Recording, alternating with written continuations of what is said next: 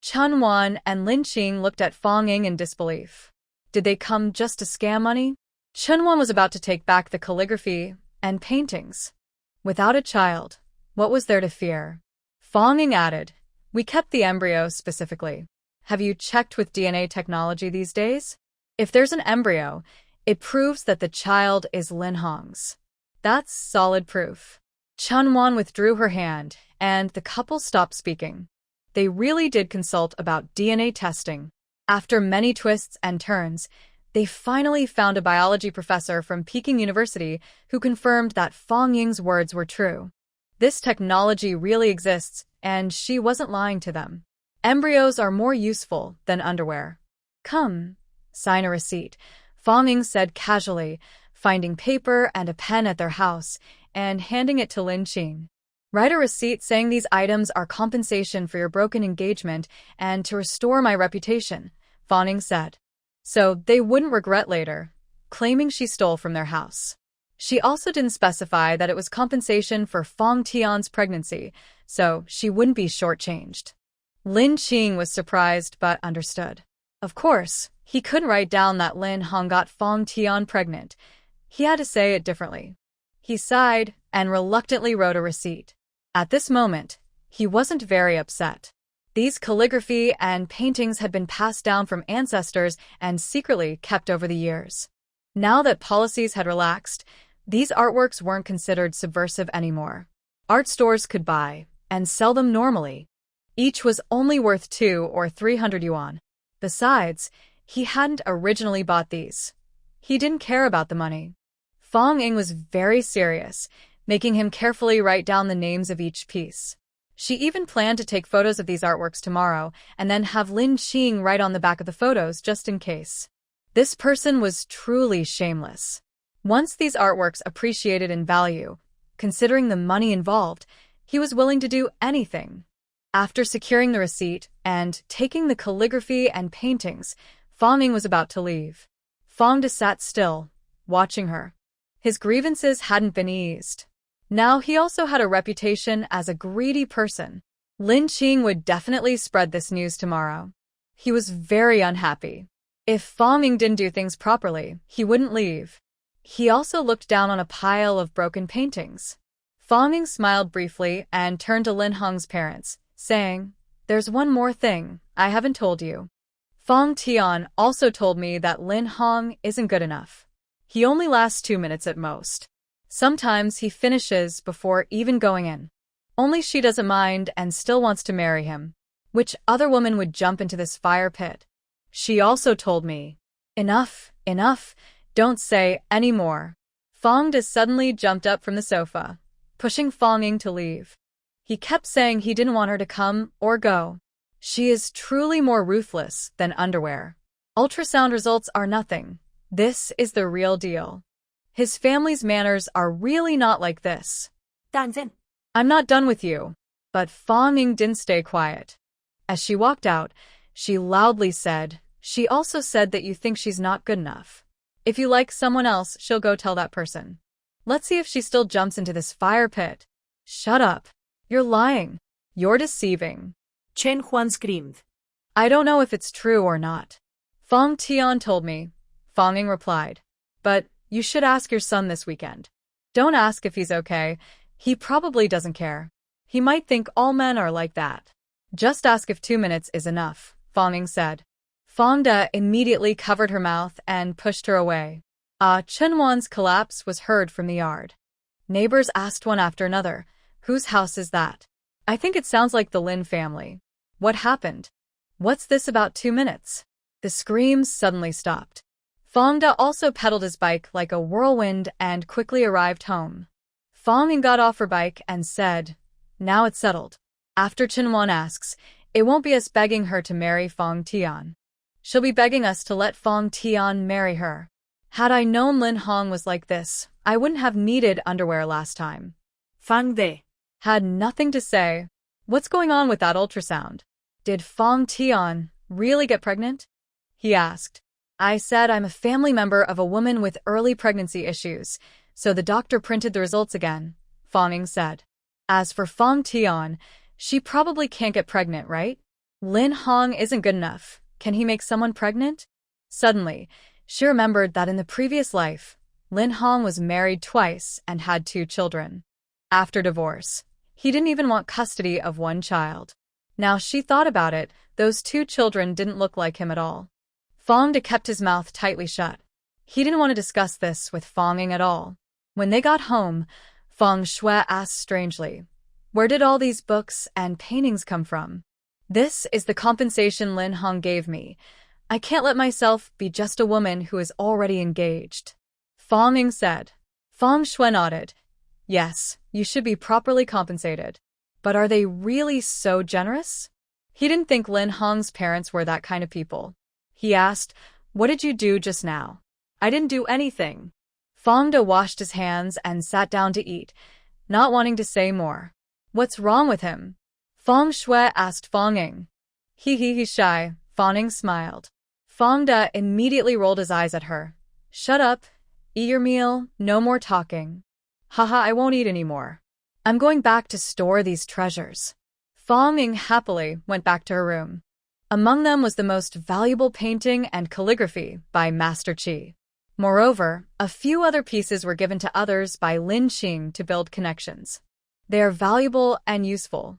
Now that these things are gone, his future will be much harder. But she knows the Lin family still has some good stuff. I wonder if Fong Tian can get pregnant twice. We'll find out when the time comes. Fong Ying went inside and took out 1,000 yuan, handing it to Fong Shui. "Brother, the trademark issue can wait. Just take this money and have them print some blank bags with production dates. I need them today. They must be sent to the railway department tomorrow," Fong Ying said. "Okay." Fong Shui was about to leave but asked casually, "Where did you get so much money?" "From the restaurant? Today, I forgot to ask the manager for money in a rush. This is the money I earned from selling my recommendation letters, 8,000 yuan. Fong Ying said, "Brother, tell me if you need money. I have plenty now." Fong Shui. "Who bought it?" Fong Ying. "Fong Tian." Fong Shui immediately frowned. How could she have so much money? Cough. Fong Ying looked at Fong De and said, "Her mom asked her ex-husband for it." Fong Shui immediately looked at Fong De, feeling like his dad's face turned a bit green. He didn't dare ask more, and quickly left. Old grudges and new ones. Fong De wished he could go home right now and settle accounts with Tang Zhen. Fong Ying said, "She wasn't home. I just saw her at the hospital. She said she was working overtime, but she went into a private ward with a male doctor, laughing and talking. I waited outside for a long time, but didn't see them come out. I have other things to do, so I left first." This story is purely made up. Any resemblance is purely coincidental. She didn't see Tang Zhen at the hospital earlier. But Fong De believed her, and his head was practically steaming with anger. He turned around and left. Fong Ying chased after him, ready to stir up trouble at any moment. Fong Ying went to the hospital with Fong De, heading straight to Tang Zhen's department, the neurosurgery ward. Coincidentally, Tang Zhen was working overtime today, but after searching around, the nurses couldn't find her. They heard that Fong De was the head nurse's husband, and a young nurse cheerfully said, "Please wait a moment, I'll look again." Maybe the head nurse has gone to another department. Fong Ying asked, "Can your nurses switch departments freely?" The young nurse looked embarrassed, clearly saying that wasn't allowed. Fong De turned and walked away quickly. Now he was more afraid that Tang Zhen would be found. If she came out of the room with a man and a woman, what should he do? Should he fight or not? Either way, the story would get out, and he couldn't afford to be embarrassed. The young nurse called out, "Hey, uncle, don't go. I'll look again." "What are you shouting about?" Tang Zhen appeared from the corridor, scolding the nurse. "I could hear you from far away. What time is it? Don't you know you're disturbing the patients?"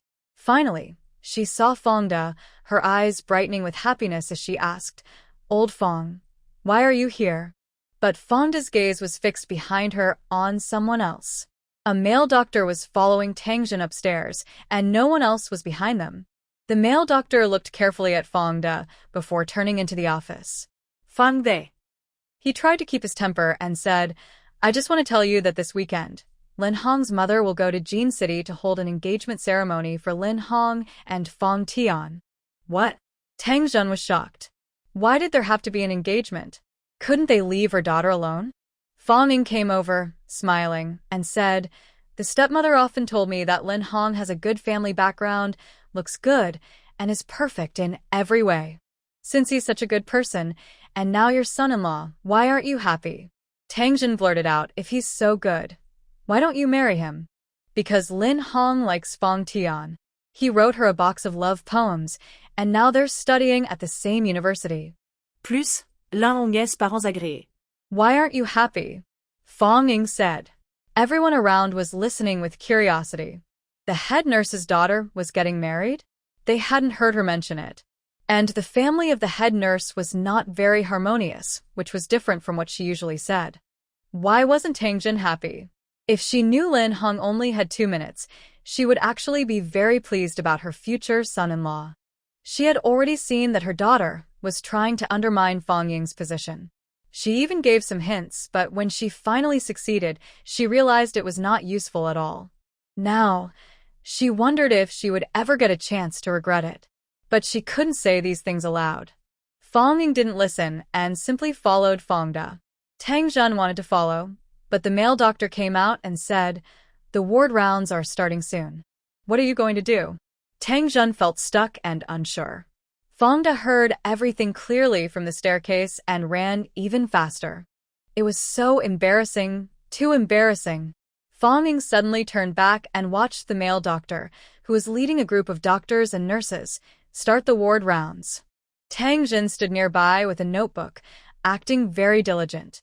Fong Ying's eyes were serious. The hormone medicines and prescriptions could only be touched by doctors and nurses. If the doctor didn't prescribe the medicine, she couldn't steal it from the pharmacy. Stealing once or twice was possible, but not for years. So, she needed a doctor to cooperate with her. She looked around the wall and found a photo of the male doctor, Ji Tian, the chief physician. What a good name. Fong Ying went downstairs, and Fong Da was still there waiting for her. When he saw her, he hesitated before asking, "Did you find anything?" "In public, there's nothing much, just some subtle signals and flirtations," Fong Ying replied. Fang De. "You shouldn't jump to conclusions about these things." "Dad, don't deceive yourself." Fong Ying sighed and rode away on her bike. Fong Da stood there for a long time before going home. At home, Fong Shui had already brought back a bunch of bags. If Fong Ying wanted to register a trademark, it would be difficult. She would need to make custom bags. But if she only needed blank bags with production dates printed on them, that was easier. She had printed the dates for a week. Lin Xiao and Feng Zhuofeng, you had finished work too. But they were all waiting for Fong Ying to come back because they didn't know how to use the vacuum machine. When Fong Ying returned, she started teaching them. Once everyone learned, she didn't have much to do anymore. She went to her room, hid in the closet, entered the space, drank water, harvested and cultivated the land. After a busy day, she finally felt satisfied and went to sleep. The next morning, she found that they had already packaged all the duck products they made yesterday, exactly 100 jin. Each duck head was in a separate bag, duck wings and feet were paired in bags, duck necks were in groups of 5, duck hearts in 10s, and duck livers in 2s. Very good, very good. Let's go deliver these, Fong Ying said, calling Lin Qi to go out with her. 2 people rode on 2 second-hand tricycles and hurried to the railway ministry, directly finding Wang Bin. He held multiple jobs, managing all the goods sold on the train. Wang Bin smiled when he saw Fong Ying. That day, he just mentioned casually, but he didn't expect that the duck products Fong Ying gave him as a gift were actually very popular with his wife. His relatives and friends also liked them and asked him to bring some for them. They quickly exchanged goods, and sure enough, he gained over 10 pounds. Wang Bin immediately said, "Girl, can you let me handle these?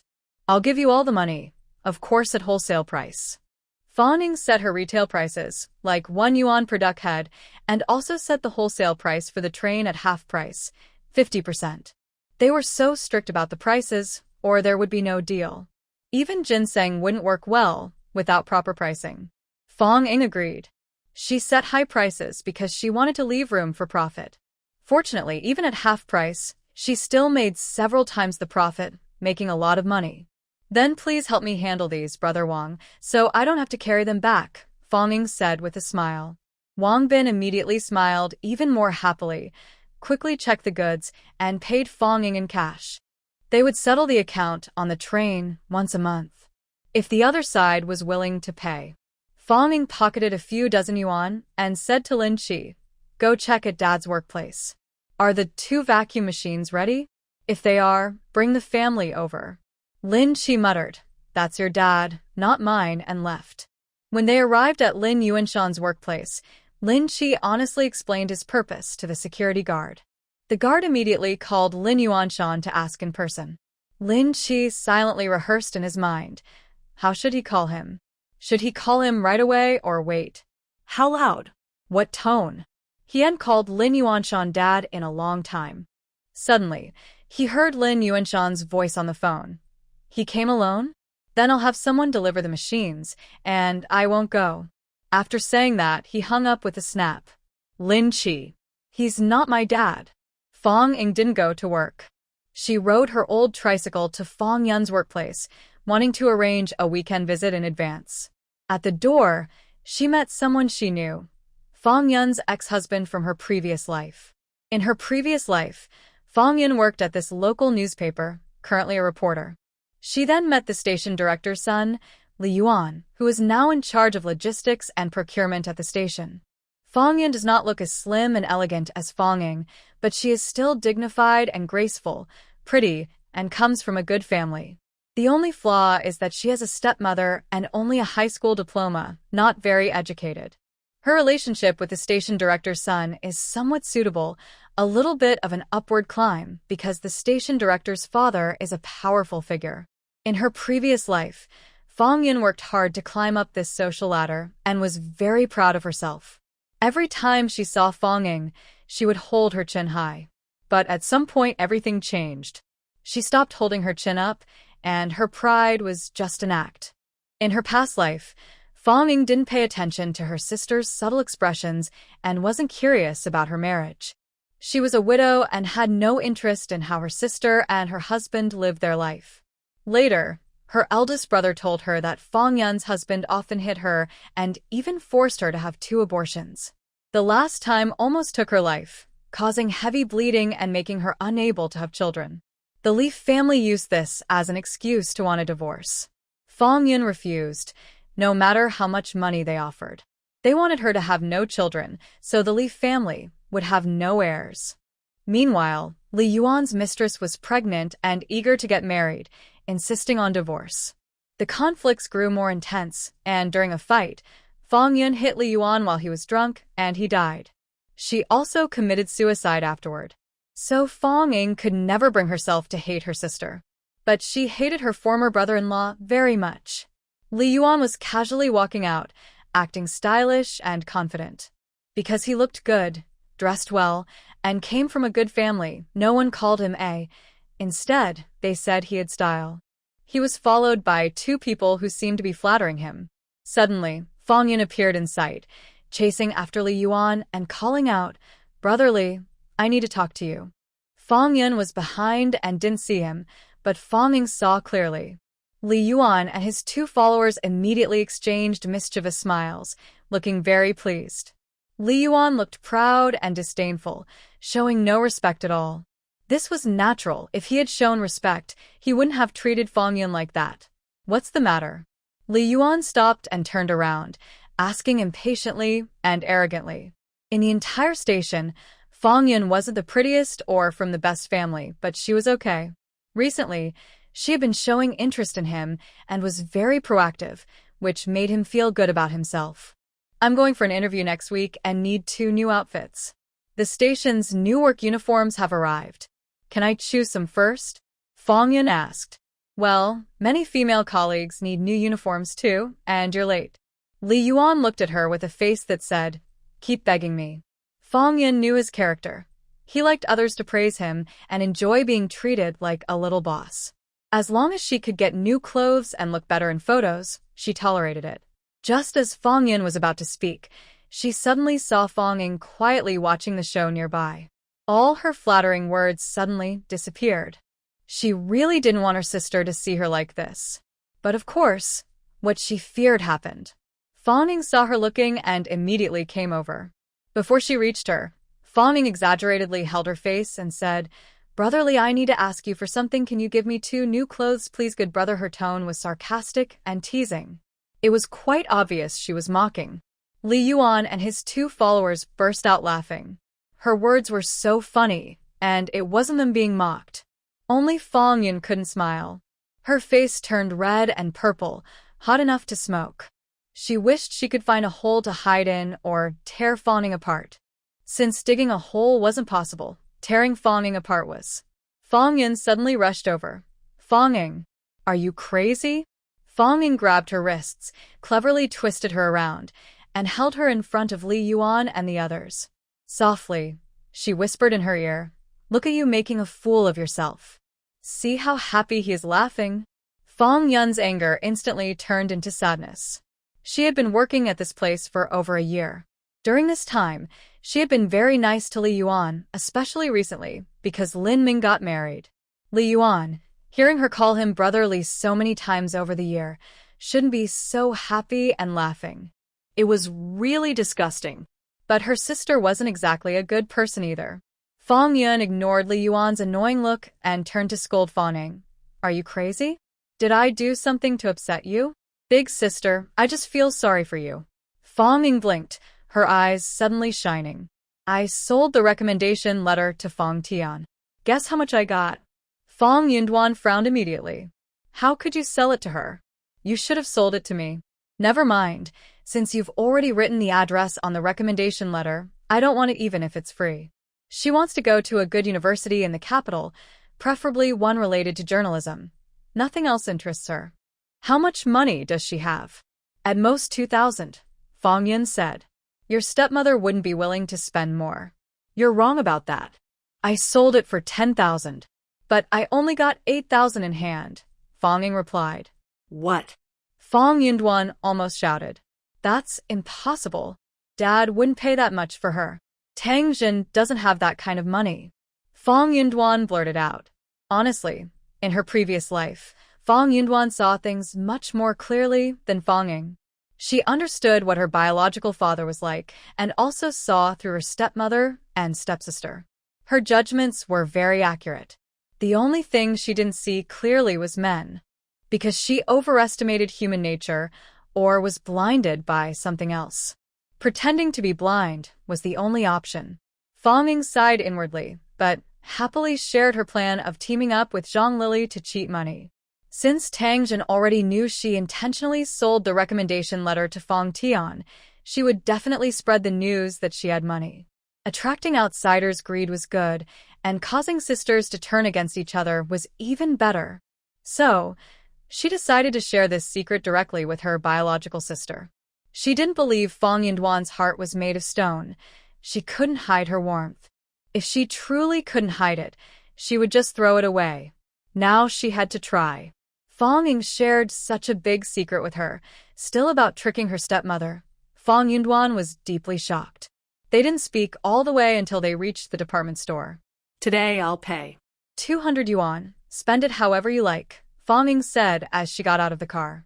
Fong Yunduan immediately snapped back to reality and shot her a look. "You're really generous. 200 yuan to spend freely? That's not enough for a single piece of clothing. Cloth is cheap now. Ordinary cotton fabric costs about 2 or 3 cents per foot. A piece of clothing doesn't cost more than a few yuan. Good fabric can be expensive, sometimes dozens of yuan per meter. Ready-made clothes are especially costly. Each piece can cost 10 or 20 yuan, like wool coats or fur, which start at 100 yuan. The advantage is no need to buy fabric, and the styles are better than ordinary handmade, neat and crisp. Whether they look good or not depends on personal taste. Big sister, besides me giving you 200 yuan to buy clothes for free, who else can do that? Who else? Even your own father can't do that." Fonging said, "That greasy guy who was smiling so happily just now, brotherly, can't do that." Fong Yun, who was momentarily touched just now, suddenly got angry. I haven't even spoken yet. What's wrong with you? Making me look bad in front of colleagues. Fong Ying's eyes instantly turned red again. Sister, I really feel for you. I can see you like him. He doesn't like you, but I saw it. When you just called him, look at this expression.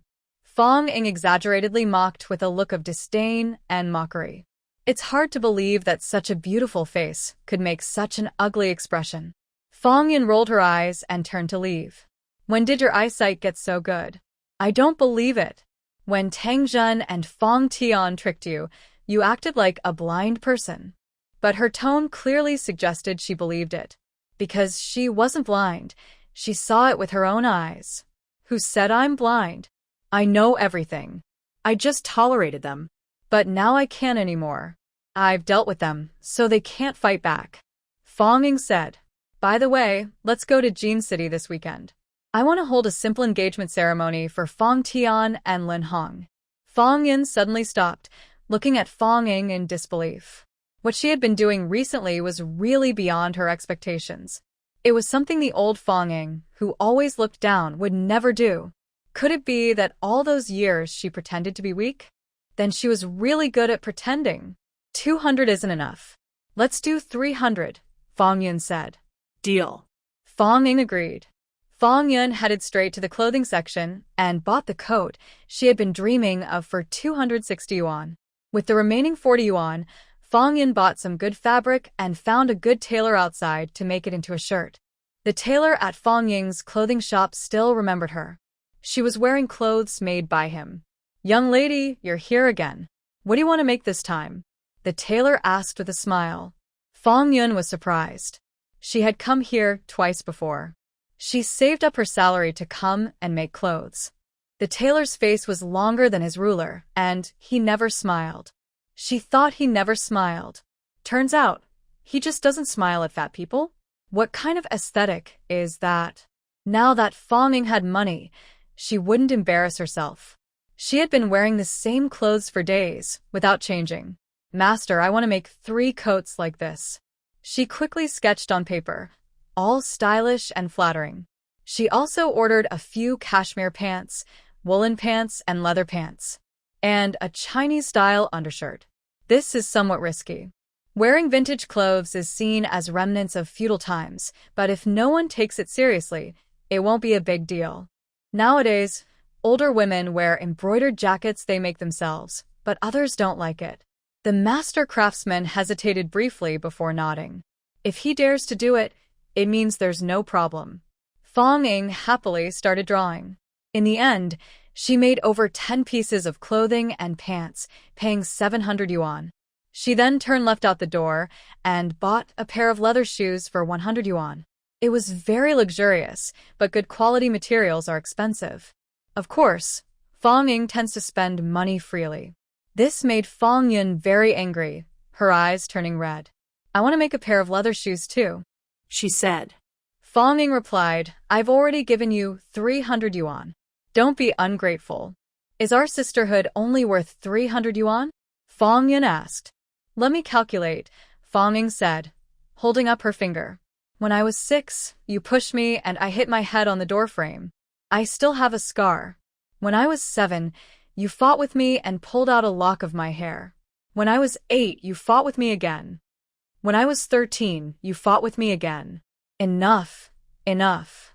You're so petty, always remembering trivial things, Fong Yun said as she walked. Kids fight sometimes. Which family doesn't have siblings fighting? Half a year ago you even fought with me. Are you a kid, or am I? Fong Ying said. Fong Yun. After walking a few steps, she suddenly remembered why she fought with her half a year ago. That's your fault. I told you then that Fong Tian and Lin Hong were up to something, maybe having an affair. What did you say to me? That I was stirring trouble between you two. I was so angry I wanted to hit you, Fong Yun said. Fong Ying sighed bitterly. How could I not know they were having an affair? They were flirting at school. I was just blind. She was pretending strongly. In her past life, she was truly blind. At 18 in her past life, she seemed still stuck on why she was so fat and ugly, unable to move on. Most of her time was spent studying to overcome her insecurities.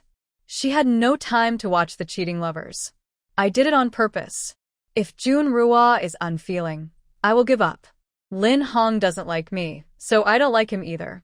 Whoever wants him can have him. There are plenty of good men in the world, Fong said. Then she noticed Fong Yun's expression looked even worse. I'm glad I helped them. Guess what happened next? Fong Ying approached Fong Yun and continued sharing a little secret. Fong Tian said Lin Hong isn't good enough. Only 2 minutes. 2 minutes for what? Fong Yun didn't understand. Then she saw Fong Ying with a mischievous smile and immediately understood, blushing deeply. How did you become like this, you naughty girl? She scolded Fong Ying. Fong Ying giggled and said, because I married Lin Ming. If she didn't like to hear it, she just said it. Just said it. After hearing it many times, she would accept the reality. Fong Yun's face darkened even more. The two sisters chased and played around for a while, then Fong Ying rode her broken tricycle to take Fong Yun back to the dormitory. The local TV station was a decent place, with staff dorms. Fong Yun shared a 2-person room. At the dorm entrance, just as Fong Ying was about to leave, she saw a beautiful woman walking over with sway. Some women are not only pretty, but also have a good aura, and sometimes carry a special charm. Some walk with a lotus-like grace, some with a flirtatious vibe. This woman had both qualities. With every smile, every sway, she exuded a mix of elegance and flirtation. Of course, Fong Ying's comment was because she didn't like her. If it were someone else, she might have complimented her. This woman was Fong Yun's good friend, who in her past life was involved with Li Yuan's mistress. Ahem, who knows if she was really Li Yuan's type. Lan Meng strolled over gracefully, exuding a flirtatious aura. Wow, sister, you bought new clothes? So pretty. Lan Meng openly admired, hugging Fong Yun's arm and shaking it like a little dog. Sometimes, envy was also a way of showing affection. Fong Yun smiled when she saw her, like an older sister seeing a little sister. That happy smile, even Fong Ying, her younger sister, had never experienced. But it was understandable. After all, their sisterly bond was worth only 300 yuan, not a penny more. Lan Meng had a sweet, pure look, especially her big, clear eyes, which looked innocent and water-like. She had been at the TV station for half a year, always trying to please Fong Yun, following her lead, washing her clothes, serving her meals, carrying her bags, holding her umbrella like Fong Yun's personal maid. Several times, when Fong Yun had conflicts with other female colleagues, Lan Meng would instantly transform into a brave little monster, fiercely protecting Fong Yun. Everyone at the station knew Lan Meng considered Fong Yun like her real sister.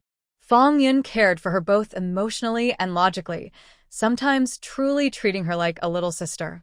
After all, her family had a stepsister, a biological sister, and a half-sister, all of whom weren't very likable. Fong Ying rolled her eyes and followed inside. It wasn't until Fong Ying sat on her bed that Fong Yun realized, "Why haven't you left yet?"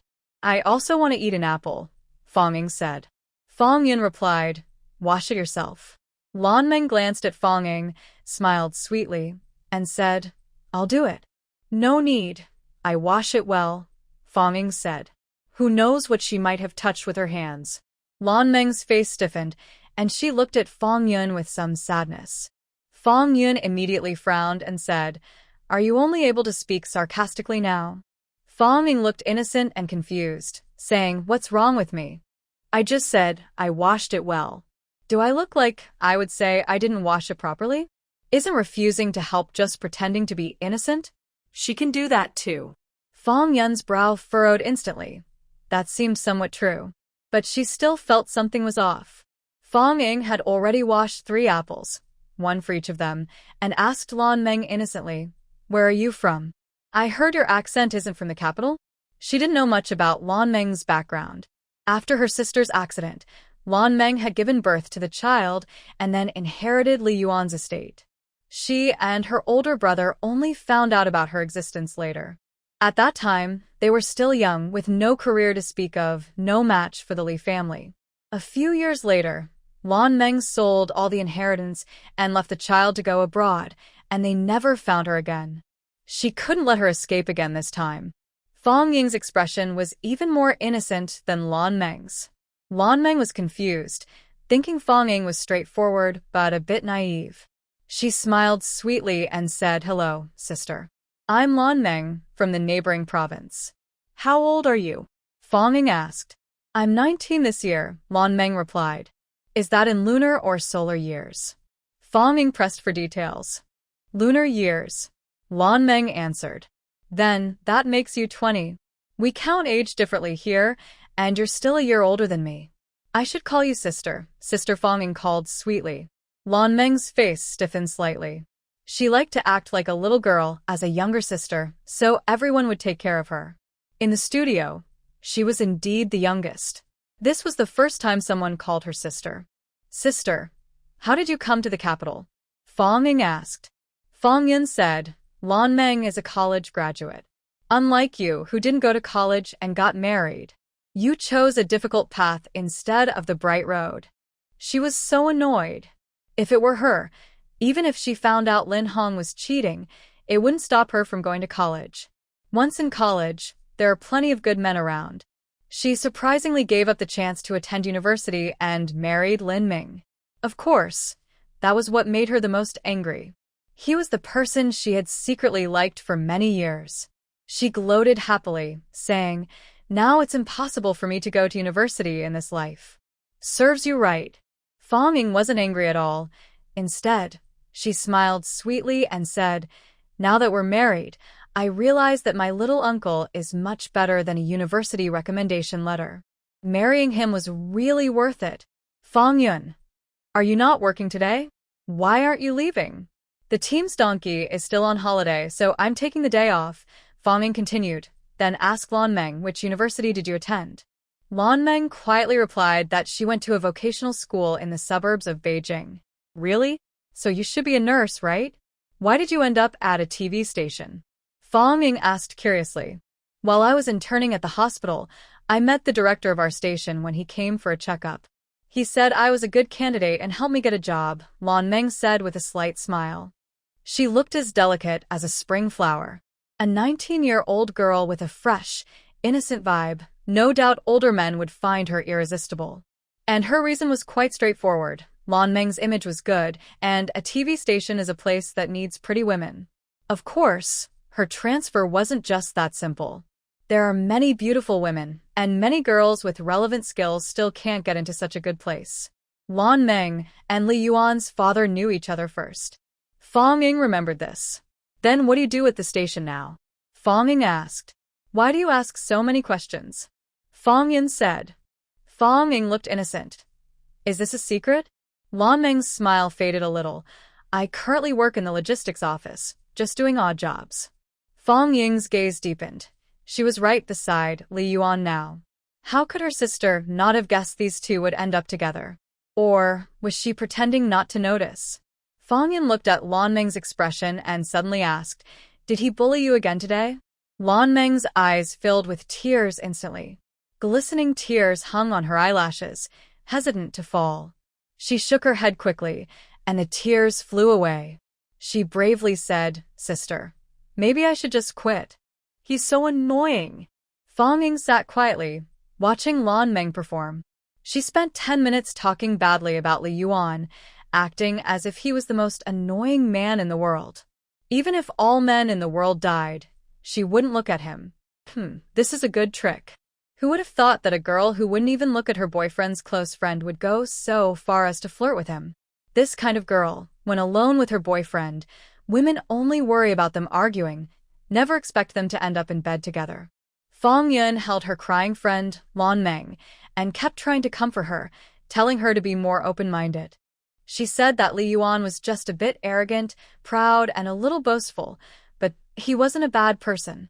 Since working at the TV station is rare, she must keep her job safe. This also relates to Lan Meng's story.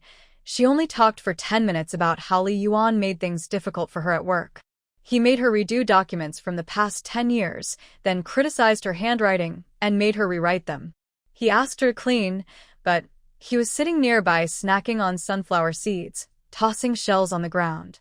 He asked her to wash clothes for the crew, but he said she didn't do it well and made her wash again. All these things. Lan Meng said Li Yuan was very annoying, but he wasn't lustful or malicious. This gave Fang Yin the wrong idea and affected her judgment, making her think Li Yuan was just a spoiled rich kid, but he wasn't really bad. Lan Meng finally stopped crying and sadly said, "I'll listen to my sister and just endure him a little longer." See, she trusted Fang Yin so much when it came to big life decisions. Fang Yin couldn't treat her as just an outsider. She felt so much trust and honesty from her. Fang Yin suddenly asked with a smile, "Lan Jie, actually, do you think Li Yuan likes you?" Some men just don't know how to show they like someone and end up teasing girls to get their attention. Both women looked at her in surprise. Fang Yin looked at her with your crazy expression. Who would express liking someone like that? Girls would dislike him before he even has a chance. Lan Meng's eyes flickered and looked away. "Big sister, this isn't just me saying it. It's from a psychology book," Fang Yin said confidently. Scientific studies show that some men, because they are immature, express affection in this way. If they don't do this, girls won't notice them or talk to them. And he's probably your boss, Lan Jia, right? If he's making things difficult for you, don't you have to speak up for yourself? Lan Jia, you're so beautiful and speak so nicely. If you humble yourself and beg him, he must be very attracted to you. He probably likes you a lot and teases you every day. Fang Yun was stunned, her face turning bright red.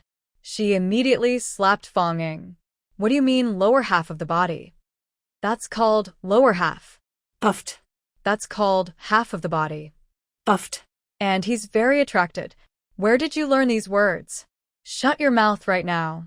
Fang Ying held her hand firmly and said, "Seriously, sister, think about it. Isn't it true? Besides Sister Lan, does he bully other women too?" "There was no such thing." "That's because he can't bully her. In their office, only Meng is a woman and she has the lowest position, so it's easy to bully her." Fang Yun said, "He doesn't dare to do that to others." Lan Meng quickly shook her head and explained desperately, "He definitely doesn't like me. He hates me so much that he wouldn't bother." "Why?"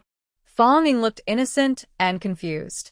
"You're so young and pretty, and you're a college student. Wouldn't men like that? Unless he's blind." Fang Yun. Yes, how could men not like young, pretty women? Especially Li Yuan, this spoiled rich kid. She had observed him for over a year and found that he drooled over many women in the office, but because his father was controlling him, he hadn't done anything.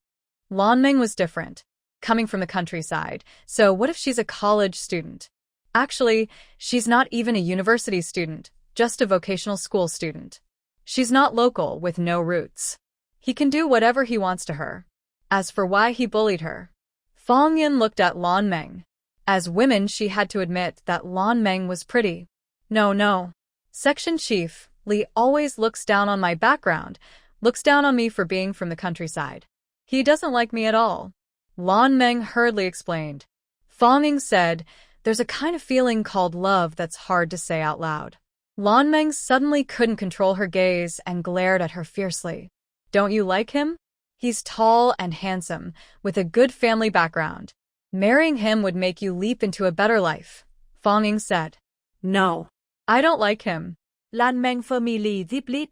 Fang Yun was a bit skeptical, because she thought Li Yuan was tall, handsome, and had a good family background, an ideal marriage partner.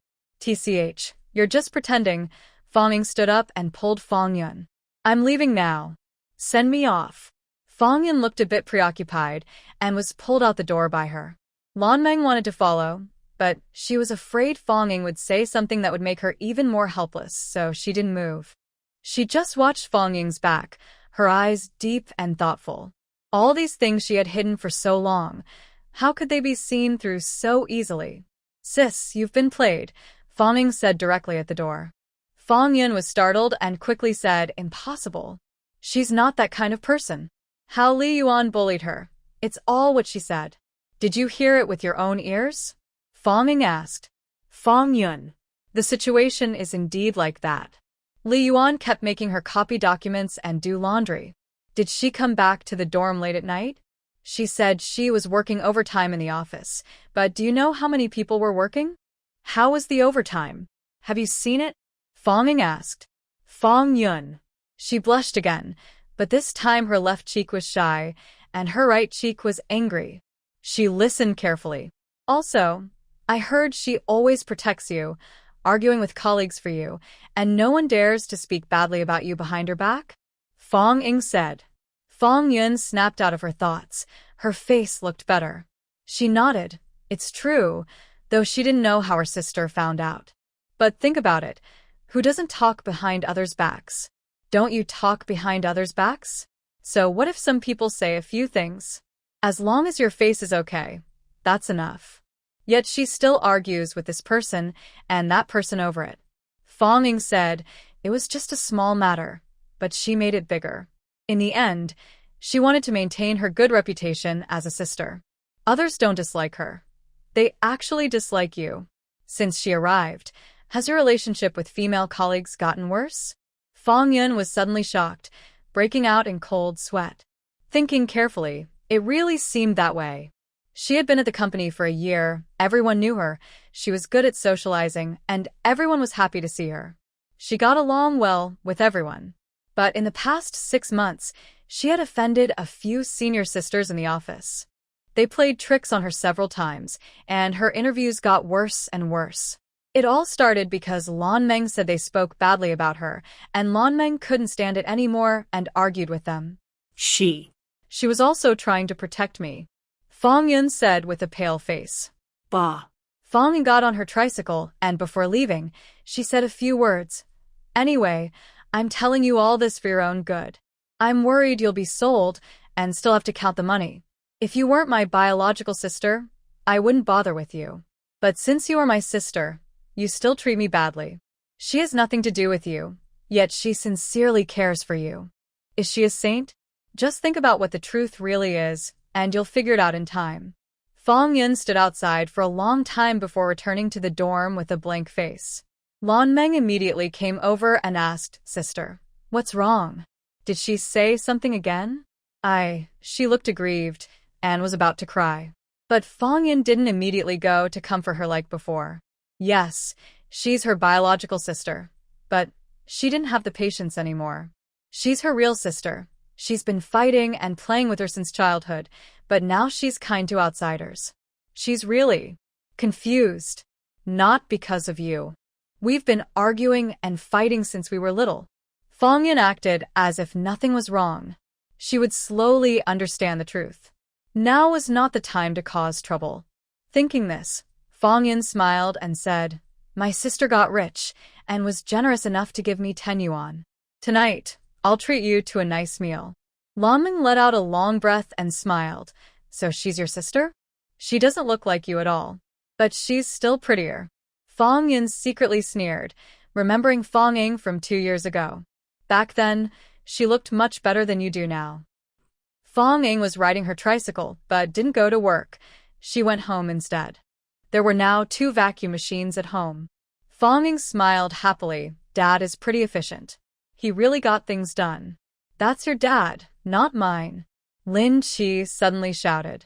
Fong Ying was surprised and turned to see him pouting, looking angry. What's wrong? Did he scold you?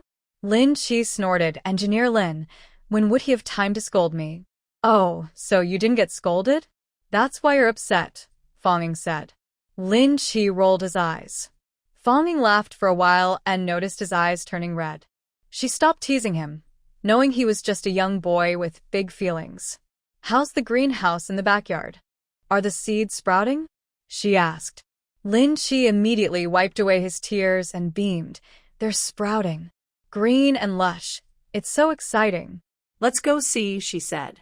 They went to the backyard greenhouse. Sure enough, the vegetables they planted earlier had sprouted tiny new shoots. Great job, Chi.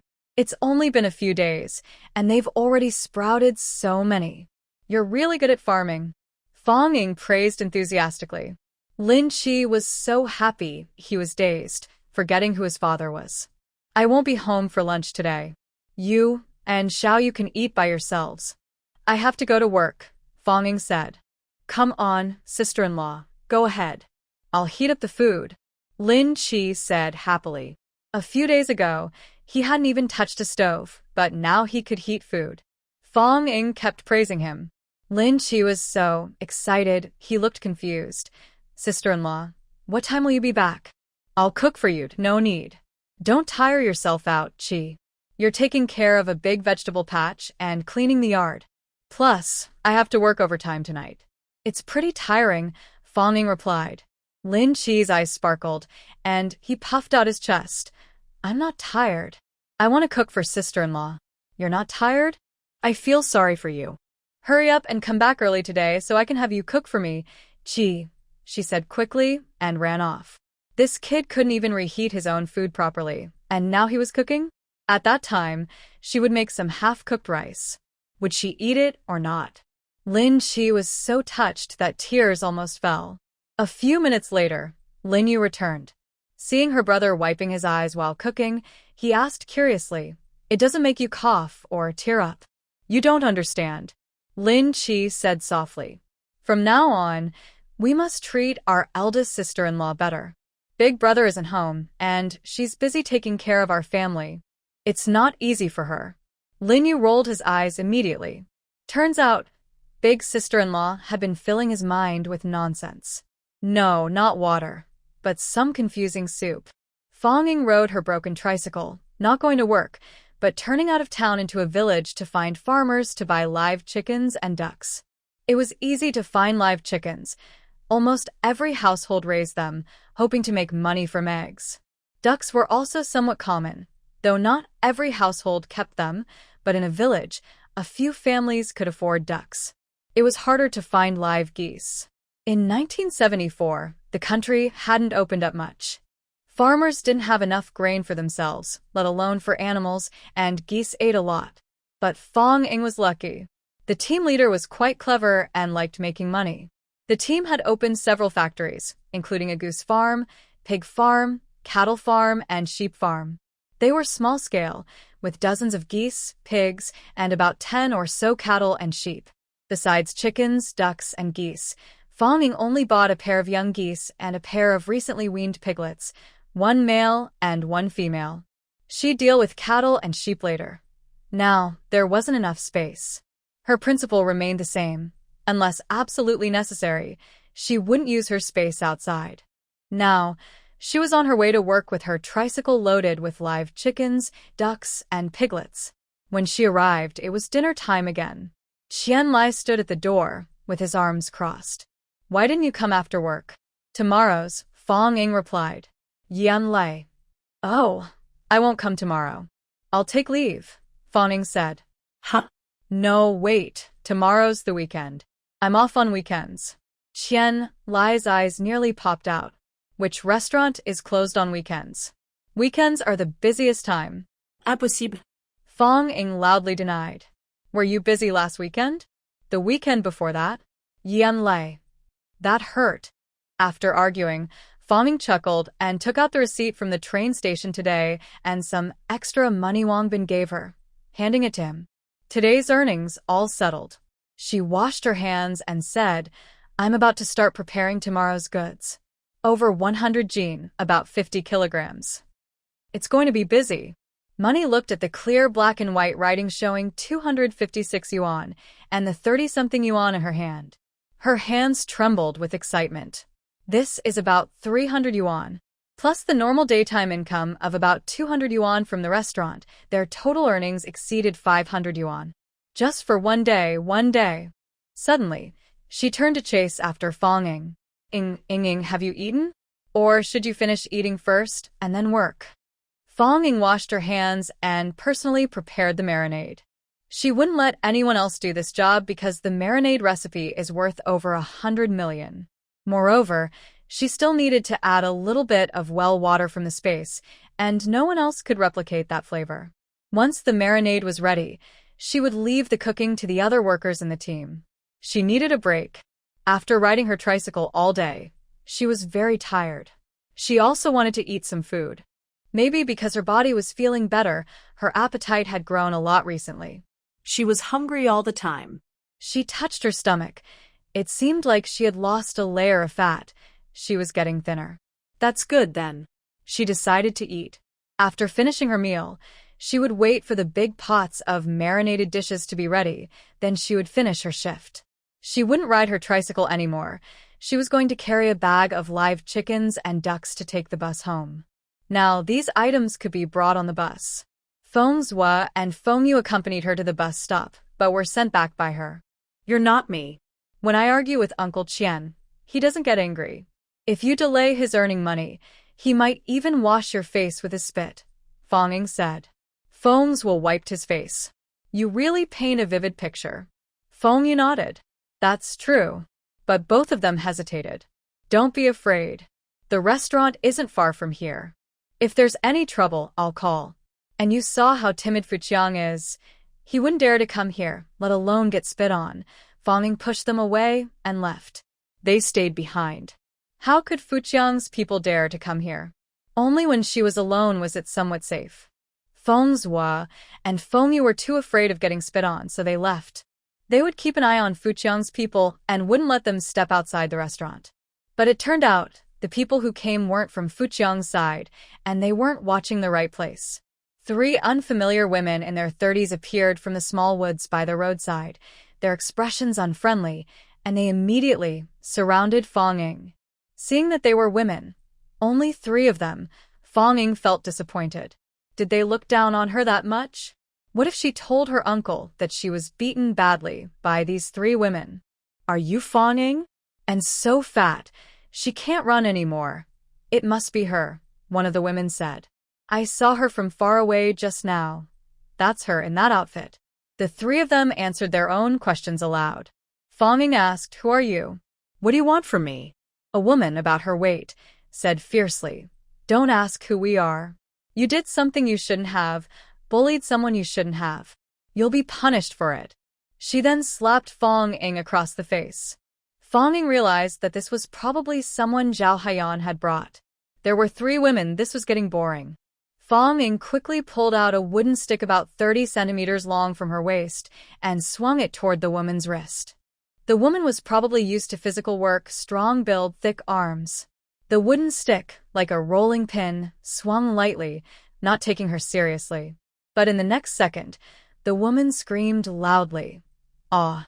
The stick wasn't thick, but it was made of rosewood, a wood Fengyu had specially bought from home, like a bench leg. Rosewood is as hard as iron. In ancient times, hitting someone with a wooden stick was considered a normal fight. Using a rosewood stick was like wielding a weapon and could be considered with harsher penalties. Fengyu's light swing was actually carefully aimed.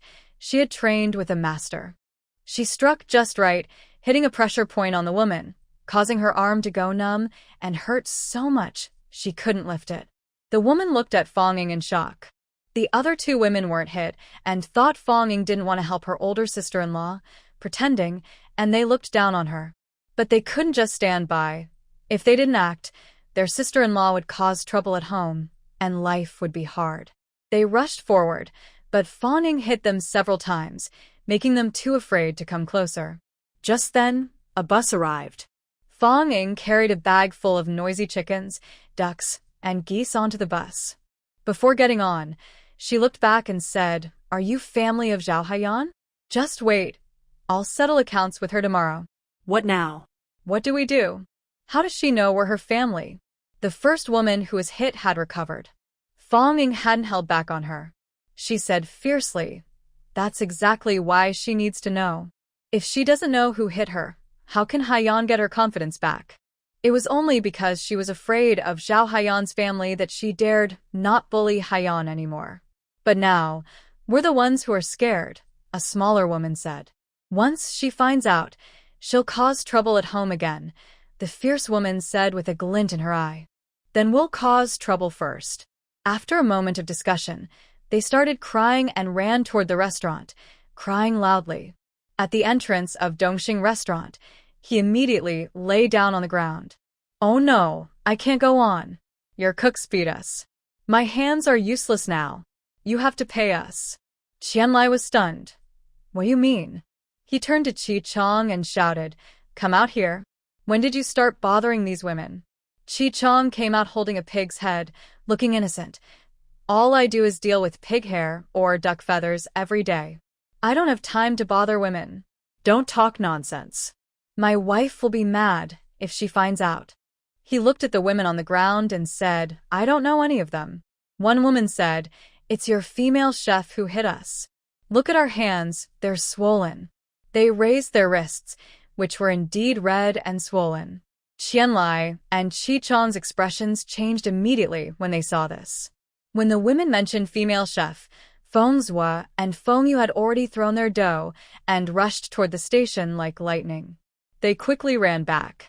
One of them grabbed a woman and shouted fiercely, What did you do to our chef? Say nothing, or else, Feng Zhua yelled. Or you'll die. Feng Yu shouted. Qianlai and Qi Chong, who had been worried, hurried over to stop them. No. It's not that serious. We're not going to die. Look at how silly they are. Obviously they got hit. There's no way they hurt Xiaoing. Exactly. After convincing them repeatedly, they finally pulled the two women away from Feng Zhua and Feng Yu, or they might have been choked unconscious. Qianlai felt a pang of sadness. He had only known them for a few days, yet they were willing to risk everything for Xiaoing. He had raised them for so many years, but he wondered if, the next time he got beaten, these two boys would do the same for him. Probably not. In the past, powerful people had come rushing over, even pointing fingers at his forehead, and these two boys weren't worried at all. Bah, traitors. No more chicken legs for dinner. The women were also frightened and quickly said, She took the bus and left. We didn't even touch her clothes. It was clearly us who got hit. You have to pay us. The topic shifted back to money. Life was secondary. Feng Zhua and Feng Yu calmed down. Feng Zhua said, Go back and make noodles. I'll check at home. Feng Yu replied, Go ahead. Qianlai. There was no dinner tonight. Might as well eat air. Get out of here. He shouted at Feng Zhua. Feng Zhua rode his bike and left quickly. Qianlai, with a face close to bankruptcy, looked down and asked the women, Why did you hit our chef? 3 people were stunned and immediately started causing trouble. Who hit her? Clearly, she hit us first. Our hands are useless now. We want compensation. Oh no. I can't take it anymore. The 3 of them lay on the ground at Dongxing Restaurant's entrance, kicking and stomping, blocking the doorway. This made it very inconvenient for customers to come and go. It also hurt the business. This was Zhao Haiyan's second task for them. The strong man stood nearby, arms crossed, watching the scene and chuckling happily. Feng Yu, full of anger, couldn't hold back and shouted at them. Get lost. The strong man's laughter suddenly stopped. Feng Yu walked over and repeated, Get lost. Get lost. Get lost. Before he reached them, the strong man had already gone back inside. Feng Yu felt disappointed because he didn't manage to scare them away. Zhao Haiyan sat inside the state-owned restaurant, watching the lively scene outside through the window, and finally smiled. The 3 useless younger sisters didn't even beat up Feng Ying. Luckily, they still had some sense and just caused trouble. It was good enough that they didn't ruin Dongxing's business. Feng Zhua pedaled hard and managed to catch up with Feng Ying's bus, and they got off together. Feng Ying looked surprised. Really? I don't need and when I take the bus. Feng Zhua glanced at her from top to bottom, seeing she seemed fine, and he relaxed. What's wrong? Feng Ying immediately asked. A few women caused trouble, he simply said. Feng Ying was touched inside. Her bodyguards were very capable. Don't worry about them. They're probably some relatives of Zhao Haiyan, Feng Ying said as she got on her bike. Come on, little brother, let's go home. I'll make you something tasty. Feng Zhua blushed deeply. What little brother? I'm older than you. You should call me big brother. Feng Ying laughed loudly. With your age, not calling you grandson is already a compliment. Feng Zhua rode his bike to take Feng Ying home, but he didn't stay for dinner. He left without even entering the house. The money he brought was still quite shocking. That night, he had to ride back with his younger brother on 2 tricycles.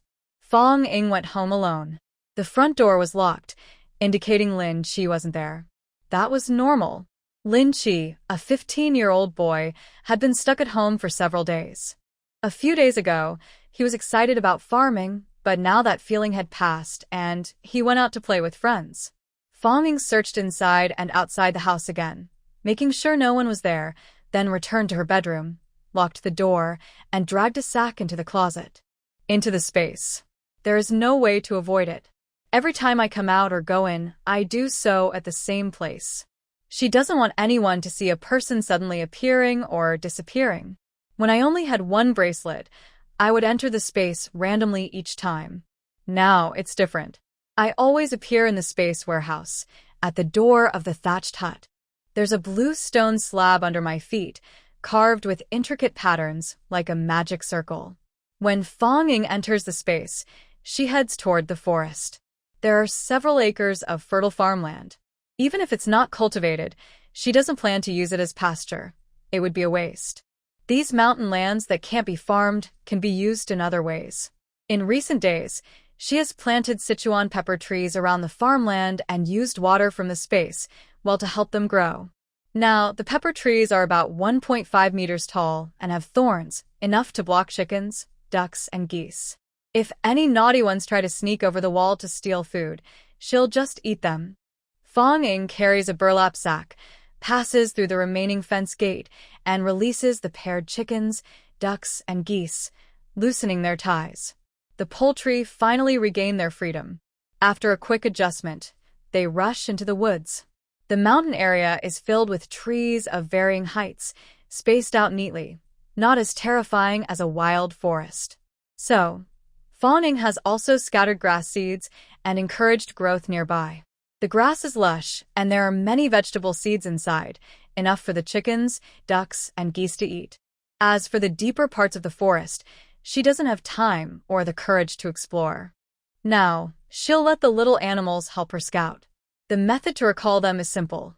In real life, some people release chickens and ducks into the mountains and woods, feed them at fixed spots, and they get used to returning.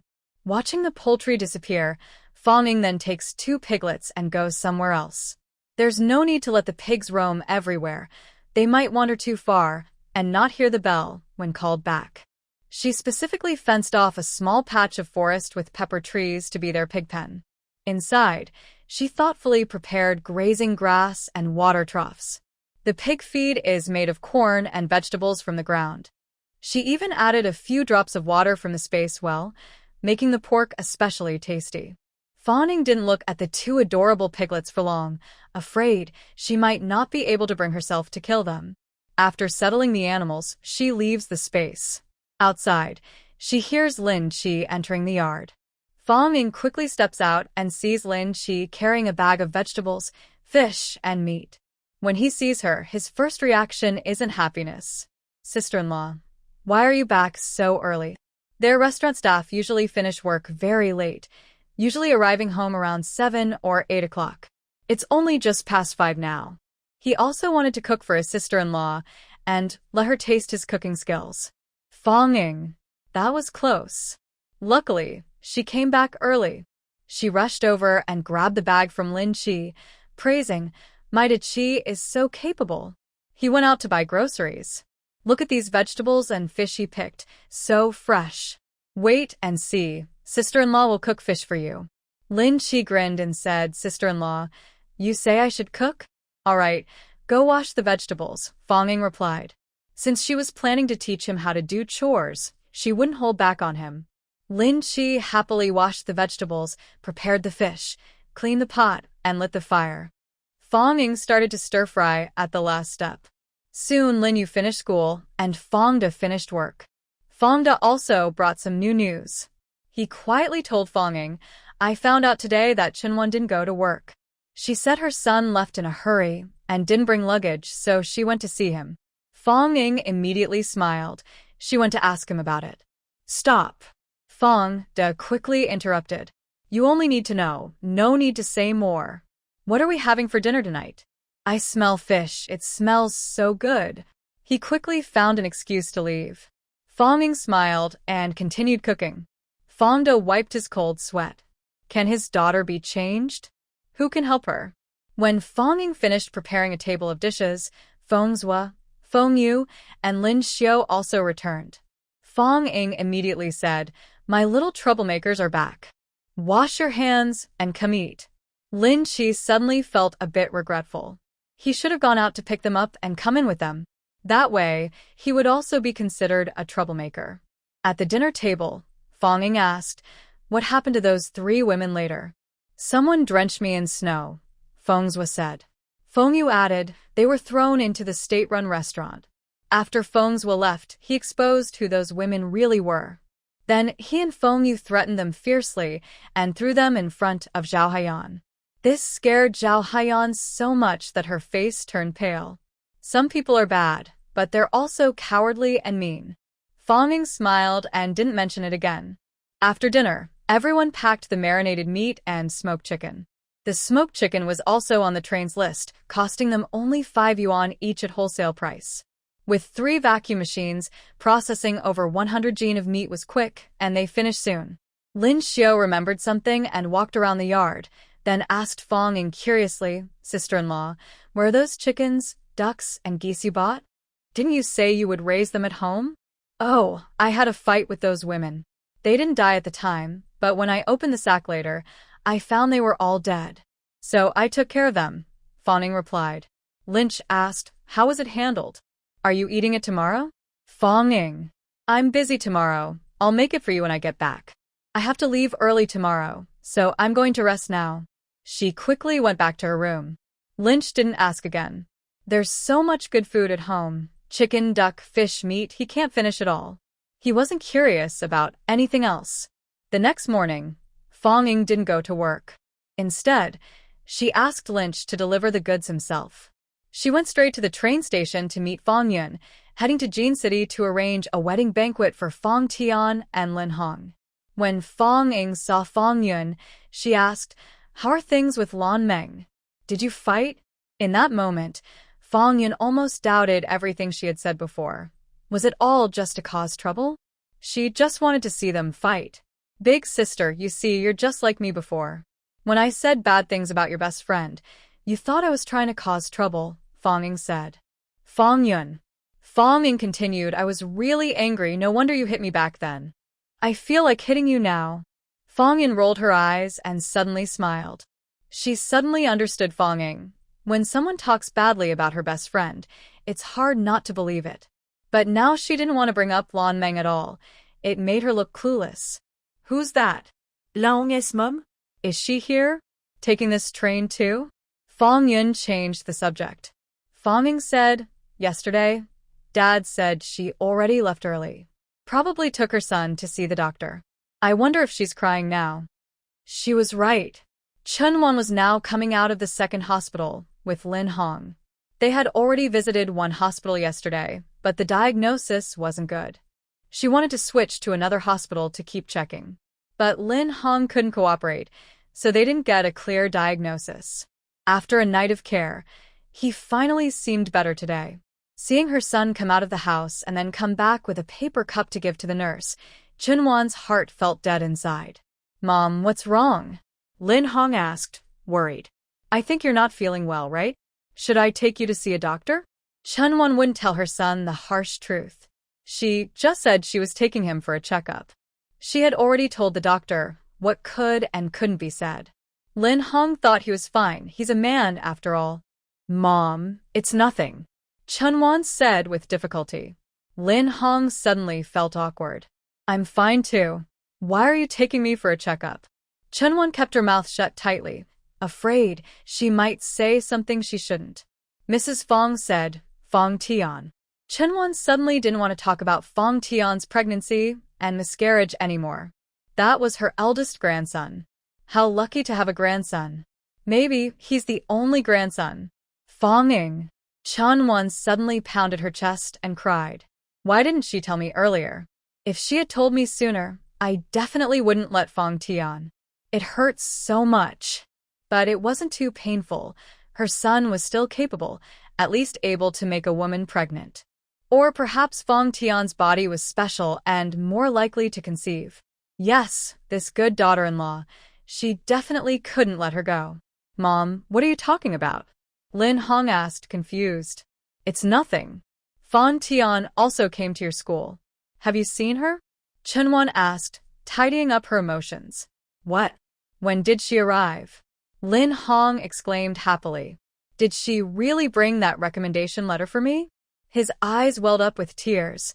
Fong Ying is so strange and hard to talk to. I wonder what she did to get it. Seeing Lin Hong like this, Chunwon felt uncomfortable. It was obvious he had forgotten his mother after getting a wife. Forget it. We'll talk about it when he moves in. We don't need to worry about other things. I'm here to arrange your engagement today. We'll settle your and Fan Tian's matters now, Chunwon said. Huh. We're in college now, isn't that inappropriate? Lin Hong asked. It's just like you already agreed to marry her before. Today, we're just having a meal to let everyone know about your relationship, Chunwon explained. Fang Tian is so beautiful. Be careful, she might run off with someone else. If it had been before, Fang Tian running away would be better, but now, who dares to run? Her legs would be broken.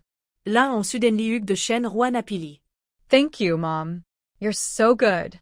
He had previously said he wouldn't marry Fang Ying and wanted to marry Fang Tian instead. But his parents didn't agree. Now. He had to thank Fang Ying. If she hadn't quickly married someone, he and Fang Tian wouldn't be together now. Chunwon told Lin Hong to wait outside the hospital. She wanted to check on her son's health. Lin Hong obediently went outside. Chunwon returned to the urology clinic to ask the doctor if her son could be saved. The doctor suggested, Western medicine currently has no special cure for this illness. You should consider traditional Chinese medicine. His condition is recent, so there's still a lot of room for improvement. With treatment, his condition could improve 2 or 3 times. More than that? Don't even think about it. Is this really so easy to cure? Chunwon understood this too. She wiped away tears and left. Despite leaving the hospital, his eyes were still red, which frightened Lin Hong into thinking his mother had a serious illness she was hiding from him. Chunwon scolded him a few words before he felt better. The two of them went back to school together. At the school gate, they saw Fang Ying and Fang Yin holding hands and coming over. Fang Yin looked awkward, while Fang Ying held her tightly. She wasn't in good health, had cold hands and feet all year round, and on such a cold day, she couldn't miss the chance to be kept warm artificially. Of course, her older sister couldn't do what her little uncle did, cover her feet. Seeing Chunwon and Lin Hong come back from outside school, Chunwon's eyes were still red. Fang Ying immediately pinched Fang Yun's hand. Fang Yun looked embarrassed and a little curious, observing Lin Hong with fresh eyes. He was tall and handsome, not bad-looking at all, but she didn't expect him to be like this. Fang Ying pulled her over and shouted at the two, second sister-in-law, big nephew. Where did you go? Why aren't you at school?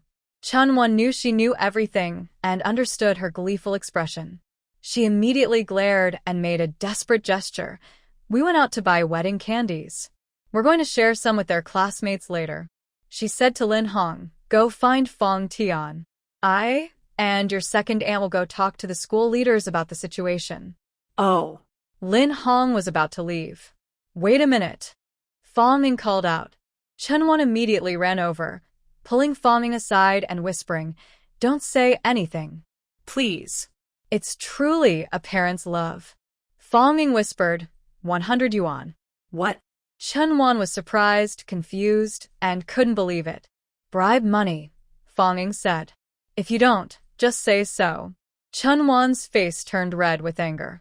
She took out money while muttering, Fangda really has good manners. One daughter is shameless, another is greedy. 200, Fang Ying said. Chen Huan froze. Then 300 if you keep talking, Fang Ying added. What are you doing? Lin Hong came back. Fang Ying turned around, but Chunwon dragged her away again. Elders matters. Kids shouldn't interfere. She took a stack of money from her pocket and handed 200 yuan to Fang Ying, just enough. Fang Ying shouted at Lin Hong, you see second aunt and don't even say hello, then turn around and leave? Isn't that rude? What about the family rules of the Lin family? Chunwon was about to get furious. It's just family rules and you're talking about it? Lin Hong, being honest, was happy that he could soon formalize his relationship with Fong Tian. He also liked Fong Ying more now. He awkwardly said, "Second aunt. Be good. Next time when you meet, just say hello." No rudeness. Second aunt will give you New Year's money, Fong Ying said. Fong Yin looked at her speechlessly. Her tone sounded like she was caring for a mentally challenged child. That was really harsh, so much so that no one could argue back. Although Chun Wan and Lin Hong both felt something was wrong, they couldn't quite say what, so they left feeling frustrated. Since Lin Hong knew Fong Tian was there with Fong Ying's recommendation letter, he knew which department she was in and went to find her. He saw Fong Tian smiling happily at a man, and his face immediately darkened. He strode over quickly. Lin Hong grabbed Fong Tian's hand and angrily glared at the man. Fong Tian was startled and instinctively tried to pull away. The man on the other side was angry, thinking he was being harassed. "Let go of her. I told you to let go of her." The man was tall and strong, over 1.8 meters, holding a basketball, and before he finished speaking, he punched Lin Hong in the face. He knocked him down with one punch. Fong Tian screamed and backed away several meters. She actually disliked Lin Hong and didn't want to marry him at all. Now she was only with him because of necessity, and if there had been enough time, she would have preferred a recommendation letter from another university in Beijing. So she hid in the crowd. Where did this rude person come from? Catch him and send him to the security team. Someone shouted. Everyone saw Lin Hong get hit, and they agreed quickly, trying to hold him for the security. Lin Hong was stunned by the punch and couldn't speak. He had never been hit like this before. Fortunately, Fong Yun, who was walking behind him, saw what happened and hurried over. "Don't hit him, don't hit him. He's not a bad person. He's Fong Tian's fiancé." Fong Yun explained. What? Everyone was surprised. "Big sister." Fong Tian exclaimed in disbelief. Fong Yin glared at her. "Am I wrong? According to both families, today was supposed to be your wedding day. It was delayed because you went to university. So just because you're in college, you're going to forget your fiancé?" Fong Tian had nothing to say. People around looked at Fong Tian, and then at Lin Hong lying on the ground, and they kept their distance from Fong Tian. Students from workers, farmers, soldiers, and intellectuals generally didn't recommend marriage, but if it was unavoidable, it wasn't impossible. And it wasn't even about marriage, just having a partner. Students at the Worker-Farmer-Peasant University varied in age. Some were workers, farmers, educated youths, soldiers. Some were 25, 26, 27, even some in their 30s or 40s who were married. So, they weren't surprised if classmates had partners. But they looked down on those who dumped their partners after entering university. Wasn't it just like chin shimmy? Fong Tian's good impression from the first 2 days of school suddenly disappeared. Who said, "I don't recognize him. I just didn't realize it." Fong Tian stomped over and said, "He just grabbed my hand when we met. I didn't even get a good look at him before he was knocked down." She knelt down and gently wiped the blood from Lin Hong's mouth. "Lin Hong, does it hurt? Let me on it for you." She really blew on it twice. The girl's sweet scent filled the air, and Lin Hong felt very pleased. He forgave her. "It's my fault. I should have greeted him first," Lin Hong said. Fong Yin rolled her eyes and took a step back, glancing at the dazed basketball boy. This one was useless too. Why didn't she punch him earlier? Everyone watched the two of them lying on the ground, acting intimately, and they were all stunned. Did they misunderstand Fong Tian, or was this boy really so naive? "Big sister, why are you here?" Fong Tian leaned awkwardly and then made an excuse to stand up. Fong Yin knew her younger sister was difficult and didn't want to offend her, so she shifted the blame. "It was Fong Ying who brought me here. She's representing our family to meet Lin Hong's mother and prepare for your engagement," Fong Yin explained. Fong Tian's pupils shrank. So, escaping here wasn't enough? They still forced her to marry Lin Hong? This family was full of bad people. They wanted to trap her completely. Fong Ying and Chen Wan came over. When the school leaders saw that Chen Wan revealed both parents' identities, they agreed, but it was just a verbal engagement, nothing serious. Chunwon saw her son's bloodied mouth and hurried over, worried. Who hit him? Who dares to hit my son? Don't they want to know who I am? Who my son is? Which unlucky person did this? I'll get the school leaders to expel him. Chunwon shouted at the crowd. She immediately offended everyone. The basketball boy's face turned red with anger, but he wasn't very scared. He seemed to have some confidence. Fong, who was about to speak, suddenly shut up. Let's see who's tougher. Lin Hong also recovered and pointed at the basketball boy. He did it. He also. He looked at Fong Tian but didn't say anything. It sounded unpleasant. But what his mother had said earlier about be careful, she runs off with someone else suddenly came to his mind. He was initially sure he didn't believe it, but she had been here for 2 days. Why hadn't she come to find him? Now she was smiling so nicely at someone else. She used to only smile at him. While Lin Hong was lost in thought, Chunwon had already pulled the basketball boy to the principal's office. The small school wasn't big. It was just a few steps to the office. The basketball player had never hurt Lin Hong, but the principal asked him to apologize and also to face disciplinary action. Fong was disappointed. Why didn't he break the Lin family apart? But she stepped forward and said, "It's a small matter, just a misunderstanding. I think this student shouldn't be punished, but should be praised. People who don't know the facts aren't to blame." When he first saw Lin Hong, how could he know he was Fong Tian's fiancé? Lin Hong didn't hesitate to act aggressively toward a woman. This male student stood up to protect his classmate. What's his fault? The basketball player was so moved, he almost cried. The school leaders also thought this was the case, especially since Chunwon kept insisting. Chunwon glared angrily at Fong and said, "Why are you still so?" Fong looked at her threateningly and called out Lin Hong. But Chunwon suddenly stopped speaking. Everyone's eyes widened. How could the older be afraid of the younger? Is there a story behind this? Since Chunwon shut up, Fong continued, "Lin Hong is my nephew. I need to teach him how to be a good person." Chunwon panted heavily, so she was teaching him the wrong way?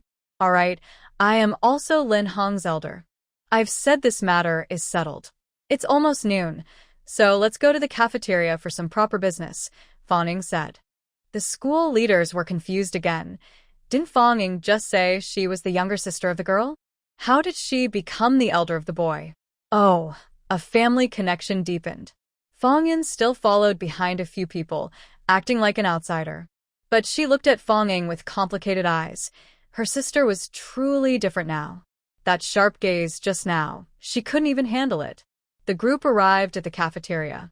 Chunwon generously ordered many dishes and set up several tables. Lin Hong called over all his classmates. Fong Tian was forced into the situation. She had no choice but to come. There was no other way now. She smiled happily and called her classmates over. Chunwon gave a long speech, mainly saying that Lin Hong and Fong Tian had been childhood sweethearts, studying together since they were young, all the way through high school. Their parents had long approved of their relationship and had verbally agreed on the marriage. She linked Fong and Lin Hong's story to Fong Tian. But there was nothing wrong with that. Fong Tian was 2 years older than Fong, but she started school later, so they were in the same grade. They had been separated a few times when they changed classes, but eventually ended up back together. Chunwon continued speaking. Now that both of them are in college, they are worried about accidents. Both families decided to hold an engagement ceremony at the school. Of course, everyone understands what she didn't say explicitly. It's about avoiding any mishaps. Mostly, they're worried about someone turning into a bad partner. Many people looked at Fong Tian, who almost transformed just now. Was there a sign before? Both families know what kind of person she is, so they decided to arrange the engagement. Fong Tian sat next to Lin Hong, smiling all the time, but her face was stiff. Suddenly, Fong stood up and loudly said, "Don't guess randomly. These two are very close. Lin Hong is very good at writing poems. He has written thousands for Fong Tian, and she can recite them all." Wow. Everyone admired the two of them. Is this love? Fong Tian, I will compete with you. Fong smiled at her and teased. Don't believe it? Test her. If Lin Hong recites one line, she can reply with the next. Fong Tian. She felt like she couldn't take it anymore. Someone started encouraging Lin Hong to recite poetry. Lin Hong blushed deeply, hesitated, but then, very excited, he recited a poem on the spot. Of course, nowadays, love poems are not restricted by sunlight or anything explicit. Phrases like, I want to marry you are now about holding hands and becoming revolutionary partners, fighting for a cause together. Luckily, Lin Hong recited one of his proudest poems, and Fong Tian remembered it well, quickly and shyly replying, one more poem, one more. Someone cheered again. Fong Tian couldn't keep up this time. She pretended to be shy. Oh, so embarrassing. I won't do it anymore. She turned and ran away quickly, faster than the car could catch up. Fong Ying sat down happily. Whether she was here or not didn't matter. This lively scene made the two look like a loving couple. When someone changes their mind later, it won't be a good thing. Suddenly, she remembered that Lin Hong wasn't very reliable either. Fong Ying said to Lin Hong, you need to review the love poems you wrote for her all the time. Don't forget your original intention. Otherwise, I will have your second uncle teach you a lesson. Lin Hong felt awkward.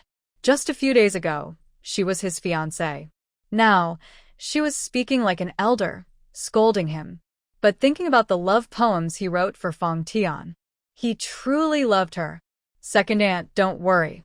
I will treat her well for the rest of my life, Lin Hong said seriously. Fong Ying smiled satisfied and hugged Duanxi, then took her sister's warm hand and went home. She never thought she could hold hands with Fong Tian and Lin Hong in her life. She was so happy.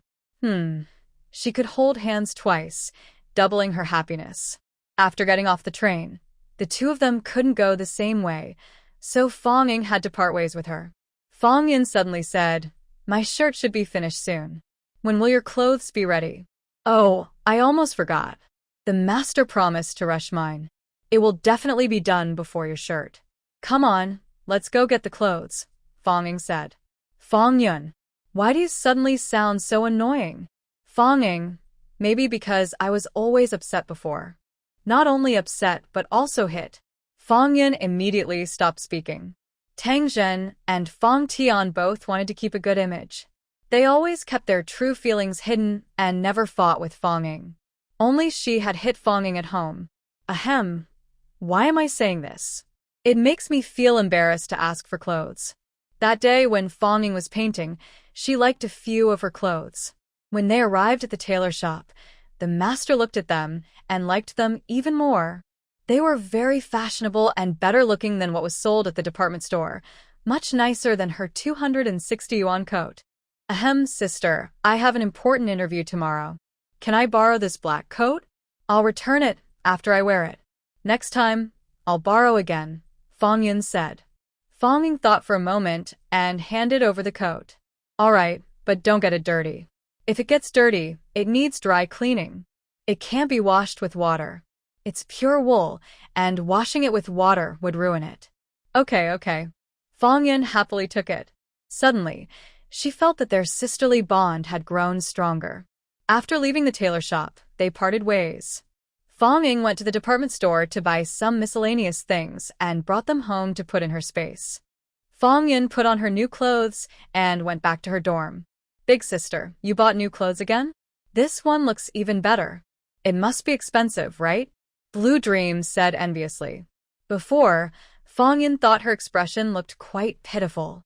She had grown up poor, without even decent clothes. But her mood changed, and her thoughts changed too. Suddenly, she felt that Blue Dream's expression was a bit petty and unworthy. It's just a piece of clothing. You can wear the new clothes from the TV station. She looked at a piece of clothing hanging on Blue Dream's bed, her eyes flickering. Clothing and props from the TV station are only for announcers and reporters, but because Blue Dream's family is too poor and she's responsible for washing these clothes, she can wear them too. However, she needs her leader's approval, which is Li Yuan's approval. She usually couldn't borrow clothes from Li Yuan with a normal reason, but Blue Dream, who is often bullied by Li Yuan, was allowed to wear whatever she wanted. She used to be truly blind. She didn't see it at all.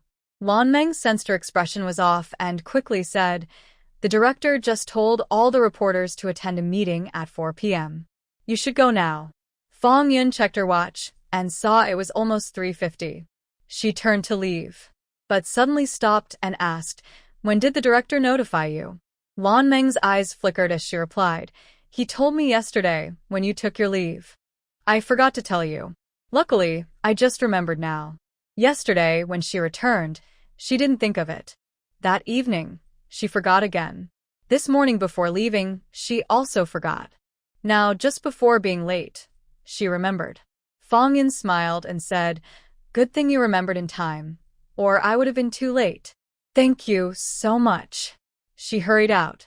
Lan Meng watched her back and felt that her eyes seemed a little off just a moment ago. But then she smiled again, probably overthinking it. Lan Meng put on her clothes and followed out. She couldn't miss any big or small matters at the station. When Fong Yin arrived exactly at 4 p.m. at the director's office, she was the last to arrive, and everyone looked at her. Especially the director, whose expression was not good. "Sorry, director, I almost arrived late.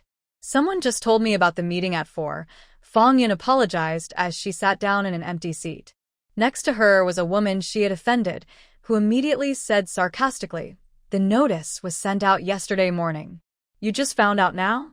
What have you been busy with these days? Big interviews?" "Sorry, it's a personal matter," Fong Yun said.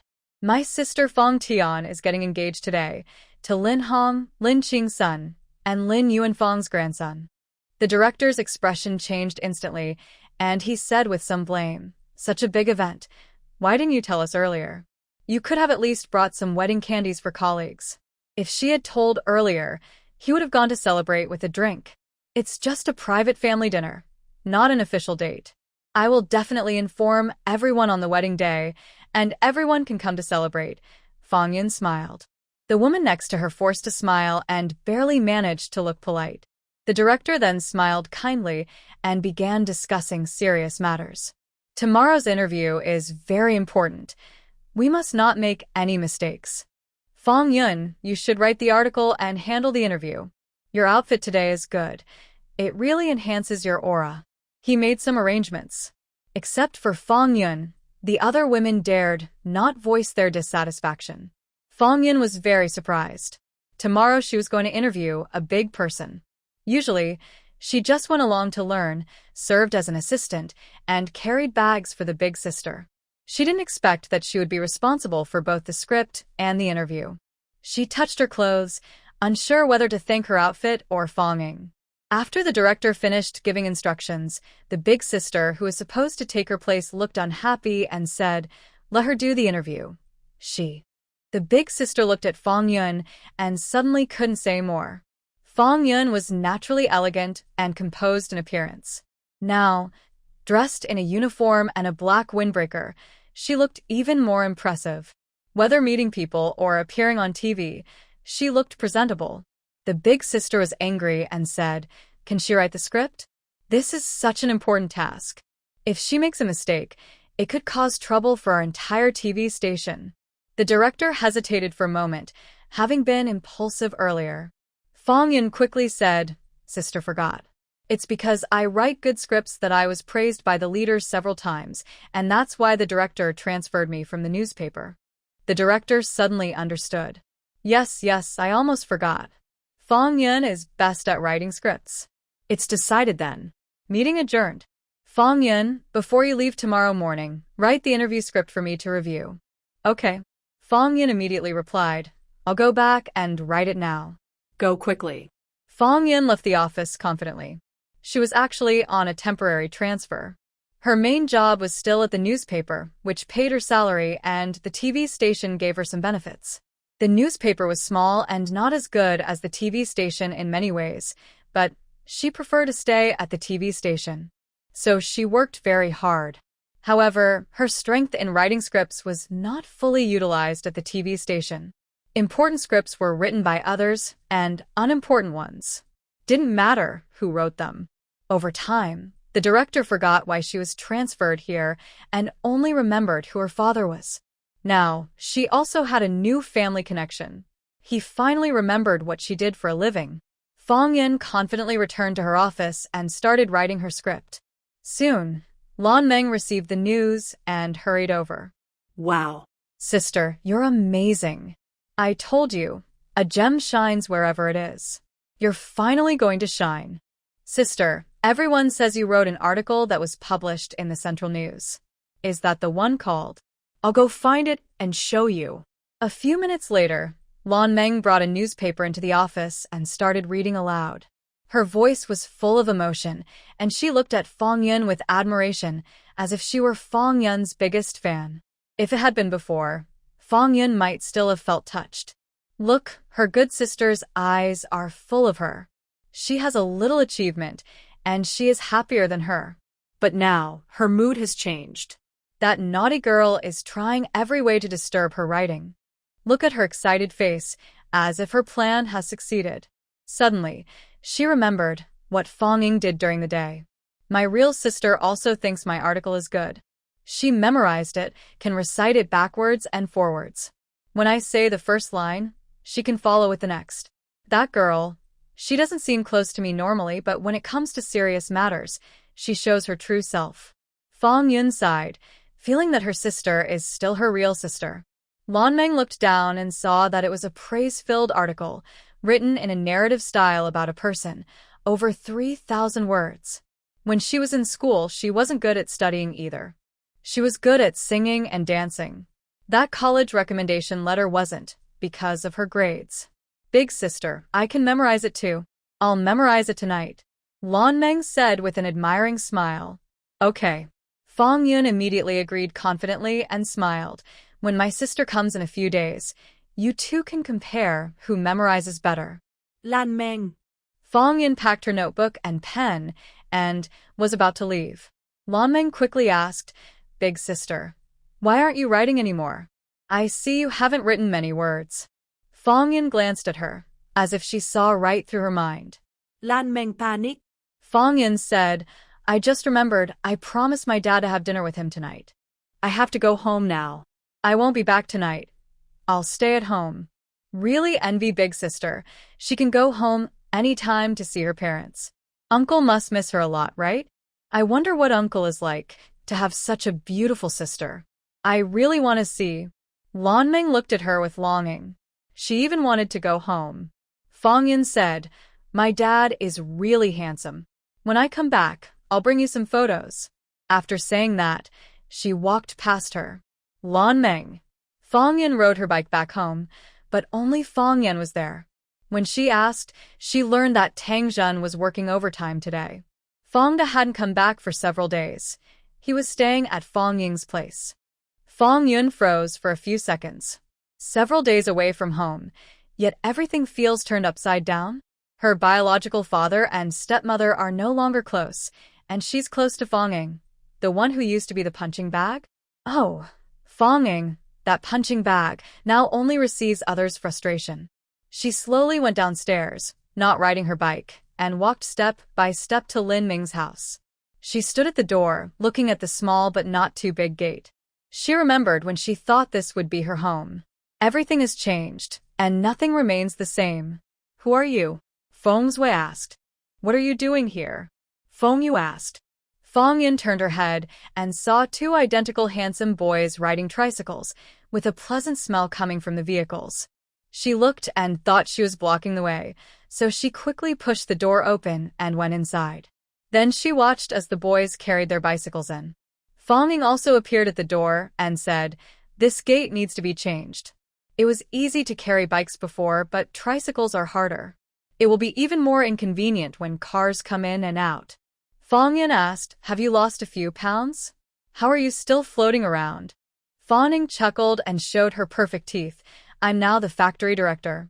In a few months, I will be able to buy a small car. What? Fong Yin immediately asked, You're the director? Of which factory? Dongxing Food Factory, Fong Ying said as she turned to go inside. Where is that? I haven't heard of it. Fong Yin followed her. It was just established a few days ago. It's still a communal food factory, Fong Ying replied. Fong Yin was surprised and stopped chasing her. She was startled to hear it was a communal factory. Any factory run by a commune might sound good, but if not, it's just a small workshop. You can't even afford the wheels for a small car, Fong Yun said. Just don't ride my car, Fong Ying replied. Don't worry, I definitely won't ride it, Fong Yun said. I'm afraid I'll get it all dusty. Riding what? Fong Da also came home from work. Seeing Fong Yun, he was a bit surprised and instinctively put his hand in his pocket. After thinking for a moment, he decided it was pointless and gave up. He took out an envelope, opened it, and pulled out 200 yuan. Here's for this month. Write me a receipt later. Even between parents and children, clear accounts are necessary, Fong Da said. He didn't fully trust Fong Yun. Fong Yun was stunned, but quickly took the money. She put the money in her pocket and asked, What is this money for? What kind of account is this? Fong Ying tricked Fong Da into owing Fong Yun 10,000 yuan, which Fong Yun didn't know about. While washing his hands, Fong Da said, Ask your sister. Fong Ying, while serving rice, said, That bracelet was supposed to be my dowry. There's only one bracelet. I gave it to you, and I'll give you 10,000 yuan as compensation. It's also part of your future dowry. Since it's a dowry, of course, the parents pay. Mom is gone, so Dad will pay. No problem, right? This. Fong Yun was confused, but felt something was wrong and uncomfortable inside. Are you giving me that bracelet for free? She asked angrily. And you're getting 10,000 yuan for free too, Fong Ying replied. She rolled up her sleeves and waved her wrists, showing 2 matching bracelets. How about I give you a bracelet instead of money? Then when outsiders ask Lin Ming why both your wife and your aunt are wearing bracelets from the Su family, they'll wonder who is really your wife. Fong Yun immediately blushed deeply. With that in mind, she really couldn't accept the bracelet anymore. It felt awkward. Fong Da scolded, How can you talk like that? You're joking too much. Fong Ying giggled, Just joking. It's better to joke about myself than others. She pushed Fong Yun into a chair and served her a big bowl of rice. Try it quickly. I made all this myself. It's really delicious, Fong Ying said. Fong Yun was surprised. Fong Ying can cook? And with chicken, duck, fish, and meat, it's really a feast. Tastes great too. It's 100 times better than the meals at the school cafeteria at noon. She hadn't eaten such tasty food in a long time. Eat up, Fong Da said, starting the meal. Fong Yun took the ladder and carried 3 bowls of rice. Fong Ying asked Lin Xiao, You guys finish work early today? Did Uncle Qian get enough? Not earning enough money? There's a lot of money. He's not interested in small change, Fengzhou said. Fengyu said, Today Lin Qi finished delivering goods and took on a new task. Wangbin said they need 100 smoked chickens tomorrow. Uncle Qian wants you to make them tonight. 100 smoked chickens cost 500 yuan, which is their restaurant's earnings in 2 or 3 days. Missing one meal isn't a big deal. Where are the chickens? Fong Ying asked. Later, Uncle Qian and Changge will bring them, Fengzhou replied. Fengyu added, and the marinated dishes today, made with your leftover marinade. But it still feels a bit off. Uncle Qian asked to bring it back to see if it can be fixed. If not, they'll make it fresh tonight. Fong Ying wasn't unhappy. As the factory director, she had already negotiated with Dongxing Commune. The money earned would be split in half with their factory. How to use her half was up to her. After dinner, Fengzhou and Fengyu went to the agreed place to pick up the money and meet Qichang. Fong Yun borrowed the study to write her article. From time to time, she could hear Fong Ying chatting with outsiders in the yard, mostly her laughter. She really has become much livelier. Is she so happy to have married Lin Ming? Humph. She'll find someone better in the future. Fong Yun suddenly had a burst of inspiration and wrote a lively interview article. Fong Ying suddenly remembered she hadn't asked Fong Yun how she came here. Did she have a falling out with Lan Meng? No longer want to stay with her? It seems she really listened to her words. Good. Qian Lai and Qi Chong, along with a few others, rode bicycles to deliver 100 chickens and 100 jin of live ducks. When they entered Lin Ming's house, they finally believed that Fong Zhen was not exaggerating. The house was really big. Qian Lai also met Fong Da. Fong Da spoke in a formal tone, which immediately silenced Qian Lai. He didn't dare stay long. He put down his things and left quickly. He was afraid he wouldn't dare scold Fonging in the future. Well, now he definitely wouldn't dare. Otherwise, Xiao Peng would immediately run off to cooperate with the Fuchang people. Who could handle that? No one could. After Qian Lai left, Fonging immediately called people to start working. Soon, a wonderful smell filled the yard. The neighboring children, tempted by the smell, couldn't sleep and cried loudly. Fonging sat on a chair, teaching other little donkeys how to build a fire while she was doing her calculations. Once we have money, the first thing is to pay back the 3 vacuum machines. We can't owe money to the government. The second thing is to buy a small car. Before that, we must change the house's threshold so the yard can serve as a garage. The third thing is to buy land in the city to build a factory so I won't have to travel back and forth. When the land appreciates in value and she sells it later, will she get half of the money? Fourth, build welfare houses for the workers. She pointed at the small donkeys in the yard. Then each of you will get 1, 2, or even 3 or 4 houses. How many depends on how happy I am. Lin Qi immediately said, I don't want that many, just 1 for me. Feng's was said, I want 1 too. Feng Yu said, I want the one opposite him. Fong Ying suddenly said, isn't that a bad idea? If you live so close, what if you accidentally go to the wrong door after getting married? Feng Zhua and Feng Yu froze for a few seconds before suddenly blushing. What was Xiao Fong talking about? Was she talking about that? How could she? Fong De hurried over, feeling embarrassed. His daughter had finally embarrassed herself in front of everyone. He quickly interrupted, you want so many houses? Look at you, you can't even live in all of them. Just give me 1 to live in. This almost slipped out without thinking, revealing what was truly on his mind. He had no home anymore, he had no place to go. Now he had to live at his son-in-law's house, under someone else's roof. Did he lose face? He cared about face the most. Even the excuse of having another man in the house wouldn't work now. Especially since he heard that the house was officially rented out and turned into an office, so having a few outsiders live there wouldn't be a problem. In the crowded courtyard, more people are living together, and it's no longer about outsiders or not. He wants to move out, but he has nowhere to go, so he feels worried. In her previous life, Fong Ying's first half of life was pretty confusing. When she was young, she didn't care much about many things, including who owned the house. Fong Ying asked, Dad, was that official building really divided by you or by my stepmother? Tang Zhen divided it. What's the problem? Fong De replied. When did your unit start giving out houses? When was it your turn? Fong Ying asked. That question hit hard.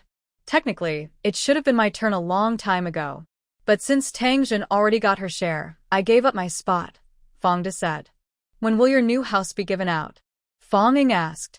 Still no news, Fong De replied. Fong Ying immediately understood that she couldn't get a good deal for now and could only rely on herself. I'll earn money and buy you a house as soon as I can, she said. Of course, my name will be on it. Fong De rolled his eyes at her. That'll have to wait a long time.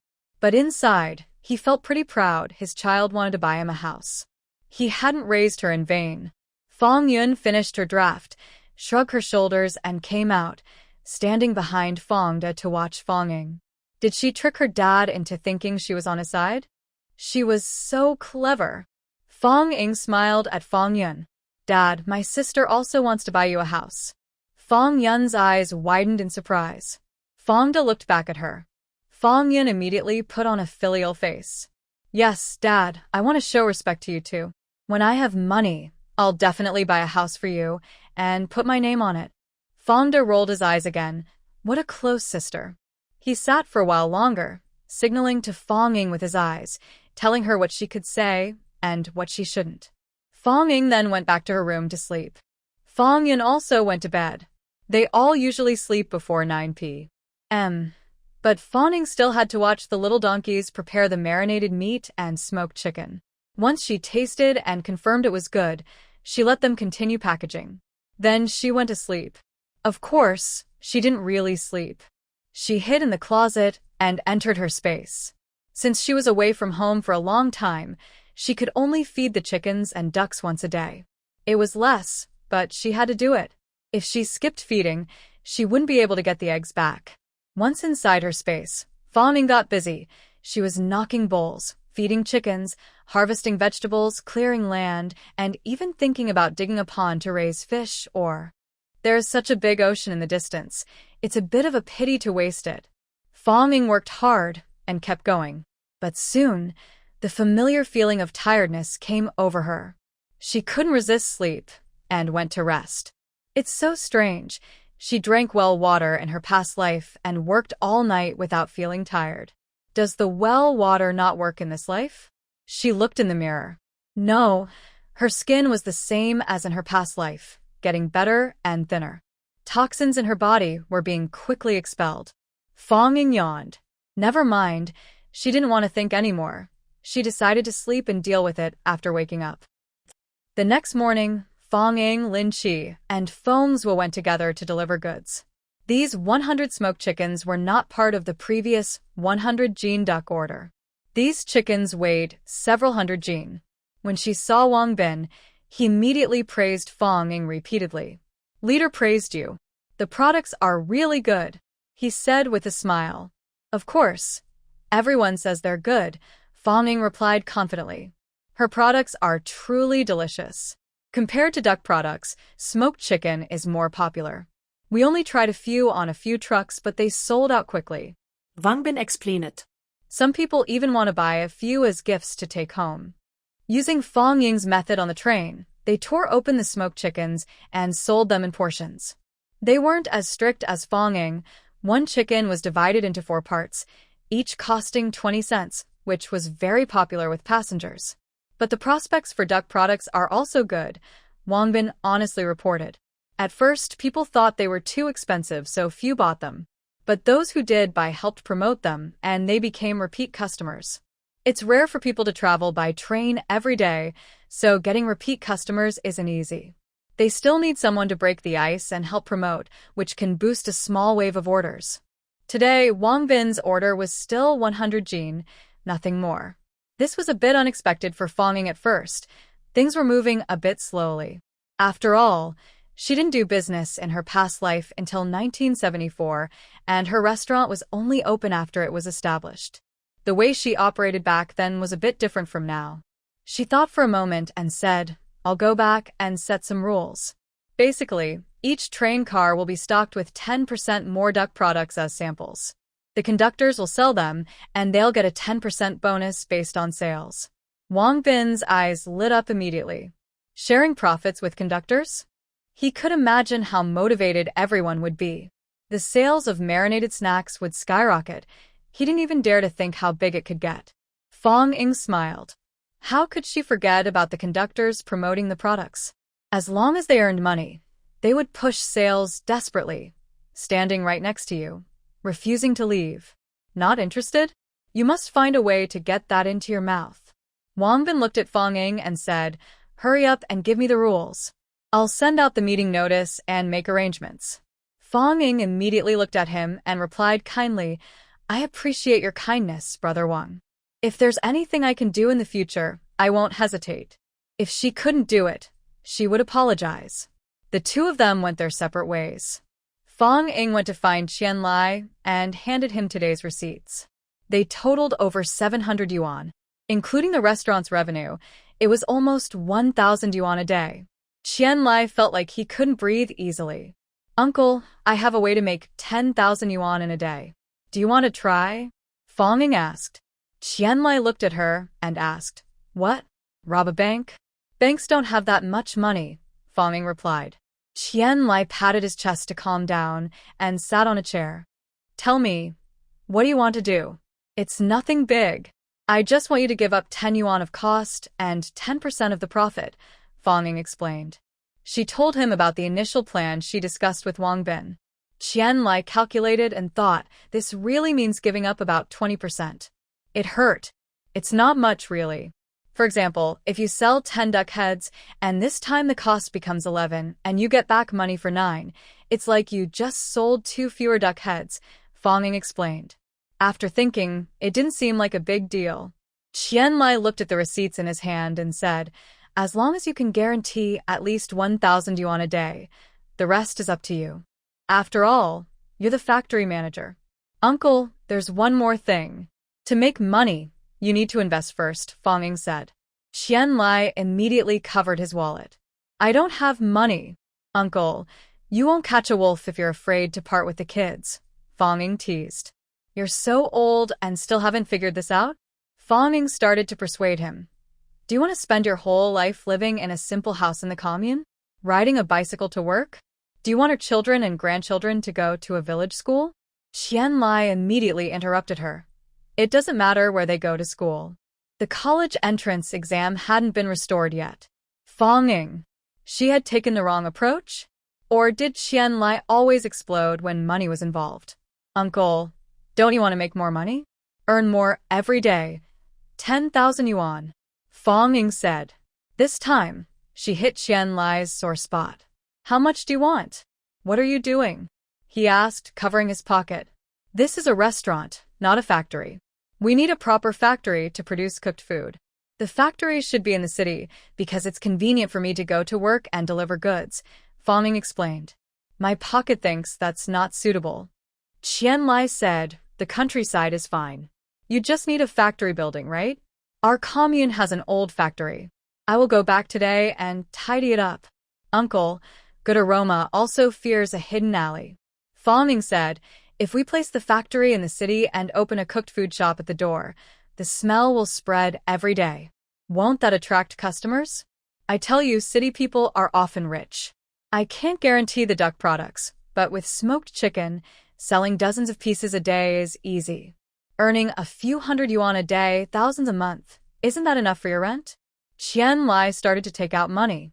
How big a factory do you want to rent? How much per month? You first give me 1,000 yuan. If it's not enough, I will ask you for more. Fong Ying said. Qian Lai grimaced and counted out 1,000 yuan from the drawer.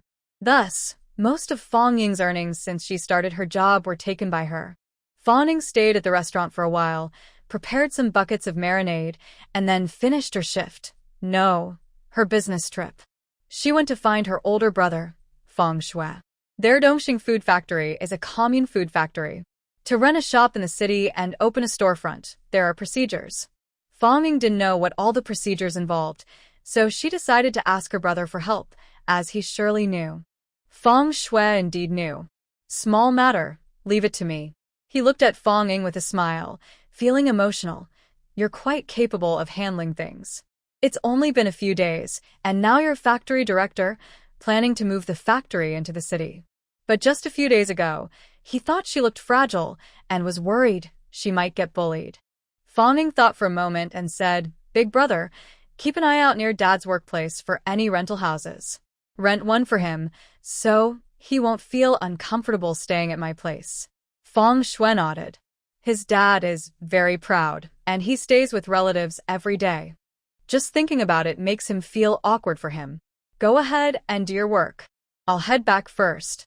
The siblings parted ways, and Fong Ying went straight home. Tired, time to sleep. What work? Today, there's no way I'm going to work. Sleep first, then decide. But she felt she hadn't slept long when someone came to knock on the door. Lin Xiao went to work, Lin Yu went to school, and Lin Qi was somewhere out. Fong Ying got up and opened the door. Who is it? She asked impatiently from inside. It's me, Fong Ying said.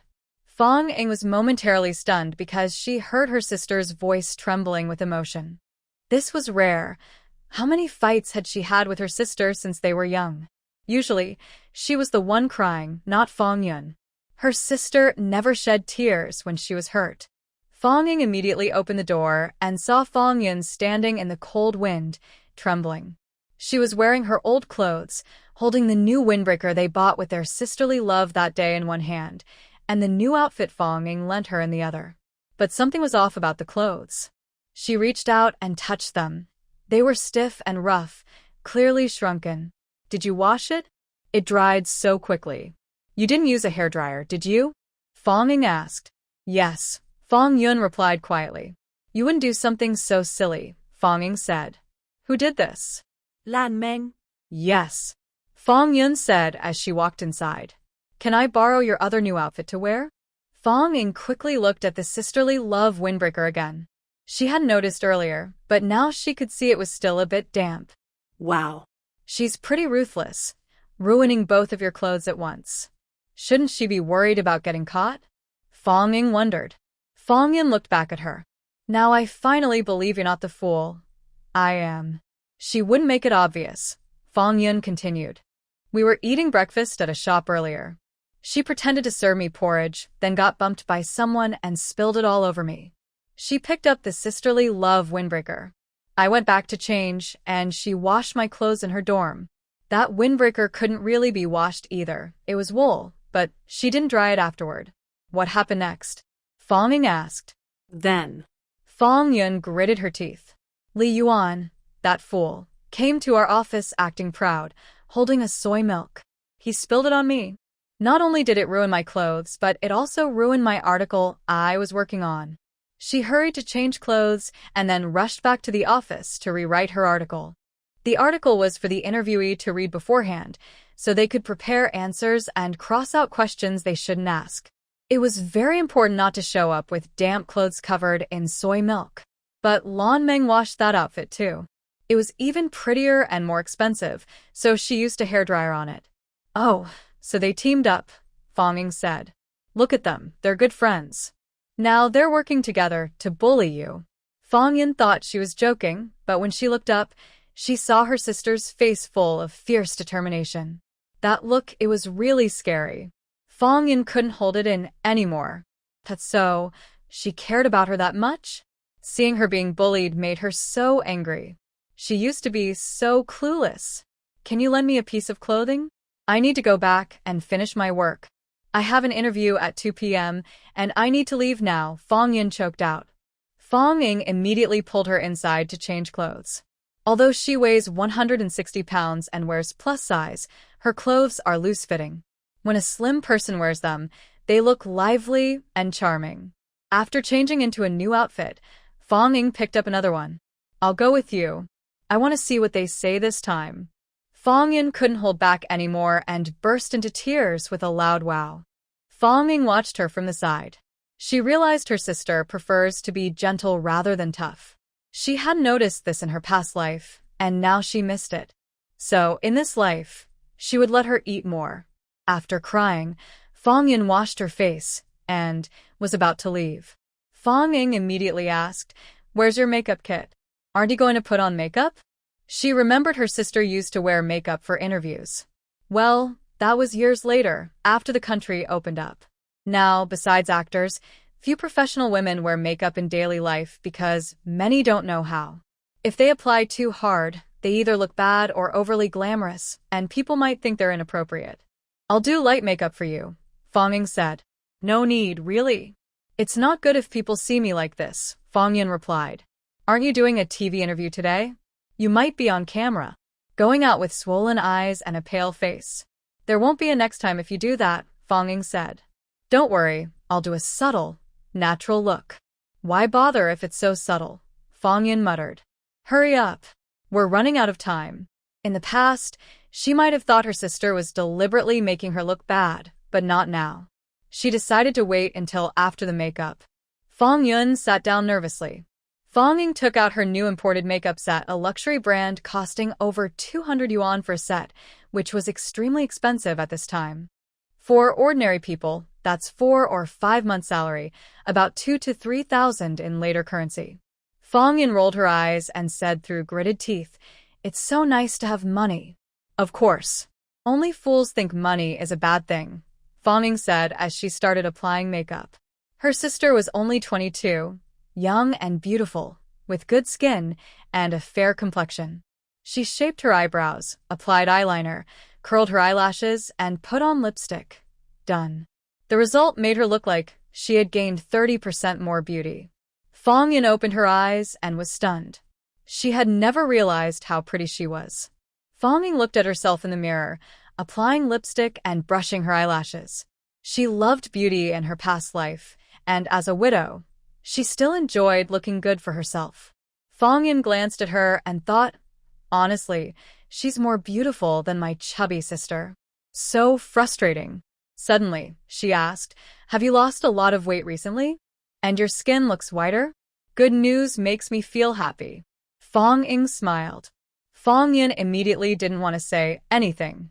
Let's go quickly, we're running out of time. The two rode their bikes to Fong Yun's workplace. At the door, Lan Meng was pacing anxiously, holding a piece of clothing. When she saw Fong Yun return, she burst into tears. Sister, I'm sorry. I found you a new outfit. It's the best one I could find. Wear this one, it's definitely better than the last. She suddenly noticed Fong Yun's clothes had changed. This time it was navy blue, with a high collar and shoulder buttons, giving a more uniform-like, neat look. It made her look more spirited and confident. Lan Meng seemed to think she looked better now, with makeup on her face. But it wasn't flashy or inappropriate, just pretty, as makeup should be. She couldn't speak anymore. How could this be? Fong Ying looked at the clothing in her hand, which was quite rare now, bright pink, almost like a doll. Fong Yun took a deep breath, calming her true feelings, and said with a smile, You're kind to help me wash clothes. You didn't know that wool coats can't be washed with water or heated. It's not your fault. She couldn't go on. I don't have time to stay here. I need to go back and finish my article. I didn't even have lunch. Fong Yun said hurriedly and left quickly. Fong Ying suddenly called out, Don't eat the lunch anyone gives you. You never know who really sent it or what's inside. What if there's something harmful? If you get sick during an interview or have a bad reaction, it won't be good. Fong Yun was stunned and turned around, looking blank. But she knew she was right. Check your desk and chair when you get back. See if there's glue or anything. Review your finished article carefully to make sure no one has added words or changed the meaning. Fong Ying said, This is such an important article. You shouldn't let anyone see it. What if someone accuses you of copying? Be careful in the future. Without a computer to record the time, she only wrote in a notebook. Who knew who wrote first or last? Fong Yun. I understand, she said, turning to leave again. Fong Ying shouted, If anyone spills your clothes again, come find me. I'll be at the door. Fong Yun didn't look back and strode away. But Fong Ying watched her actions and wiped her tears twice. She smiled and turned to look at Lan Meng, who also looked blank and expressionless. Did you wash my sister's clothes? She asked. Yes, I'm sorry. I didn't mean for it to happen. I didn't do it on purpose, Lan Meng said, tears welling up again. I heard you're working in the logistics office doing odd jobs? And you also wash the clothes? Fong Ying asked again. Yes, Lan Meng replied, feeling uneasy. Someone who only washes clothes wouldn't know that wool can't be washed with water. Didn't anyone teach you? Or can't you learn? You've been here for half a year, right? If you can't learn this, I think you're not suitable for this job. I will write a report to your boss. Oh, your boss is Li Yuan. Fong Ying said, then I'll change the boss. I'll talk to the director. Oh, the director is Li Yuan, his father, or your benefactor, the person who brought you into the station. Fong Ying looked helpless. Although Lan Meng felt something was off about these two sentences, she also secretly felt proud. Her connections are strong, right? Trying to make things difficult for her? Dream on. The only one who could be made to suffer is Fong Yun. Fong Ying smiled and said, then I'll go promote somewhere else. There's a fool at the TV station who has been here for half a year and still doesn't know how to wash clothes. Wool needs water washing, but she doesn't know that. She even ruins the good clothes in the station. And guess what? This person can still sit there confidently, continue washing clothes. Because she has a good relationship with the director, the reporters in the station can't even wear the clothes they want, but she can wear whatever she likes. Isn't that amazing? Lan Meng's face changed color, turning red and then white and then red again. No, that's not true. I never ruined the station's clothes. Never. You're framing me, Lan Meng said. So, you only ruined my sister's clothes, targeting her? Fong Ying said. Lan Meng suddenly felt guilty again. No, that's not it. I was in a hurry and didn't realize it was a woolen shirt. After washing for half a year, you should be able to tell at a glance. Feel it with your hand. But you finished washing and didn't notice, then even dried it. Fong Ying looked at her sarcastically. My sister is naive, but I'm not. You can fool her easily, but you can't fool me. She realized her sister wanted to keep pretending to be clueless in front of Lanmeng, so she decided to play along. Only she could be the villain. She would act as the bad person, forcing the dog to jump the wall. It's impossible to let this troublemaker stay around without biting. Besides, no one is invincible. People like this are truly hard to guard against. I didn't do it, you're framing me. Lanmeng turned around and ran away. Since I can't explain clearly, I won't say anything. I just need to find a way to make Fong Yun believe me. Fong Ying didn't stand for long before she saw a group of people coming out of the newspaper office. It looked like they were going to do an interview. Fong Yun was among them, looking very unhappy. What's wrong? Fong Ying asked while observing Fong Yun. Her clothes were very clean with no dirt, and her pants were also spotless. Fong Yun glanced at her colleagues who came out with her and loudly said, "Someone spilled red ink on my cushion." Luckily, my cushion is red, and if I hadn't checked before sitting, I wouldn't have noticed. She sat down heavily on the red ink, and even though she was wearing black clothes, it couldn't hide the stain. This was much worse than a simple mistake. People might think she was on her period, which would be very embarrassing. Also, someone tampered with my article. They changed 3 questions. Fong Yun said, breathing heavily. If Fong Ying hadn't warned her earlier, she would have fallen into 2 traps. One could cause her to miss a chance to stand out. The other could get her kicked out of the industry. She couldn't imagine how upset her boss would be if they saw those altered questions. Her future could be very bleak. Big sister, is the original draft still here? You must keep it safe. It's evidence. Later, we need to check the handwriting to see who wrote it, Fong Ying said. Someone like that, a troublemaker, must be caught. Otherwise, if they can harm you today, they could harm others tomorrow and damage the whole TV station, she added. I kept it. Here it is. Fong Yun patted her coat pocket. You must be careful with it. Just keep it in your coat pocket. Fong Ying looked at the people who went out with Fong Yun. There were men and women, including backup reporters, photographers, assistants, and others. Everyone looked very awkward. Fong Ying continued, later, pay attention to who bumps into you or tries to pour water on you. That person must be a suspect. They might try to steal the draft paper and destroy the evidence. Also, who was in the office at noon? Did anyone see who poured water on your cushion? No, the others quickly explained. I'm not in the same office as her. I'm with a filming team. I didn't go to Fong Yan's office at noon either. I'm with the lighting team, and I also didn't go there. Wang Xiuli quickly shook her head and waved her hands. Although I share an office with her, I went out for lunch, and when I came back, no one was in the office. But I really didn't do it. She is the top person in the station, and previously had some minor conflicts with Fong Yun. Among a few people, she was the main suspect.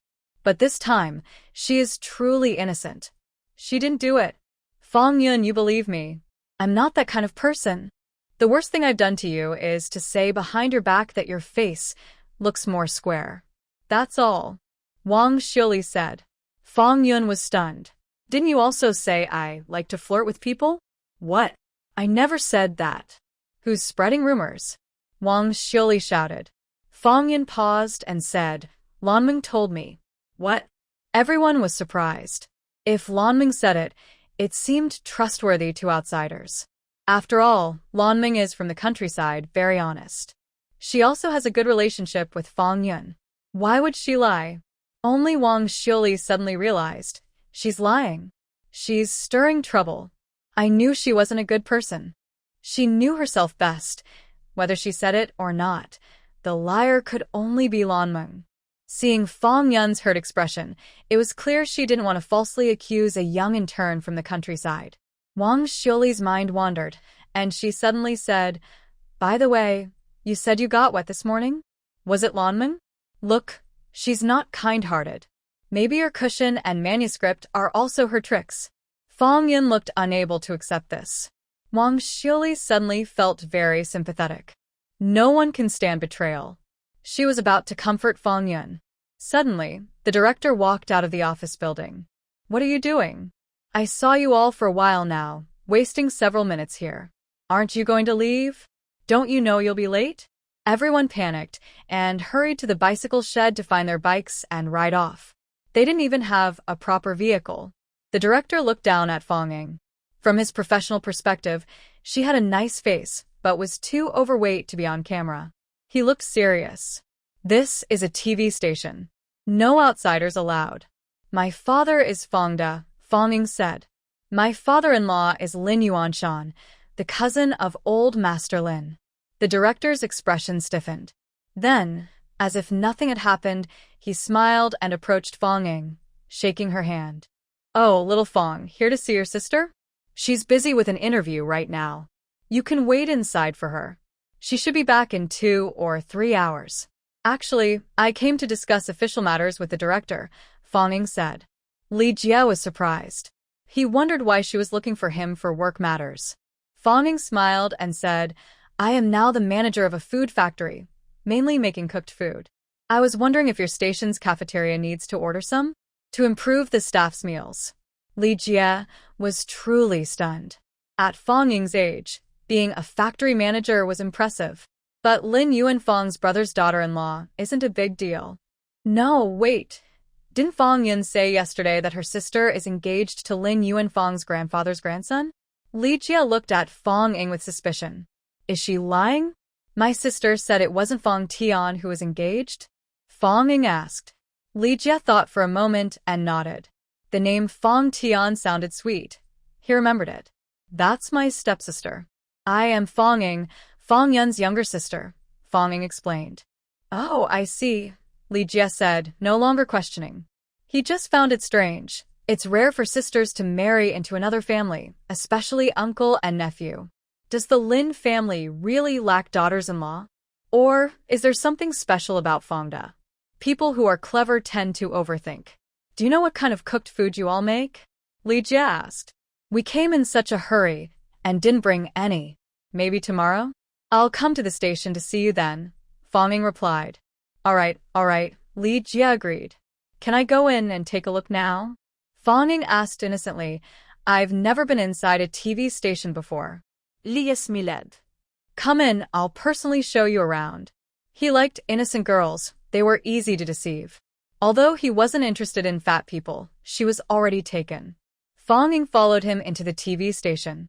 In her past life, she hadn't interacted much with Li Jie. Her sister married and lived with her in-laws, but Fong Ying had never visited her sister's home. But thinking about her sister's experience, Li Yuan often abused her at home. Where did the abuse happen? At home. Those two old folks, unless they die, how could they not know? Her sister had previously committed murder and then suicide. Li Jie and his wife never caused trouble at Fong's house, but later they kept scheming to trip up Fong Da and his siblings. Later, they were busy welcoming Lan Meng and her unborn child. I heard they treated her like an ancestor. Li Jie kept glancing at Fong Ying. Fong Da's daughter had quite a presence. Sometimes her gaze fell on him, and he felt a chill. They arrived at the logistics office. The door was open, and they saw Li Yuan talking to Lan Meng. The logistics office was quite large, with space for people and props. The two of them saw Lan Meng crying inside a row of clothes racks. She was sobbing softly. Li Yuan felt his whole lower body go numb. Look at your little courage. What are you afraid of? She's just suspicious, not evidence, Li Yuan sneered. Even if she's suspicious, so what? She only dirted her clothes. Just one outfit. Can she make you pay for it? Your family is so poor, you can't afford to pay. She can't force you, right? That's her fault. But it's not good if she finds out, Lan Meng said. She wouldn't be able to pretend to be the good sister anymore. It would hurt her reputation. She's so stupid, she wouldn't understand anything, Li Yuan said. They spoke softly, whispering, so normally someone outside the door wouldn't hear what they said. But Fong Ying's body was enhanced, with sharp senses, including hearing, so she heard everything clearly. Sure enough, they were plotting together to bully Fong Yun. Inside, Li Yuan couldn't take it anymore and started to make moves. Oh, what are you doing in broad daylight? Fong Ying suddenly shouted loudly. Startled, the two inside froze, and their clothes jiggled. Fong Ying immediately turned to Li Jie and said, Director Li, your TV station style is so open. Even in the daytime, young couples can cuddle and date here. I didn't. Li Yuan stormed out. Only he was there. Lan Meng had hidden it among the clothes. Who are you? Spreading nonsense and slandering people. Li Yuan shouted at Fong Ying. He recognized Fong Ying, the person who had teased Fong Yun before. Why was she here now? This is a TV station. Can anyone just come in? Get out. Li Yuan yelled. Everyone in the corridor was driven out by his shout. Fong Ying just looked at Li Jie, smiling strangely, and said, with such advanced management ideas and open style at the TV station, I should learn from old Master Lin during the New Year's dinner.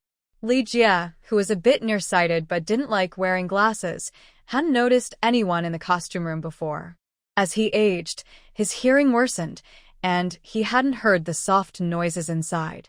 Now he saw clearly that it was his son and heard what he was shouting, and also caught what Fong Ying said. He was suddenly startled. Shut up.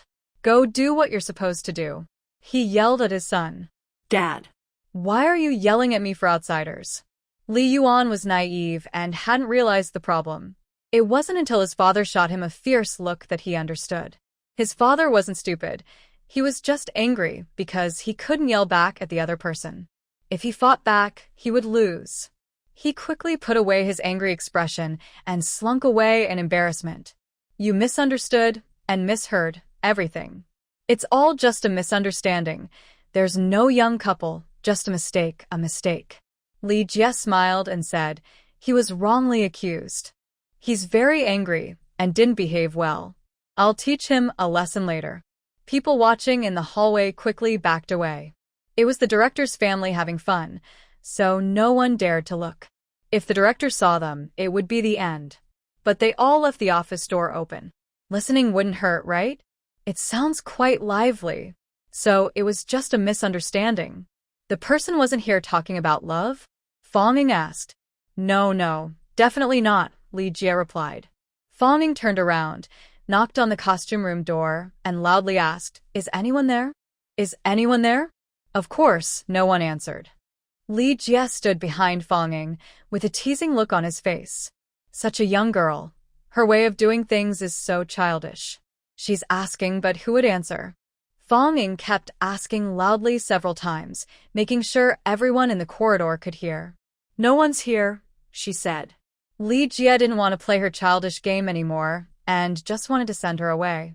But Fong Ying suddenly rushed into the costume room, heading straight for a clothing rack, grabbing Blue Dream.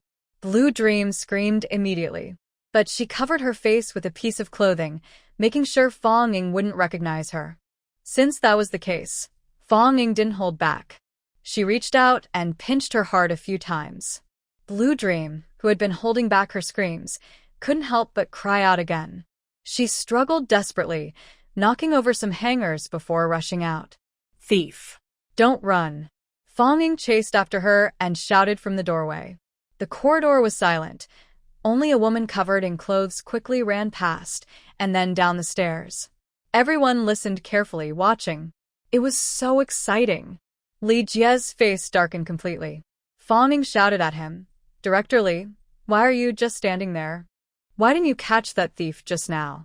I called out several times if anyone was in there, and she didn't answer. She must have been guilty, he said. She was probably here to steal clothes. Otherwise, what was she stealing? Someone? Lia. But Fong Ying didn't want to let him go. She asked, Director Li, you could have stopped her just now. Why didn't you move? Are you too old to react? Or did you let her go on purpose? Do you know her? Li Jie's polite expression was gone. His face darkened as he said, Fong Ying, what you should say and what you shouldn't. Didn't your father teach you anything? What are you talking about? I don't understand, she replied. Fong Ying looked confused, as if her expression scared her. She stomped her foot and said, I helped catch the thief, and you're still angry at me. How can that be fair? I'm going to find my dad and ask him to settle this for me. Maybe my dad won't understand what rules your TV station has. I'll go to his office and ask his colleagues to help me settle it. She finished and ran off. Li Jie's face cracked with frustration. This Fanging didn't seem very smart, naive, and reckless. Just look at what she did earlier. No normal person could do that. He immediately chased after her. Look at you, kid. Why are you so hot-tempered? I was just caught off guard and scared, Li Jie said. He kept talking kindly from the office building all the way to the gate.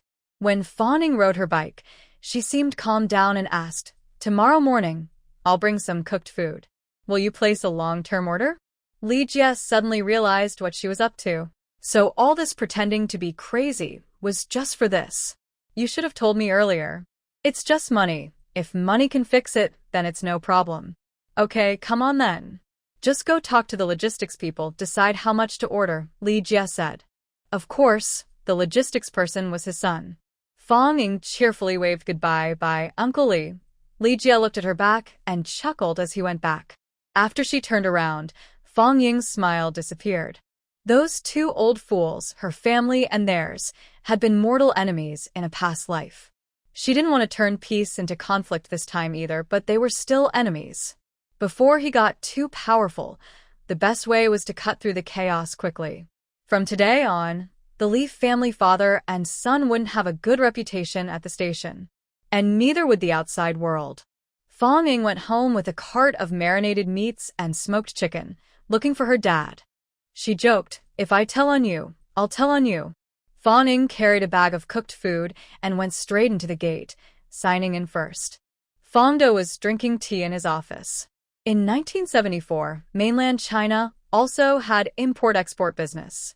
The Canton Fair kept running through those turbulent years, twice a year, without stopping. Most import-export deals were discussed there.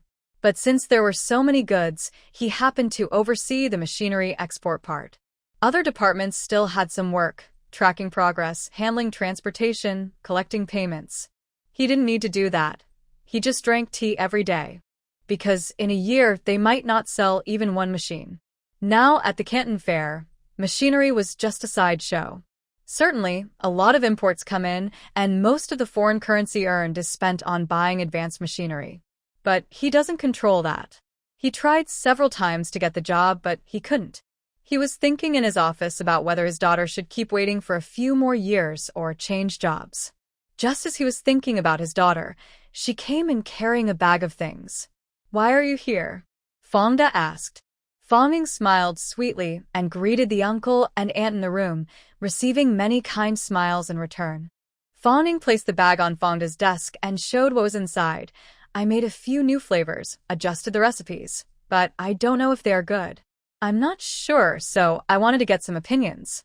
I don't know many people, so I came to find Dad." Fangde immediately smiled and gave her a look of approval. "You've come to the right person. My colleagues are the best at judging things. Every year, they evaluate countless products to see if they can be showcased at the Canton Fair." Everyone laughed happily. Fangde took the bag and handed out items to each office. Everyone knew about the little plans between father and daughter. It was just some food, simple duck heads and snacks, nothing expensive, and they shared it with everyone. No one would make a big fuss over it. Besides, it was really delicious. Everyone who received the treats chatted happily with Fangde. When Fangde returned to his office, his eyes sparkled with a bright smile. The autumn trade fair had just ended, and the spring fair was still a while away. The office was quite quiet, mostly reading newspapers or working on documents. Fanging sat beside Fangde's desk, chatting casually. "Dad, you know what? My sister is amazing. Today, she was sent out to interview leader Sun Yang." Fanging said. "Oh, really?" Fangde's eyes lit up even more. His eldest daughter was going to meet Sun Yang? Interviewing him meant making a connection. If she left a good impression, it could open many doors. Wow, his eldest daughter was really impressive. Others looked over as well. Fangde's children were quite talented. But my sister had a really bad day today. During breakfast, a colleague accidentally spilled soup all over her. She went back to change clothes, but when she returned to the office, another colleague accidentally spilled soy milk on her again. Her only decent outfit was wet, so she had to come ask me for clothes, Fanging explained. Fangde's face darkened. Who's blocking his way? Others looked at Fanging, wondering if it was just a coincidence. Fanging was unhappy and said, "Dad, why are the people at that TV station so rude? They are drinking soy milk in the office during work hours. Also, my sister's roommate in the dorm is a graduate of a health school, a technical college. I heard she was noticed by Director Lee during her hospital internship, so she was transferred to the station's logistics department, where she now only washes clothes. It was her that accidentally got my sister's clothes wet. When my sister came to borrow clothes, she had already washed 2 of her wool coats with water and even dried them. I saw them. They can't be worn anymore." Some people's eyes changed upon hearing this. It turns out this health school graduate is quite unusual. "My sister had a bad day today," Fanging continued.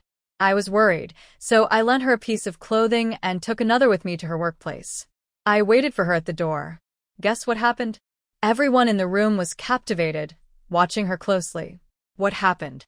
Did her clothes get wet again?" Fangda asked. No, Fang Jing replied. Almost everyone breathed a sigh of relief. What a surprise. "That's because my sister is careful." Before sitting down, she tidied up her cushion and found someone had spilled red ink on it. Luckily, she didn't sit down, or her third piece of clothing would have been ruined too. Fangda looked expressionless. He was sure of it. Someone was blocking his daughter's path, blocking his way. "And it gets worse," Fanging said. "This TV station is really chaotic." "What happened?" Fangda's colleague couldn't help but ask. It was so exciting, more thrilling than watching a TV drama. TV dramas are fake, but this is real. And happening around us makes it even more exciting. "Someone changed her interview script," Fanging said. "My sister clearly asked Leader's son about a female colleague's character, whether she's broad-minded. But the character, Heart, was crossed out." Everyone gasped in shock. They really dare to change things. "There are 2 other places I didn't have time to see," Fanging added. Fangda was about to speak when Fanging continued. "I was about to leave, but I met Director Lee at the door. He wanted to take me on a tour of the station. If it weren't for Fangying's presence, everyone might have misunderstood her. This doesn't sound like a good person at all." "Wait." Everyone looked at Fanging again. Although she looked heavy, her clothes hid her figure well, so she didn't look bad. The key was her face. She was pretty. Her face had a bit of flesh, but it wasn't fat, more like a round face, which looked lucky and blessed. There is also a pair of bright, sparkling eyes that look even more beautiful. The more I look, the more attractive they become. An older man sees her and wants to take her on a tour. "Why are you so silly, little girl? Don't do anything for strangers you meet in the future." Fangda scolds with a serious face. But he knows his daughter isn't really that silly. He doesn't know who let whom inside. Okay. Fanging looks scared and says, "I won't dare again." Especially at the TV station. It was so chaotic. "Guess what I saw inside?" A colleague immediately asks, "What did you see?" 2 people whispering in the props room. As soon as Fanging starts talking, Fangda coughs loudly. He feels she might reveal something she shouldn't. He absolutely can't let her reveal anything in front of his colleagues. Fanging subtly nods at Fangda, who then relaxes and doesn't stop her from continuing. "Please give a free 5-star review. It really motivates me to write. A little support means a lot. The more positive reviews I see, the more inspired I am to create. Please take a few seconds to click and support. Thank you." I clearly heard 2 people whispering and talking in the costume room, but I don't know what they said. The clothes were moving around. Cough, cough. Fangda coughs again. Is he about to reveal something? He doesn't cough normally and others haven't thought much about it. But when he coughs, it reminds everyone of something. Everyone's expression turns awkward, but their eyes sparkle with curiosity. They really want to listen. Fanging looks innocent and confused and asks Fangda, "Dad, do you have a cold?" "No." Fangda replies with a serious face. "Get to the point." "Oh, I thought those 2 people were dating," Fanging says. "I told Director Lee that your unit has a very open atmosphere." But inside, the clothes were moving even more wildly. Soon, a man came out and told me I was just a stray dog and asked me to leave. Fanging looks a little wronged. I didn't say anything wrong. Everyone's expressions turn worse. If Fong Ying is called a stray dog, then what is Fong Da? And what about his colleagues? Although it feels like they're trying to push her into a corner, hearing this makes them uncomfortable. Then what happened? Fan De asks. Later, Director Lee scolded that person. Told him to go away, Fong Ying replies. Fong Da and others look a bit better now, but then Fong Ying asks, guess who that person was? Who was that person? Someone asks eagerly. This person is Li Taizhong's son. I saw him at my sister's workplace entrance. I heard his name is Li Yuan, said Fong Ying. After identifying his identity, Fong Ying continued, Li Yuan obediently walked away, but he called me a stray dog. I didn't say anything wrong. There was clearly someone inside. She looked like a stubborn child. But she's not really a child, and she's a girl who is spoiled. It's normal for her to get angry when wrongly accused. Everyone understood. I called out several times at the door, asking if anyone was inside, but no one answered. So I went in and immediately saw a woman. She covered her head with clothes and ran out. Li Taizhong was standing at the door, saw her and immediately hid. He didn't try to stop her. When I went out, he even stopped me from chasing her. Fong Ying said, that part was totally made up. But based on the facts, it can be slightly changed, no harm done, right?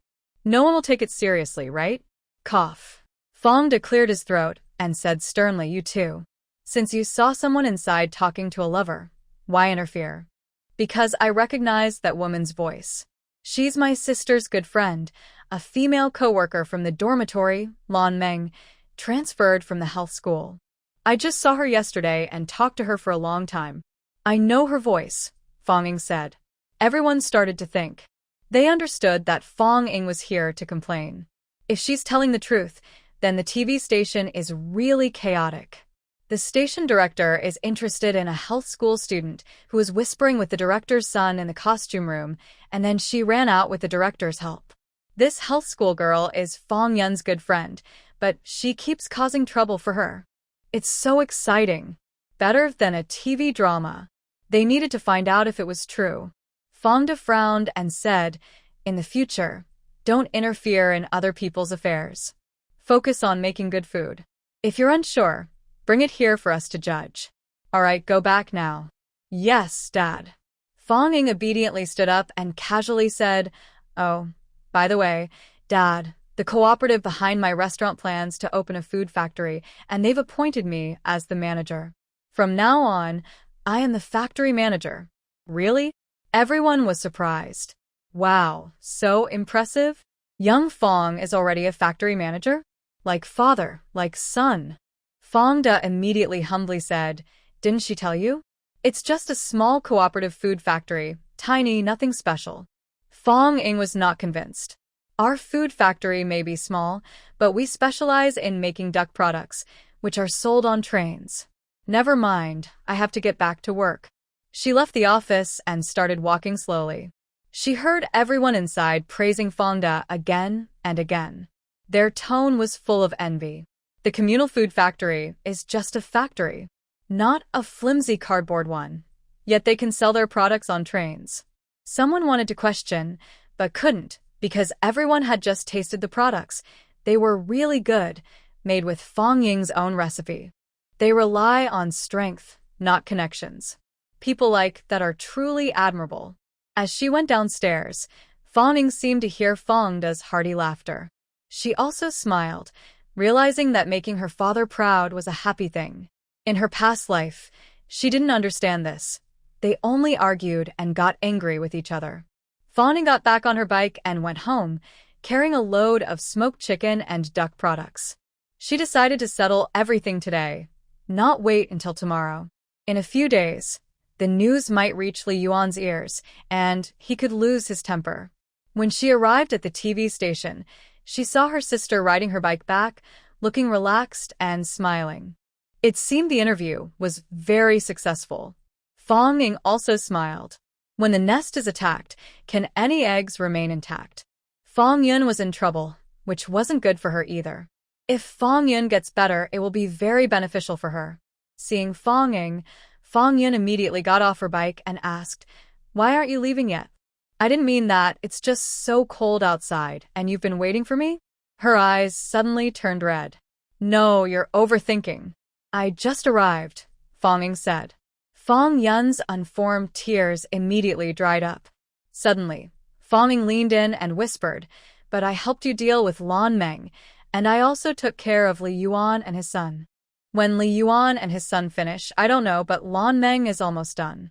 In an instant, Fong Yun's eyes turned red. It was so quick. Because she got a few clothes wet, but this was a common trick used by the station.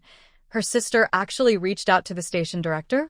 This revenge was so deep, it was like digging up roots and even hitting the ancestral grave.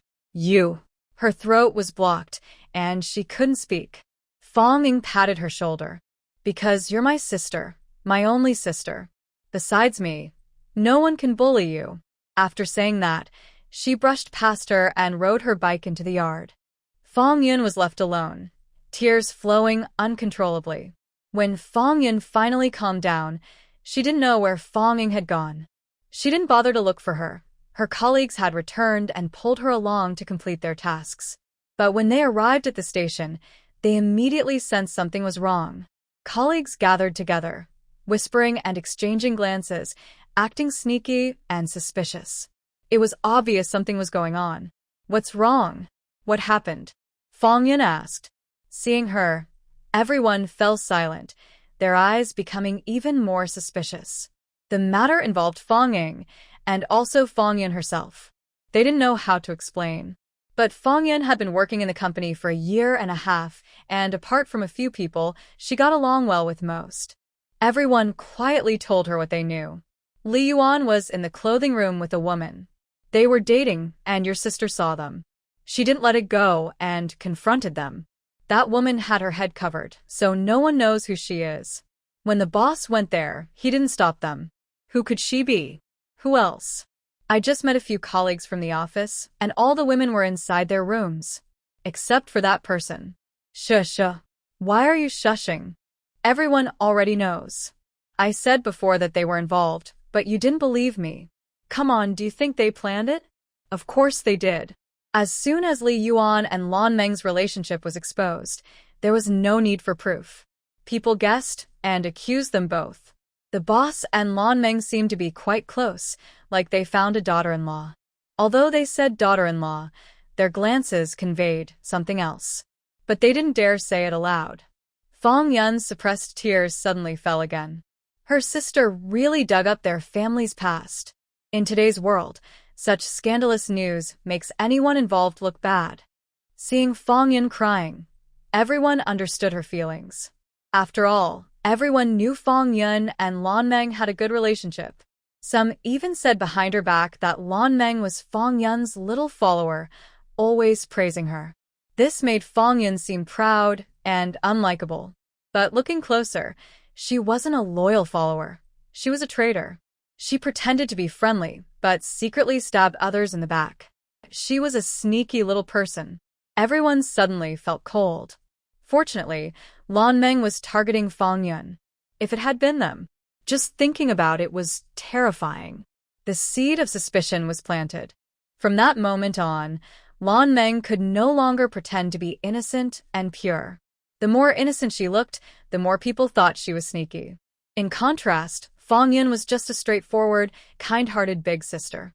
Everyone both sympathized with and comforted her. Since Blue Dream arrived, Fong Yun has uncovered many things that offended people. She analyzed each one carefully, and the more she talked, the more it made sense. Because, indeed, it was true. Blue Dream's acting skills and methods are not very advanced, after all, considering her age and experience. Some older people in the industry had already seen this, but they didn't remind Fong Yun because they didn't have a close relationship. Now that the truth has been revealed, they just smile and, when others make mistakes in their analysis, they point out the real situation to make the logic clearer. Blue Dream is still pretending to have a stomach ache in her dorm, not knowing she has already been exposed. She lies on her bed, tossing and turning, unable to sit or lie comfortably, like an ant on a hot pan. Finally, she realizes that hiding isn't a solution. She must face it sooner or later. She quickly adjusts her mood, weakly holding a hot water bag as she leaves her dorm and goes to the studio. She heads straight to the medical office. "Dr. Sun, please take a look. I have a stomach ache," she says weakly. The nurse, a woman in her 30s, glances at her and sarcastically says, "Are you scared?" Blue Dream is truly frightened this time. She already knows? The news spreads so fast in the studio. How did it spread? Although her mind is stormy, Blue Dream looks weak and confused as she asks, "What are you talking about?" "I don't think I'm scared. I'm on my period, and I have a stomach ache. Every time I have my period, I get stomach pain, and it gets worse when I touch cold water. This morning, I washed 2 coats with cold water and didn't expect the pain to become unbearable. I've been lying in my dorm all afternoon and couldn't get up. Now the pain is too much, so I came to see you." Blue Dream stammers weakly. Dr. Sun, with a knowing look, says, "Stop pretending. I haven't asked anything yet, but you've already told me you weren't at the scene. All afternoon lying down? When you ran back to your dorm wrapped in clothes, someone saw you." This Dr. Sun is tricky. She's just teasing her. Blue Dream's acting is shallow, and she was stunned for a few seconds. Having seen how these little demons in the studio fight, Dr. Sun immediately realized she was right. The rumor is true. She's not wrong. "Go away, go away. I don't have time to treat a little demon," she impatiently shouts. "I'm not lying. I really have a stomach ache." Blue Dream tries to argue. Dr. Sun gets annoyed. "Are you leaving or not? If you don't leave, I'll have someone come and check for you." Her fiery temper was something Blue Dream had heard about. She was afraid she might say something embarrassing, so she hurriedly left. Dr. Sun was even more sure now. She felt guilty. She immediately locked the door and went to gossip with the people in the next office. Blue Dream left the medical room and went to Fong Yun's office. Seeing her arrive, everyone inside, who had been gossiping, suddenly quieted down and stared at her intently. Blue Dream looked weak and nervously asked, "Sister, you're back from the interview? How was it? Was it smooth?" Her shamelessness shocked everyone. Fong Yun asked with a serious face, "Why are you here? Why do you look like that? Are you feeling unwell?" Everyone immediately looked at her, thinking, why is she so silly? Still caring about her now? Blue Dream's eyes lit up, and she looked aggrieved. "I came for something today, you know. I had a stomach ache and stayed in the dorm all afternoon. I feel better now, just came to see you." "Oh, right, your period started.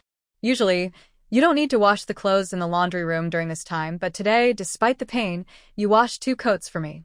"Thank you," Fong Yun said sarcastically. She planned to take this chance to turn against Blue Dream. She had been holding back before, worried that others might misunderstand and think she looked down on Blue Dream. But now, there's no need. Her sister had gone this far for her. She didn't have to keep feeling wronged. Tears welled up in Blue Dream's eyes. "Sister, I really didn't do it on purpose. I don't have time to talk. I have a task to do," Fong Yun said, and turned away. Blue Dream wanted to follow her. The people nearby couldn't stand it anymore. "Did she bother you? Are you treating her like an idiot? Bothering her for no reason? She's not stupid, but we are. Was that person you earlier?" Everyone started to criticize her. Blue Dream had never seen such a scene and was suddenly frightened away. She ran to the logistics room, feeling safest where Li Yuan was. Fong Ing carried a bag of things to the logistics office. She entered as if nothing had happened and smiled at Li Yuan. "Section Chief Li, I'm here for business. Did your father tell you about me?" Li Yuan responded indifferently, raising his eyes and glancing at her. Fong Ing pretended not to see and laid out several samples from her bag in front of him. "Try these, Section Chief Li, and then we can discuss how many of each to produce, when to deliver daily, and how to settle the bill," she said. "Not whether to produce or not, but how many. Try not to produce? Go ahead and try." Li Yuan still didn't know about the rumors outside. After all, rumors often reach the ears of the person involved last. His loyal followers outside are listening to gossip, but they dare not tell him, or they will be the ones in trouble. He flicked his eyelid and looked at the items on the table. Duck heads, duck necks, duck intestines, all unappealing. They were sealed in bags and had no smell. He sneered immediately. Is that all? Are you guys crazy? Trying to make a quick buck? He thought this was Fong Ying's private work, and most or all of the money from sales went into her pocket. No, into her father's or her father-in-law's. A case of using public resources for private gain. Don't judge others by yourself. Try it first, Fong Ying said. You? Li Yuan was so angry, he wanted to hit her. But he remembered what his father said about this plump girl's background, so he dared not. Finally, he angrily tore open the smoked chicken bag. He didn't eat the other leftovers. As soon as the smoked chicken bag was opened, a strong, unique smell wafted out. Li Yuan was stunned for a moment, tore off a chicken leg, and took a bite. His eyes lit up immediately. Could she really be selling stuff? And he didn't know whose pocket the money went into. He didn't understand why he looked down on Fong Ying. Her gaze made him uncomfortable, even scared. It was like the legendary killing intent?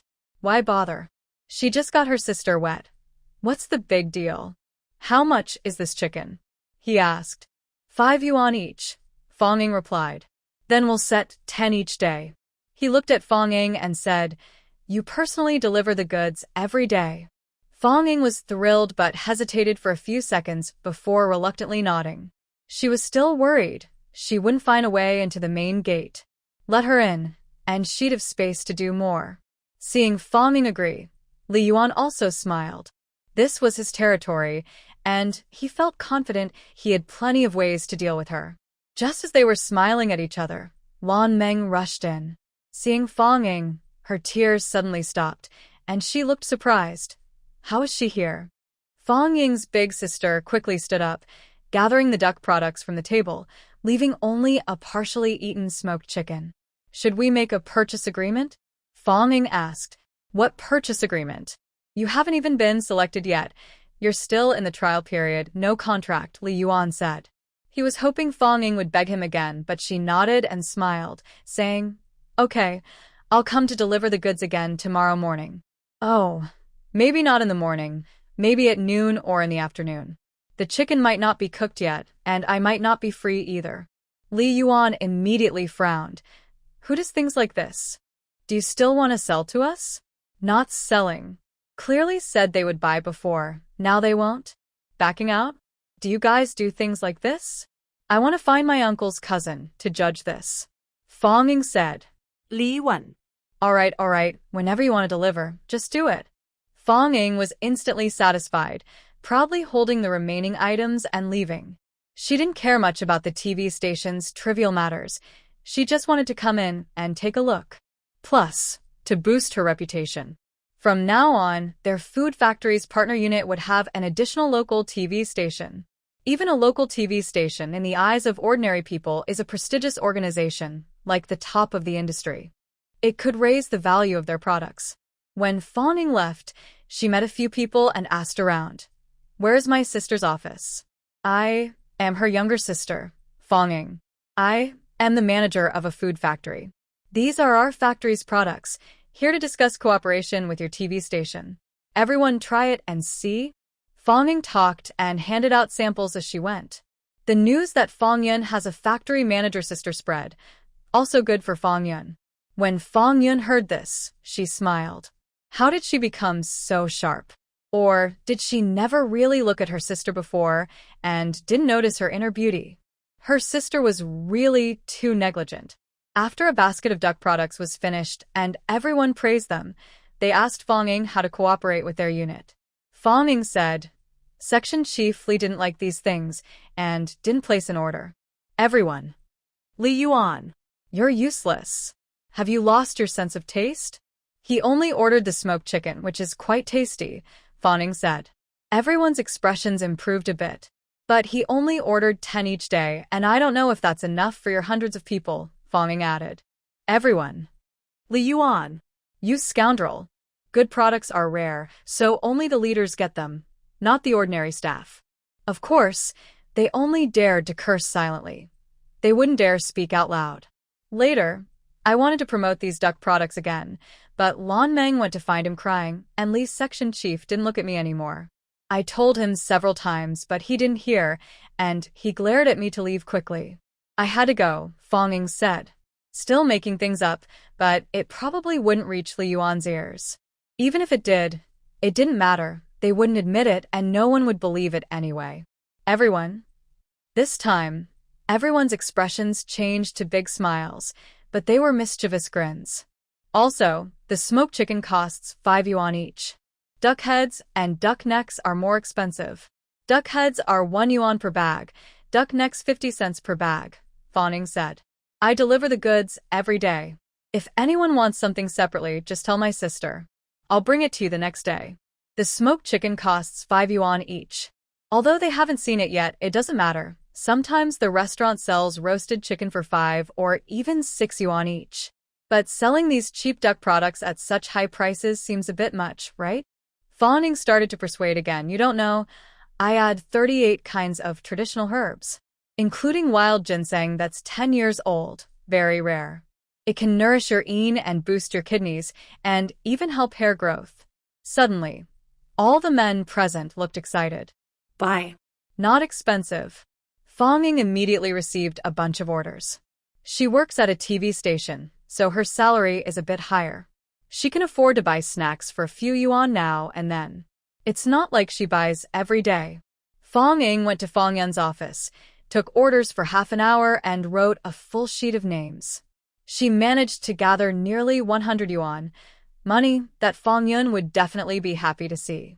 When work ended, Fong Yun and Fong Ying went home together. She was too afraid to stay in the dorm, worried that Lan Meng might pour hot water on her in the middle of the night, or cut her hair, tear her clothes, or do something to her shoes. But staying at Lin Ming's house felt awkward too. She didn't say a word all the way.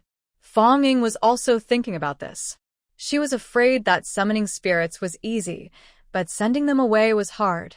Her small home couldn't even accommodate her own siblings comfortably. When they were single, it was okay, but what about after they got married? Or if they had a bunch of kids, whose home was it then? So, some problems need to be stopped early before they grow bigger. Including her brothers-in-law and sisters-in-law, once she finds a way to get them welfare housing, they'll have to move out too.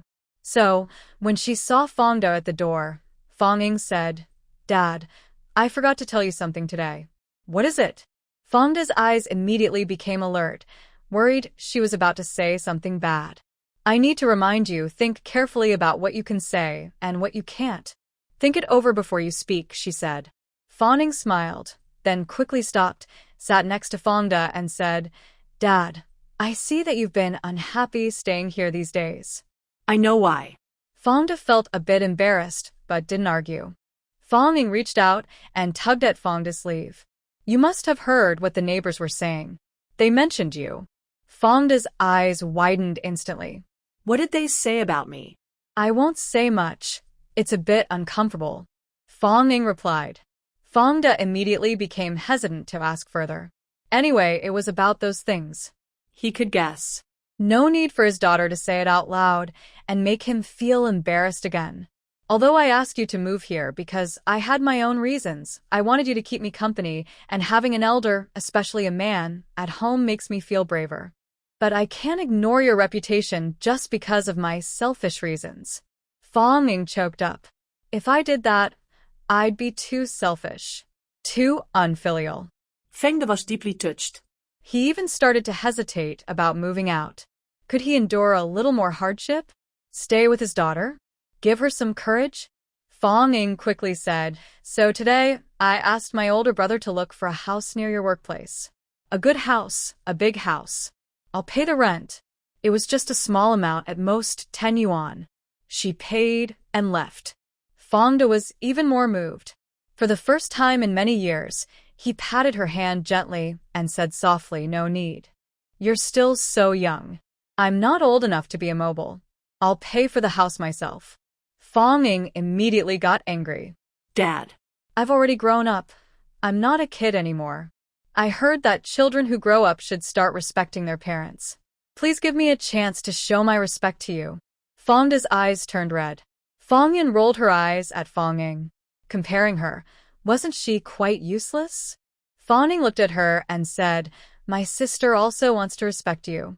When the time comes, she'll live with you, help you clean the house, do laundry, cook, and tidy up. Fong Yun. Her eyes also turned red. Her sister had gone around in circles. Did she know Fong Yun had no place to stay and found her a place? Even if it wasn't intentional, just a coincidence, Fong Yun was grateful. Because she was too shy to ask to live with her father. Her relationship with Fong Do wasn't very good. She disliked that he married a scheming stepmother and favored Fong Tian, who wasn't related by blood. Fong Tian had also often spoken ill of her in front of her. When she was young, she took it to heart. Could she not resent her father? So over the years, her relationship with Fong De was superficial. She didn't want to be submissive to him. But now, seeing her father getting along well with Fong Ying, her attitude changed. Fong Yun sat on the other side of Fong De and said, "Dad, I'll do your laundry, cook for you, and tidy up the house. I will handle all the housework. You just focus on your work and feel at ease." The two sisters fed him this endless flow of sweet talk, and Fong De couldn't say a word, only nodded. Who says daughters are not as good as sons? Lin Chi returned from a fun outing and saw a warm scene of a father and daughter enjoying themselves from afar. His eyes turned red, and he didn't want to get close. If his dad were sitting there now, he would sit beside him. His dad. His dad would give him a sidelong look and ask if he finished his homework. "Never mind, I won't think about it." Little treasure is back. Fong Ying stood up and waved at Lin Chi. "Come on, let's light the fire for sister-in-law. What do you want to eat today?" "Whatever you want. Sister-in-law will cook for you." Lin Chi ran over with tears in his eyes. What father? He has no father. He only has a sister-in-law, and that's enough. "Sister-in-law, I didn't go out to play. My classmate said the teacher asked me to go to school. I was forced to attend another day of class." "Sister-in-law, didn't you say I shouldn't go to school?" "Besides, I already have a job, so I don't have time for school," Lin Chi asked eagerly while lighting the fire. Sister-in-law Fong Ying replied, "That's not right." "What do you mean I don't want you to go to school? I told you to go. Do you want to go?" No, no. "Sister-in-law, I was wrong. I just didn't want to go to school." "It's not that you didn't let me," Lin Chi quickly said. He is a simple-minded, somewhat rebellious boy, not mentally disabled. He might not always get riddles, but he can tell when someone is speaking kindly or roughly. Whether you go to school or not, you need to ask Dad for his approval. Tomorrow, go ask him if he agrees. "If he does, I'll go to the school and tell your teachers," Fong Ying said. "Graduating from middle school is enough for now. There's no college entrance exam, and many people think high school is useless. Only wealthy and leisurely people go to high school." Hearing that he has to see his dad, Lin Chi immediately resisted. "How about this, sister-in-law? You go ask him for me?" I don't want to go. "I might not even see him. A real man. How can you let a woman handle such a small matter? You're afraid to even speak to your own father?" Fong Ying said. The rebellious boy couldn't handle this. He couldn't accept it at all. Lin Chi jumped up immediately, full of anger. "I'll go talk to my dad right now." "Take some spicy duck snacks with you." Fong Ying handed him a basket of spicy duck snacks to give to Lin Yuanshan. Not only because Lin Yuanshan loves spicy food, but also because Li Meihua can't handle spicy. The kids probably can't tolerate it either. Perfect. Wait a little longer. I'll pack some dumplings for you to take. With these things, he'll definitely open the door for you, Fong Ying said. Lin Chi, sister-in-law, really cares about him. But hearing that, it feels a bit uncomfortable in my heart. Fong Ying quickly packed a plate of dumplings for Lin Chi to take away. If there were more, they would just go into someone else's stomach. Worried the dumplings would get cold, she wrapped them in a small blanket. Lin Chi also worried about the dumplings getting cold, and drove quickly to Lin Yuanshan's house. Lin Yuanshan just got off work and was about to eat dinner. Recently, the family's meals have been very poor. In the cold winter, besides boiled cabbage, there are only boiled potatoes, with no meat or other fillings. I want to buy meat too, but there's no money at home. It's really gone. Your salary hasn't been paid yet, and I really have no money either. I spent all the money on your parents and brothers before. Honestly, Go ask them if you don't believe me. Li Manhwa said. In fact, she had already arranged for someone to handle the accounts. If they didn't settle those confusing bills, she would start taking things back, like the TV, sewing machine, radio. If they didn't give her the items, she would have people break them. The house was bought with their money, and if broken, they wouldn't be able to use it. From what she knew about Lin Yuanshan's parents and brothers, they would definitely agree. Lin Yuanshan probably wouldn't feel comfortable going home to settle accounts. Those messy debts from before just got ignored. Lin Yuanshan went home to continue living with her. The person was still the same, but somehow, something felt off. So lately, he hadn't been in a good mood, especially during meals. Ding ding ding, Lin Chi knocked on the door. Who is it? Lin Yuanshan called out impatiently. Lin Chi almost dropped the plate in his hand. Dad, it's me, he said. Lin Yuanshan, hearing it was him, wasn't in a good mood either. It's this late.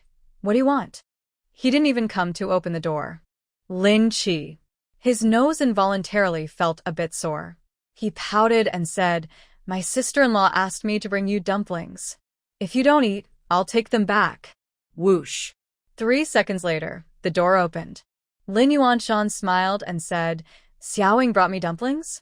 He took the things from Lin Chi's hands, looked them over carefully to make sure nothing was missing, then finally looked at Lin Chi and said, It's okay now, you can go back.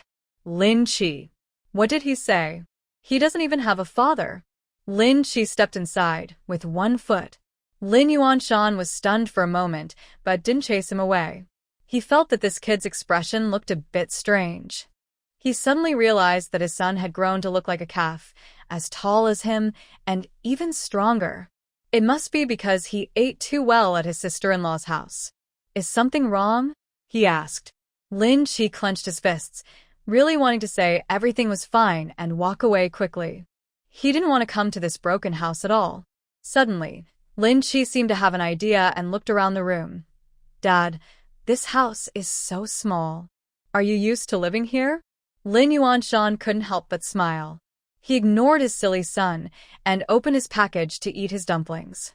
He found a box of duck products underneath the dumplings, which made him very happy. His daughter-in-law was so thoughtful. From now on, you should learn from your brother.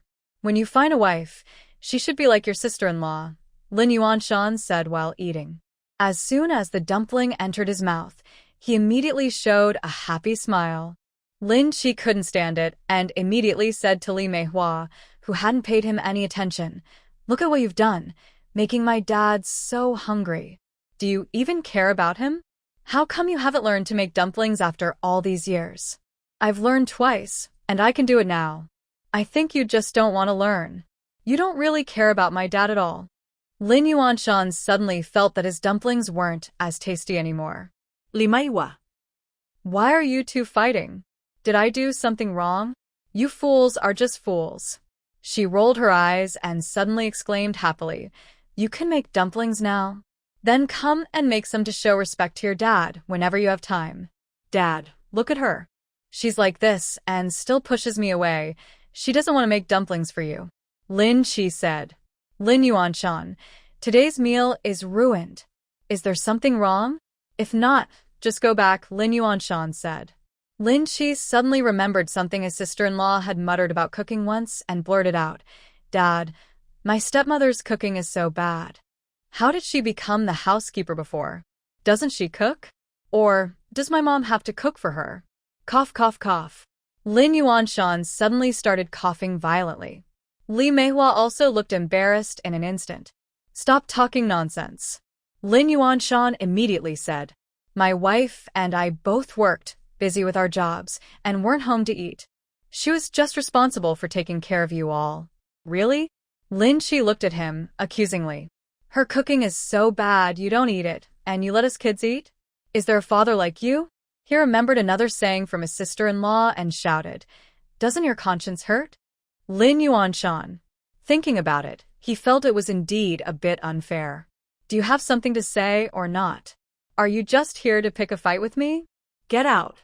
Lin Yuanshan said with a dark face. This is also a terrible father who would never admit his mistakes in front of his children. Lin Chi was very angry, but he remembered his purpose. I don't want to go to school anymore. Please agree, and I'll leave right now. Lin Chi said. You're so young. Lin Yuanshan paused, frantically trying to recall. When was this silly kid born? What zodiac sign? Oh, I remember now, born in 1959, so he's 15 this year. You're only 15 and you want to quit school? What do you want to do? Hang out on the streets? I'll break your leg. Lin Yuanshan shouted. But I really am not cut out for studying. If you force me to go, I'll be the worst in class and embarrass you. Lin Chi shouted. Lin Yuanshan. He was about to explode with anger. You rebellious kid. He stood up to grab a feather duster. Lin Chi shouted, I'm not quitting school to become a street person. I have a job now.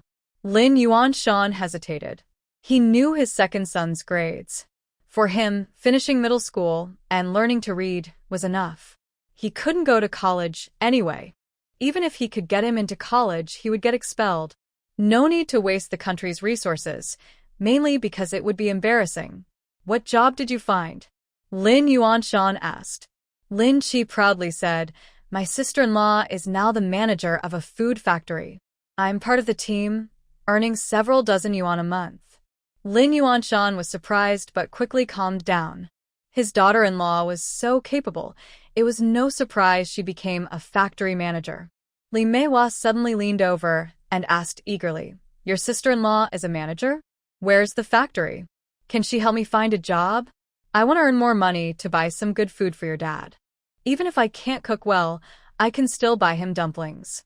Just as Lin Yuanshan was about to be touched, Lin Chi said, Dad, look at her. She absolutely doesn't want to make dumplings for you. She definitely doesn't care about you. In her heart, you're not even as important as a dumpling. Li Meihua, Mom's going to fight you. Get lost. Lin Yuanshan pushed him out. Outside, Lin Chi shouted, Dad, what's the point of going to school? Isn't it just to get a good job? Now that I have a job, I don't need to go anymore, right? Nonsense. Lin Yuanshan yelled. School is to understand principles, virtue, to establish a heart for the world, and to give life to the people. Lin Chi's head suddenly exploded with a loud buzzing. He hated classical Chinese literature the most. It made him feel like a fool. Forget it. Trying to establish a heart for the world? What do I care about that? Lin Chi ran and shouted, I'll pretend you agree. I'll come back with dumplings when I have time. Inside the house, Lin Yuanshan also fell silent, sighed, then relaxed again. From now on, after every midterm and final exam, he wouldn't be afraid of colleagues asking questions. He only needed to talk about the fourth child's grades, those he could show off. Moreover, the second child was following his sister-in-law, so there was no mistake. Lin Yuanshan continued happily eating dumplings. Li Meihua smelled the tempting aroma and looked at Lin Yuanshan. She knew he had no intention of sharing, just showing off her. Forget it. She didn't dare to mention the word dumplings now. Lin Chi hurried home and boasted to Fong Ying, sister-in-law, My dad agreed, I don't have to go to school anymore.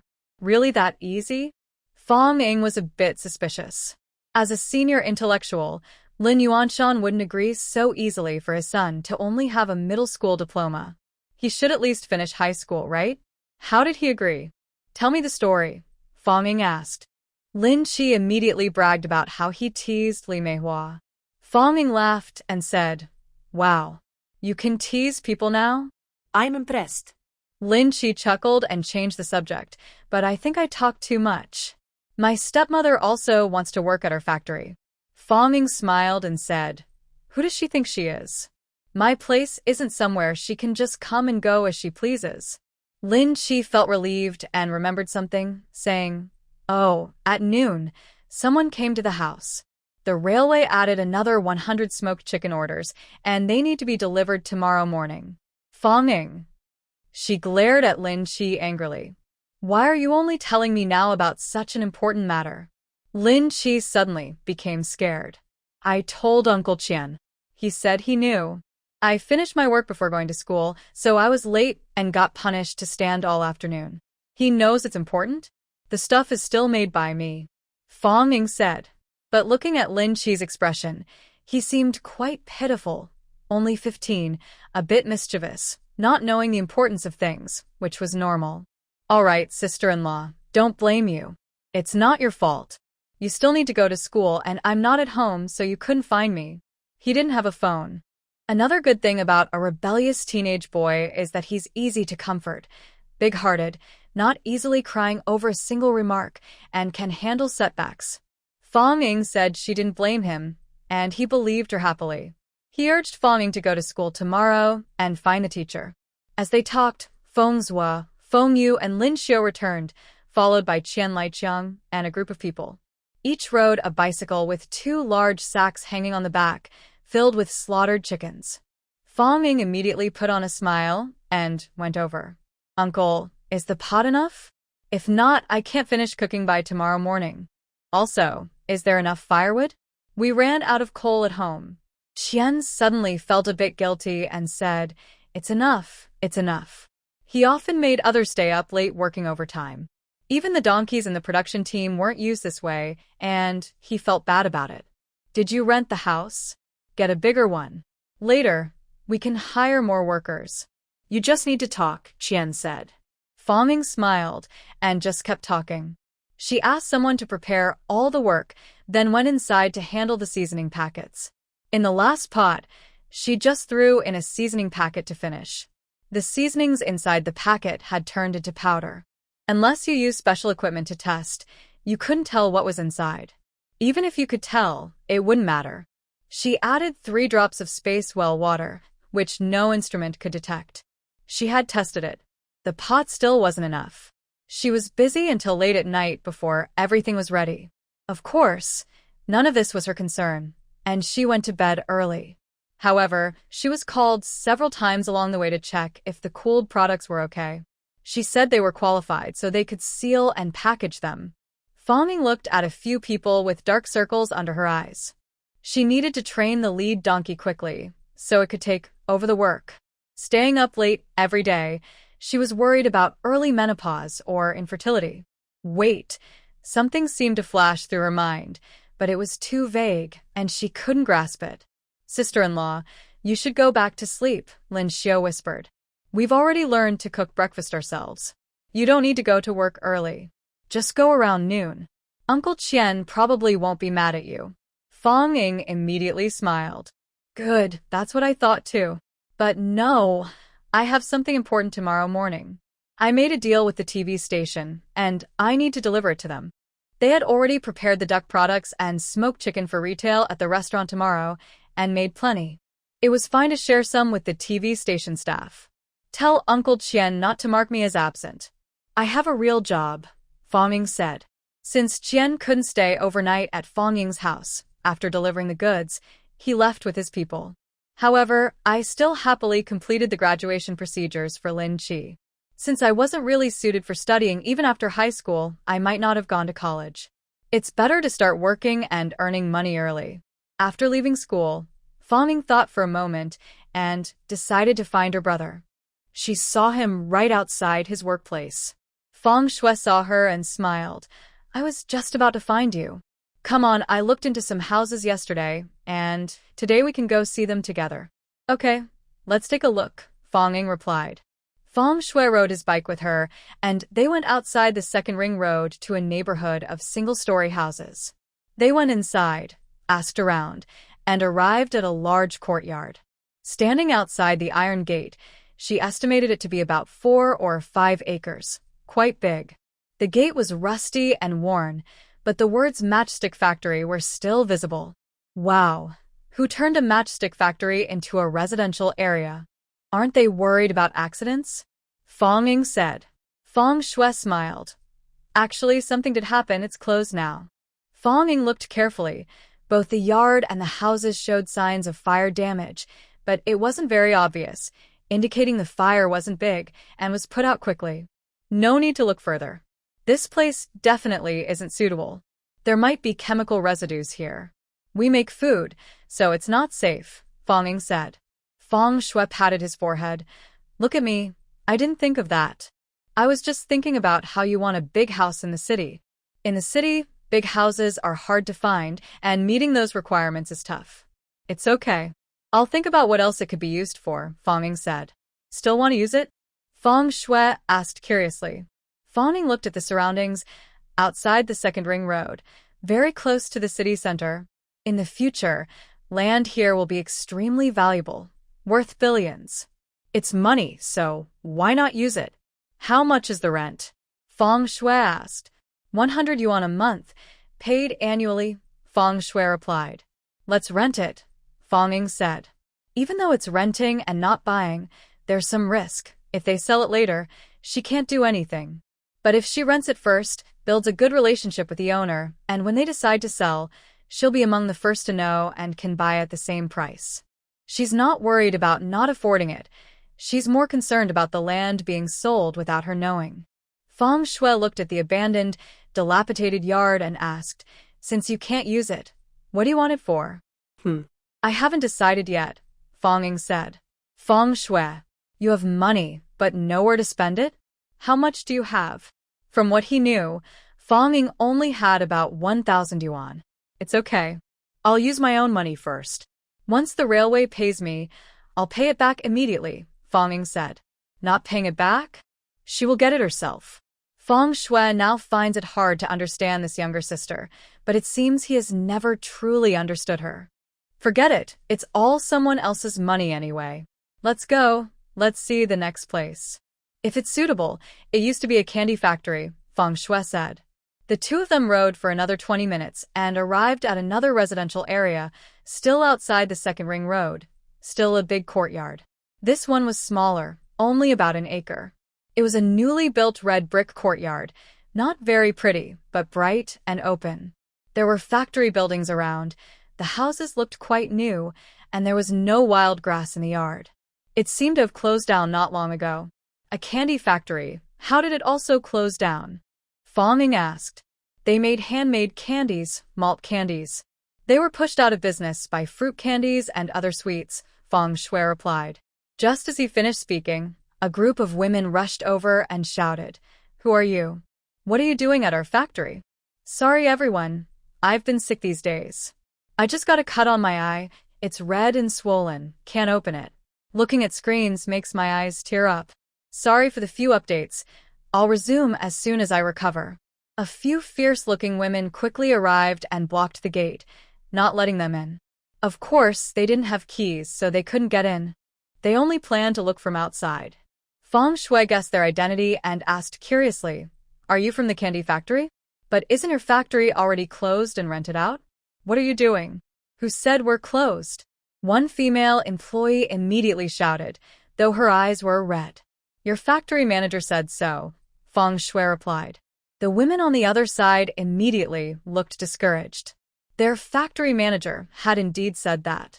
A woman in her 30s, acting as a manager, stepped forward and said, Our factory just faced some difficulties. We might still be able to save it. Fanging asked with interest, How can you save it? The woman suddenly fell silent. If she knew how to save it, wouldn't she have done so already? Sell the candies, Fanging said. How do you plan to sell them? To whom? As long as we can make them, we can sell them. We can sell to anyone, the young female worker who had been shouting earlier said. Oh, Fanging understood. So, you can't make them at all, and you don't have raw materials? Malt candies are different from other sweets. Proper candy factories use sugarcane or beets, which are cultivated to ensure production. Malt candies require wheat. Now, grains are tightly controlled, not enough for eating, let alone for making candies. This small factory run by the neighborhood office didn't seem to have much future. It was stuck because of raw material issues. Don't gloat here. Anyway, we won't rent our factory's building, shouted a female worker. That's not up to you, said Fanging. The female worker blushed and got angry, with Fang Shui stepping in front of Fanging. Suddenly, she burst into tears. All the female workers started comforting her, crying and talking at the same time. Fanging. She thought for a moment and understood. As long as she could find a job, even just an internship paying a little like 18 or 19 yuan a month, it would be enough for her to eat and drink. Without that money, these women would be just burdens at home. They would have to be fed by other family members, which was good if they could take some food from their families. But the worst part was if they were the main support at home. Without this job, their whole family might go hungry. In this era, if there's no place to make money, there's really no way to earn it. If you can't find a job, you can't find a job. All right, I have a way to get you the raw materials, Fanging said. The crying stopped suddenly, and several pairs of eyes looked at her eagerly. Really? How will you do it? Of course, there's a condition. You have to rent me the building, Fanging replied. Everyone immediately rolled their eyes at her. Without the building, where will we produce? They asked. No job, no future. Fanging looked at the big courtyard, which was a traditional quadrangle with about 10 rooms in total. I can give you 2 rooms, she said. You should talk to your factory manager about it. Wait, is there even a factory manager now? Has the factory closed down? Does it even have a manager? Can the manager help? She asked Feng Shui. Feng Shui replied, it's closed now. The manager isn't influential anymore, but I can talk to them. If I want to rent, I can do it. Everyone looked at him in surprise. Is he that capable? The female worker's confidence seemed to fade a little. Fanging smiled, feeling like she saw her older brother from back then, such a bossy, commanding presence. Feng Shui looked down at his sister. If you want to help them, give them 2 rooms so they can keep the factory running. I can handle that. Fanging giggled happily. Her protective, bossy big brother was still the same. Let's go. Take us to see your former factory manager, Fanging said. The female worker's attitude changed completely. They obediently and respectfully led the 2 around a few turns to the neighborhood committee. This factory belonged to the neighborhood office, and a woman there was the factory manager. Within less than a year, the factory was shut down. Auntie looked worried and sad, unsure how to explain to the 10 or so female workers at the factory. Grandma's son, someone is looking for you. A female worker called from afar. Grandma's son trembled inside her house. She was now most afraid of seeing them. Grandma's son, they say they can let you continue as the factory manager. They say they can get us raw materials. They say. Grandma's son rushed out, squinting with her reading glasses, shouting, Who? Who said that? Grandma's son saw Fanging and Feng Shui and immediately looked disappointed. These 2 are even younger than her. Are they here to tease her? Feng Shui is 24 years old, has worked for many years, and is good at reading people. She smiled and said, I work for the Supply and Marketing Cooperative. Director Lee from the Logistics Department told me that your factory has submitted a dissolution request and hopes to rent out this building. Grandma's son quickly changed her expression. Yes, that's true. But they just said, can you get us raw materials to continue production? Feng Shui didn't reply and looked at her sister. Getting a few pounds of wheat or glutinous rice for her was easy. If she could keep a small factory supplied with raw materials, she would be satisfied. Let's go inside and talk. Fanging sat down and looked at Grandma's son, asking, What do you call the factory director? People's aura is truly mysterious. It's intangible but makes a strong impression. Grandma's son quickly understood who was in charge and didn't dare underestimate this chubby girl who looked younger than the man speaking. My surname is Sunday. Just call me Grandma's son, she said, feeling a bit guilty about the title factory director. If we only give you 2 rooms for storing materials and production, how many pounds of wheat and glutinous rice do you need each day? Fanging asked. Grandma's son's face immediately looked unhappy. Only 2 rooms? That would be crowded, and the remaining people could only stay half as many. There wouldn't be enough space. Or you could work in shifts, changing people every day, or work half a day and rest half a day. If sales are good, everyone will have work, and it could help keep jobs, Fanging suggested. Grandma's son's eyes lit up. That was a good idea. Only young people like you think of such clever ideas. Why didn't I think of that? But it would require a lot of wheat and rice, and she looked at Feng Shui and said the Supply and Marketing Cooperative might not need so much of our goods. The factory run by the street office isn't exactly state-owned. It's a collective. The government doesn't allocate production materials, so they have to find their own solutions. The production and sales tasks naturally were not assigned, so they had to solve problems on their own. If Aunt's son had handled things better, they might not have gone bankrupt. Feng Shui looked at her and said, "Don't look at me. You're the factory manager, so you need to figure it out yourself." It's not that he wouldn't help, nor that he's a bad person who helps everyone. Fong Ying was the same. She wanted to help people fully, so renting her a house wasn't enough. Selling it to her was better, and giving it to her would be even better. "Aunt's son, who owns the rights to the candy factory's yard?" she asked. "It's ours, from the neighborhood committee. It used to be a traditional courtyard house, but the owner passed away and the house collapsed. The neighborhood committee paid to rebuild it, so now it belongs to us," Aunt's son replied. Fong Ying's thick eyelashes drooped, hiding her expression, and she asked, "Aunt's son, if the malt candies we make can be sold, how much wheat and glutinous rice do you need each day?" "Let me think. If we work in 2 shifts, boiling 4 pots at once, each yields about 10 jin, about 5 kilograms. We do this 4 times a day, so we get 160 jin of malt candy. We would need around 200 jin of wheat and glutinous rice," Aunt Sun said. "That's 200 jin a day, which totals 6,000 jin a month. From a modern perspective, that's just a small amount. Only 3 tons. Which food factory only consumes 3 tons of raw materials a month? They would have gone bankrupt. But at this time, getting so much grain was not easy. 6,000 jin of grain, about 600 yuan. It's not much," Fong Ying said. Aunt Sun was about to smile but heard her say, "But that's not the money issue. It's the grain. Even getting 60 jin is very difficult." Aunt Sun looked at her. "So?" "I can guarantee to get you that much grain, but I don't want money. I want a house," Fong Ying said. "How much did that factory building cost to build? I'll convert that into grain for you." Trading grain for a house. Aunt Sun didn't fall for it. "This isn't about money. That house only cost around 1,000 yuan to build. According to your calculation, in 2 months, the house would be yours, and we'd be kicked out and unemployed," she said angrily. "Besides, that house isn't just worth bricks. The land is precious too." It seemed like they were both tricksters. "We can sign a long-term lease. The house ownership stays with us, but we lease 2 rooms to you for 20 years, with a yearly rent of 1 yuan, Fong Ying proposed. Aunt Sun was stunned. How could someone be so shameless? The house originally belonged to her.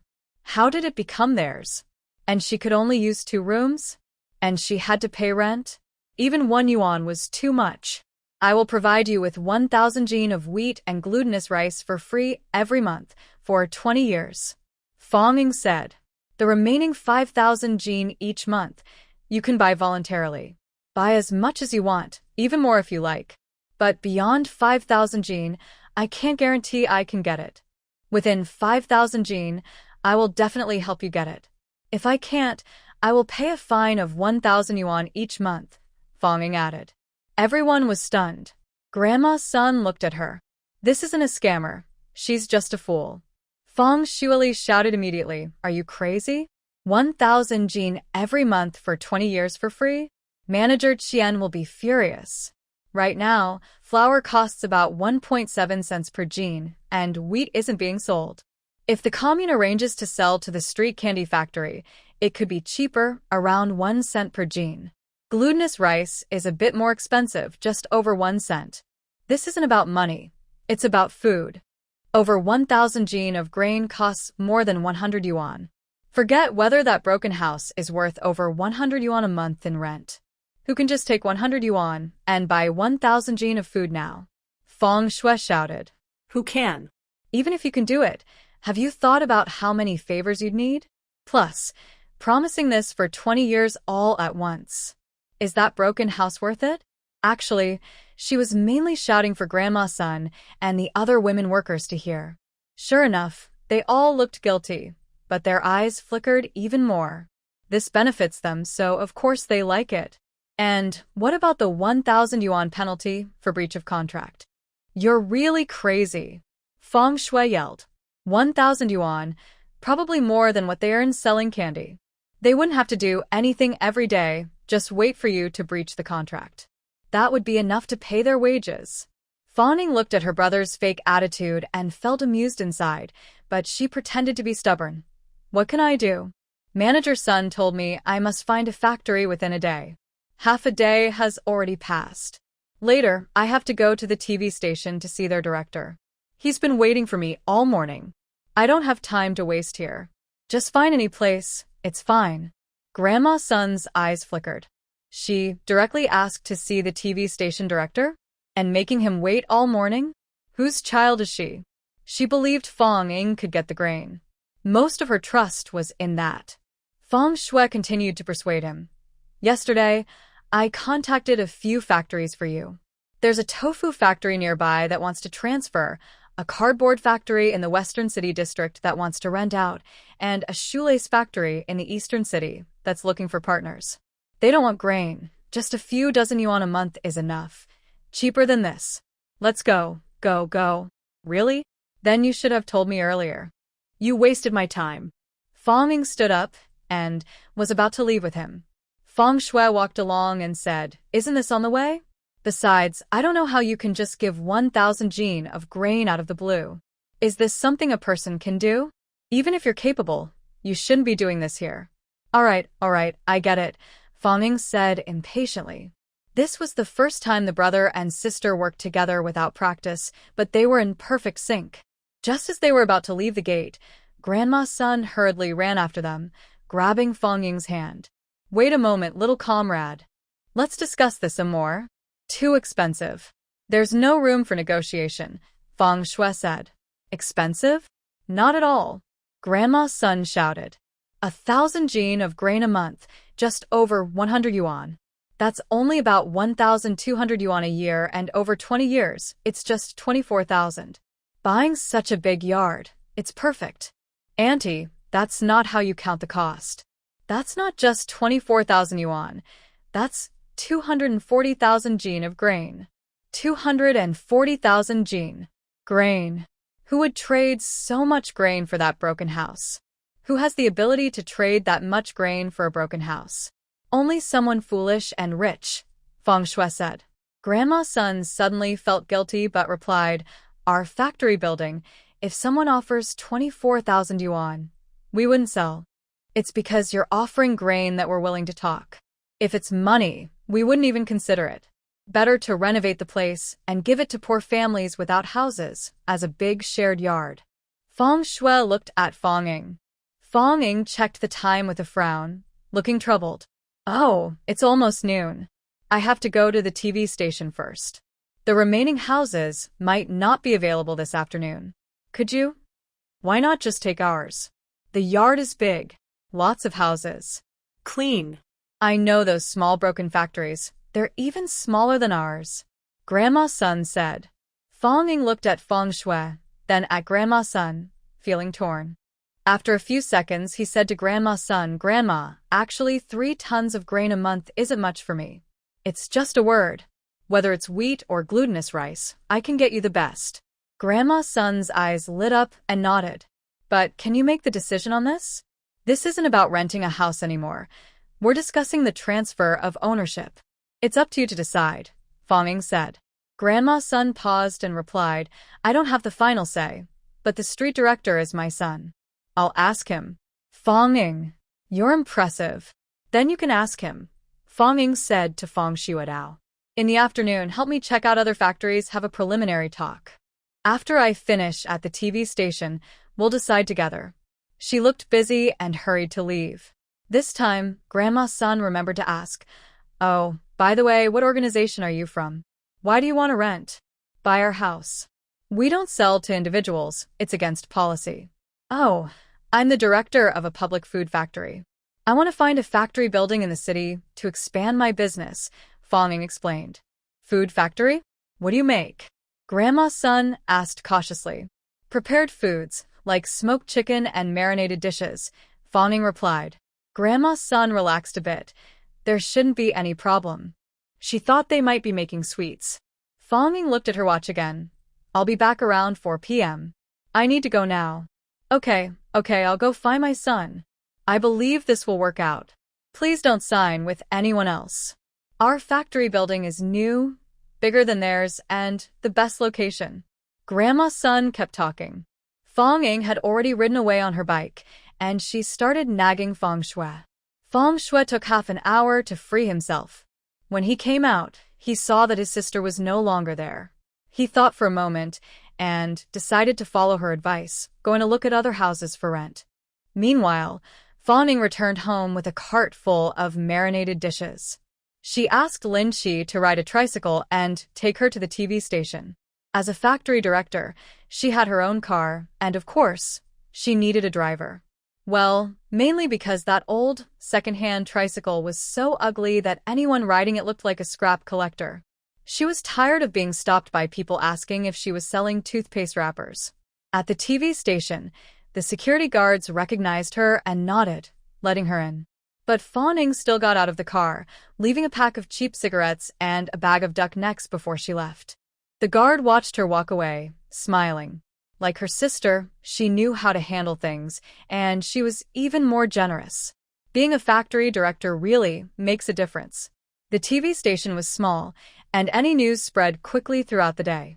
He already knew Fong Ying was the director of a food factory. He also knew that yesterday, Li Yuan and Lan Meng were dating in the clothing room. And he knew Lan Meng was a schemer, pretending to be kind to Fong Yun but secretly scheming behind her back. Yesterday, Fong Yun's report was secretly altered by someone, and she is now arguing with her supervisor. Fong Ying doesn't know about this yet. She brings a bunch of things and goes directly to see Li Yuan. Li Yuan is sitting behind his desk, frowning. When he sees Fong Ying, he immediately glares at her harshly. Fong Ying feels happy inside. It seems the issue from yesterday hasn't been resolved and might be getting worse today. Section Chief Li, I'm here to deliver the goods. Please sign for them. Fong Ying pretends not to notice his mood. At this moment, asking him why he's unhappy would give him a chance to argue back. For things that are not good for her, she chooses to ignore them. Sign? I need to check if your items are up to standard first, he says with a sneaky look, staring at the 10 chickens in her hands with a sinister expression. Fong Ying is puzzled. With his attitude, didn't Fong Ying notice this before her wedding? Why does he seem like a good match? Actually, Li Yuan usually isn't like this. To outsiders, he appears tall, handsome, fashionable, well-connected, and educated. He's not really bad. Many people in the office like to be around him, regardless of gender. But the few times Li Yuan met Fong Ying, things weren't normal. Yesterday, Fong Ying even caught him cheating, which embarrassed him and exposed his relationship with Lan Meng. His father still doesn't know about this. Last night, he was beaten badly by his father when he got home. Only they know why his father was so angry. Fong Ying places the 10 chickens in front of him and says, check if they're okay. Li Yuan smirks and starts to open the packaging.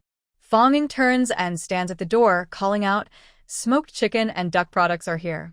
The people who ordered yesterday can come to pick them up. First come, first served. Without the last sentence, everyone still hesitated because it was almost 5 minutes before work ended. With that, several people in their offices immediately shouted, coming, coming. In a few seconds, Fong Ying is surrounded.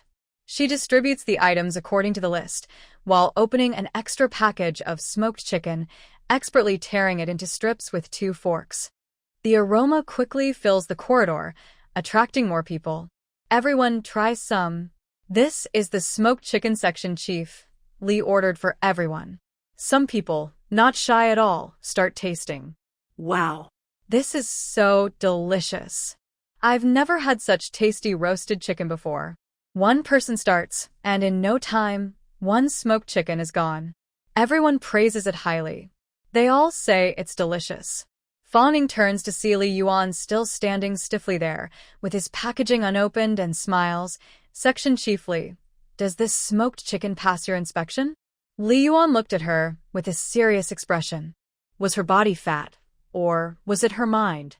Li Yuan, under everyone's watch, tore open a bag and looked at a smoked chicken from all sides. His face stretched long, and he reluctantly said, it's qualified. With so many people watching, he didn't dare to eat, say it wasn't qualified, or claim it was uncertain. Otherwise, their gazes felt like they could eat him. Although he was the station director's son, the TV station wasn't his family's inheritance. He still had to consider others' opinions. 7 or 8 deputy station directors were always eager to move up. 5 yuan each, 10 chickens, 50 yuan, as we agreed, paid daily. Fanging extended her smooth, white hand toward Li Yuan. Li Yuan looked confused. When did I say it was paid daily? Fanging rolled her eyes. Our factory's rule, except for the railway, all other orders are paid daily.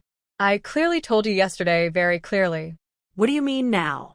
Don't want to confirm the order? Fine, I'll take it away. You don't need to throw mud on me. What? Li Yuan was about to get angry. Who was throwing mud at whom? He had never seen such shamelessness. Fanging suddenly realized.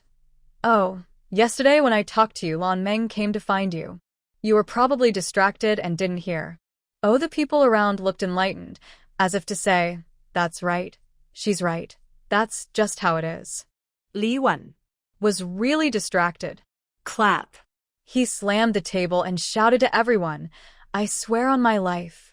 She definitely didn't say that yesterday. Everyone looked at him silently. Fanging, meanwhile, was packing the chicken into her bag, speaking kindly.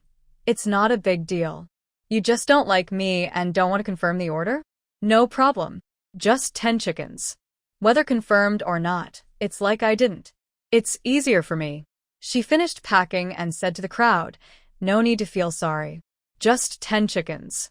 Anyway, you can't eat them, and if you do, it's at a high price. I sell them at 5 yuan each. They wouldn't sell to you at 10, right? Next time you want some, just tell my sister. I'll ask her to bring some for you. Everyone move aside. I'm going home.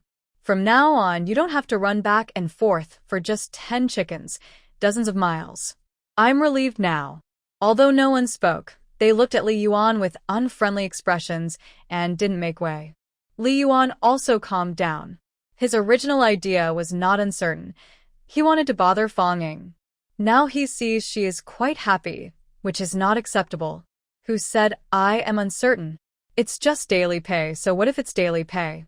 And whatever we buy, we sell for the same price. Our cafeteria is for everyone's convenience, not to make money. Our unit even subsidizes the cafeteria every month. How could we possibly profit from you all? Li Yuan said.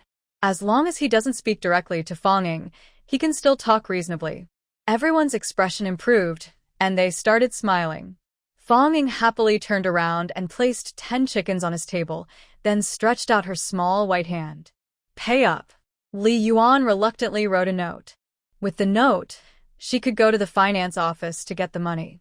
He had never been so happy to write a note for someone. Fanging asked with a smile, 10 chickens. With so many of you, how do you divide them? Someone immediately agreed. Yeah, just 10 chickens. 1 piece each? That wouldn't be enough. You're overthinking. We'll just smell and see. Someone clear-headed said, you really think that if we don't charge much, you'll get to eat for free? After saying that, he rolled his eyes at Li Yuan.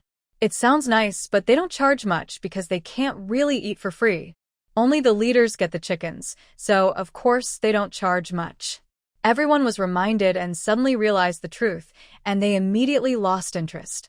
They started making noise and fussing. Soon, the leaders were attracted over. Seeing that the logistics department was causing trouble, Li Jia immediately frowned and shouted, what are you doing? He quickly pushed into check. Fanging smiled and asked, Director Tai, Section Chief Li ordered 10 chickens. Everyone is curious. How do you divide 10 chickens among so many people? Who gets to eat and who just smells? Li Jia immediately glared at Fanging.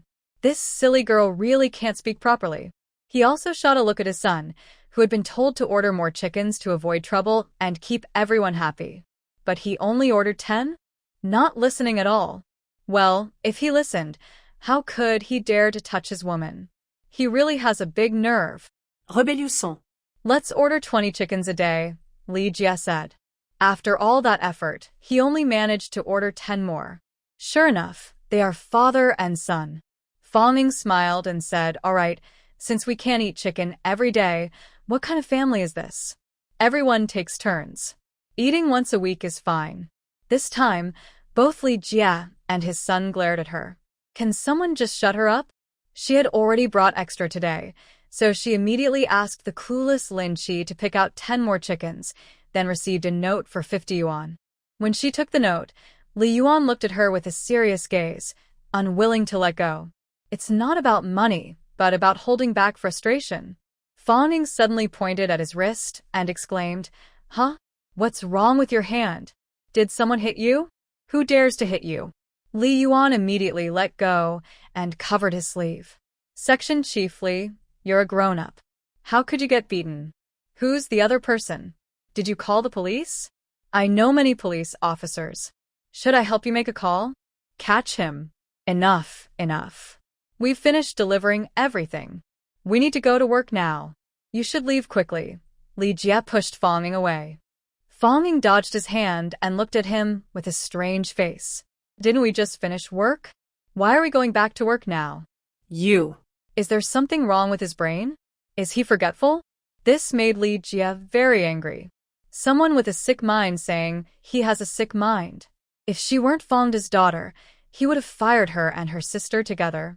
He was so angry, he forgot he had no right to fire anyone. Fang Ying happily carried her bag out, handing out the orders to the people in each office from yesterday. Finally, she reached Fang Yun's office. She saw Fang Yun sitting there angrily.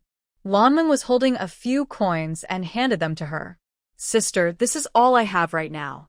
You know my family isn't well off. I send my monthly salary home to pay for my mother's medical bills.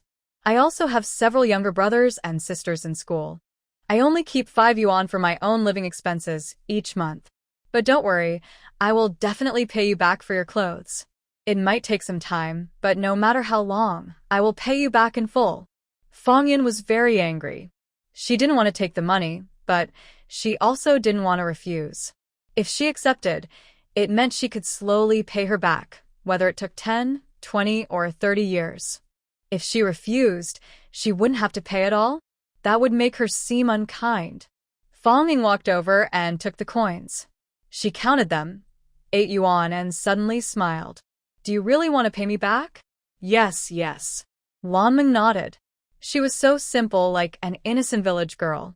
That brown coat costs 260 yuan, bought at the department store. Clearly marked. Do you recognize it? Fang Ying asked. Lanming nodded. There were only a few nice clothes at the department store, and her colleagues had been talking about them for a long time. Some of them even owned them, so she couldn't pretend not to recognize. Another one costs 380 yuan. Fang Ying pulled out the receipt for the custom-made outfit from her pocket.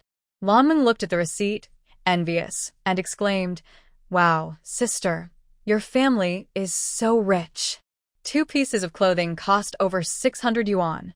Many people can't save that much in a lifetime." Suddenly, the people around looked at Fang Yun and Fang Ying differently. People may not hate the rich, but in this time period, anyone who spends over 600 yuan on just 2 outfits would definitely make others feel uncomfortable and look at them with strange eyes. Fang Ying sighed. Actually, my family doesn't have much money. My parents both work, and my dad is a bit higher in rank. Before, our combined monthly income was only about 100 yuan. That was quite unusual. Most ordinary couples earned around 60 to 90 yuan a month, and earning over 100 yuan was considered a high salary. The word before probably doesn't catch anyone's attention. Plus, I have 5 children to support. My stepmother keeps her salary tight in her hands and doesn't spend much. In fact, my family relies on my dad to support us, Fang Ying said. Fang Yun looked at her without saying anything. Her sister started to make up stories again. Actually, Tang Zhen would give money to support the family and even keep her sister well-fed, so she was a good stepmother. When she had conflicts with Fang Da, she could stand firm because she was raising his children. But there was no need to tell outsiders about this. Let her sister say whatever she wanted.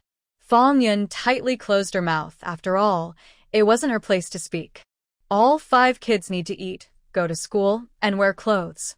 Buying things is tight for us, Fang Ying continued. Have you ever seen my sister wear nice clothes? When there's an interview or a task, she wears clothes from the station. She doesn't even get to wear good clothes, someone added. She only wears what she can borrow or find. Everyone thought about it and realized it was true. She's even worse off than you, Fong Ying said to Lan Meng. Because you wash clothes, you can wear whatever the station gives you. My sister has to get approval from section chiefly, and sometimes she doesn't even get it. Everyone looked at Lan Meng with different eyes. It really is like that. And she still dares to say she has no connection with Li Yuan? No, no. Lan Meng hurriedly shook her head. It's because my clothes are so worn out, full of patches. The director said I'd embarrass the station if I wore them, so he approved me to wear these. I always wear old clothes and never dare to wear anything nice. Oh, so it was the director's approval. That makes sense. He liked you from the start and brought you in, even giving you a back door. No wonder he was so interested yesterday. Anyway, let's not argue about this. Let me talk about my clothes, Fong Ying said. Lan Meng's eyes widened. She wanted to clarify. What do you mean he liked her? What happened yesterday? But she was a bit afraid to argue. Last night, Fong Ying wasn't in the dormitory. Fong Ying said, these 2 sets of clothes belong to my sister, actually. I bought them with my own bride price. I lent them to her to wear, but you ruined them. You should pay back the money, but not just to her. It's to me. Fong Ying opened her mouth but closed it again, with a hint of redness in her eyes. Her sister took over the matter. No matter how difficult she made things for Lan Meng in the future, it wouldn't affect her. Her good sister. Lan Meng said, your sister's family is very rich, with so much bride price. Fong Ying immediately snapped back. What kind of family did I marry into? How much bride price I received has nothing to do with you. What do you mean? Are you jealous because I met someone wealthy? Are you upset? I didn't. Lan Meng looked hurt and falsely accused. Do you think we're all deaf and blind? You clearly said twice that your sister's family is rich. Look at the drool coming from your mouth. Forget it. You're already an adult, with fixed ideas. I can't correct you. I'm not your parents, so there's no need to teach you how to be a good person. Let's talk about paying back the money. Do you really want to pay it back? Fong Ying asked. Don't. Just make it clear this time. How come I can't be a proper person? Lan Meng shouted, trying to maintain her innocent look. Fong Ying said, interrupting, huh? As soon as I mention paying back the money, you interrupt. You don't really want to, do you? I didn't. I will pay back, but make it clear. Who doesn't know how to be a good person? Lan Meng shouted. Fong Ying looked at the people around and said, look at her. As soon as I mention paying back the money, she gets anxious. Everyone immediately said, Lan Meng, stop interrupting. Let's talk about paying back the money first. Are you feeling guilty? Why keep asking her? Do you really want someone to teach you how to behave? Lan Meng was furious. Write me a 640 yuan IOU, Fong Ying demanded. Lan Meng clenched her teeth, unwilling to write it. She really didn't want to pay back. Humph, Fong Ying sneered. Everyone see this? This is her attitude about paying back. Such a large amount, and she doesn't even want to write an IOU. Lan Meng said, I'll write it. Don't. What does it matter if you write it? Even if you do, you'll just say you have no money to pay me back, Fong Ying said. Lan Meng asked, then what do you want? Her expression was already impatient. Look at her. She ruined all the clothes I bought with my dowry, and now she asks what I want. I just want my clothes back. Pay me the money, and I will buy new clothes right now. Fong Ying asked everyone, is my request too much? No, it's not too much. Very reasonable, not at all over the line. But I don't have money. Lan Meng said, my mom is sick and needs medicine. My younger siblings need money for school. This time, no one felt sorry for her. She said a lot, but no one believed she wanted to repay the money. She was talking about these things, but no one knew if they were true. Fong Ying directly grabbed her wrist and said, come on, go ask your boss for an advance on your salary. Then you'll have money to pay me back. Lan Meng immediately struggled. No. My mom is sick and needs medicine. Do you want her to die? Everyone saw that this is her attitude about paying back the money. Fong Ying said. Everyone frowned as they looked at Lan Meng. Her attitude was really bad. Lan Meng cried, but my mom really needs medicine. If you don't dress properly, you won't die. She will die if she doesn't take her medicine. Are you willing to push her to death just for 2 pieces of clothing? Don't you have any conscience? Suddenly, another woman stepped forward and said to Fonging, she's right. Just do a good deed. Wear 2 less pieces of clothing.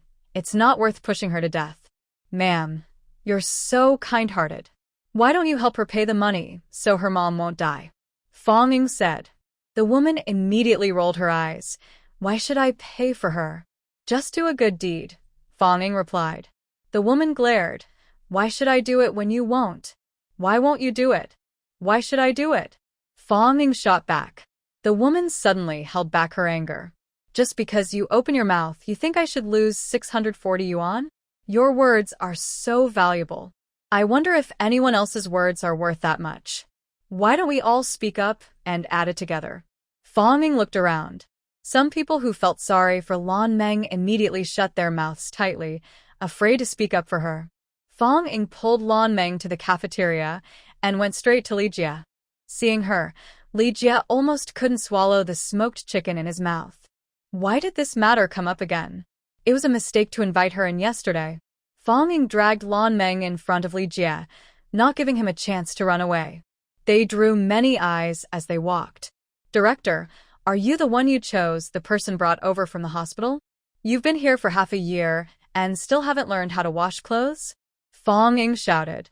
Li Jie choked on the smoked chicken and almost suffocated. He drank 2 sips of water to swallow it down, then immediately stood up and slammed the table. Xiao Fong, I see you're the daughter of an old friend, so I gave you some leeway. How can you talk like that? What are you talking about? Can't you speak? Fonging looked at him with a strange expression. How come I can't speak? Isn't she the one you brought over from the hospital? Isn't she the one you liked? If you didn't like her, why did you bring her here? Li Jie said angrily. Learn to be nice to your sister. That's not called liking her. That's called appreciation. I think she's talented and better suited for working at the TV station. After half a year, she still can't even wash clothes properly. Your judgment. Forget it, I won't comment on your taste. Fonging said, she ruined 2 of my clothes. She has admitted it and should compensate me. Please advance her salary to cover it. Li Jie glared at her. Turns out it was all about money. He finally understood. Fongda only cares about money. He can be shameless for it. Fine, go to the finance department. Li Jie agreed immediately. It's just 2 pieces of clothing, and he already knew the full story. Blue Dream was the one who ruined them. Fonging pulled Blue Dream away, and Blue Dream shouted, no. My mom. Fonging quickly interrupted loudly, Director, come see the talented person you admire. She ruined someone else's clothes and doesn't want to pay. When asked to pay, she said her mom is about to die. She wants to wait 30 years to pay me back. What a top talent. Everyone looked at them, their eyes shifting between Li Jie and Blue Dream. Li Jie's face darkened with anger, and Blue Dream's face turned pale. They were both so angry they almost fainted. Thinking of something, Blue Dream closed her eyes and collapsed onto Fonging, fainting. See?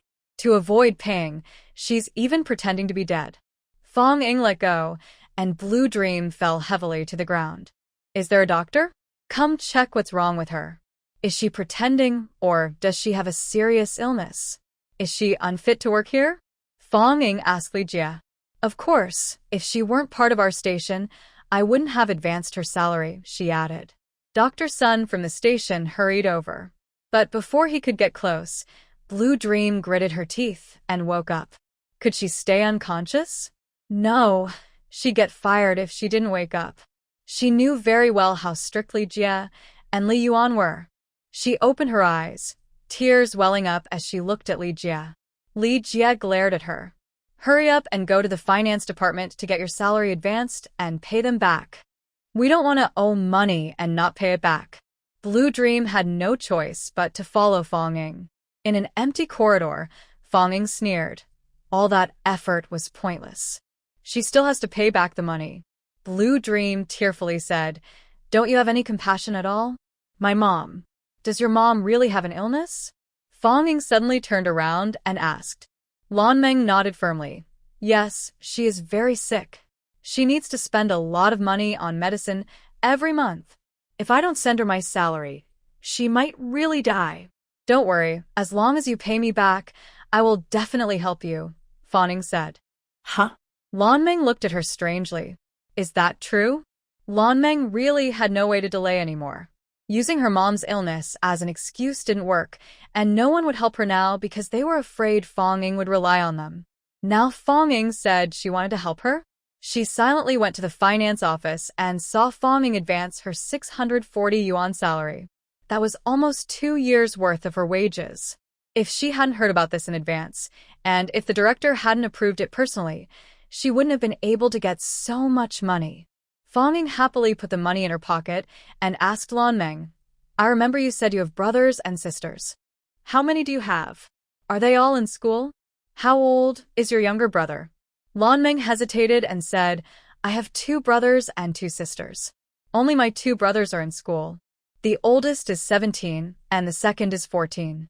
Fawning smiled. Come on, I'll help you solve your mom's problem. Lanmeng looked at her pocket and then at her. How could she solve it? Was she just supposed to give her money? Fawning dragged her back to the cafeteria. Li Jie hadn't finished eating yet. Seeing her come over again, he immediately frowned harshly. What's wrong now? He asked impatiently. This time, he remembered she wasn't from his department, or he would have already stood up and scolded her. Even if it was Fong Yin doing this now, he would dare to scold. But unfortunately, she was an outsider, still Lin Yuanfang's niece-in-law. Director, I am here to apologize, Fong Ying said with a smile. Hearing this, Li Jie's expression improved a bit. After careful consideration, I found that Lanmeng's family is really in trouble. Her mom is seriously ill and needs medicine. So could the department help her? Maybe bring her mom to Beijing for treatment? If she gets better, it will be a permanent solution, and she won't need medicine anymore. If not, she will have to keep taking it. Li Jie looked at her speechlessly. You're so kind. So why did you insist on money earlier? Fong Ying looked confused and said, Why are you looking at me like that? She's someone you trust, an employee under you. Isn't helping her with her problem your responsibility? Are you expecting me to pay? Shut up already. I get it, Li Jie quickly said. He was confused. Was this girl really stupid or pretending to be? Sometimes he speaks with a lot of confidence, but other times you can see what he's really thinking. He's not completely foolish. Are you really going to help her? Bring her mother to Beijing for treatment? Give me a clear answer, or I'll feel uneasy inside. Fong Ying said. Li Jiabai glanced at her, about to speak. Lanmeng nervously fiddled with her fingers and suddenly said, It's better not to trouble the organization. I feel guilty about that. Fong Ying immediately said, I worked hard to get this opportunity for your mother to see a doctor in Beijing. The organization will cover the expenses. Use your salary. And you still refuse? Are you unfilial? Or is your mother not really sick? All eyes instantly focused on Lanmeng again. Is she unfilial? Or is her mother not sick? Curious. Lanmeng burst into tears on the spot. She gritted her teeth and said, I didn't mean that. I'm just worried about causing trouble for the organization. If the director agrees that my mother can be cured, I would be very happy. Then she softly knelt down and bowed to Li Jiabai. Thank you, director. Thank you, director. Maybe it's a village custom to think like this, but she didn't know that Li Jiabai disliked it. He's not dead yet. Why bow to him? Get up, what are you doing? Li Jiabai said sternly. Lanmeng quickly stood up. Fong Ying's eyes flickered. It seemed she understood Li Jiabai's mood well and knew when he was truly angry. They're not even a family yet. And they understand each other so well? They must have had a lot of contact in private. Director, do you agree or not? Fong Ying asked again. Li Jiabai just wanted her to disappear from his sight quickly. Helping difficult workers is part of our organization's duty. If Comrade Lan's mother really needs help, the organization will lend a hand. He spoke in a very official tone. Fong Ying clapped her hands immediately. Director, you are such a good director. I'll go back now and tell my father and his colleagues about your great deeds. Li Jiabai felt annoyed. Your father and his colleagues are probably very busy.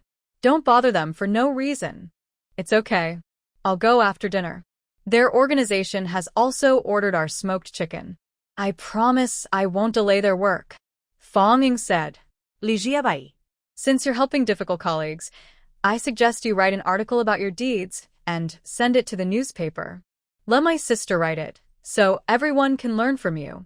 Fong Ying added. Li Jiabai looked thoughtful and refused. It's just a small matter, no need. But it seemed it wasn't entirely impossible. Please send someone to bring Lan Meng's mother here. The patient can't be delayed. If anything happens, she and you will regret it for the rest of your life. Li Jia puffed his cheeks and stared angrily, but he didn't speak. Fong Ying turned around quickly, not giving him a chance to explain. As she passed Fong Yun, she also pulled her away from her unfinished meal.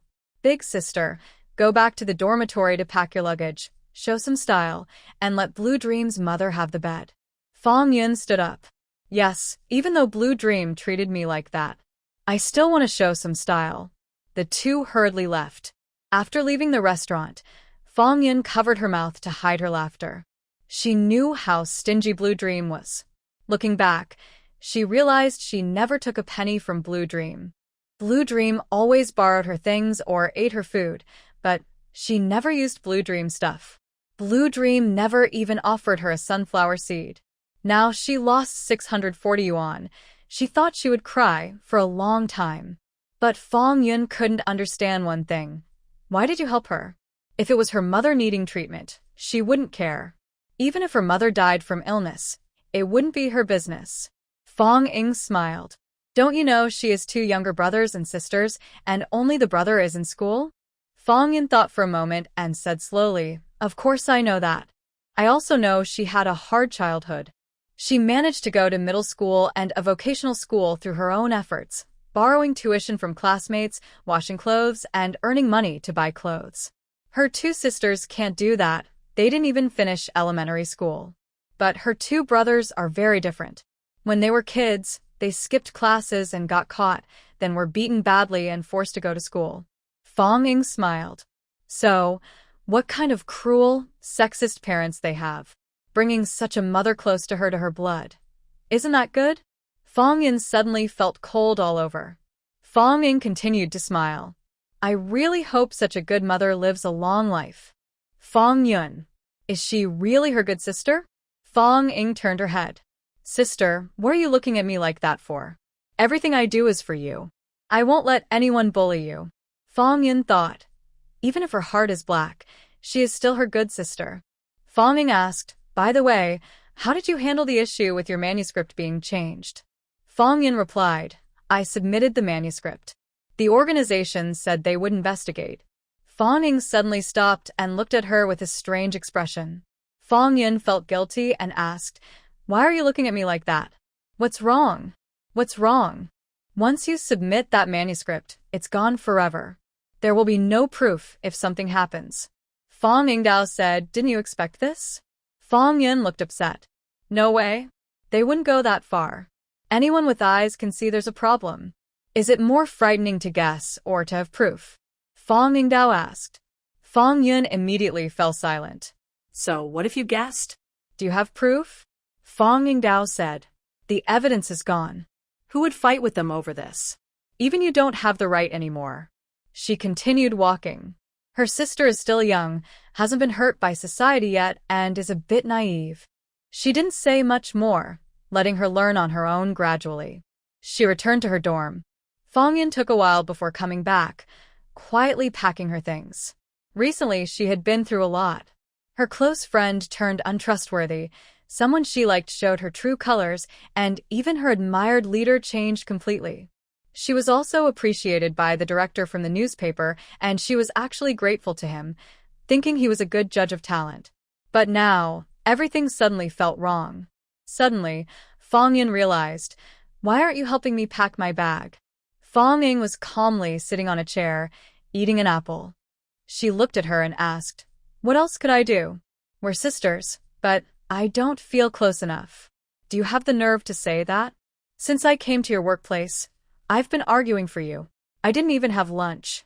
I'm angry and hungry now, my arms are tired, and you still haven't thought of helping me? And you want me to do more work? Boo. She wasn't crying, but her eyes were a bit red. But her expression was so pitiful. Fong Yun suddenly felt guilty and distressed. Sorry, it's my fault.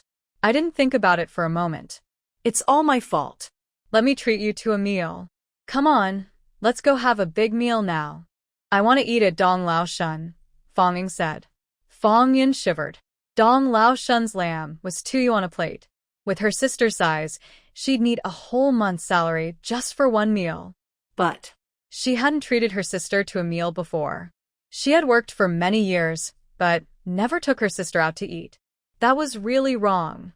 Her sister even borrowed 10,000 yuan from their dad. Let's go. I'll treat you to Dong Lao Shun. We'll eat as much as we want today. Fong Yun finished packing her things and pulled Fong Ying along. That's more like it. Huh. Fong Ying suddenly remembered she forgot something. Where's my silly brother-in-law? She immediately went to the security guard and saw Lin Chi sitting honestly on a tricycle, waiting for her. She went over and started scolding him. What's going on? Did you see your sister-in-law arguing with someone earlier? Why didn't you help me and just ran away? I've been good to you. I cook 3 different meals every day. Whatever you want to eat, I make it. Do you think I'm ungrateful? Lin Chi couldn't stand this. He immediately protested. Sister-in-law, that's not fair. I didn't ignore your sneaking out. I've been right behind you. I just couldn't find the right moment to help. I was waiting at the door because I saw you pulling Yunjie back to the dorm. Oh, Fong Ying wiped her tears. I was wrong, sister-in-law. I misunderstood. It's my fault. Let's go. I'll treat you to Dong La Shun. Don't be mad at me. Her apology was so sincere that Lin Chi wouldn't be angry. He quickly said, It's my fault. Actually, I should have helped when you argued. I shouldn't just watch. Next time someone argues with you, I'll go and stop them myself. Fong Ying replied that there's no need for that. Hitting people is wrong. Whoever starts it is at fault. They might get taken to the police station. I can't let Chi go there, or I'd be heartbroken. Lin Chi's face instantly turned red, and his eyes welled up with tears. No one had ever said they felt sorry for him before. He had no mother, no father. Only his sister-in-law cared for him. Seeing this, Fong Ying decided to stop. She couldn't push him too far. You did very well today. You saw that sister-in-law didn't need help anymore. Next time, just stay out of it. If she's arguing, whether she wins or loses, you don't need to help. Of course, I won't lose either. Fong Ying added, only during fights. I'll let you go in if I tell you to. If I don't say so, you absolutely can't hit anyone, understand? Anyone who dares to hit sister-in-law, I'll beat them to death. The rebellious young boy was furious, eager to fight for his sister-in-law. Fight who? Of course, the woman who was just arguing with her. Fong Ying quickly pulled him back, but she was a bit too forceful. Remember, no matter what happens in the future, you absolutely must not kill anyone. She took Lin Chi away, worried and giving him advice along the way. This kid had a record. In his past life, he was tricked and lost his life. Fong Yun sighed inwardly. Does her sister really like Lin Ming? She treats him like a real brother. She couldn't do that. The 3 of them went home first, put down their luggage, and then went to Dong La Shun. Now, the lamb meat on the plate was still plentiful, not just a thin layer, and the bottom was ice. Since there was no ice now, it was quite precious. Of course, the meat wasn't much either. Fong Ying only ate 2 plates, and Lin Chi used his month's salary to hug Fong Yun. Fong Yun looked at Lin Chi several times and advised Fong Ying, eat more. You've lost a lot of weight recently. That's easy to say. Is it bad if I lose weight? You seem like a selfish sister, hoping I look uglier, Fong Ying replied. Fong Yun. Being a good sister is so hard. Now she even wants to hit her. What should she do? Fong Ying laughed again, just joking. Blood is thicker than water. I know you care about me, just like I care about you. No matter what you've done to me, I can't stand to see you bullied. I want to protect you as much as I can. Fong Yun looked around and whispered, let's not talk about this outside. Fong Ying also knew she shouldn't always scold her sister. Sometimes scolding 10 times a day isn't good. It's better to do it once in a while. She changed the subject. Yes, when we get home, I have something important to tell you. The three of them returned home. Lin Chi wasn't curious about what was so important among girls. After eating and drinking enough, he went to the backyard to check the vegetable garden. The green chives had grown quite tall. In a few days, they would be ready to harvest. Fong Ying and Fong Yun entered the study. Fong Yun asked, "What's the important thing?" "Big sister, have you noticed? I don't eat much. Today, I only ate a little and I already feel full," she said. Fong Yun frowned and felt a bit guilty. She didn't know how much her sister used to eat. Was it really little? Maybe normal. Fong Ying started to gain weight 2 years ago and began dieting then. At that time, Fong Yun had already moved out to a dorm and rarely came home. She didn't know what was normal. "I don't eat anything, but I seem to be gaining weight like I've been fertilized." "It's not normal," Fong Ying said. "I suspect Tang Zhen gave me medicine." What? Fong Yun exclaimed, her face showing real anger. "Of course, that's just my suspicion. I don't have any proof," Fong Ying said. "I've heard there are some medicines that can make people gain weight for no reason. Even drinking cold water can make you fat." "What kind of medicine?" Fong Yun asked, her expression serious. Fong Ying thought for a moment and told her about a few medicines available in hospitals now. She didn't know exactly which one Tang Jin used. Fong Yun couldn't remember the names. They were all technical terms. She took out a notebook and asked Fong Ying to write them down. Fong Ying didn't know what she was going to do, but she felt comforted inside. After all, they were sisters and she wouldn't ignore such things. Fong Yun carefully kept the notebook and went to work. It was already a bit late to go back now. As for those medicines, she would find out more about them. Fong Yun left, and Fong Ying secretly hid in the closet and entered the space. Fong Yun now lives in her study, just separated from her bedroom by a living room. At night, Fong Yun is always there, so Fong Ying is a bit afraid to go into the space. She is very cautious. Since no one is home now, she quickly went in to feed the chickens and ducks. As for Lin Chi, he wouldn't enter her room without permission. He has good manners. Everything in the space is normal. 2 acres of vegetables have ripened again, and Fong Ying spent a long time harvesting. Need to go to the countryside to buy baskets regularly. It's uncomfortable not having enough containers, she muttered to herself. Her obsessive-compulsive tendency makes her spend a bit more money. She likes buying baskets and shelves. She wants everything to be neat and tidy. The current plastic baskets don't meet her standards, but handmade ones are still good, and now they are cheaper to buy. She put all the harvested vegetables into the space's storage, and then harvested some Sichuan pepper, cinnamon, and bay leaves. These items are being used up quickly lately. After harvesting, she dries them in the space to turn them into dried goods. She can't take fresh bay leaves outside. That would seem strange. After finishing this, she goes to knock on bowls to feed the chickens and ducks. Ding, ding, ding, ding. The crisp sound of knocking bowls echoes across the hills. In the next second, several chickens, ducks, and geese rush over from the woods. Because she only adds a little bit of space well water to their water bowls during feeding. Animals are very sensitive. They immediately notice the difference. They find it much tastier than the food the owner scatters, so they rush back for this treat. Otherwise, there are plenty of delicious vegetables and grains everywhere. Fong Ying watches the happily eating chickens, ducks, and geese, and feels that 2 of each kind are too few. Waiting for them to lay eggs and hatch eggs is a bit of a waste of time. "Today, I'll buy a nest of eggs for you." After saying that, she goes to feed the pigs. And then she is pleasantly surprised to see that the 2 piglets are growing rapidly. When they arrived, they were still small, about 20 gene each, but in just a few days, they've grown to about half the size of a pig, around 50 gene, gaining about 10 gene a day. She wonders if it's because they eat well or if the space's time flow is different from the outside. Fong Ying thinks it's the latter. She quickly checks her watch. It's been over an hour since she came in, and the watch isn't moving quickly.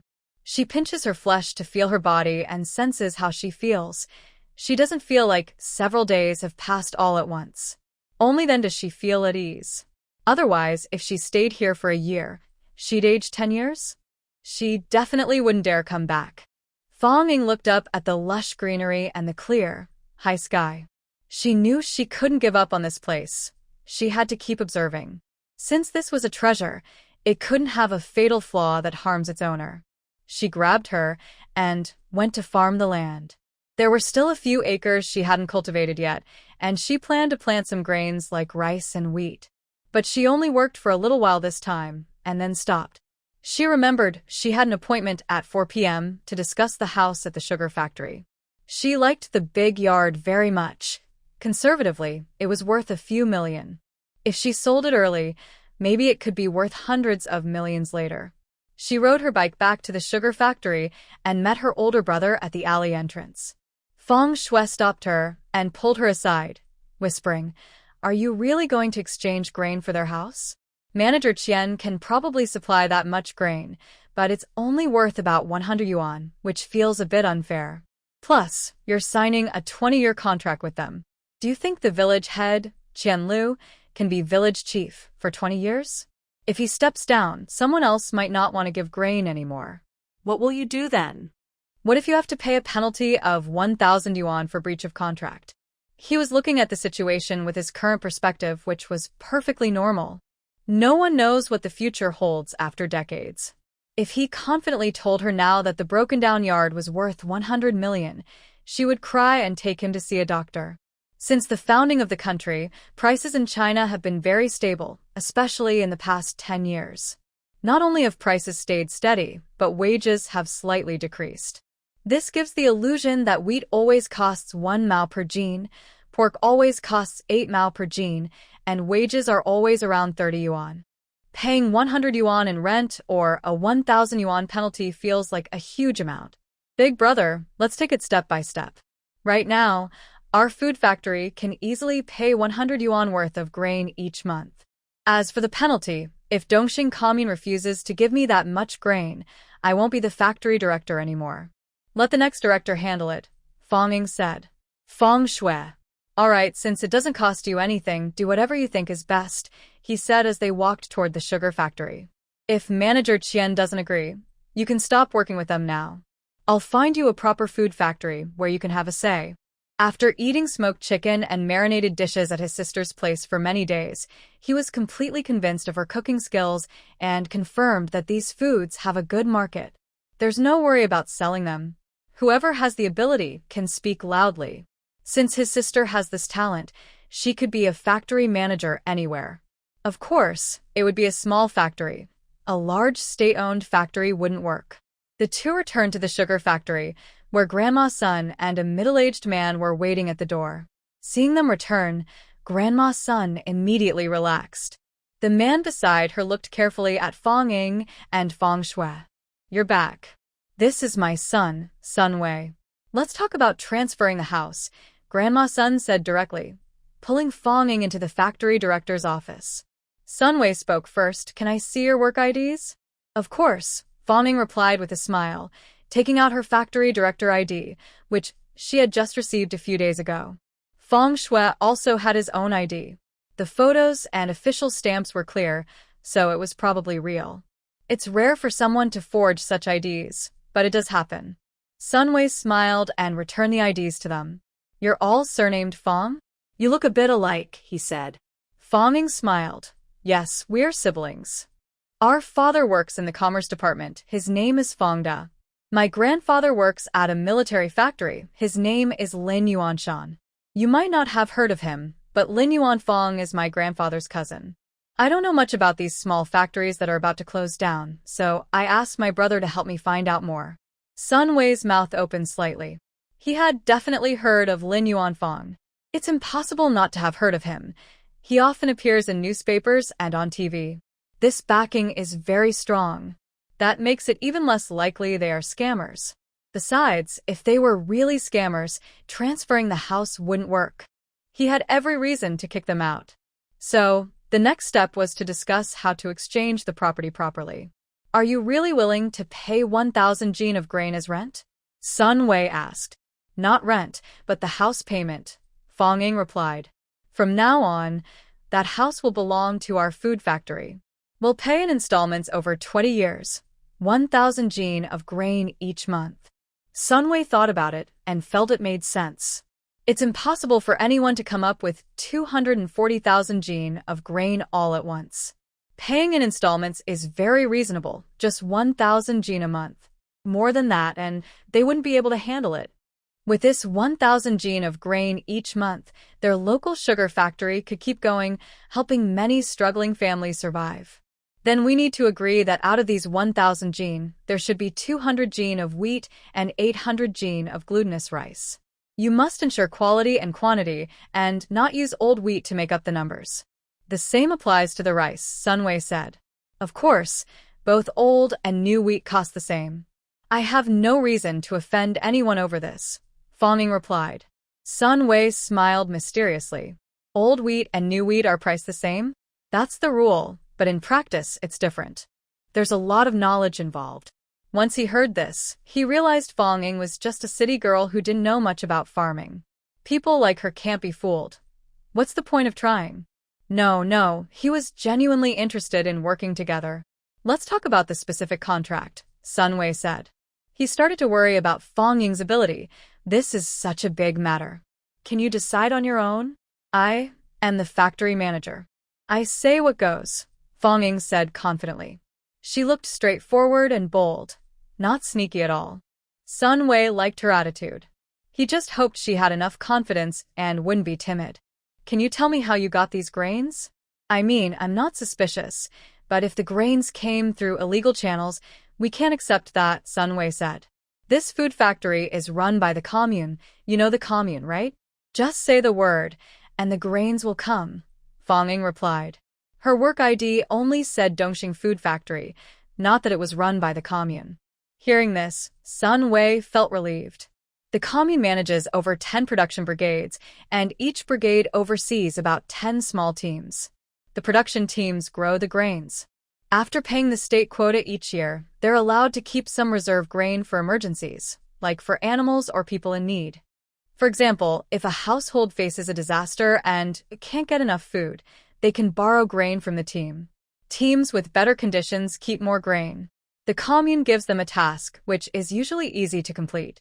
Of course, they pay for it. They don't do charity work. Let's sign the contract, Sunway said immediately. Fonging smiled.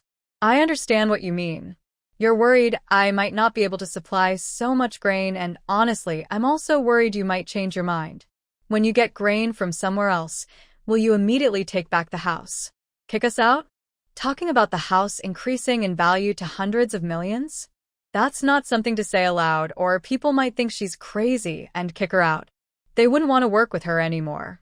Even if she said it only increased to a few tens of thousands, no one would believe it. Tens of thousands, such a big amount. How could a broken house be worth that? Selling it for 24,000 yuan? That's just enough. Trading 240,000 pounds of grain was a huge bargain for them. There won't be another fool to trade with them again. So, whenever they meet someone like that, they must seize the opportunity.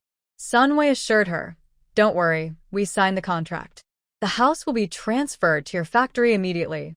The ownership changes, and it becomes yours. If you breach the contract later, I will take legal action to reclaim the ownership. As long as you follow everything written in the contract and don't breach it, I can't win a lawsuit to take back the house or evict you. If you want to stay, just follow the rules. Currently, there are few economic disputes, but they do happen. Sunway's words are truthful and sincere. Fonging still feels uneasy. Add one more condition.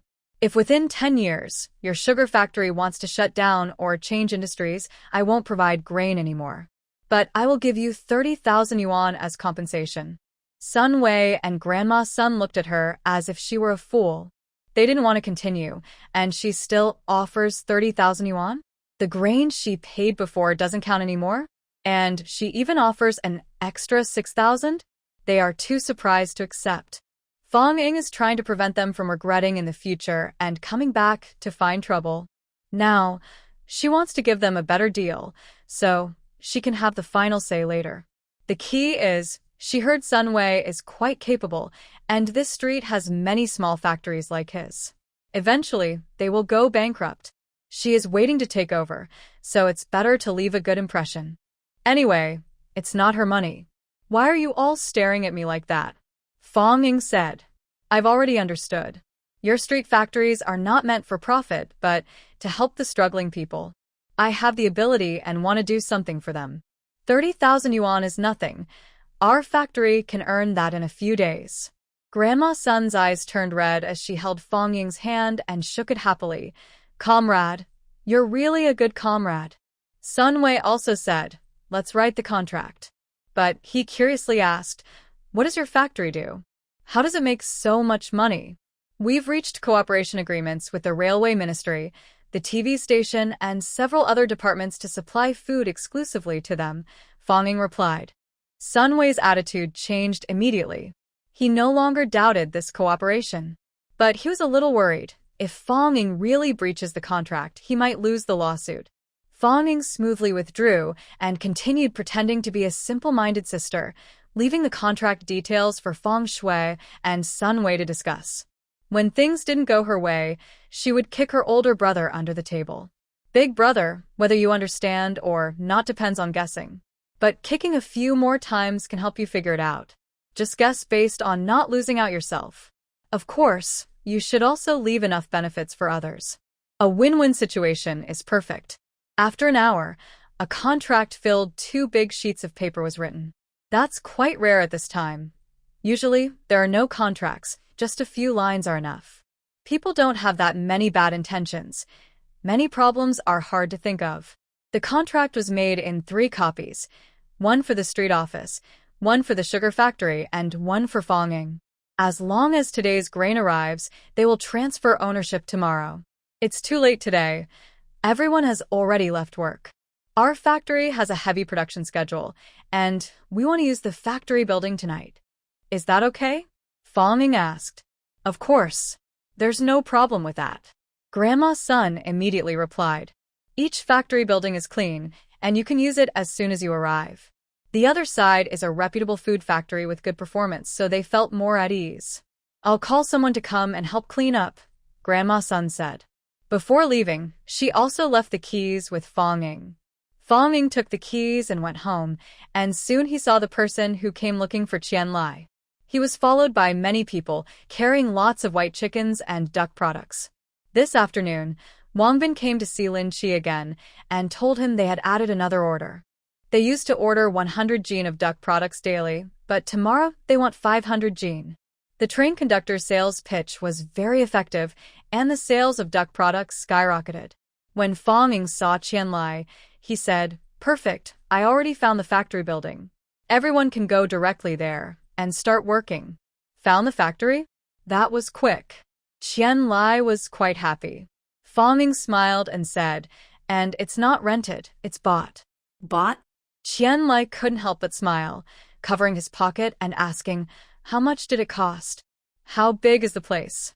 It's a yard of over 1 acre, with about 10 rooms, bought with 24,000 jin of wheat and glutinous rice, Fong Ying replied. Qian Lai gasped and almost fainted. 24,000 jin of grain? Even if I sell it, Uncle Qian won't have that much, Chi Chong said from behind. But he wasn't really concerned about how many jin of grain Qian Lai had. He asked, where's the new factory? I'll take people there now. Fong Ying looked at Fong Shui and immediately said, let's go. I'll take you there. A group of people rode their bikes together, heading out. Fong Ying called Qian Lai inside, as his legs and feet were no longer in good shape and not suitable for biking. Uncle, don't be afraid. Qian Lai patted the table and said, how can I not be afraid? 24,000 jin of grain, selling it wouldn't even be enough for my son. He guessed what Fong Ying was planning. The grain would definitely be provided by their commune. But his son really couldn't handle this. If he asked for 24,000 jin of grain outright, he would be finished. Listen to me, Fong Ying said. It's not a one-time request for 24,000 jin. We'll give it over 20 years. Only 12,000 jin a year, just 1,000 jin a month, 200 jin of wheat, and 800 jin of glutinous rice. Qian Lai finally caught his breath and felt relieved. He drank the water on the table and glared at Fong Ying. You should have told me earlier. You scared me. That amount is manageable. With only 1,000 jin a month, divided among 10 teams, each team gets about 100 jin. Each team has roughly 10 production squads, and each squad's monthly task is just 10 jin, nothing to worry about. But that's only easy, because they're comparing it to 24,000 jin. If Fonging had said right away that he needed only 1,000 jin a month, he would definitely be unhappy about the deal. No, wait. Qian Lai quickly realized, isn't this about renting a house? Why are you buying a house now? Can't you just use money? Why does it have to be grain? People won't sell if you use money. Besides, if they ask for 50,000 yuan, would you buy it? Fonging replied, Qian Lai, of course not. I only spend 5,000 yuan to buy an acre of land. Our commune's land costs 500 yuan per acre. Fonging didn't argue about which land was worth more. She said, do you think it's better to pay 50,000 yuan for the house or to give 1,000 jin of grain each month? Qian Lai took another sip of water and said, you little sparrow, don't try to trick me with words. Why would I buy it? Can't I just rent for 100 yuan a month? Fonging looked at him. This old thief from the hometown was really hard to fool. She whispered, Uncle, how about this? We sign a private agreement. I'll buy this house from the factory now and pay you 50,000 yuan. But I'll pay in installments, 10,000 yuan a year, and after 5 years, it will be fully paid. Then the house will be mine. Qian Lai immediately hesitated. Fonging continued, Uncle, within 5 years, our factory will definitely expand. 1 acre of land won't be enough. We'll probably move somewhere else then. She laid out the contract, but according to the agreement, the factory will still have to pay grain for 20 years. That means you'll lose out. I can't let Uncle suffer, so I'll take this house. Qian Lai looked at her sharply. Are you that good? Fong-ying's expression looked unhappy. If I really didn't want it, I would go find Fuqiang right now. Da. I was wrong. You're so kind, Qian Lai said. But he still didn't agree immediately. Old habits die hard. Fong-ying whispered again, Uncle, let me be honest with you. I actually like that house. I bought it through the factory's name. Otherwise, they wouldn't sell it to an individual. That makes more sense. Qian Lai asked, your family already has such a big house. Why do you still want a big yard? Uncle, you saw it too. My yard is big, but my dad, sister, little brother-in-law, and sister-in-law all live inside. Over time, whose home is it really? So I want to ask them all to move out. Qian Lai. He thought this girl really had no good intentions. The family can't even fit in. But this explanation makes it more reasonable. It's human nature. All right, I'll sell it to you, he said. Fong-ying smiled. She wasn't really a small bird. Fong-ying took out paper and pen and wrote an agreement. She agreed to buy the factory building for 50,000 yuan. Starting this year, she would pay in installments, 10,000 yuan a year. After 5 years, the house would be fully hers. This contract can't transfer ownership now. Selling factory buildings to individuals is still not common, and if she tries now, it might not go through or could cause criticism. But in a few years, if policies loosen, this contract will work. The only condition is that Qian Lai doesn't change his mind. Uncle, you also know that the location in the city is worth more than your commune's land. If one day this house becomes valuable and exceeds 50,000 yuan, you wouldn't deny this contract, right? You might come looking for the house? Fong-ying said. Qian Lai glared and slammed the table. What do you think I am? Just like you don't see me as a good person, Fong-ying replied. Qian Lai. Since it involves money and you love money so much, I'm just making a reasonable guess, Fong-ying said. Qian Lai rolled his eyes. Don't worry. I've already taken 50,000 yuan from you. That's extra. If the house's value skyrockets, that's your good luck. I won't ask for another cent. Spit 1 mouthful and nail 1 nail. I'll say it right here. Fine. I believe Uncle is a righteous man, Fong-ying said, carefully keeping the contract. Of course, I'm not afraid. She chuckled. A duck that's already in my mouth hasn't flown away yet. Qian Lai didn't dare look at her directly. He only glanced at her from the corner of his eye. That smile didn't look friendly at all. He is really a bit afraid of her. He worries she will turn around and start working with wealthy people. Without her, he can only stay on the roadside, continue running his big noodle shop, and cook some of the dishes she taught him. If the wealthy people come back and overturn their table, not letting them sell noodles but only rice, he would be helpless. Thinking back to the days before he met Fonging, it was truly hard to remember. As for the duck products, Li Chui has learned to make some. But without Fonging, they can only sell them on the street. He even dreams of selling them on the train? That's just a dream. People would kick them off instantly and take over themselves. So, he really dares not offend her. Is everything settled? Let's go quickly. They're waiting for you to work over there. Qian Lai ordered sternly. But if he was on the same boat as Fonging, she would still be his little donkey. Fonging smiled and said, "There's one more thing." What is it? Qian Lai looked at her sideways. I rented a house this time. It costs 100 a month, 1,200 a year. It's big, about 4 or 5 acres, Fonging said. Yan Lai. I'm telling you, aren't you a bit? Why don't you just rent or buy this big house? Get 2. We're just a few people opening a branch factory. Do you think that's suitable? Not opening a branch factory. That land has residual explosives, not suitable for food industry, Fonging replied. Yan Lai. Has he become so old he doesn't understand young people anymore? I actually liked that piece of land. They won't sell it to me personally. They aren't selling to the government either, just renting, Fonging said. Don't worry, I'll pay the rent. You just keep the place for me. Okay. This time, Qian Lai agreed very quickly. He didn't care what she wanted so many houses for as long as it didn't cost him money. She could do whatever she wanted. He dared not ask Fonging any more questions. He stood up and said, "Work is for young people. I'm old and have weak arms and legs. I won't be on the front line. I'm off work now. I'm going home." "Don't go," Fonging called. Qian Lai hurriedly pushed his bicycle and ran away. "Why don't you go see what the new factory looks like?" Fonging shouted from behind him. "It's not mine anyway. I'm not looking anymore." Yan Lai replied. Fonging smiled. "That's good to know. Don't try to compete with her then. Otherwise, she might turn her back on him." Feeling good, she patted the contract in her pocket and rode her bike to the new factory. The people who had moved in earlier were already settled.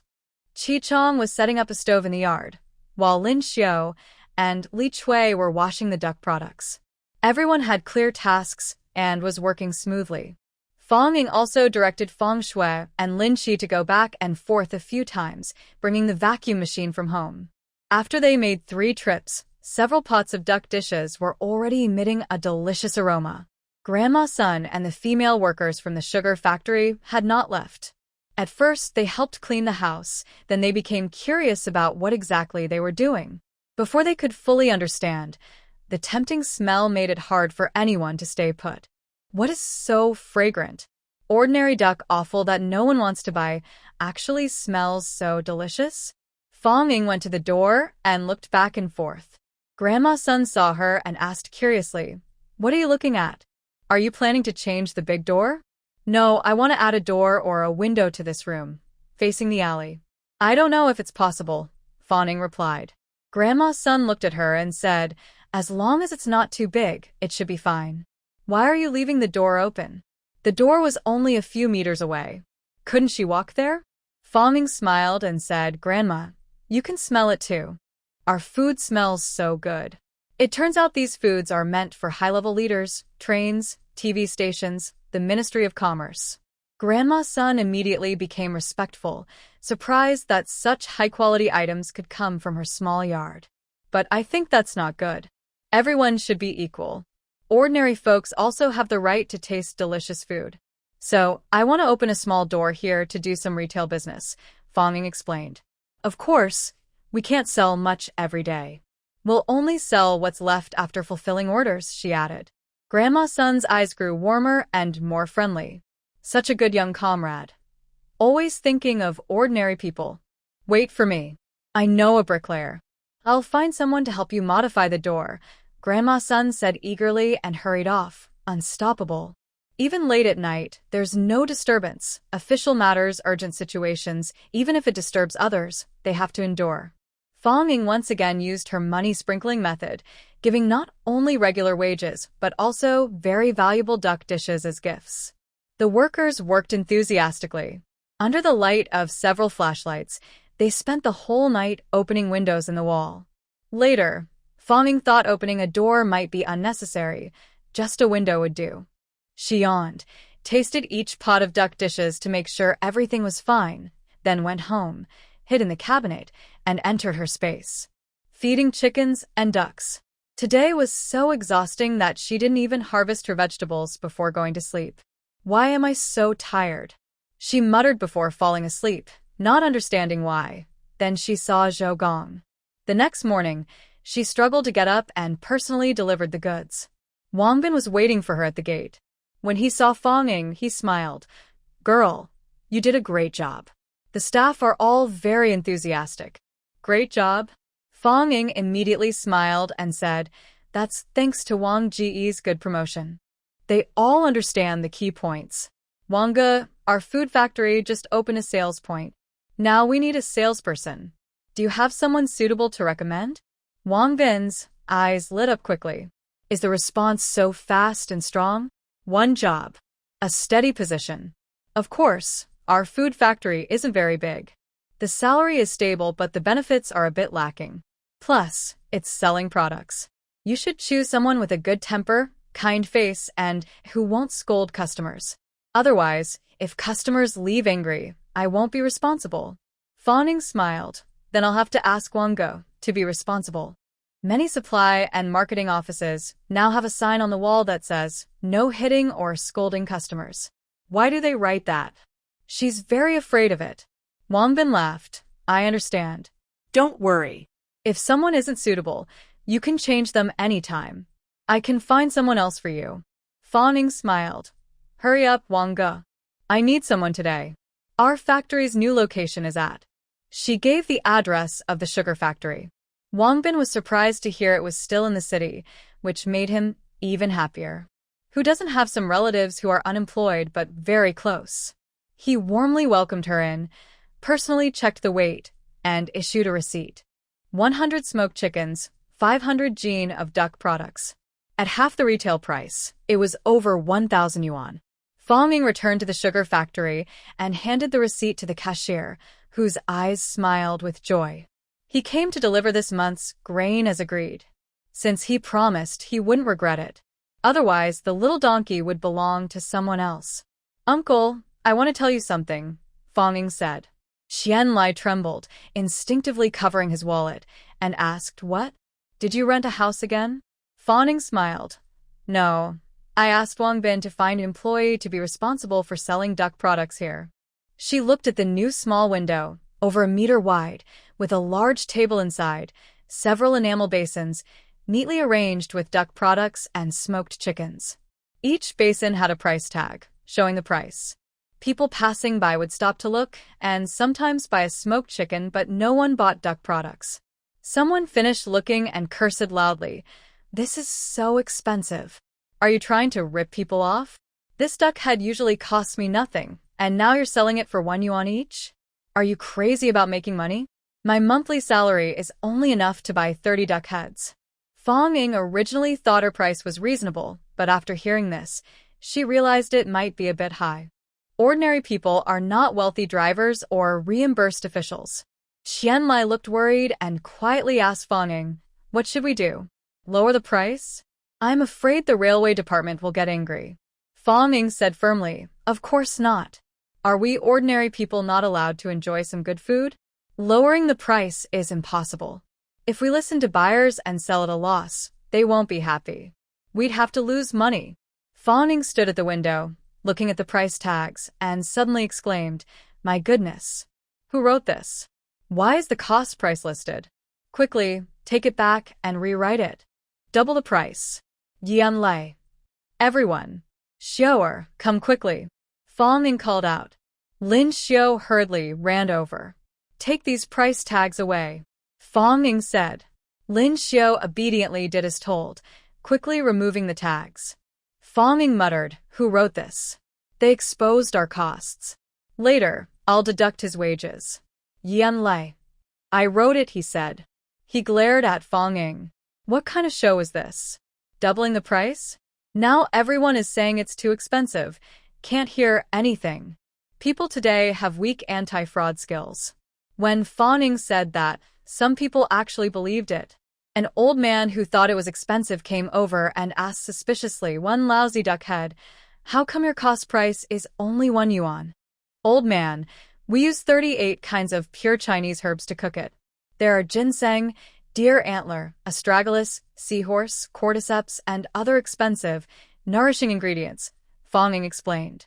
The old man immediately said, "I wouldn't dare eat that. It's too strong. Most people can't handle it."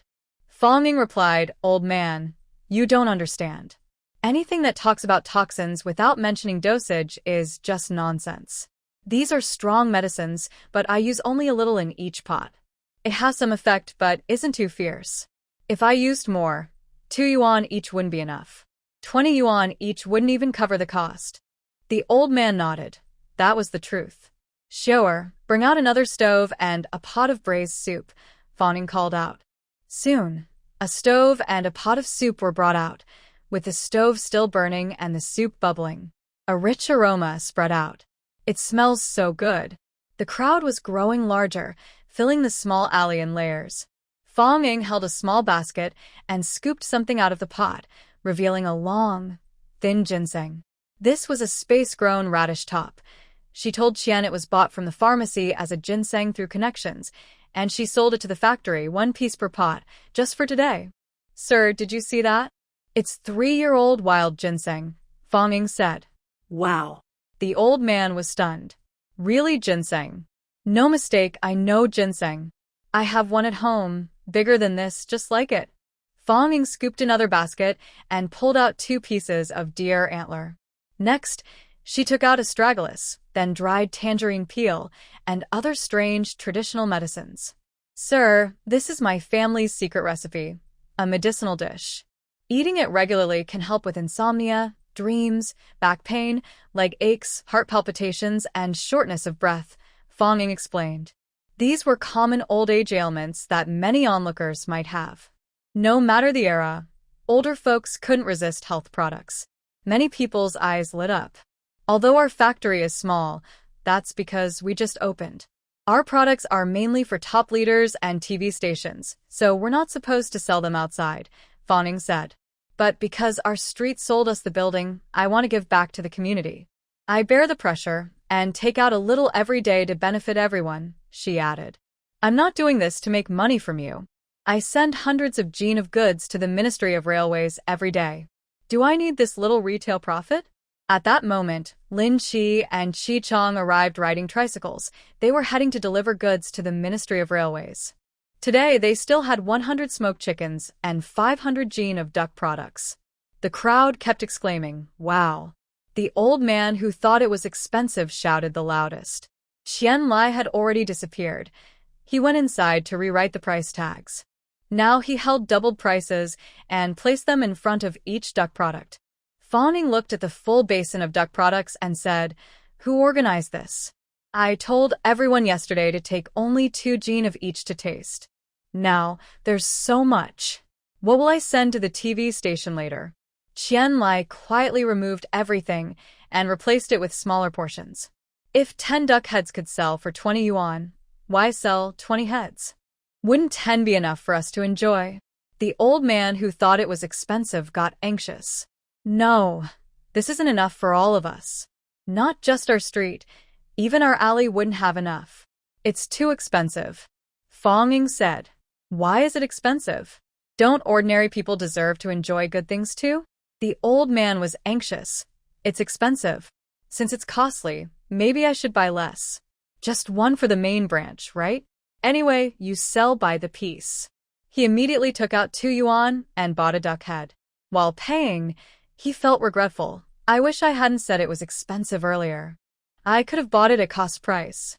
"Old sir, you are our first customer. I'll give you a few of each item," Fonging said quickly as she packed a pound of food for him. The old man smiled happily. Young comrade, you are very helpful. I'll try it at home. If it's good, I'll eat it every day. Fawning looked at his plain sleeve with the imported Rolex watch and smiled. Try the taste at home, and if you have any suggestions, just tell me. One day when I have time, I'll make a special batch just for you. Good, good. You're a nice young person, the old man said happily and left. Fawning had come back and forth through this alley several times, observing. There are only a few big courtyards on both sides of the alley, and the rest are private houses, some large, some small. Many people can afford to buy. Moreover, her goal isn't just this small alley, but the big city of Beijing. After the old man, a few more people came to buy a few items and wanted Fawning to give them £1 too. She refused firmly, giving only a little to each person. It's supposed to be for the first customer. Wishing us a good start. If our factory director finds out, he won't say anything bad about me. Later, everyone will get some free. Our factory director would want to hold me accountable, Fawning said. Qian Lai stood in the corner. Can you tell them you're the factory director? Fawning suddenly looked back at him and said to everyone, look at my factory director. His face is so black. Qian Lai quickly changed his expression. Seeing the old man indeed looked upset, everyone didn't want to trouble the cheerful young girl anymore and left after buying a few things. More people just looked but didn't buy. The prices were still a bit high. It was already expensive before, now doubled, even more costly. Fawning closed the window, leaving only a small gap. It was getting colder, and the wind might dry out the duck product skin. I need to make a glass cover. Change the window to a large glass one, with a small opening, and drill a hole in the wall for a stovepipe, Fawning ordered. Qian Lai came over. Why do you need a stovepipe? The house has heating, no need to install a stove. Fawning said if I put in a long stovepipe and a range hood, I can put a stove underneath to simmer the broth every day. The aroma of the meat is too tempting for the alley. We want people to follow the smell here. Oh, and we should hang a sign outside the window. The sign, used specifically for the restaurant, shows at a glance at the alley entrance that this place sells food. Qian Lai thinks her arrangements are good everywhere, but the prices are too high. What if we can't sell them? Look, just 4 people bought a little bit earlier, he said. Fawning said, are you really counting on retail? This is just to build our reputation. As long as we cover the rent, it's fine. Our main goal is still outside. Now, the railway needs 500 jin a day, and that's definitely not the end. Each train in Beijing can share 10 or 8 jin, but there are many trains outside that can't share anything. Sooner or later, they'll come looking for us. If we can sell through trains to big hotels in other provinces, that's good too.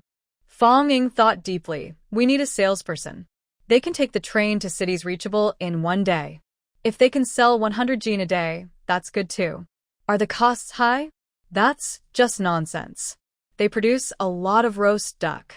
Duck heads and offal are not worth much, only a few cents per jin. When she makes finished products and all the messy calculations are added up, she can sell at 5 yuan per jin retail. The wholesale price is half of that. Even at wholesale, 100 jin is 250 yuan. If we have 10 salespeople going to 10 provincial capitals, the daily profit would be over 2,000 yuan, Fawning said. Qian Lai's eyes are already full of money. 2,000 a day, he doesn't think that's little. He just recently got out of the days of losing 2 yuan daily. 2,000 is like a windfall for him. I'll go recruit people now. Qian Lai said. Wait a moment, Fawning said. We need to wait until our reputation spreads. Only when they're eager to buy from us will it work. Otherwise, without my persuasive skills, we won't be able to sell even if they're eager. Qian Lai. If you want to praise yourself, just do it openly. No need to hide it. I've done so much, and I still have to praise myself. It's exhausting, Fawning said. I'm going to deliver goods to the TV station now. Qian Lai suddenly felt a bit guilty and chased after her. You've done so much, Uncle has seen it all. We're where we are today, because of you. I won't mention it, but I remember it in my heart. That thing, the weekend is coming soon. Why don't I give you 2 days off? I already have a legal double rest day, Fawning immediately said. If I work on weekends, I should get overtime pay, double. Qian Lai immediately felt distressed. How come she's being so cheeky? I have heard of overtime pay, but I have never heard of double pay. Whose company gives double overtime pay? He said. Our company, said Fong Ying. The other half of the income is up to me to decide how to spend. I announced today that all our employees get double pay on weekends. 2 yuan a day. Oh. Hooray! People in the yard cheered immediately. Feng Zhua and Feng Yu shouted the loudest. Qian Lai glared at them angrily. Why are you two still here? Why aren't you at the restaurant cooking? Are you not working the morning shift anymore? The accommodation business behind the big truck shop has closed, so they don't need to wake up early to cook. Of course, there's still some business in the morning if drivers stop by on the road. But compared to the profit from hundreds of pounds of duck goods, it's not worth mentioning. Things are busy here again, and Qian Lai, knowing what's important, plans to find someone to take over that work. He isn't willing to give up any money. Besides, if he gives up, wouldn't that be a loss for the wealthy and powerful? No matter what, the restaurant must stay open. Fong Ying also agrees. No matter what, the restaurant must stay open. Let's announce to customers that on the 1st and 15th of each month, we'll add new menu items. Her skills need a platform to show off, not a food factory. Qian Lai nodded, and the overtime pay was agreed upon. He also works overtime on weekends. Getting 2 yuan is pretty good. Fong Ying carried 20 smoked chickens and a bag of duck goods to the TV station. She delivered the 20 smoked chickens directly to the back kitchen, then went to Li Yuan to get the invoice. She wanted to make sure he couldn't get any advantage. Otherwise, if it fell into his hands, he might deduct 1 or 2 chickens and the kitchen could still ask for them back. Or he might say she didn't give them to him and blame her. When Li Yuan heard she delivered the goods directly to the kitchen, his face darkened. Next time, just send it directly to me. I want to inspect the goods first, he said. Fong Ying was surprised.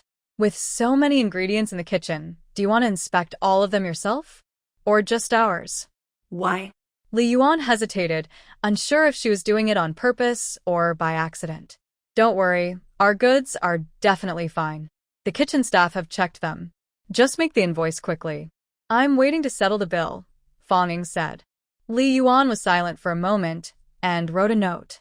Fong Ying took it and left without hesitation. She then went to Fong Yun's office. Fong Yun was sitting there with a frown. Fong Ying immediately smiled. What's wrong? That expression. Did your manuscript disappear after you submitted it? Everyone in the office looked at Fong Ying. How did she know? They only found out recently when Fong Yun went to ask the leader about the investigation results. Why is it missing? What's the reason? Fong Ying said, did it just disappear like that? Was it blown away by the wind, stolen by mice, or misplaced somewhere? Or was there an accident, and the writing got smudged by water? Was it burned?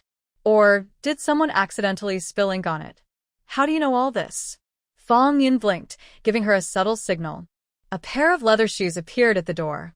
She recognized them as Li Jie's shoes. Aren't they pretending to be clueless? But now, she's not fooling anyone. I told Dad and his colleagues about your matter, Fong Ying said. They analyzed it in the office and said your submitted draft is definitely gone. Fong Yun's face stiffened. Everyone else's expression also froze. The shoes at the door twitched again. That girl's mouth is so talkative. Fong Ying asked curiously, Sister, why is that? Why do they want to destroy your draft? Who wants to destroy it? I don't understand. When I ask them, they don't tell me either. What kind of riddles are they playing? Fong Yun has her wits all from you. Suddenly, she felt that the reason she could bully her sister all these years was probably because her sister, out of sisterly love, gave her some leeway. Otherwise, she would have known how she died long ago. Kids shouldn't ask about adults' matters, Fong Yun said, standing up and pulling her inside. With your brain, you wouldn't understand even if I told you. Just don't listen. Why did you come here? Oh, I came to bring you some good food, Fong Ying said. Our duck products are always defective. When we cook them, they fall apart and they're hard to sell, so we sell them cheaply to staff. If you like, I'll bring some when I deliver goods. Fong Yun's expression softened visibly. truly gentle. Her sister bringing her good food every day was really nice. She took out an envelope from her pocket. This is a bonus from the leaders for your hard work during this interview, 50 yuan. You can use it to buy something tasty. She didn't know how big her contribution was, only that it was to comfort her and keep her calm. Thank you, sister. I won't be polite, Fang Ying said happily, taking the envelope and handing her the bag she was holding. It wasn't much, about 2 jin, roughly 1 kilogram, with all kinds of flavors. Eat quickly, sister. Don't hold back. There will be more every day, Fang Ying said, and left. Soon, the smell of braised duck and other dishes wafted through the corridor. Fang eats here every day. The smell is so good that her colleagues can't stand it for a whole day, let alone 2 days. She doesn't mind having fewer mosquito bites. After all, she's just making a trip to earn a little more. After leaving the TV station, Fang Ying went to the market. With the 50 yuan she just got, she bought a bucket of small Christian carp, some ribs, and several vegetables. She also bought a few woven baskets and 2 large metal wash basins. Her bike was fully loaded. When she got home, Lin Chi wasn't there. He was probably helping out at the food factory. The silly boy really liked this job, mainly because during his free time, he could eat many imperfect or leftover foods. There are quite a few imperfect foods every day. Fang Ying told Lin Xiao that she must cook a big pot every day. She liked eating that way. She chose to work at a restaurant just to eat. She still sticks to her original goal. Lin Xiao felt guilty at first. It was almost like doing something wrong. But when she saw that everyone didn't complain about her always cooking a big pot of leftovers, but instead happily shared them, she felt more at ease. No one was home, so Fang Ying carried the water bucket back to her room and hid in the space inside the wardrobe. No, I need to buy a bigger cabinet next time. This one is too crowded. Before she finished speaking, her surroundings suddenly changed. In an instant, it went from daytime to night. She was a bit unaccustomed to it. Now, it was night in the space. There was no moon, but the sky was faintly glowing with a bluish light, like moonlight, illuminating everything around so she could see clearly. Fang Ying worked in the dark, feeding the chickens, ducks, and pigs. Then she harvested some vegetables. Next, she left the space and brought in a few buckets of tap water, pouring them into the wash basins. She also poured in a bowl of well water from the space, where she kept the live Christian carp she bought. The lazy fish, which didn't want to move, suddenly went wild once placed in the basin, flopping around crazily. But no one was willing to jump out of the water. Fang Ying was familiar with this scene. She knew exactly how much tap water and well water she used. The ratio was just right. If she added more, the fish wouldn't survive. After finishing these chores, it was getting late. She cooked a pot of braised ribs and some white rice. She divided them into 2 boxes, 2 boxes of ribs and 2 of rice. Then she went to Fangda's workplace. The security guard looked at her a bit more. Sometimes she came once or twice for errands, but coming every day to her father's workplace wasn't good.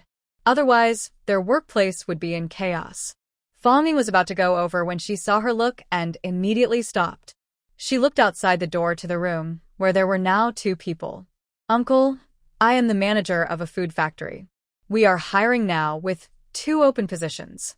Do you have any relatives who need jobs? She asked directly. The security guard's expression changed instantly. Yes. The other person, in his 40s and looking like a team leader, was cautious. You're a food factory manager? What kind of food factory? Where is it? How many workers do you have? Is there official employment? Fang Ying explained one by one. She said it was a cooked food factory, and they seemed satisfied. People rely on their local resources, mountains, water, and factories. What kind of benefits do factory workers get? Nowadays, there's no better benefit than cooked food. Even though they heard it was a factory run by a commune and that there was no official employment yet, only temporary workers earning 30 yuan a month, but with many benefits, they liked it immediately. Anyway, their relatives who need jobs are currently unemployed. Having a temporary job is already a big blessing. Fang Ying smoothly entered the gate. From now on, she believed that when she came again, the security guard would just smile at her. Of course, she dared to come so often because she knew the current security checks weren't strict. In earlier times, even such workplaces had no security checks. Now there are guards, but they weren't as strict as they are now. Nowadays, even the Palace Museum's Hall of Supreme Harmony and the Dragon Throne are open to visitors. They can sit anywhere they want. Fong Ying smoothly arrived at Fongda's office. Fongda also thought she came too often. He frowned and said seriously, "Why are you here again? Dad has told you many times. This is Dad's workplace. Don't keep bothering Dad while he works." He spoke sternly, showing he wasn't someone without rules. As for his daughter coming so often, it was because she was young and didn't understand. He had taught her that. Fong Ying immediately played along, looking surprised and acting a bit wronged. "Sorry, Dad. I forgot. I just made some good food today. I know you haven't been feeling well lately because of Sister's matter, and your appetite isn't good. I brought this to make you happy." Fongda's bras relaxed. What a filial daughter.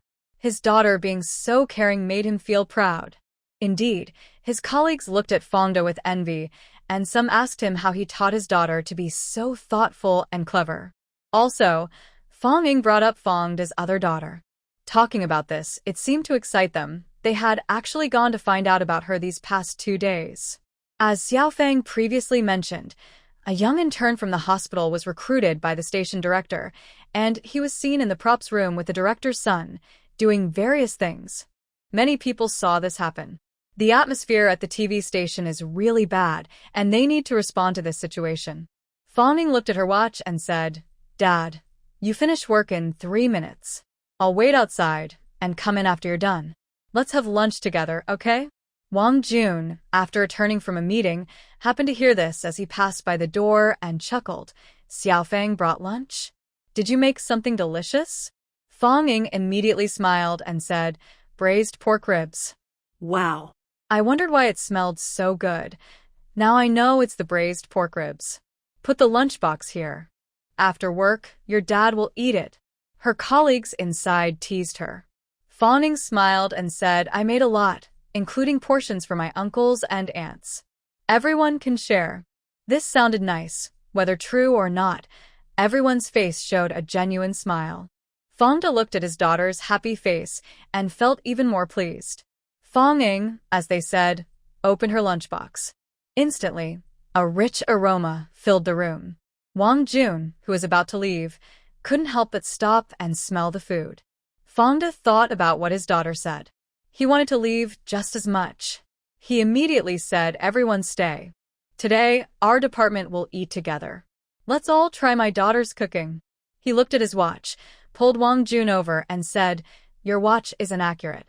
My watch shows it's already time to finish work. Let's go to the cafeteria together."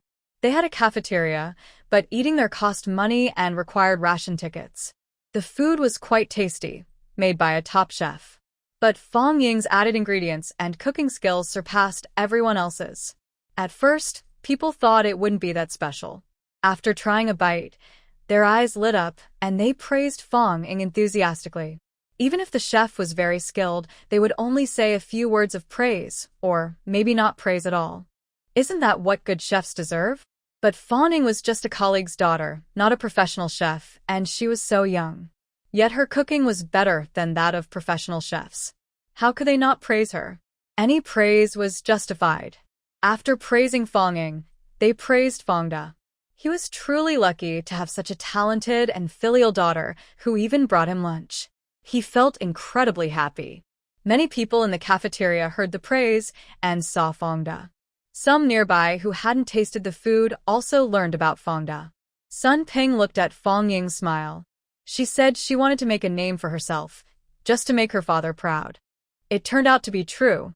She is such a good girl. Why isn't she her daughter? 2 boxes of ribs were finished quickly. Fong Ying smiled and asked, "Dad, will I bring you lunch again tomorrow?" "Don't worry, I'll wait until you finish work and come directly to the cafeteria, so I won't disturb you in your office." Fongda frowned, wanting to refuse. Others didn't agree. "Come on, Xiaofang, just come whenever you want." Fongda's colleagues kept saying that Fong Ying should come to deliver food every day. Fong Ying smiled and said, "Every day is too much. I am now a factory manager, and my work at the food factory is very important. I can only come to see my dad when I have free time. Whenever he needs her, she will come. Coming every day? Does she really think she's a very filial daughter? Don't be silly." When she heard she wouldn't come every day, Fongda pretended to relax and said, "Just don't come too often." For some reason, if she really came every day, he would feel a little scared. Today, her purpose was definitely that she was worried he couldn't eat because of what happened to my sister. Honestly, Fongde under stod här. After a few more words, Fong Ying casually said, "By the way, Dad, when I delivered goods to the TV station today, I also visited my sister." Guess what? Fong Da immediately frowned. What? Did someone bully your sister again? Others looked at her with bright eyes. Not exactly, Fong Ying said. I asked her how the edited manuscript I submitted earlier was doing, and if they found out who did it. Guess what? The manuscript is gone. She clapped her hands and separated them. Bang! It just disappeared, with no reason. Instead, they immediately gave her 50 yuan, saying it was a bonus for her interview work. We don't even know what kind of contribution an unreleased interview has. Fongda's face darkened. Someone was really bullying his eldest daughter. You have to look at the owner when beating a dog. No, well, you get the idea. Bullying his daughter meant they didn't take him seriously. Although he wasn't a very important person himself, Li Jia was not. Fongda's colleagues also spoke up. What's going on with that TV station? Chaotic. Who's in charge? Suddenly, someone said, I'll go back and talk to my wife. Let her mention it to her boss, and maybe her department will handle it. Then go quickly. Fongda and Fong Ying exchanged a look, and Fong Ying smiled. After everyone finished eating, she packed her lunchbox and left. When she arrived at the food factory, everyone had already started working. Now, I no longer have to stay up late working overtime to prepare for the next day. I have a proper job now. Early this morning, someone delivered the duck products and fresh chicken needed for today. At the food factory, workers carefully processed the meat, using tweezers to remove every feather from the duck heads and wings. This is a very tiring job, and Fong Ying doesn't hesitate to help. But for the people doing it now, it's a good job. Any job is better than none. This work doesn't require much effort, and there's no need to work in the sun or wind. They can chat while working, which is very nice. The only problem is that it's not very efficient. Qian Lai keeps a close eye on a few female workers so they can chat while working instead of chatting so much they forget to do their jobs. He worries and urges them, hurry up. Can we wait for the little donkey to come back before we start cooking?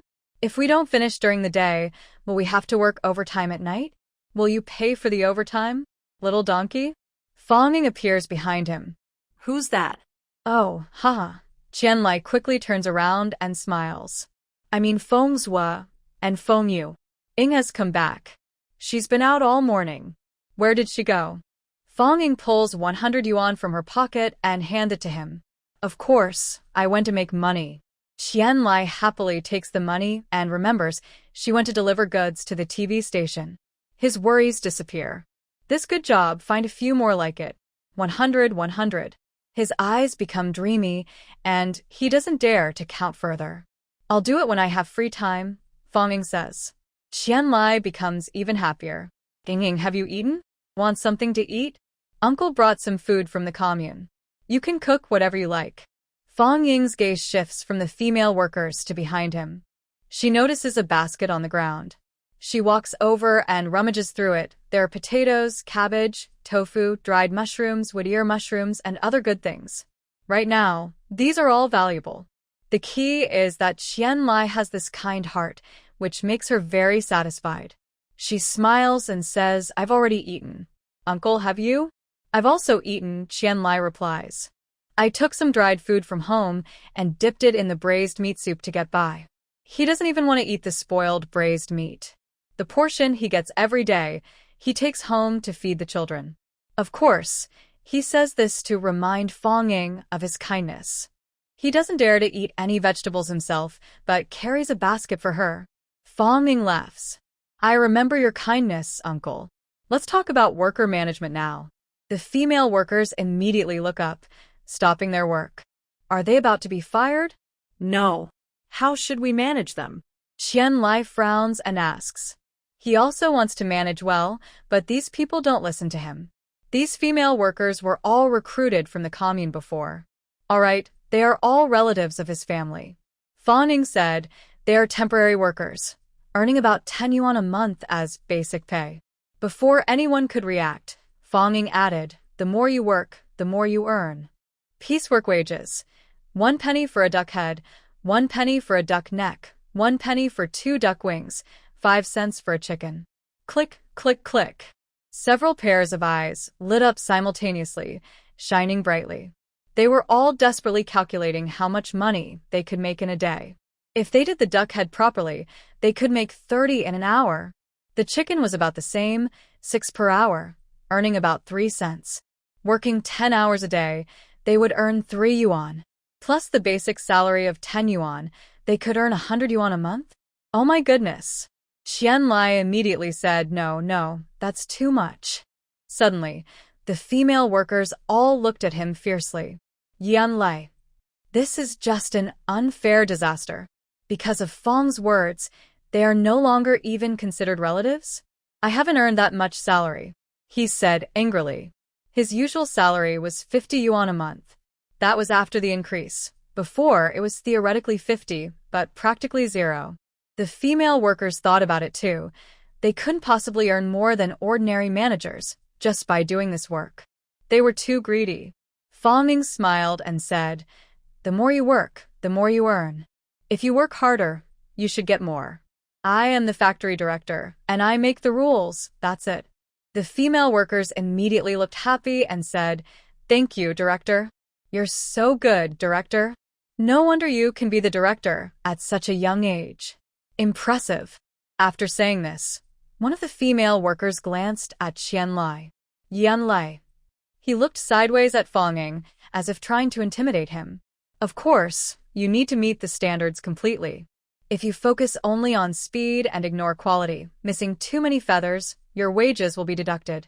1 unqualified product deducts 1 point. The female workers' expressions froze, and they promised, don't worry, director, we will work hard. Fawning pulled the still unhappy Qian Lai into the factory director's office. Uncle, haven't you figured it out yet? I set this wage for them, but they can't earn 100 yuan. There aren't that many feathers to pluck. Qian Lai's face stiffened, and he slowly smiled. You're really mean. In theory, one person can handle 60 chickens a day, so 5 workers could do 300 chickens.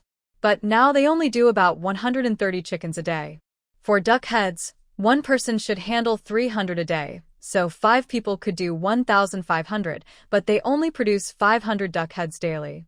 Even with other tasks, their current daily output of over 100 smoked chickens and more than 500 pounds of duck products is not enough for what they could handle. However, they are not afraid of laziness or poor work in the future.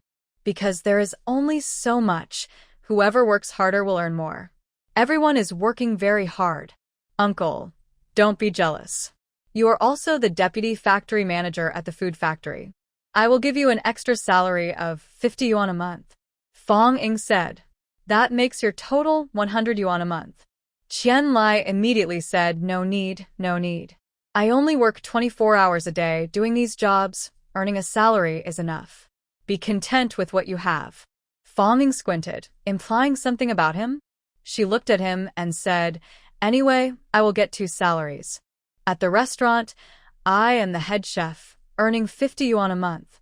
At the food factory, I am the main manager, earning 100 yuan a month. Is that okay? Qian Lai looked at her, sensing that if he said no, she would immediately threaten him with a Fuqiang restaurant. Sure, why not? You are the manager. You decide, he said, with a slightly sarcastic tone. He couldn't quite put his finger on what fell off, but he felt uncomfortable all over. Xiao Fong is really capable, but also really annoying. Could she threaten him with another restaurant? Today, I also hired 2 workers to supervise and check if they are working cleanly, Fawning said. Yan Lai. Now, even hiring workers doesn't go through him. He still has many relatives. You can't use your relatives. Look at how things are now. They don't listen, and letting friends supervise just leads to mutual protection and ultimately damaging the reputation, Fanning said. Qian Lai didn't reply, but nodded. She told the truth again, and he had to admit she was right. Those two people are really impressive, Fanning said. They are relatives of the security department. Qian Lai, that surprised me. They are relatives of the security guard. Don't underestimate the security guard, Fanning said. They know everyone working inside, and they are well informed. Even a casual remark could be the butterfly's wing that causes a storm or the last straw that breaks the camel's back. The security guards, cleaners, and cooks in the same building are all part of one system, sharing information with each other. Fangde may not know what's happening in another department of a different building, but they do. Qian Lai doesn't understand what a butterfly's wings are, but he knows about a camel's straw. He's impressed but silent. I'll deliver some leftover samples for them to taste tomorrow, Fanning said. I guarantee everyone passing by the security guard will smell the aroma. She made a spicy duck neck dish, which only Fangde's small team knew about before. Now she wants the whole organization to know. Everyone will be curious about what smells so good. Qian Lai said that from now on, this factory is all yours. I won't interfere. You don't need to pay me 50 anymore. 40 is enough. I'd feel a little embarrassed. Uncle, please don't underestimate yourself. Without you watching over the house and keeping everything organized, I wouldn't feel confident to go out and work. You are the backbone of our factory. Fanning praised him enthusiastically, making Qian Lai smile happily before heading out to work. He bought glass and made a glass cover. He bought a furnace, broke down walls, and installed the chimney. Later, he needed to buy some bright red cloth to let his wife make a cover for it. The more tasks he had, the happier he was. Truly, this factory couldn't do without him. Fanning watched his back and smiled slightly. If he was a little donkey, then she was an old donkey. But no one should laugh at anyone, they're all just donkeys. She looked at a big pile of duck and chicken products, resignedly starting her work. The other workers hadn't returned from the truck shop yet, so she had to go personally. Thanks to the food factory, she didn't have to run back and forth every day. She could finish her part during the day. When Feng Zhuo, Feng Yu, and Lin Xiu returned from the restaurant after working overtime, she had already prepared all the duck and chicken products needed for tomorrow. They just needed to package them. The next morning, Fanning slept in late before heading to work. It wasn't that she wanted to sleep, but her biological clock was off today, and she didn't wake up on time. No one at home dared to wake her, so she only left at 9 a.m. As she entered the alley, she saw the banner hanging high and fluttering in the wind, making her smile immediately. Old Qian was very capable when it came to small matters. Then she paused because she saw a group of people standing under the banner. What were they doing? Causing trouble? Fanning quickly walked over and found everyone chatting in a group, not acting out. Qian Lai was standing among them. Seeing her come over, Qian Lai immediately grabbed her arm and led her into the yard. What's going on? You, the factory manager, have even changed the working hours? Qian Lai said with dissatisfaction. It really made him angry. Whenever he thought Xiaoling was quite good, she would do something to upset him. I'm the factory manager. I don't need to stick to fixed hours. Seeing that he was about to get really angry, Fanning kept quiet and asked, What are these people doing? Hearing this, Qian Lai became happy. They are all here to buy duck products. As you said, each item is only sold in 2 gene portions. Early in the morning, a few customers bought everything. These are leftovers that weren't bought. I told them we had no stock and that they had to wait for fresh ones, so they waited. But you only arrived now, and everything is already cooked. Really that good? Fanning asked in surprise. Actually, yesterday afternoon, some customers bought smoked chicken and duck products, but they didn't even finish the 2 gene portions she set for each item. Business was quite slow. The shop was not busy at all. Most of them are repeat customers from yesterday, Qian Lai said happily. Especially the old man who bought first yesterday. He bought half of everything himself, about a gene each. No wonder, Fang Jing smiled. That old man didn't seem unable to afford it. He just didn't want to part with his money. People like that are truly stingy when they decide not to spend. It's like some people who spend their lifetime savings on health supplements. Some buy supplements but don't take them, let them expire, then buy more. It's really strange. Fanging rubbed her chin and said, "From now on, I will sell retail items separately every day. Add a few more drops of space well water to prevent the old folks' money from going to waste, just enough to make a sound." She quickly prepared a pot of braised duck, carried it out, and arranged it on a new shallow iron tray, about 2 jin. What? Only selling 2 jin a day? You must be joking. She wanted to sell 2,000 jin a day. This is a problem, Fanging said as she arranged the tray. Originally, we had used up our sales quota for today, but I have a soft heart. I can't stand seeing the old folks queue for so long only to leave empty-handed. I've tasted that feeling myself. It's really unpleasant. So I went to ask our factory manager for permission to sell a bit more to everyone. Once it's sold out, there won't be any more today. Everyone in line here is sincere about buying. I heard that once it's sold out today, there won't be any more. Those who wanted to buy just one are now buying 2. 7 or 8 people in line bought about 1/3 of the stock. The stovepipe was also fixed, and with the chimney effect, the aroma from the stove spread farther. It has been drifting for 2 days now. People who could only tolerate 1 day are now unable to wait any longer. Several customers came specifically to buy after gritting their teeth. One young man lives in a large courtyard in the alley and brought his own bowl. Fanging saw this and immediately scooped a generous amount of braised meat soup into his bowl. Since the pot of braised meat soup couldn't be reused, they used to give some to employees to take home, but otherwise they had to pour it out, which was very wasteful. This is meat soup. But they made too much every day, and employees couldn't take it all at once, so there was always some left over. Now, she found a new selling point. Fanging shouted, "Buy a small portion of braised meat for 50 cents, and I'll give you a bowl of meat soup for free." People in line were very happy and hurried home to bring their bowls. Some even brought basins. Fanging said, "Annie, you're just bringing a laundry basin. For 50 cents, I only give 1 bowl. Then what about the leftover soup? If you can't sell it all, what do? Pour it out? That's such waste. Why not give it to me?" The old lady argued. They did pour some out, but she would never admit it now. How is that possible? This is meat soup brewed with 38 kinds of medicinal herbs. I wouldn't just throw it away. Before, it was for internal use only, and we planned to make it into jelly to sell. Now, we're giving it away for free, because I asked the factory director for permission. Who knows how many days this will last? Just buy and cherish it while it lasts.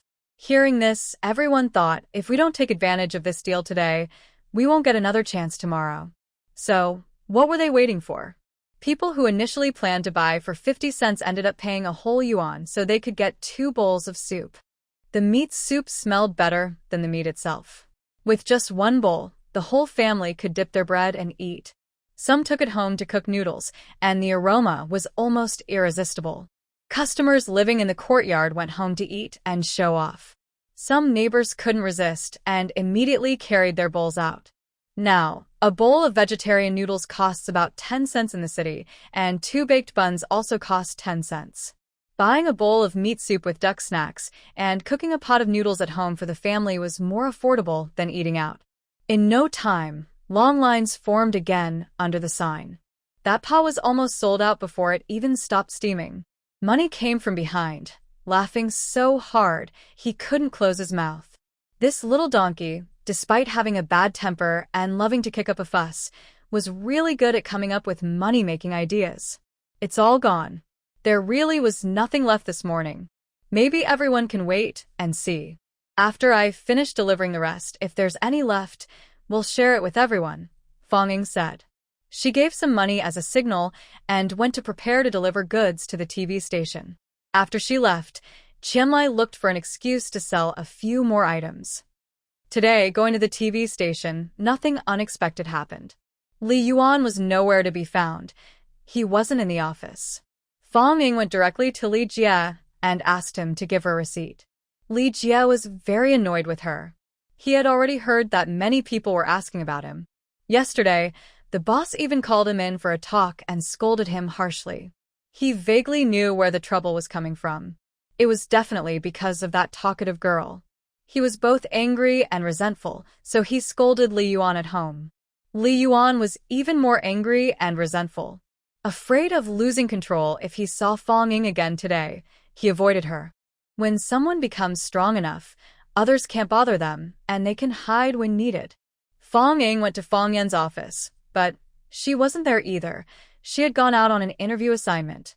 Fong Ying wandered around the TV station, around and around, advertising her new store. Our food factory opened a retail shop right at.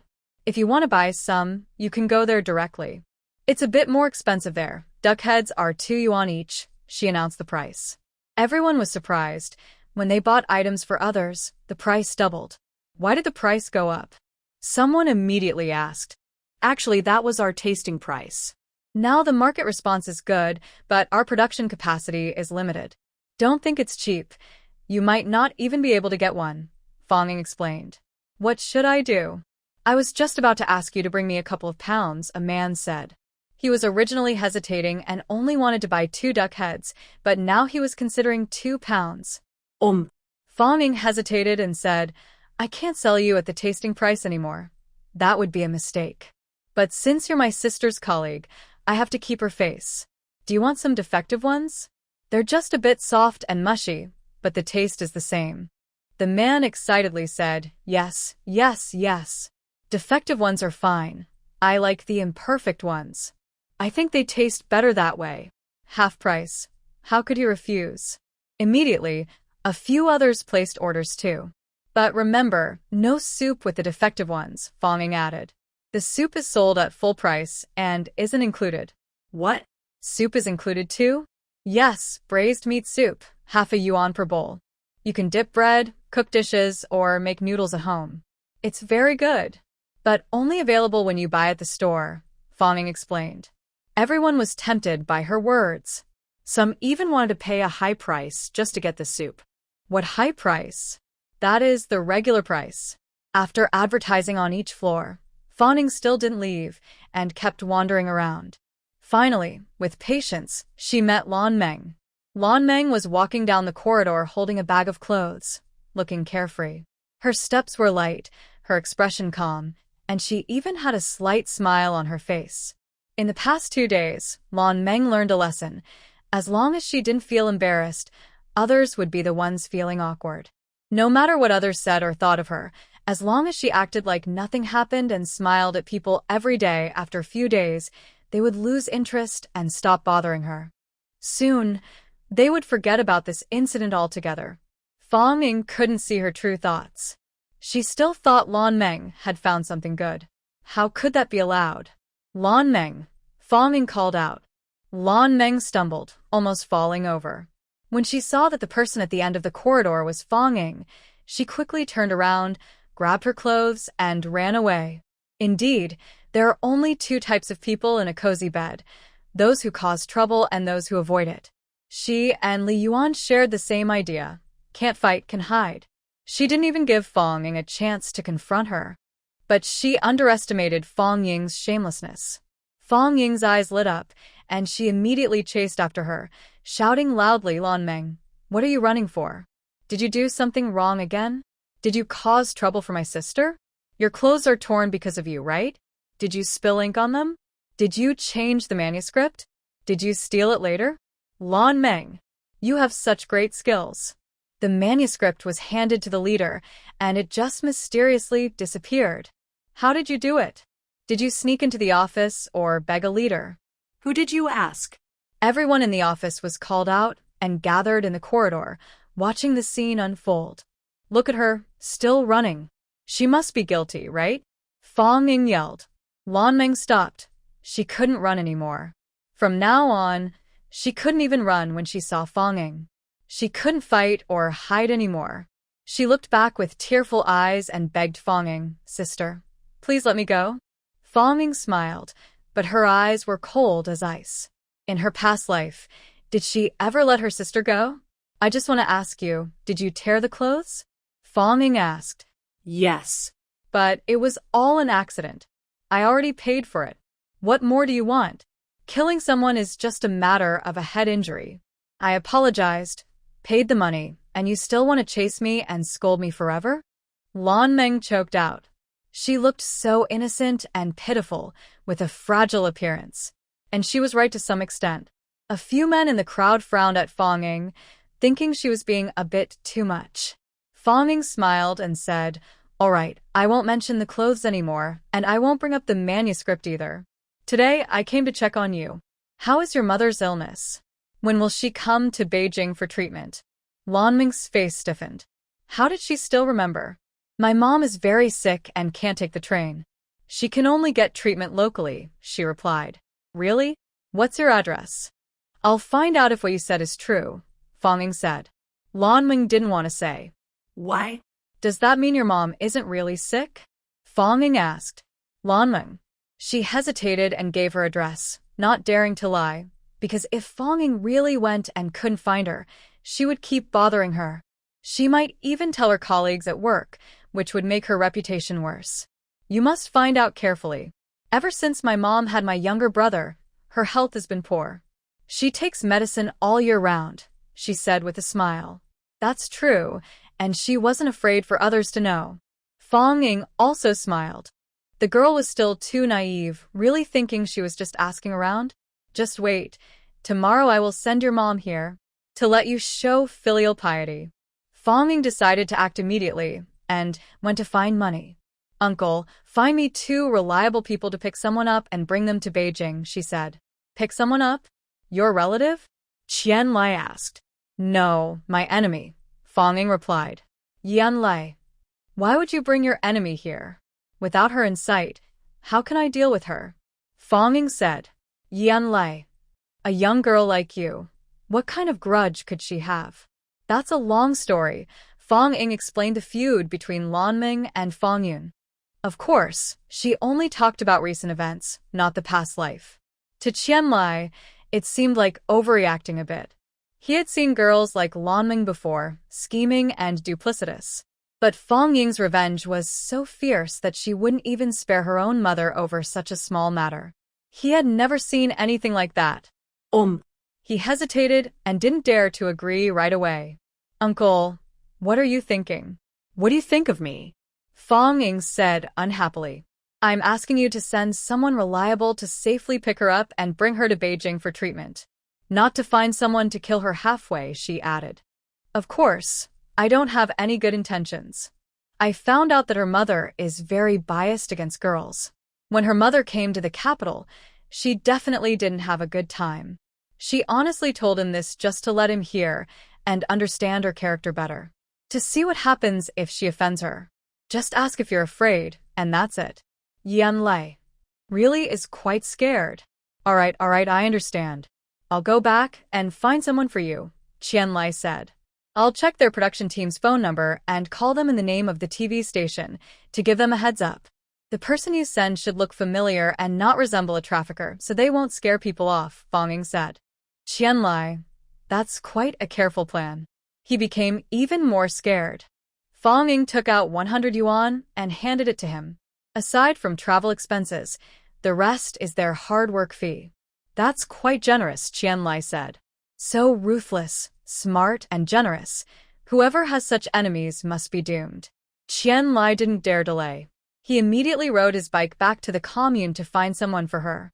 Lan Meng's family actually isn't far from the capital, just next door in another province, a few hundred miles away. But traveling by train is slow. Even so, by the afternoon of the next day, she arrived. Fong Ying personally went to meet her at the train station. It was the first time in her life she saw Lan Meng's mother, and she recognized her immediately. A woman in her 40s, with features very similar to Lan Meng's, slender eyebrows, big eyes. Her skin was no longer fair but saggy and yellowed, showing signs of aging. She wasn't very pretty anymore. But the weak, delicate aura she exuded was even stronger than Lan Meng's. Lan Meng was young and healthy, full of youthful energy. She only appeared fragile when pretending. Her mother, however, was so thin and weak that it seemed carved into her bones. That delicate weakness was ingrained in her very bones. Fong Ying immediately took out a handful of sunflower seeds and started eating. She thought she must have had many stories when she was young. As they approached, Fong Ying immediately said, "Aunt Yu? I'm Fong Ying, Lan Jie's colleague's younger sister. I strongly recommended that her workplace bring you to Beijing for treatment. I even convinced them to advance Lan Jie's salary to pay for your medical bills. No matter how much it costs, as long as your illness can be cured, it's fine." "Really?" The fragile Yu Ping immediately sat down weakly. "So you're my great benefactor. Thank you so much. Without you, I don't know if I could hold on until next year." "Oh my, your illness is so serious." Fong Ying quickly helped her up. "Why didn't Lan Jie bring you to Beijing for treatment earlier? It's not a very difficult thing, just a few hours by train. It's not about money either." "Look, I asked on behalf of someone else, and their company agreed. Her company must also agree if she asks. She has a good relationship with the director. Why didn't she say so earlier? You've suffered so long because of this." She looked confused. "Some families prefer boys over girls, but it's just a matter of different priorities. They do love their daughters, but they can't compare them to sons. Sometimes they treat daughters well on their own. I'm not sure how close Yu Ping and Lan Meng really are, but it doesn't matter. With me here, things will change in the future." Yu Ping tightly held Fong Ying's hand, squeezing it with some force. Yes, that stubborn girl didn't want her to get treatment. Maybe she wanted her to die, so she wouldn't have to send money home? Seeing her bright, dark eyes, Fong Ying knew she had successfully stirred trouble. "Let's go. I'll take you to see Sister Lan," Fong Ying said as she pulled her outside, continuing to stir the pot. "Actually, your chance to come to Beijing for treatment was just luck. Lan's sister and the TV station director's son, Li Yuan, accidentally damaged my sister's clothes. I asked her to pay, but she refused. She said you needed medicine and treatment. I used my salary advance to cover her, feeling guilty. I was worried you might not have enough money for medicine, so I arranged for someone to bring you to Beijing for treatment. Yesterday, I even went to the TV station to ask when Sister Lan would let you come over. She said your health was too bad to sit on a train and couldn't come. When I heard that, I couldn't accept it. You're so serious, and you still can't come? So I got anxious and secretly arranged for someone to bring you here. You won't blame me, will you?" Fong Ying looked at Yu Ping with innocent eyes. Yu Ping's heart was in turmoil, so that's how it was. She wondered why that stubborn girl was so kind to bring her for treatment. Turns out, it was all good intentions from outsiders. That stubborn girl never really wanted her to come. "Good girl, I really owe you. In my next life, I'll work like a beast to repay you," Yu Ping said. So, she decided not to repay her in this life, maybe in the next. Fong Ying smiled brightly and nodded firmly. "Deal. That's settled." She had been reborn, so now she believed everything. She believed this could really happen. Yu Ping frowned slightly and secretly looked at Fong Ying. Is this really settled? Does anyone still believe such words? But all she saw was Fong Ying's pure, happy smile. Genuine happiness, not fake.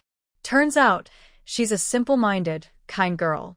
She let out a sigh of relief. When they arrived at the TV station, Fong Ying confidently took Yu Ping straight to Fong Yun's office. "Big sister, guess who this is?" Fong Ying asked. Fong Yun looked around twice but didn't recognize her and asked curiously, "Who is that?" "That's Aunt Yu, Lan Meng's mother. I brought her here," Fong Ying replied. Fong Yun and her colleagues in the room were stunned. In the next second, Fong Yun's eyes turned red. She had heard about Fong Ying criticizing Lan Meng yesterday, and today Fong Ying brought her biological mother here again. Her sister was causing so much trouble, all for her. Everyone else was kind to her, and her sister was returning kindness tenfold or 100-fold. How could she have such a good sister? No, she must treat her even better. But Fong Ying didn't want others to think the same. She blinked her innocent big eyes and said to those around her, "Actually, that day when I forced Lan Meng to pay me back for my clothes, I felt a bit guilty. That day, an aunt said something right. I wouldn't die if I didn't have those 2 pieces of clothing, but the aunt couldn't afford medicine and might die. I can't be so unthinking just because of 2 pieces of clothing. I can't push someone to death. I really hope Aunt Yu can get better. Yesterday, I asked Lan Meng when Aunt Yu could see a doctor. When she hesitated and delayed, I got anxious and sent someone to bring her here immediately. Everyone. You really are such a kind person. Yes, they truly thought so. Now, people are very simple-minded. No one would think that bringing her biological mother to see a doctor was a way to get revenge on her daughter. No one has such a twisted thought. They only saw Fong Ying bringing her here to Beijing to see a doctor, even though her own daughter didn't care. If anyone cared so much about their parents, they would only feel grateful. Everyone praised Fong Ying enthusiastically.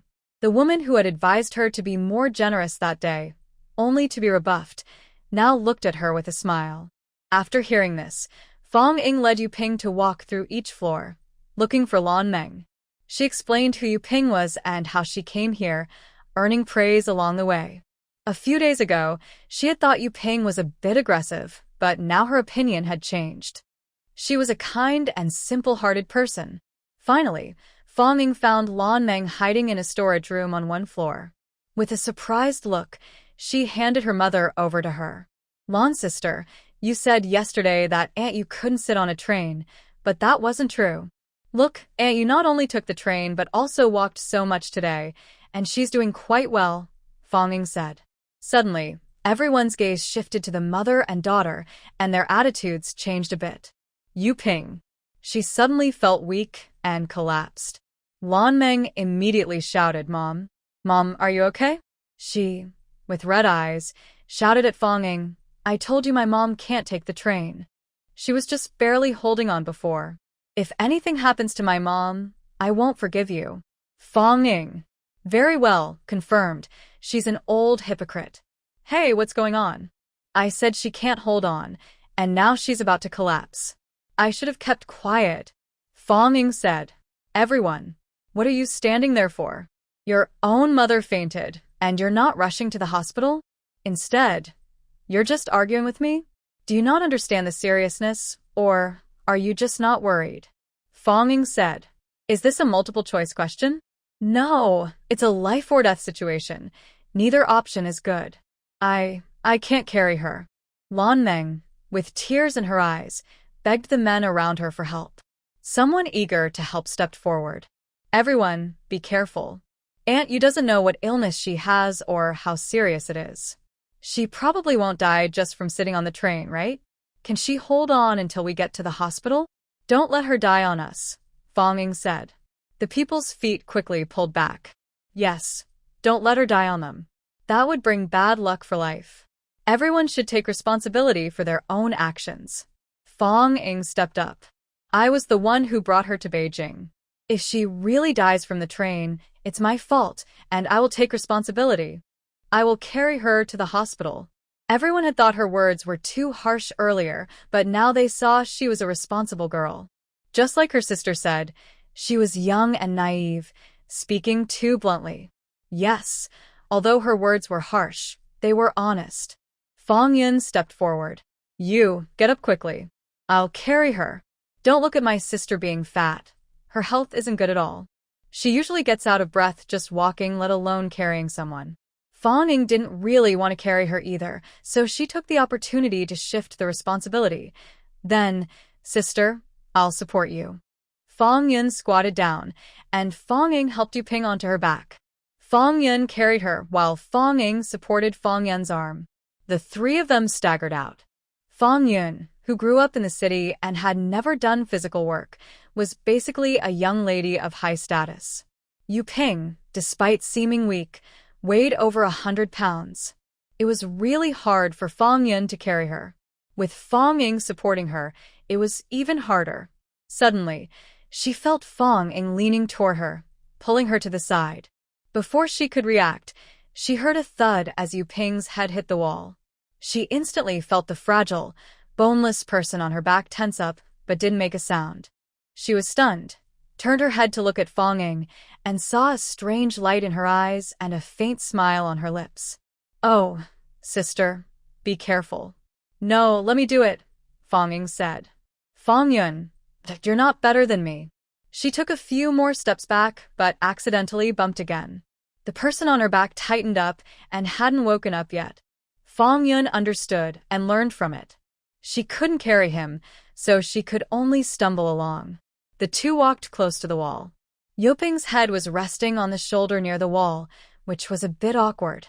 After bumping a few times, Fong Ying said, "Oh sister, your strength isn't much better than mine. It's probably because we, as sisters, never did heavy work when we were young, unlike rural girls who are stronger." She also advised the people around, "Everyone stop watching. It's not time to finish work yet. Go back to work. We will definitely get Aunt Yu safely to the hospital. If anything happens, we are responsible." The corridor was noisy. A confused leader came out to ask, "What's going on?" Everyone dispersed quickly. Since they weren't helping carry him, what was the point of just watching? That was too much, so they simply stopped looking. The two sisters exchanged glances. With no outsiders around, Fong Yun stumbled even more roughly in the hallway. Lanming noticed and shouted, "Are you doing this on purpose? Just to bump into my mom?" Fong Ying also shouted, "You're so mean. We city girls are just not strong enough. And you, I heard you've been working in the field since you were young. Now your own mom is in a coma, and you're just standing by like a bystander, complaining about how we carry him. You're really filial." Several floors heard this clearly. Thinking about it, it did seem that way. Just now, Lanmeng was watching nearby and didn't help hold the other side. If she had helped, Fong Yun wouldn't have struggled so much. She's so filial. Who knows? But I saw her speak yesterday. She really didn't want her mom to come to Beijing. Yeah, if she came, she'd have to spend her salary on medical bills. Elderly care is like a bottomless pit. Don't say that. Maybe her mom really can't take the train. She looks exhausted. You're so mean. I saw it clearly just now. Her mom was fine before, but after Fong Ying said that, she closed her eyes and fainted, like she switched off. Really? I didn't see. Is that true? They really look like mother and daughter. Why are people biased? Now that Fong Ying has a good reputation and many people like her, they naturally side with her. Fong Yun hurried down the stairs, stumbling along the way, with clattering sounds. At the door, she saw Lin Qi waiting, so she asked him to take her to the hospital on his tricycle. "Go back now. I'll handle the rest," Fong Ying told Fong Yun. Fong Yun felt a bit uneasy and whispered, "Neither of them are easy to deal with. Can you manage alone?" Fong Ying smiled confidently. "I'm afraid they can't handle it." Fong Yun. "Go back. Be careful they don't give you a hard time," Fong Ying warned. Fong Yun smiled. "They probably won't dare now, right?" Recently, Li Yuan would hide whenever she saw her and wouldn't face her directly. Li Jie also kept a stern face when he saw her but nodded politely. Have they decided not to mess with her anymore? However, Fong Ying wasn't so optimistic. In her previous life, both of these people dared to beat her badly. Could they still be afraid of her now? She was just holding back for the moment. Men like that won't tolerate subordinates offending them. They must be planning something big. "Just be careful," Fong Ying advised. Fong Yin nodded, but she was actually quite confused, not knowing what she needed to be careful about. Fong Ying watched Lin Qi ride away and didn't say anything further. She rode her bike to catch up. At the hospital, Fong Ying stayed close by as the doctor examined Yuping thoroughly. She had to watch closely herself. Otherwise, if the mother and daughter tried to downplay her condition, they might claim it was a terminal illness. After a thorough check, the doctor found no serious problems with Yuping, just mild anemia, not severe. This was very normal. Nowadays, 99 out of 100 women are anemic. "Doctor, you must have checked wrong. My mom has always been in poor health. She can't do any work. She's always in pain or uncomfortable, and she often needs medication," Lan Meng said. Fong Ying suddenly looked at her expression. It didn't seem fake. She really believed her mother was sick. This. She pulled Lan Meng outside quietly and asked, "When did her health start to decline?" Lan Meng didn't want to answer, but since she was asked, she replied honestly, "My mom's health has been bad ever since she gave birth to me." That's what her mother often said. She had a difficult labor when she gave birth to her. Ever since I was born. If it weren't for giving birth to you, all because of you, my health has been poor ever since. It shouldn't be like that, Fonging whispered. A woman with real health issues can't even have a child. She had you, and then 4 more. Healthy women usually don't have as many children as she did. Blue Dream's expression froze, and she hadn't thought about this problem before. Fonging put on a mischievous look and said, "My neighbor is an old lady. Ever since her daughter-in-law moved in, her health has gotten worse. She can't carry things or lift her hands, and she doesn't do any housework. When she tries, she gets sick, either pain or discomfort. She needs medicine every month and asks her children for money. If they don't give it, she says they're unfilial and cries loudly. But in reality, she secretly hides the money." Blue Dream looked even more upset. Fonging gently nudged her with her arm and said, "Your mother is sick, so you've been doing all the chores since you were little. Did you raise your younger brothers and sisters too? Does her illness mean she can't touch cold water? Did you wash her baby's diapers? She only needs to call out a few times about pain, then either lie on the bed or go out chatting with others. Wow, what kind of mother is that? She doesn't treat her daughter like a person, only like a beast. She thinks her daughter owes her from a past life and is here to pay back the debt this time." Blue Dream's face completely fell, twisting in pain. She really is sick. Fonging flicked a stack of reports in her hand and said, "This is from the best hospital in Beijing. You went to school, even studied medicine. You should believe in science. You look like you have a serious illness too." Fonging finished and turned to leave. She was stirring trouble between the old and the young. With her around, the mother-daughter relationship between them would eventually fall apart. Fonging left, and Blue Dream leaned against the wall for a long time, going over her life from childhood. The more she thought, the more she felt that what Fonging said made sense. Her mother always claimed she was unwell, either short of breath or unable to walk. Yet, when she gave birth, everything went smoothly. Like a hen laying eggs, she just made a few calls and gave birth. She also washed her younger brothers' and sisters' diapers. Her mother truly couldn't touch cold water. She said she was a woman, weak, and couldn't handle cold water. But wasn't she a woman? From childhood, besides clothes, she also washed dishes. She remembered how cold the river water was in winter, stabbing pain when she put her hand in. After washing clothes and returning home, her mother usually sat on the kong, heated bed, eating sunflower seeds, or was under the big tree in the village talking with other women. As for the traditional medicine she took all year round, she didn't really know how much it cost or what illness it was for. After she started working, she was only urged to send money home. She didn't know if the money was used for medicine. Cough, cough, cough. In the hospital room, Yu Ping woke up, coughing weakly. Lan Meng regained her composure and walked inside. Yu Ping looked pale and weak, saying, "Doctor, what did they say? Am I going to die?" I feel like my heart is about to jump out of my chest. Lan Meng used to think her mother had a heart condition and couldn't be overexerted or stressed.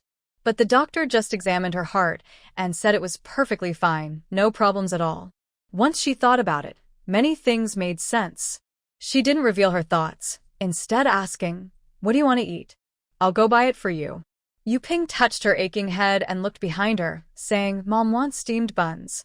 5 of them. Stay here and keep Mom company. Let your colleague's sister help buy them." It turned out those sisters weren't good people either. They deliberately bumped into her. Was she really that easy to bump into? She would get her revenge little by little, starting with the buns. Lan Meng smiled slightly and said, "They've left, so no one is here to buy you buns.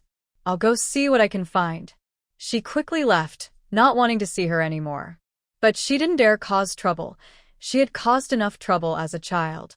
Her mother was even more stubborn, and in the end, she always had to kneel and beg for forgiveness.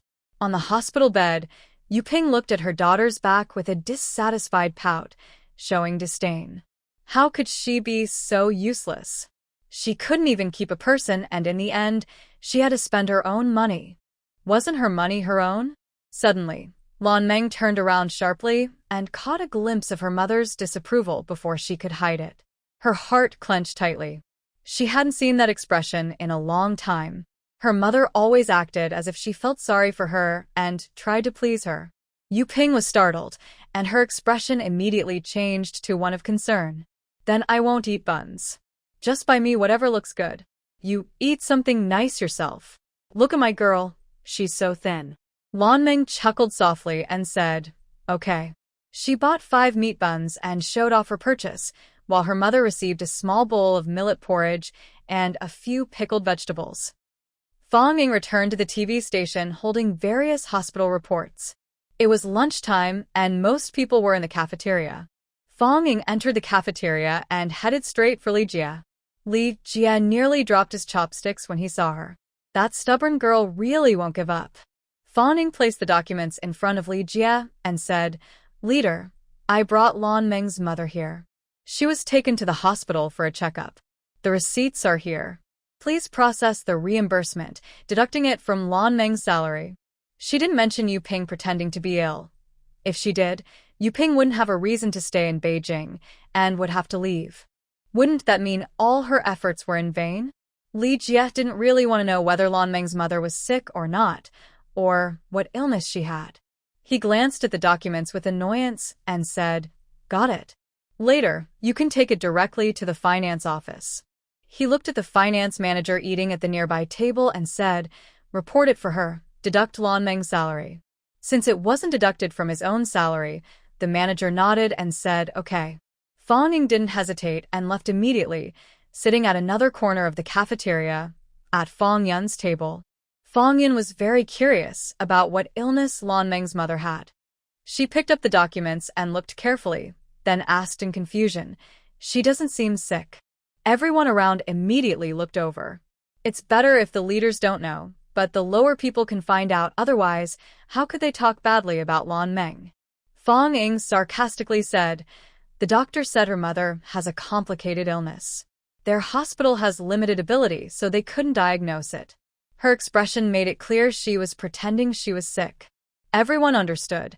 She was pretending to be sick. So, Lan Meng really was that kind of person. Her mother must be the same. People around started whispering, saying things like mother, like daughter. Fong Ying smiled and watched the finance manager finish his meal. After he submitted his reimbursement, she left the TV station. She didn't go home but took her bicycle and boarded a bus heading to the countryside. Nowadays, not only bicycles but even pigs can ride buses. Of course, in the city of Beijing, there are no pigs, but in the countryside, buses often carry pigs. She wanted to buy woven baskets. The crops in her space had ripened one batch after another and were piled up in the warehouse. She felt uncomfortable seeing them and wanted to pack them up. Making woven baskets is a skill that not everyone has now, but many people do, though the quality varies. This time, she traveled quite far, all the way to the foot of the mountain in the suburbs. Reed baskets mainly grow on the hillside, and people gather materials locally. The more skilled the local people are at weaving, the better their baskets. After getting off the bus and riding her bicycle, she soon turned into a village. Coincidentally, she saw an old man weaving baskets at his door. It was late autumn, and the harvest was mostly done, the perfect time for baskets. Nowadays, farmers rarely have burlap or plastic bags. They mostly use baskets for storing grain. Grandpa, where is your team leader's house? Fong Ying asked. The old man looked at her and asked, Why are you looking for him? I'm a sales representative from a food factory. I want to talk to your production team leader about some business, buy some woven baskets, Fong Ying explained. The old man immediately stood up, his expression changing to a smile like a flower blooming. My son is the team leader. Wait inside the house. I'll go find him right now. He said he was looking for someone, but he didn't go out. Instead, he went into the yard, picked up a broken gong, and started banging it loudly. Big Schwan. Big Schwan. We have visitors at home. The old man's voice was louder than the gong. In just a few minutes, a man in his 40s hurried over from the village. He looked like he was fussing over a young girl, like banging a basin to feed chickens. The man was tall, strong, with dark skin, and had a serious face with no smile, looking a bit worried. Seeing that the visitor was a young girl, his brow furrowed even more. As he approached, he asked around, "Who are you? Where are you from? What do you need?" "I am a buyer from a food factory in the city, here to order some woven baskets," Fonging said. Sun Gang's eyebrows relaxed as he listened, and his expression softened a bit, showing a slight smile. "Woven baskets? What kind do you want? How big? What shape? How many? How much are you willing to pay each?" he asked. Fawning took out a piece of paper from her bag, showing him a drawing of the basket she had already designed. It was rectangular with a lid and handles on both sides, easy to carry and stack. "I haven't seen this kind of basket before. It even has a lid, and it looks pretty good," Sun Gang said. He trusted Fong-ing a bit more now. Otherwise, with her young appearance, he might want to chase her away. He was busy with farm work and didn't have time to play with children. "This is the size and the requirements," Fong-ing said, handing him another piece of paper. She made 5 sizes: large, medium, small, extra large, and extra small. The smallest holds 1 liter and the largest 100 liters. "The willow branches must be even in thickness, clean, and dry," Fong-ing said. "Let's start with 100 of each size. How much do you think is fair?" She had never bought this kind of basket from ordinary people before and didn't know the price. Sun Gang took a deep breath. If he sold 100 of each size, that's 500 baskets. Quite a big deal. Maximum size costs 2 yuan each, the smallest 0.12 yuan, the next 0.5 yuan, 0.8 yuan, and 1.2 yuan, Sun Gang nervously quoted. "Of course, if you think the price isn't right, we can discuss it." From his words, it was clear he wasn't a professional trader. "All right, deal," Fong-ing said quickly. She liked money and was careful about her business, but she knew who to bargain with. There was no need to save a few cents from these people. "Can you make a few samples first so I can see if they're okay?" Fong-ing asked. Sure. Sun Gang suddenly changed completely. No more frowning or scowling. He smiled, looking very much like his father. "Wait for me. I will find someone from the village who is skilled at weaving," he said, but he didn't go out. Instead, he entered the yard. Then he took out a good copper gong and began to strike it loudly. For the first time, Fong-ing realized that the sound of a broken gong and a good gong are different. The villagers could tell the difference too. Soon, everyone's door opened and men, women, and children gathered around his house. The village was small, with only about 30 households, and more than 30 people came. After a quick explanation, 28 people started weaving baskets. Everyone showed their best skills, hoping to make their baskets look nice and be chosen. The chosen ones would earn points for each basket they made. These points could be exchanged for money, so everyone was eager to participate. While the villagers were weaving baskets, Fong-ing wasn't idle. She asked Sun Gang, "Team leader, does anyone in your production team sell eggs? I need eggs for chickens, ducks, and geese." "Why do you need eggs now?" "It's the season for hatching," Sun Gang asked curiously. In the countryside, people usually hatch eggs in spring so the chicks and ducklings are easier to raise. "I heard that hatching eggs are more nutritious. Is that true?" Fong-ing asked. "Oh, that's what some say." "Yes, we have them. How many do you need?" Sun Gang replied. "I want eggs for chickens, ducks, and geese. About 50 of each," Fong-ing said. "Wow, that's a lot. Do you eat them at home?" Sun Gang asked. "I'm a buyer for a food factory. We need them for the factory," Fong-ing replied casually. While Sun Gang called families with eggs to come over and asked, he muttered softly, "Which food factory survives on 50 eggs? That doesn't sound reliable at all." Fong-ing thought to herself, this uncle is rough outside but kind inside. And he's even making fun of her. "Come on, team leader, I'll settle the basket weaving payment first." "I'm not joking, I'll pay you after you finish weaving," Fong-ing said. Sun Gang immediately turned around with a simple, honest smile. "What are you talking about, little comrade?" I didn't mean that.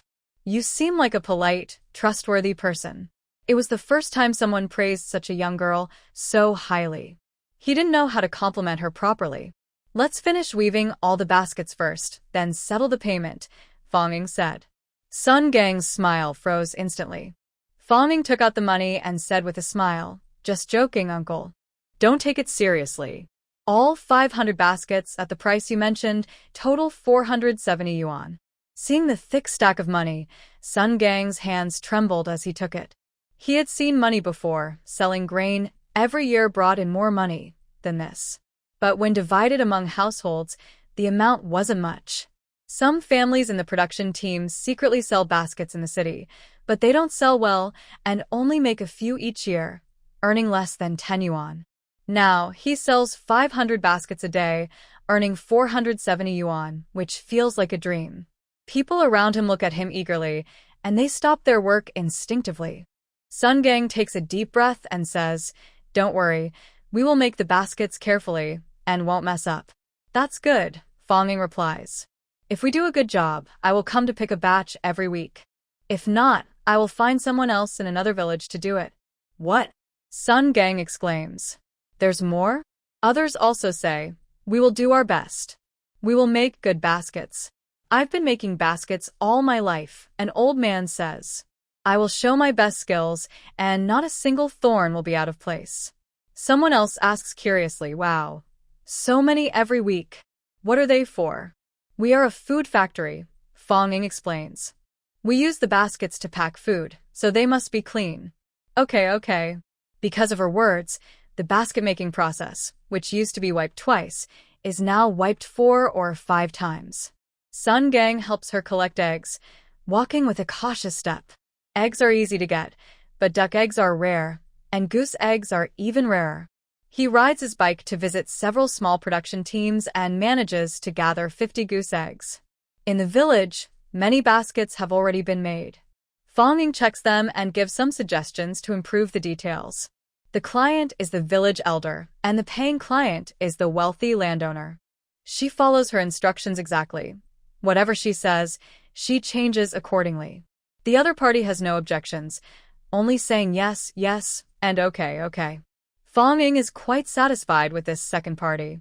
"Can we finish making the rest in the next few days?" she asks. "Tomorrow, just come to pick them up," Sun Gang replies. Although their production team is small with about 200 people, 100 of them can make baskets. 500 baskets are needed. The small ones are not counted, as they are too tiny to matter. The remaining 400 baskets, each person making 4, is easy. They can finish tonight. "All right, then. Just deliver them directly to my house tomorrow," Fonging says, leaving her address. She doesn't care how they deliver it. After all, she is the wealthy landowner and has paid for it. Fonging toured the village, bought a few chicken cages made of thorn branches, some farming tools, and then took some sample baskets home. No one was home. She entered the space and selected 10 eggs, 10 duck eggs, and 5 goose eggs to put in the cage. She then knocked on a basin to feed the chickens and ducks. The chickens, ducks, and geese happily finished eating and then discovered their nests and babies. Perhaps driven by animal instinct, the mother hens and ducks hesitated and then lay down without getting up again. Fonging smiled and thought, "Now I just have to wait until I can eat chicken." After leaving the space, she went to the food factory. It was already afternoon, and if she didn't go soon, she would get anxious again. Sure enough, when she arrived at the factory, Qianlai looked very worried. "Hello, Factory Director Fong. Are you working the late shift?" Qianlai asked. Fonging placed a bunch of sample baskets on the table and leaned back in her chair. "People like that are always unhelpful. I work hard every day for the factory, barely have time to eat, but I get misunderstood as not working. It makes me feel cold inside." Qianlai's face stiffened. "You haven't eaten yet? What have you been busy with?" He looked at the baskets on the table. "Did you go to the supply and marketing cooperative? Do they sell woven baskets there? They look nice." "I'm not just wandering around the cooperative. I rode my bike dozens of miles to the countryside to find someone to weave them," Fonging explained. Qianlai picked up a basket. "That works. They look good. Getting them made by someone is probably cheaper than buying from the cooperative. But why do you need so many large baskets? A 100-liter capacity basket is quite big." Fonging stood up, opened the lid, and took out a few small baskets from the large one, like a nesting doll. Qian Lai's eyes lit up. They look good. Fawning said, the big ones cost 3 yuan each. The small ones 3 mao. I bought 100 of each. Remember to reimburse me. She had exaggerated the expense. Qian Lai's eyes widened instantly. Why should I reimburse you? Why do you need so many baskets? To pack finished products, deliver, and make transportation easier. It saves us from using snakeskin bags every day, which lowers the value, Fawning explained. Qian Lai paused. But you don't need that many. Just use the largest ones. The small ones are useless, especially the tiniest ones. What can you do with such small things? Fawning carried out a small box with a 1-liter capacity and soon returned with a box of duck products. Inside were a duck head, a duck neck, 2 duck wings, 2 duck feet, and the rest, duck hearts, duck tongues, and duck livers, 1 of each, all packed full. This is called a family bucket. Understand? Normally, each item costs about 6 yuan retail, but if you buy this family bucket set, it only costs 4 yuan. Is that okay? Money comes. According to their initial retail price, this box is worth 3 yuan, and the wholesale price is even cheaper. But when they doubled the retail price, it became more expensive. Now they are offering a discount, selling it for 4 yuan, and asking if that is okay. Although this trick is new to Qian Lai, he has figured out the deal. If he were the buyer, he would criticize her, but now he is the seller. That's perfect. It's very suitable, Qian Lai said, holding the small box. 1 box is 2 yuan cheaper. Plus, they give a box. After eating the contents, the box can be used as a sewing kit, which is very good. The key is, inside there are all kinds of duck products.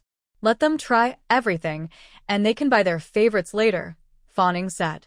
The cost is only 0.3 yuan, so it's cheap, she added. Qian Lai nodded repeatedly, thinking it wasn't expensive at all. Selling it this way makes a few more cents profit. This big one can also be used as a gift box, Fawning said, holding a basket of about 4 liters. That's too big. Filling this box isn't cheap, Qian Lai said.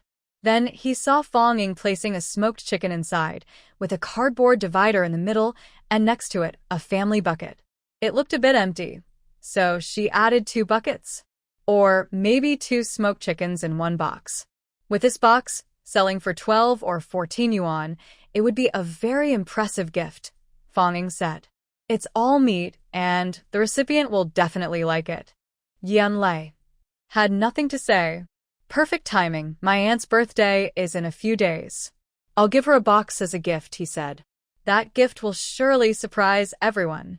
And what about these 2 large boxes? They can't also be for gifts, right? Most people really can't afford them, Qian Lai said. There are 2 other sizes, 30 liters and 50 liters. These are for us to pack goods, Fawning explained. But you probably won't need more than 200, right? Buying so many, Qian Lai asked. Can I return them? No, you can't. If you don't need the rest, I'll use them myself. Store clothes, miscellaneous items, just right, Fawning said. Of course, I pay for what I use myself, she added. There was no problem at all. Qian Lai happily priced Fang Ying enthusiastically. Fawning listened with a smile, seeing his good mood, and finally spoke. Uncle, I want to discuss something with you. What's the matter? Qian Lai asked casually. I want to open a factory, registered under your community's name. All expenses and profits will be decided by me. It will just carry your community's name, but I will give you 50% of the profit every year, Fawning said. You can just take the money without doing any work. Qian Lai froze in his chair, and after realizing what was happening, his face turned pale with fear. He shook his head wildly, saying, No, no, no. You're trying to go capitalist. Kid, you're too young to understand. You can't do this. How can this be capitalism? Let me put it differently, Fawning said. The factory is a collective of the commune. I am the new factory director.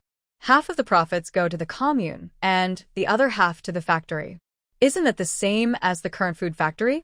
Qian Lai was confused. Yes, it was the same. The only difference is that this factory has only me as the worker. So, that half is mine, Fawning explained. Qian Lai Technically, there's no problem with that. But how can you run a factory alone? What would you sell? Fong Ying patted the items on the table. Baskets. This product has a big market. Farmers' handmade products can be bought and sold. Our new factory will handle the buying and selling.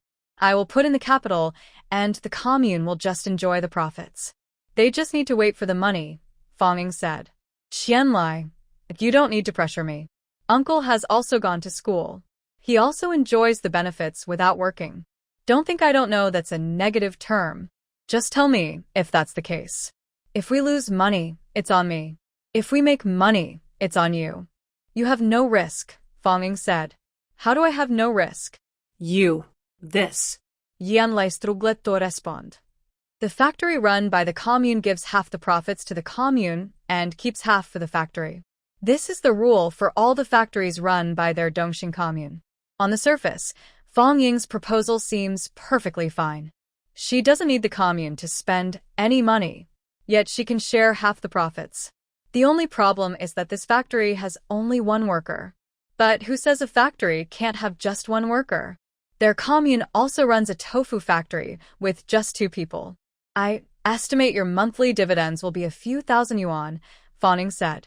If you're not interested, that's okay. I'll ask other communes if they're willing. All right. I'm convinced. Qianlai immediately said. I'll go back and discuss with my son right now. Once the commune fully takes over and owns the factory, I am willing to give her this much, and there won't be much problem. So I still need to find someone I know. Money has been transferred, and Fong Ying has also gone to find Feng Shui. Big brother, has the matchstick factory been rented? She asked. Feng Shui said, I was just about to find you. It's settled. Once the payment is made, we can sign the contract. Let's go now and sign, Fong Ying said. You really rented it? You said your food factory doesn't need it, so what are you going to do with it? Feng Shui asked. The Dongxing commune plans to open a craftwork factory. I will be the manager and earn some extra money, Fong Ying replied. Craftwork factory? What kind? Feng Shui asked. Weaving baskets. You'll see tomorrow, Fong Ying said. Feng Shui immediately frowned. Weaving baskets? Baskets? Those don't sell well, right? Rural people need them more, but city folks don't really buy them. That's because they're not made to look nice. Just wait and see, Fong Ying said as she pulled him along. Since she was so confident, Feng Shui didn't argue further. Since the factory was run by the Dongxing commune and funded by them, Fong Ying didn't plan to tell her that half of the factory was hers and that she would be responsible for her own profits and losses. No need to explain now. She would let the facts speak later. This was a lease agreement, signed smoothly, and the other party didn't even look at her work ID. One reason was trust in Feng Shui, and the other was trust in money. They had already paid, so what could they be deceived about? Early the next morning, Fong Ying asked Feng Shui to wait at home with him. Before they finished breakfast, Sun Gang arrived with several carts to deliver goods. Luckily, the alley in front of Fong Ying's house was wide enough for the carts to enter. Feng Zhua and Feng Yu didn't go to work either. They immediately helped move all the woven baskets into the yard. Fong Ying carefully checked each one, picking out the defective ones. Out of 500, she selected about 100 of various sizes. Sun Gang nervously rubbed his hands nearby. I didn't expect so many. Don't blame you, Fong Ying said. It's everyone's first time weaving. They didn't understand my standards, but now they do. She then picked the best one and handed it to Sun Gang to take back. Use these as samples, she said. As for the defective ones, since it's the first time, I won't be too strict. Keep them all, but deduct 1 mao, a small unit of currency, for each, she added. The woven sticks that had been shaped and rewoven didn't turn out well, so they couldn't be sold and could only be used for themselves. It was better to sell fewer than sell poor quality goods. Sun Gang happily said, all right. Make another 500 baskets. Fong Ying took out the prepared money. Sun Gang was stunned and happily took the money. Isn't it supposed to be once a week? Why is there another order just the next day? Even if you make a few dozen more, it's okay. Just take them all. We still need to pick out some defective ones. Next time, if there's one left, I'll deduct 2 cents. If there's more, 3 cents, and so on. You decide how to handle it, Fong said. Sun Gang felt a chill. This wasn't just some naive person with too much money. Sun Gang happily left with the money. Everyone in the yard was gathered around a room full of baskets, staring blankly. They just found out that Fong had bought so many baskets, and she still planned to buy 500 more tomorrow. Are they out of money? Come on, take some baskets. Fong pointed to baskets of sizes number 2 and number 3. 10 each for one person, 5 for another. Take them home to store your clothes and miscellaneous items. Oh, and smaller ones, 5 each. Perfect for storing socks and underwear. People who initially thought these baskets were useless suddenly brightened up. Although every room now had cabinets, they stored clothes for several people inside. Using boxes to organize them separately now seemed pretty good. Lin Xiu also thought it was great, separating clothes for spring, summer, fall, and winter. Fong Yun felt even better. She had the most clothes, and her study didn't have a wardrobe. She was worried about that. Now, everything was sorted out. She praised generously. Your brain is so clever. Even after getting married, you still open your mind? After saying this, she immediately regretted it. Sure enough, the next second, Fong mischievously giggled. Yeah, marriage is great. It really opens your mind.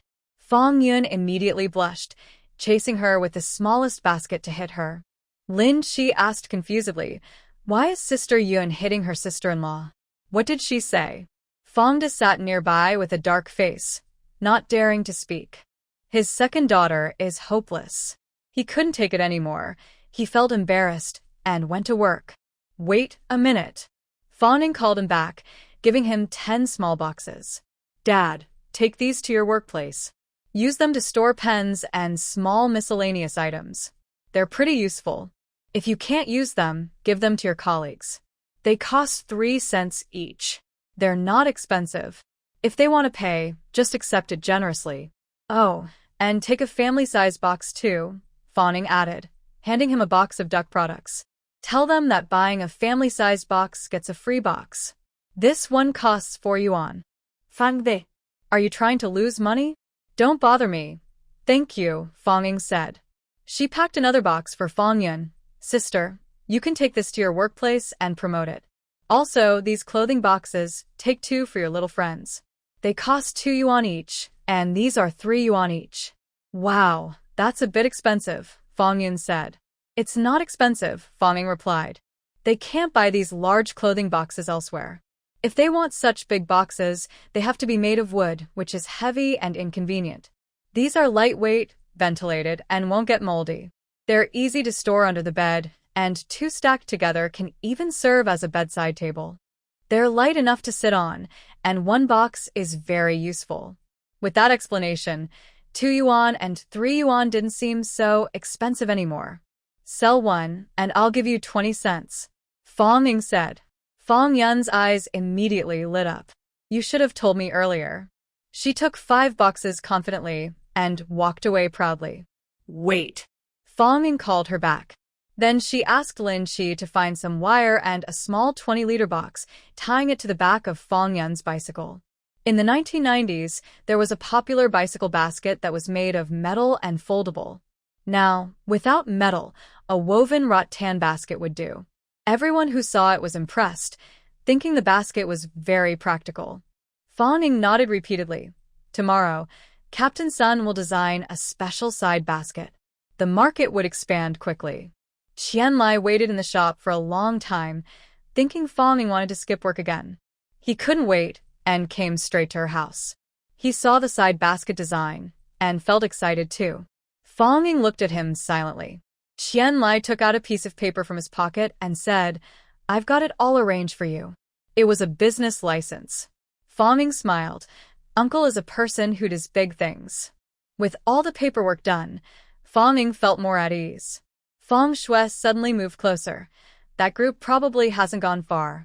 I'll go catch them. You teach them how to make the side basket now. He had an idea in mind but didn't say it because he wasn't completely sure. He decided to wait until everything was settled. But Fong understood him perfectly. Just by looking at him, she knew what he was thinking. She smiled and urged him, "Hurry up." Soon, Sun Gang and his team were chased back. When they heard about a new order for 500 more baskets, Sun Gang was so excited that only one old thought kept running through his mind: a way out of desperation. This year, the weather was bad, and their production team did not meet the production target. They didn't even save an extra grain of food. But they truly rely on those 360 gene of grain to survive. People will starve if they don't get enough, and each year they receive some additional support. For example, potatoes, cabbage, radishes, and sweet potatoes are also grown by the production team, and many are shared with the members. This year, the harvest was also reduced, and they didn't get much. The same goes for the grain fields, which makes things worse. He applied for relief grains several times, but it was not approved. They told him that there is a production team nearby that also needs relief grain, and it sounds bad. Not only was it not approved, but he was also scolded. He doesn't know how to face the worried and sad members anymore. Now, things are better. They have money. Although they don't have ration tickets, making it hard to buy grain, they can find other ways to get food, like some side foods that don't require ration tickets. Fong Ying explained carefully to Sun Gang about the design of the bicycle basket on the side. It should be rectangular with a lid and have a lock or a place to hang a lock. This way, they won't lose things while riding. Sun Biao understood, and his eyes lit up, but then they dimmed again because he doesn't have a bicycle and thought this was unnecessary. But soon, he got excited again. If these baskets sell well, they can make more and earn more. This year, not only can they eat enough, but they might also earn enough to buy a bicycle. Sun Gang hurriedly left in a rush. Fong Ying called Qian over. "Uncle, the baskets are here. Look at the different models and tell me how many you want." Qian, who had been listening to their conversation earlier, realized that Fong Ying had lied to him yesterday. She bought the largest basket for 2 yuan each, but told him it was 3 yuan. The smallest basket costs 20 cents each, but she said 30 cents. "You're really penny pinching, earning your own money," he said. She is both the director of the food factory and the basket-making factory. The food factory uses a few baskets and spending money is fine, but does she need to spend even more? Fong Ying looked at him strangely. "You're the one penny pinching. When it's time to spend money, you get confused." "I expected the food factory to use a lot of small baskets, but the basket factory didn't make any profit at all. It was all for nothing." Although she is the director of both factories, she only controls half of the profit from the food factory, and not much ends up in her pocket. The basket factory is the real priority. Half of the profit goes to buy safety supplies, and the other half goes into her pocket. She knows how to do the math. Maybe I should switch it around. I'll sell baskets and give away duck products. The food factory can sell me duck products at cost price, so I can sell the baskets, Fong Ying said. Anyway, it's my factory. I don't make money for myself. Money comes. Look at you. I was just joking, and you took it seriously? You can't even play around a little. Anyway, it's time to start work. Don't be late or leave early every day. Others will notice. After saying that, he left but was stopped by Fong Ying. How many of each size do we need?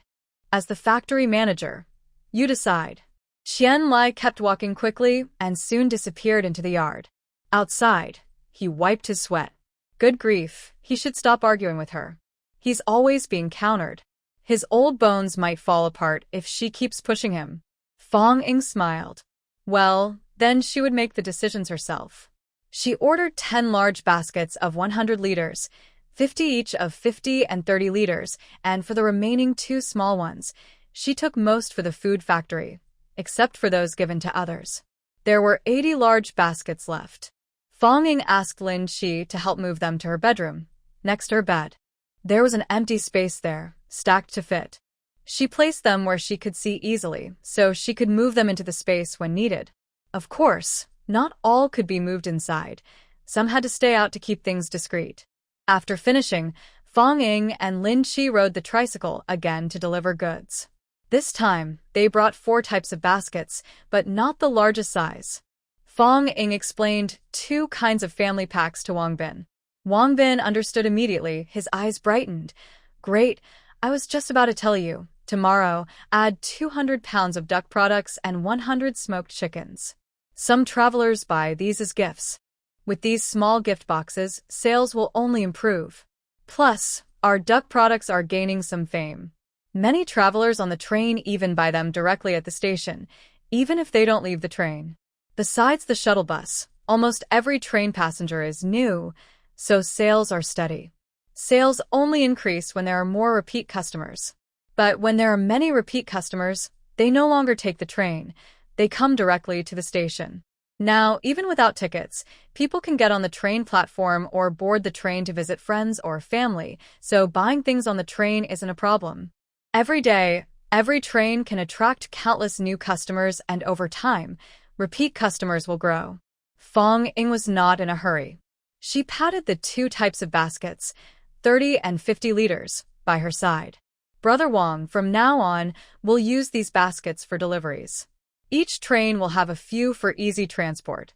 These are slightly flawed, but don't mind. They're great for storing clothes or miscellaneous items at home. Wang Bin hesitated but accepted them.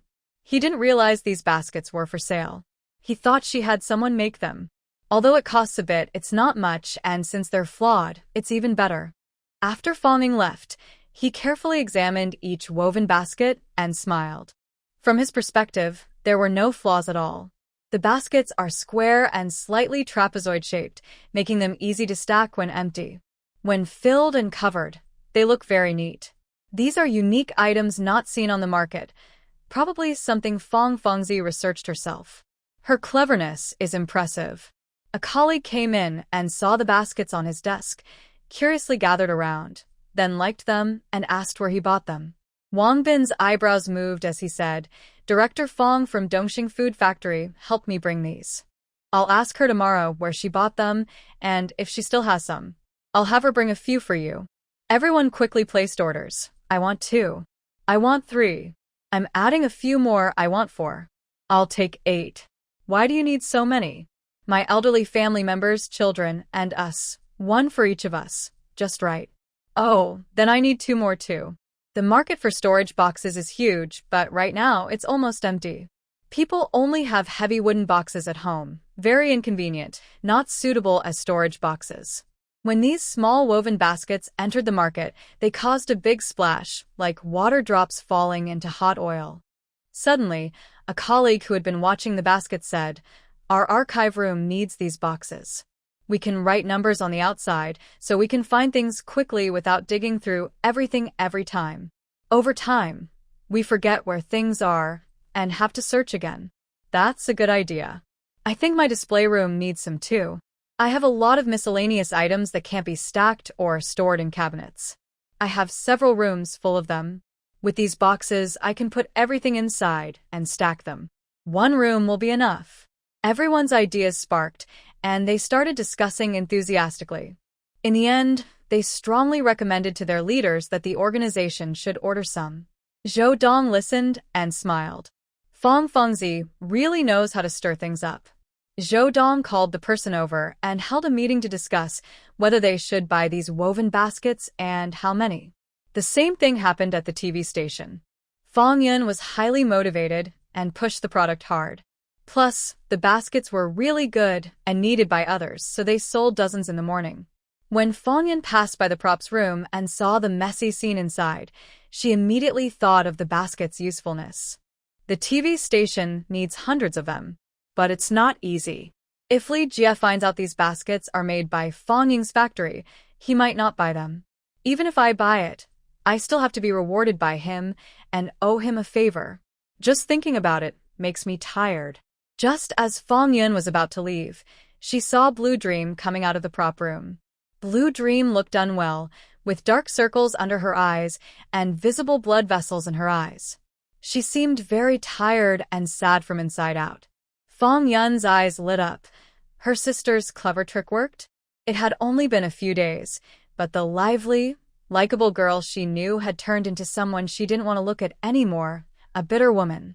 Indeed, hurt from family can be very deep and can break someone from the inside. Before her mother arrived, even after such a big event, Blue Dream acted as if nothing had happened, always smiling. Now, it seemed she couldn't even smile anymore. "What's wrong? Did your mom bully you?" Fong Yin asked curiously. Blue Dream gritted her teeth and said, "No. I don't believe it," Fong Yin replied. Blue Dream was in a bad mood. She glared at her and didn't want to say more. She bypassed Fong Yun and walked away. But Fong Yun was her sister, Fong Ying's biological sister. Some things are in their blood, passed down through generations. She chased after her and loudly asked in the corridor, "Blue Dream, did your mom hit you?"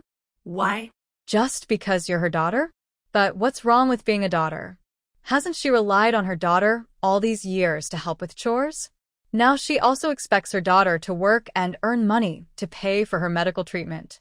When she gets old and can't move, she'll still expect you to take care of her waist and everything. You're the one who's given the most, who's actually taken care of her until the end. Just because you're a daughter, does that mean everything is over? Why? Fong Yin spoke sincerely. Although it was all made up, every word touched Blue Dream's heart deeply. Her feelings of grievance were completely stirred up. Yes, why? She had done more than her 4 younger siblings combined. She was the one supporting the family. Why was her mother so unkind to her? Instead, she was scheming to drain her blood and feed her to those 2 brothers who did nothing, ignoring her own life and death. Fong Yun's sincere expression made Blue Dream almost believe she was still the kind sister who used to be very good to her. Now, seeing her suffer, Fong Yun softened and forgave everything she had done before. Blue Dream suddenly threw herself into Fong Yun's arms and cried bitterly. People around heard the noise and came out to see what was happening. Seeing the 2 reconcile, their expressions were strange. But Fong Yun hadn't forgotten her main purpose. She asked, "What did your mom do to you?" She wants me to bring the 2 brothers to Beijing to study," Blue Dream said. Everyone around burst into laughter. Getting a degree in the capital has always been tough, and now students can't transfer schools. To study in the capital, you need proper paperwork, including transferring your household registration and food ration relationship. There are only 2 options: get accepted by a university in the capital or find a job there. Marriage is not easy either. Household registration for marriage is hard to transfer unless you have connections. Talk to your mom and explain how difficult this is. She'll understand and won't make things hard for you, Fong Yun kindly said. Lan Meng indeed looked more upset. I told her, but she just won't listen. She thinks I'm not doing enough or that I don't want my brother to come. Not only my brother, she also wants my dad to come and leave my 2 younger sisters to watch the house, Lan Meng explained. She couldn't understand this either. Her dad usually bossed her mom around, like a servant, always giving orders and rarely giving her a kind look. When her dad drank or was upset outside and came home, it was worse. He would beat her mom like hitting an animal, going all out. She used to think her mom's illness was caused by her dad hitting or upsetting her. Such a man. Her mom finally escaped for a short while, and she thought she could enjoy some peace. But now she actively wants to bring him back? Why? To hit her again? What's wrong with her mom? Does she deserve to be beaten? She was so confused that she accidentally revealed her parents' situation. Everyone looked at her with strange expressions. Just then, Fong Ying arrived delivering goods. Seeing the commotion, she quickly came over. Seeing her sister also looked surprised and speechless, Fong Ying stepped forward and said earnestly, "You don't understand. Your mom loves your dad very much. To her, he's like the sky. She's willing to do anything for him. Even if her daughter suffers a little, she doesn't mind." The onlookers nodded. Many men and women think like this now. Lan Meng felt confused. Was she the last one her mom cared about? She couldn't believe that even her dad, who often hit her, was more important. But she was the one who had done the most. Her feelings of hurt and confusion slowly turned into resentment. Fong Ying wasn't finished and asked puzzled, "But she really is something. Why does she want your dad to come back? To do what? Just to eat and do nothing? You know your ration tickets aren't enough for a family of 4. Can't she see that? Does she really not care about your life or death?" Lan Meng's tears fell more fiercely as she sobbed. "She asked me to find a job for my dad. That was even harder than having him do nothing. Eating idle meals, if you have a mouth, you can eat. If not, you can go out and beg for food. But finding a job?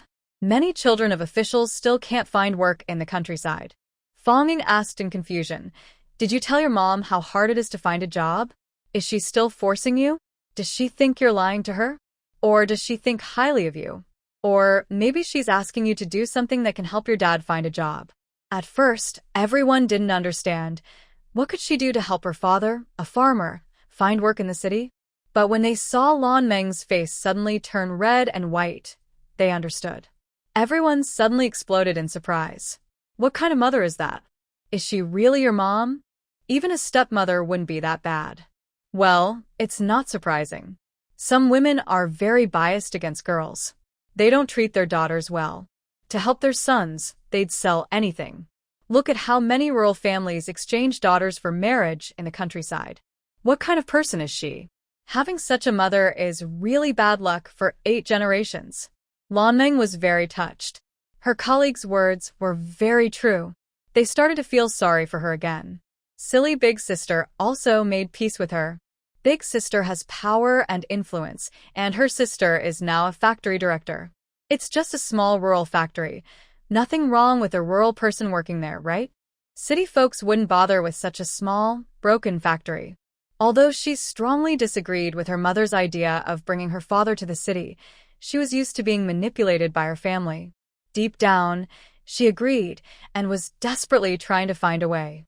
When she looked up to find Big Sister, she realized she and her sister had already disappeared into the crowd. The manipulation was over. What was the point of staying? Fong Ying and Fong Yun huddled together, giggling and sharing their tips on teasing Lan Meng. Fong Yun said, "Lan Meng's mom is even more bold than Lan Meng herself. She dares to think of everything." "That's normal," Fong Ying replied. "Her mom probably thinks that since Lan Meng can enjoy good things, her brother's father should too. Basically, she looks down on Lan Meng from the bottom of her heart." Fong Yun felt sorry for Lan Meng for a few seconds, then asked, "Do you think this will work?" "I think Lan Meng is already full of resentment. Maybe she'll even drive her mom away." "It definitely will work. If she can't do it, I'll help her," Fong Ying said confidently. Fong Yun frowned and disagreed a little. Helping her find a job for her dad? Finding schools for her 2 brothers? Isn't that giving them an unfair advantage? Fong Ying's eyes looked deep. It's not easy to take advantage. The cost will be paid back by Lan Meng. Besides, I won't do it myself. It's not worth using my connections just for her. So, what are you going to do? Fong Yun asked. Fong Ying no longer answered this question and asked, "How many baskets did you sell today?" Fong Yun immediately took out the order sheet and showed her. 65, not bad. "I earned 13 yuan easily in the morning," Fong Ying said. Fong Yun rolled her eyes and pouted. "This is a one-time deal. You won't make this much again. This box isn't a consumable. Buying one can last 10 years. How about working part-time at my handmade factory as a salesperson?" Fong Ying suggested. "No base salary, but I'll give you a legal ID. For each sale, you'll get a 10% commission." Fong Ying had previously promised to give her 2 mao, 0.2 yuan per sale, which was actually illegal. She only trusts her now because she knows Fong Ying won't cheat her, so she dares to do it. If someone else asked her to sell something and paid her, she wouldn't dare to accept, afraid of being cheated. If she reports her, she could lose her job. But if she is an employee at the handmade factory, even part-time, as long as Fong Ying, the factory manager, recognizes her and gives her a work ID, her sales are legal. Okay. Hurry up and get the ID for me now," Fong Yun urged. Not all her colleagues at the company have bought from her yet. Once her colleagues buy, she still has classmates. And her classmates have bought, so she has teachers and alumni. She also has neighbors. And classmates, colleagues, and neighbors. While Fong Yun seems to see countless yuan flowing into her pocket. Fong Ying smiled. Clearly her sister also loves money. "Wait a bit. I'll deliver it to you at noon," Fong Ying said. After saying that, she left, but she didn't go away from the TV station. Instead, she went to her dorm. Blue Dream was at work, so only Yu Ping was in the dorm. "Aunt Yu, are you feeling better?" "I came to see you," Fong Ying said happily at the door. Yu Ping looked her over and saw she was empty-handed and her smile was barely holding. Aren't city people so rude? Rural folks bring 2 eggs when visiting patients. She forced a weak smile and said, I'm happy you came to see me. Please don't bring anything or ask for money. Yes, I knew Annie thought that way, so I didn't bring anything, Fonging replied. Yu Ping. This chubby girl really has a bit of a tiger spirit, just like her daughter said. Aunt Yu, I just came out of the TV station office building. When I left, I overheard Blue Dream talking to colleagues about how you bullied her, Fonging said with a look of regret. It was quite harsh. What? Yu Ping was shocked. That brat, no, that girl said bad things about me in front of her colleagues? She was a bit skeptical. After all, Lan Meng had been doing well over the years. Although she had some unhappy times, she still managed to be filial when needed. Can I really lie to you? I'm not that kind of person, Fonging said. I heard her say that you don't care about her life or death, forcing her to bring her 2 brothers to Beijing for school, eating her ration tickets, and spending her salary. She also asked her to find a job for her father. She said you're pushing her to the limit, and having a mother like you is really bad luck. Yu Ping. She believed it. These 2 things were actually done by Lan Meng. She didn't say anything, so who would know? But then she turned around and started shouting, and everyone in the unit found out? Yu Ping suddenly looked upset and overwhelmed. I didn't force her. I was just talking casually. She's living comfortably in the city, while her father and brothers are suffering in the countryside. I told her to think of a way. If she can't, then forget it. Beijing isn't her family's business. If she really can't do it, forcing her won't help. How could I force her? She paused, then cried out, I just said it casually, and she turned around and twisted my words. Boo-hoo, I'm her real mother. I worked so hard to raise her, and she's saying all this about me. Fonging said, yes, how can she say that about you? She's not incapable. She just doesn't want to do it. Yu Ping's fake crying suddenly stopped. She looked at Fonging in shock. Actually, her demands were just words. She didn't think Lan Meng could really do it. She just wanted Lan Meng to send some money home, so her father and brothers wouldn't suffer so much. But could she really do it? Of course she can. Annie, have you forgotten how she went from being a small nurse helping patients to working at a TV station? Don't think she's just doing odd jobs at the station now. I heard the director wants to train her as a reporter because she's good-looking, very camera-friendly, and popular. Especially with the director's son. I saw them whispering in the props room myself. What? Both of them. Yu Ping was surprised. With things like that, why haven't the parents come to see what's going on? Are they just waiting for the ducks to fly into the oven? Yes, they're that close. Arranging for her to study in Beijing and giving her a job is just a matter of a word, Fonging said. Lan Meng doesn't want her father and brothers to come here. She's making it clear she doesn't want that. However, this is understandable. Just now, she openly said she hates her younger brother the most. You only care about your son, giving him all the good things, even letting him drink her blood and eat her flesh. She wants them to spend their whole lives in the countryside eating dirt. And about her father, she said he's crazy for caring so much about a man who beats her every day. She thinks that's just disgraceful. Auntie, please don't be angry. These words aren't mine. I'm just repeating what Lan Meng said. I didn't make up a single word. Fonging said. Otherwise, how could I, as an outsider, know that your husband hits you? Yu Ping's face turned pale, and she collapsed onto the bed. Without even having heart disease, she was close to having a heart attack from anger. Fonging believed what she said. Just like she said, if Lan Meng didn't tell her, how would an outsider know anything? Suddenly, Lan Meng appeared at the door, holding 2 steamed buns and a bowl of pickles. Seeing Fonging there, her heart skipped a beat. Then, looking at her mother's expression, she felt something was wrong. Things didn't look good. What are you doing here? What have you done to my mom? Mom, are you okay? She threw the buns on the ground and rushed to the bed. It's okay. She could pick them up and eat later. Fonging confidently said, I just came to see if Annie is feeling better and to tell her about your recent crying in front of your colleagues. You.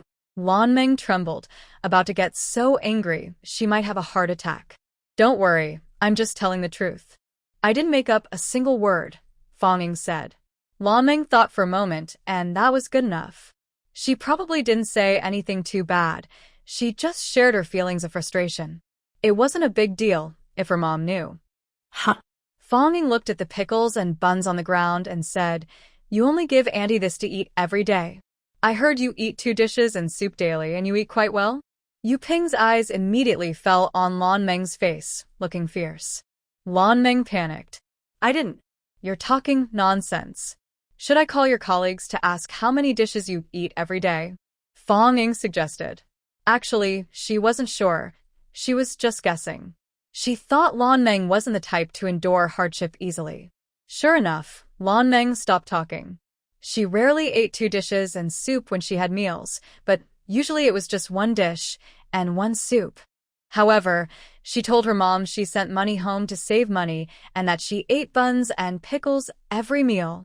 "Oh," Fong shook her head and said, "You're really filial." Then she left directly.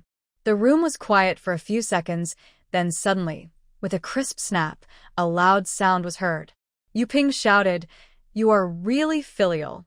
Lan Meng covered her face and said, "Mom, I didn't." "Yes, you didn't truly show filial piety." Yu Ping replied.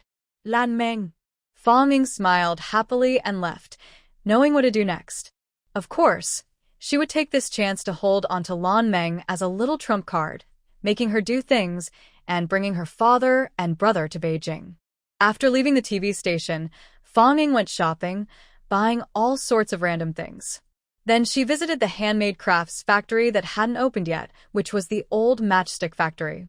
The large yard was empty and deserted, with no one around. She found the original factory manager's office, saw that the doors and windows were intact, but inside was empty, nothing there. She hung up the new curtains she bought and locked the door from inside, then entered the space. The first thing was to feed the chickens, ducks, and pigs. The mother hens and ducks sat quietly on their nests, and the 2 piglets had grown bigger. It looked like they would naturally breed in a few months. Soon, there would be pigs everywhere, which would be hard to catch. But that was okay. She quickly remembered that the space's miscellaneous items included an Arthur gun. Electric pigs would probably work very well too. After feeding the pigs, she went to the fields to harvest vegetables. The vegetables in the space didn't grow infinitely. After a few harvests, they withered. After collecting the last batch, she would plant a new one. She happily worked all afternoon before heading home. The others at home hadn't finished work yet. Only Lin Chi was there, pacing nervously at the door like ants on a hot pan. It startled Fong, and she quickly asked, "What's wrong?" Lin Chi saw her and happily jumped over, saying, "Sister-in-law, the chives have grown a foot tall. You said they could be eaten when they reach a foot, right? How do I eat them?" Fong: "Of course, we'll make dumplings. When they come back, I'll teach them how to make them," Fong replied. Today she was a bit tired and didn't want to move. It was strange, lately, she felt tired easily. No matter how much space well water she drank, it didn't help. But seeing her body getting slimmer and more energetic, she didn't think much of it. Lin Chi was so excited, he jumped around like a rabbit, saying, "When will they come back? No phone calls are so troublesome.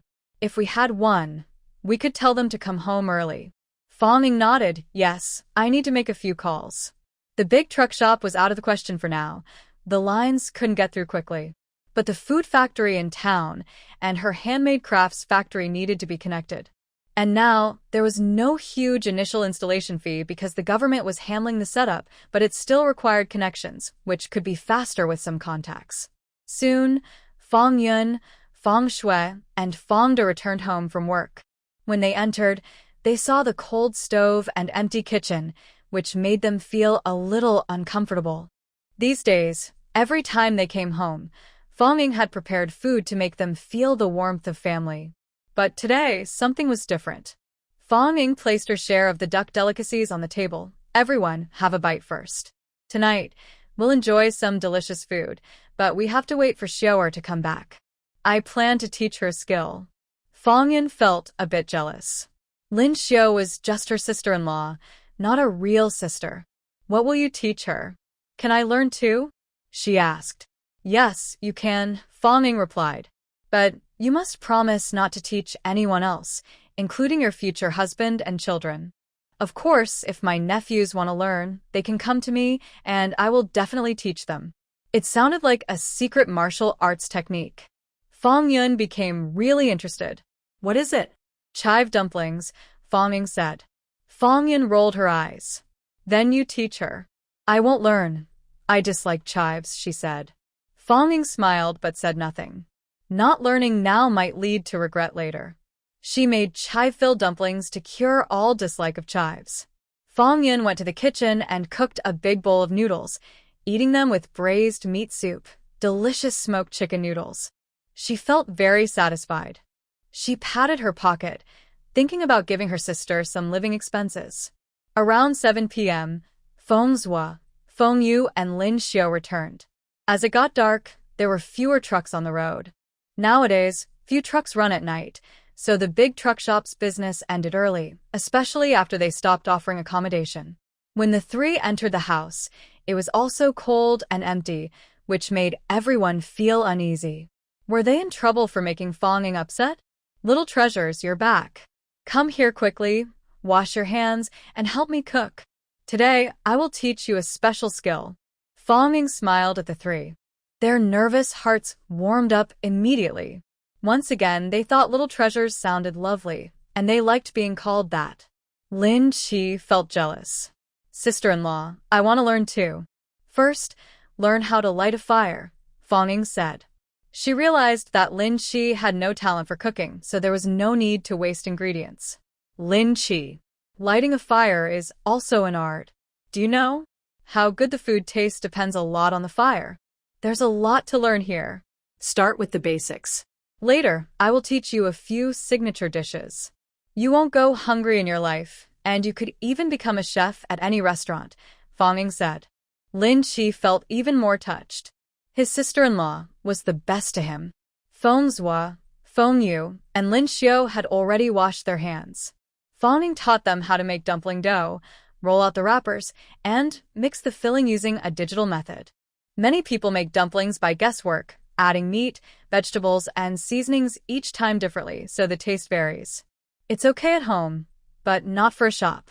Today's dumplings taste good, but tomorrow they might not. People come to eat, not to gamble. When all ingredients are weighed precisely to the gram, the flavor becomes consistent.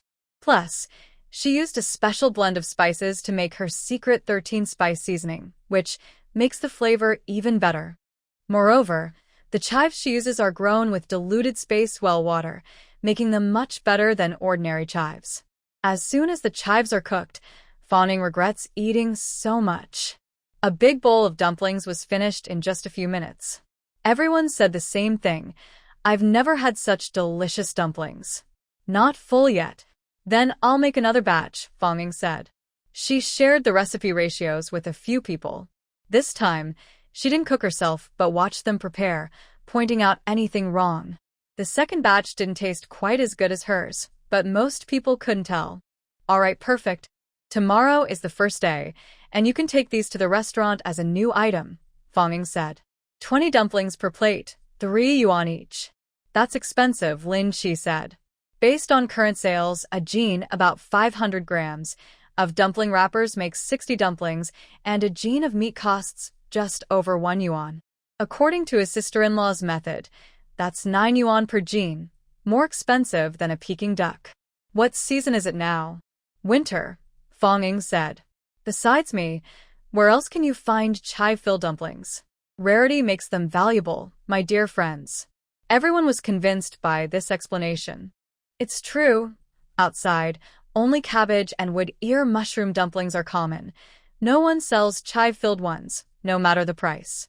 Then how much would they cost per jean in summer? Lin Chi asked casually. Not for sale, Fong Ying replied.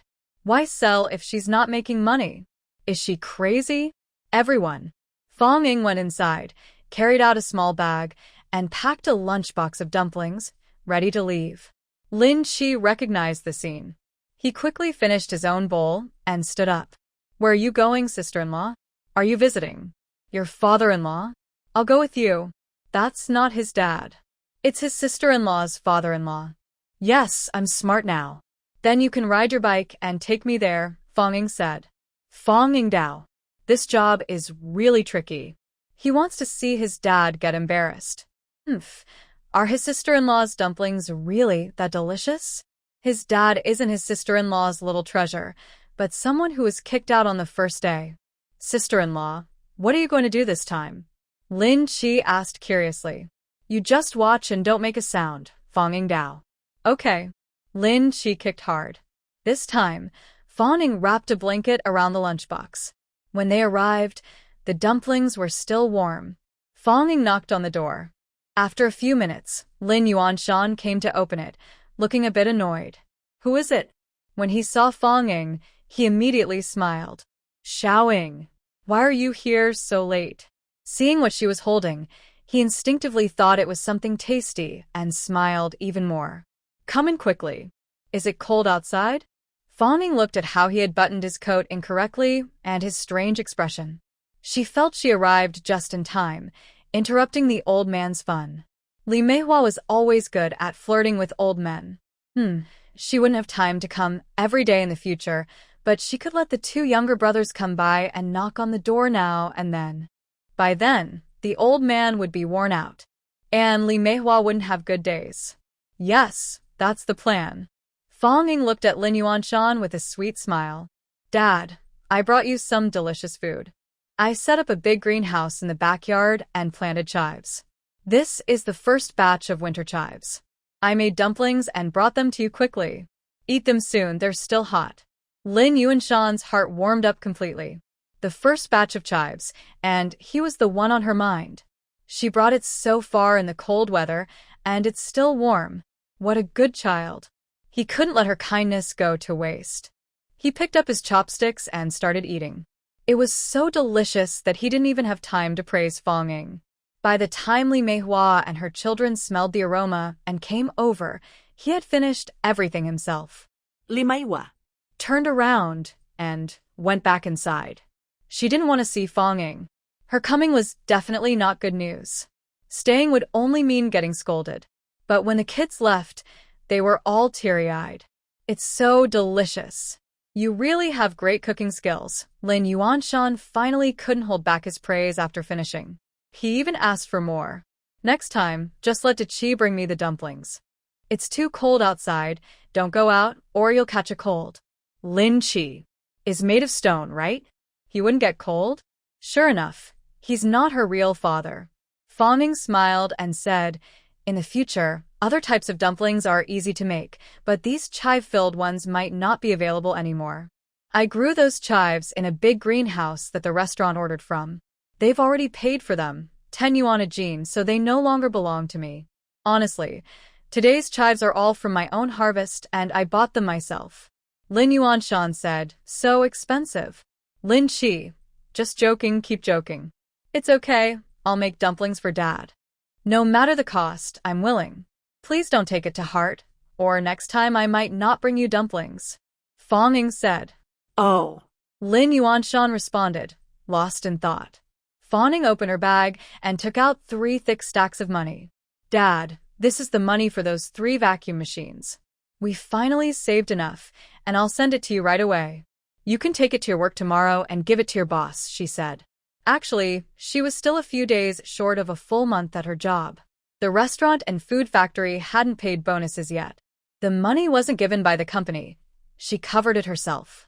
She wasn't worried about being asked to pay back the money. She just wanted to see if he dared to refuse. Lin Yuanshan's eyes lit up when he saw the money. He pushed it back, refusing to take it. Take this money back. Our boss said that if you pay for the machines, then the money counts as my bonus. I'm giving it all to you now. Fonging blinked and looked surprised. Oh, right, I remember now. We made a rule before you get all my bonuses. Did he forget? Well, I'll remind him. Lin Yuanshan felt a bit strange inside, but he remembered the rule. Forget it. Fonging brought him the first batch of winter chives from far away. She probably didn't have any bad intentions. Besides, she deserved it. Without her ideas, there wouldn't be this bonus. And he gained something even more valuable, his boss's praise. Dad, I won't be polite. I'll accept your kindness.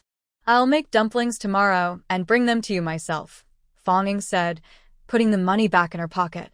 Later, she planned to ask for 3,000 yuan for the machine, and it would be hers. She had overheard her boss talking about this, so she came with dumplings on purpose. Otherwise, she wouldn't have come. She didn't want to become a meat bun, after all. Okay, Lin Yuanshan said happily. Dumplings are better than money. Outside, you can't buy winter chives, and her cooking was better than his daughter-in-law's. Li Meihua couldn't take it anymore. She rushed out of the room. She hadn't dared to come out before, but she was still sneaking a peek. So much money is just handed over and given away? Don't you know your own financial situation? Old Lin, you give her more than half your salary each month, and you're left with only a few dozen yuan. Then you lend out half of that too. Last month, you only brought home 30 yuan. Our family has so many mouths to feed. We're almost starving. Look at Lin Wei and Lin Hong. They're so thin now, Li Meihua said. Lin Wei and Lin Hong are her son and daughter, with Lin Yuanshan. Lin Yuanshan, what do you mean? Haven't you noticed? Fong sneered. Dad, look at her. Her own children are becoming so thin and weak, but she doesn't even take out a single cent of her secret savings. Forget about us stepchildren.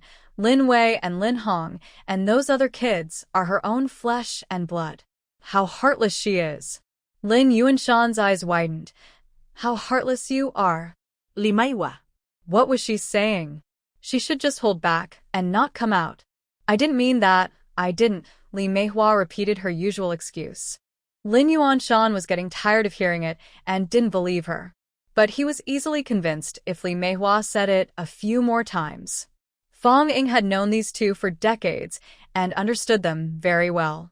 She smiled at Li Meihua and encouraged her with her eyes. Keep pretending to be innocent. Once she's almost done, I'll turn the tables and make her look bad. Lin Yuanshan would once again realize he was blind. After Li Meihua says more, he would develop some resistance. Li Meihua felt nervous from her smile. Dad, it's getting late. I won't bother you and your family to rest, Fong said as she headed out. Lin Yuanshan stood up to see her off. At the door, Fong turned back and said, Dad, there are some things I shouldn't say as a daughter-in-law, but I see you as my own father, so I won't hold back. Huh? Lin Yuanshan felt a sudden unease, sensing something bad. Dad, you're getting older, and winter is a high season for heart and brain blood vessel issues. You need to be careful. Try not to do things that are bad for your heart and brain, and do as little as possible, Fong advised. Lin Yuanshan relaxed a bit. This girl really didn't know how to speak properly. Why was it so hard for her to show concern for him? But then Fong continued. For example, smoking, drinking, staying up late, getting angry, and exercising in bed. Lin Yuanshan. Did he hear that right? My stepmother is a nurse, specializing in neurology. She knows a lot. She used to tell me these things at home.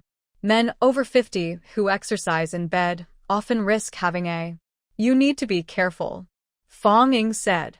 Lin Yuanshan's face turned dark then red again. Looking into Fong Ying's innocent eyes, he felt both surprised and caring. What kind of stepmother is she? She often tells children these things? This stepmother is dangerous. No, he must go see Fonda tomorrow and talk to him properly.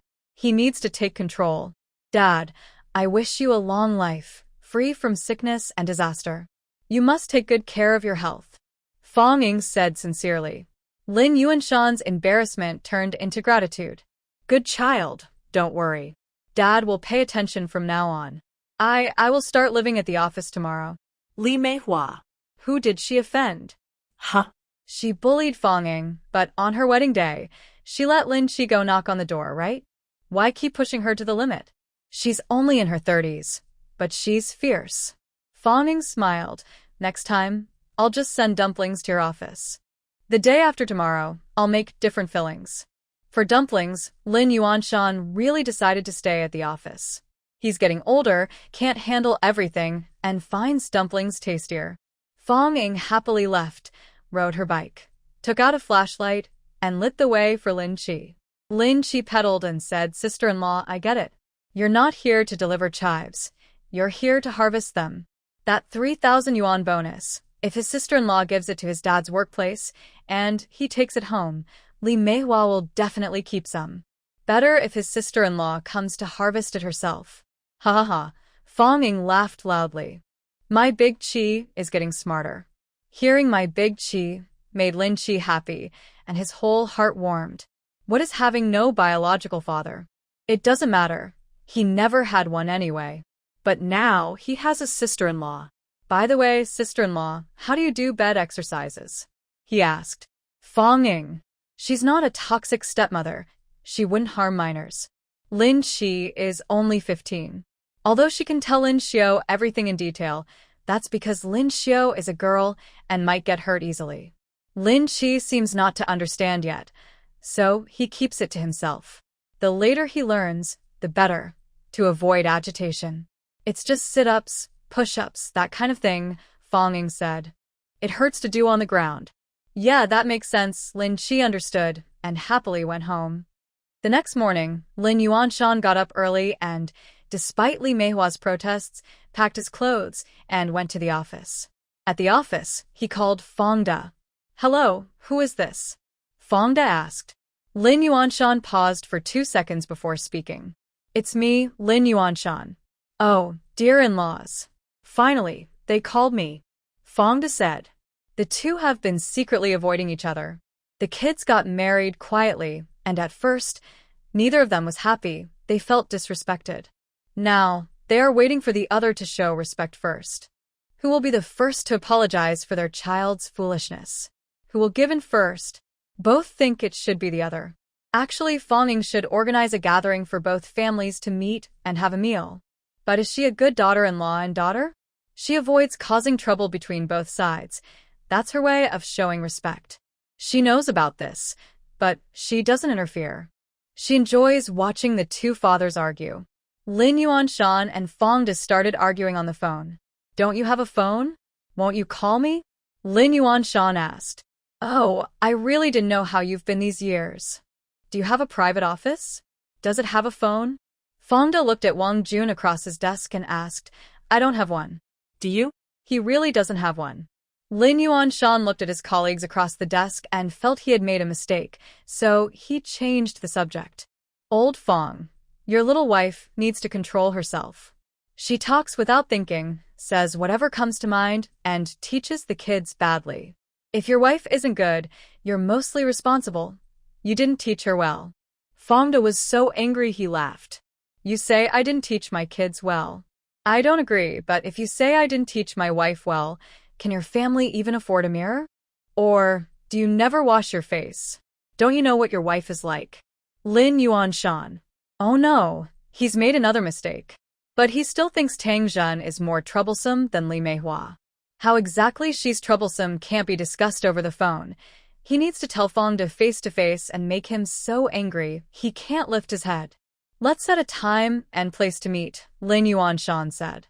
Fong Da felt uneasy. He was completely defeated. Lin Yuanshan no longer visits his son's house. He has his own place. But he still lives at his son's house. No. He needs to find somewhere else to confront him and make him so angry he can't lift his head. That way, he won't feel guilty. Is it about setting a time and place? Fong Da thought for a moment and suddenly said, let's meet after work at Dongxing restaurant. I heard their food is pretty good. At his daughter's place, he wouldn't let himself be at a disadvantage. If he can't win the argument, he'll let his daughter step in. Last night, Fong Ying came home. Fong Da asked her where she had been, and she said she went to harvest chives from Lin Yuanshan's field. He felt relieved after hearing that. Otherwise, if she had gone just to deliver dumplings, he would have felt jealous. A plate of dumplings costs 3,000 yuan, and he was so happy he couldn't sleep all night. Dongxing restaurant? Where is that? Lin Yuanshan asked. Hearing his tone, Fong Da realized he didn't know the relationship between Dongxing restaurant and Fong Ying at all, which made him even happier. Since Fong Ying didn't tell him about such an important matter, he thought he was being kept out. Good. You can take bus number 25 to Dongxing Commune. I'll wait for you at the bus stop, and we can go together, Fangda said. Lin Yuanshan agreed and hung up. Fangda also finished his call and, feeling a bit awkward, said to Wang Jun, "My future family-in-law insists on treating me to a meal." Actually, Wang Jun heard everything on the phone but didn't say anything. He just smiled and changed the subject. "Dongxing Restaurant, is that where your littling works? I really want to try her cooking." After trying just a few dishes, he was very impressed. If they ordered a whole table at a restaurant, it would be amazing. Fangda boasted, "My little Ying's cooking is the best, no doubt about it. This weekend, I'll treat all our colleagues to a meal. You must come, leader." Since it was an invitation for everyone, Wang Jun definitely planned to go. Fangda went back to his office and told his colleagues, who were all happy.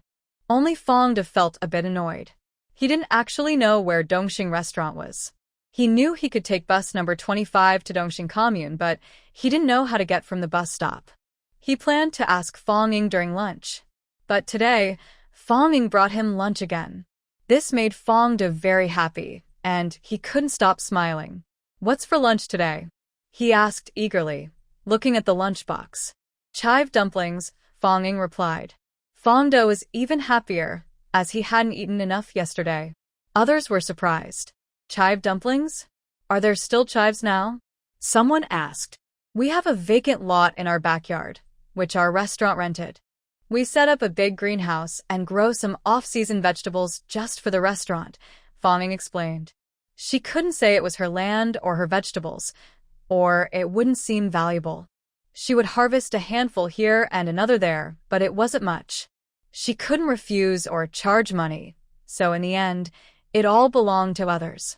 Now that the land belonged to someone else, they felt shy to ask for anything. This morning, Manager Qian came to harvest chives. "I bought a handful and made dumplings to send to Dad," Fanging said. All her plans were completely spoiled. "My second daughter is the most filial," Fangda said happily. There was only one box of dumplings, and Fanging didn't even bring her share. "I've already eaten steamed buns at home. You can have these." She looked eagerly at Fangda as he ate. But Fangda didn't fall for it. He knew she probably ate better at home, and even if they were both chive dumplings, hers would be more. She wouldn't neglect herself. So he ate with peace of mind. A small box isn't easy to split, and giving one to each person isn't better than not splitting at all. Everyone followed along, smelling the aroma, and their cravings were stirred up. Someone asked, "Xiao Fang, does your restaurant sell chive dumplings?" "Yes, but only for a few days. Our backyard garden is small, just a little patch, so we expect to sell out in 3 or 5 days," Fanging replied. "And our manager Qian is quite stingy. He prices the dumplings at 9 yuan per jin. That's too expensive." Fangda almost choked. "Who's stingy?" He looked at Fanging, rubbed his face, and kept eating. "Wow, that's really expensive," someone said. But others didn't think it was too costly. Rare things are valuable. Only this family sells chive in winter, right? The price is still acceptable. "Besides chives, is there anything else?" "Yes, cucumbers and tomatoes, but they just sprouted and haven't borne fruit yet," Fanging said. The person nodded, understanding the situation. Fangda took the chance to speak up. "Tell Manager Qian to save me 2 jin of chives. I'm hosting colleagues this weekend, and you can come cook some good dishes for us." Fanging smiled. "Just leave it to me. I'll definitely bring out my best recipes to entertain the uncles and aunts." Fangda was satisfied. After dinner, when he went to wash the dishes at the sink, he whispered to Fanging, "How do I get to Dongxing Restaurant? Your father-in-law invited me to dinner tonight. He finally gave in to me. You should cook a couple of dishes yourself and give him some face." Fanging looked at him. "I can cook, but I won't help you fight with him. Otherwise, I won't be able to cut his chives later." Fangda. "All right."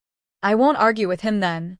Fanging gave him the address of the restaurant and then headed there too. It had been several days since she last went, so she needed to check it out. From afar, she saw a crowd gathered at the entrance of Dongxing Restaurant. No, 2 groups facing off. At first, she thought it was the wealthy people causing trouble again. But then she saw the wealthy folks standing outside the crowd, arms crossed, watching the scene with a look of glee. Fong Ying's eyes brightened, and she pressed her bicycle bell a few times. The crisp, urgent sound of ding ding ding drew everyone's attention. A strong person was outside the crowd, and when she turned around, she faced her directly. Fong Ying, Hitue. The strong person. Is this never-ending? Is it ever going to stop? Are they trying to get themselves killed?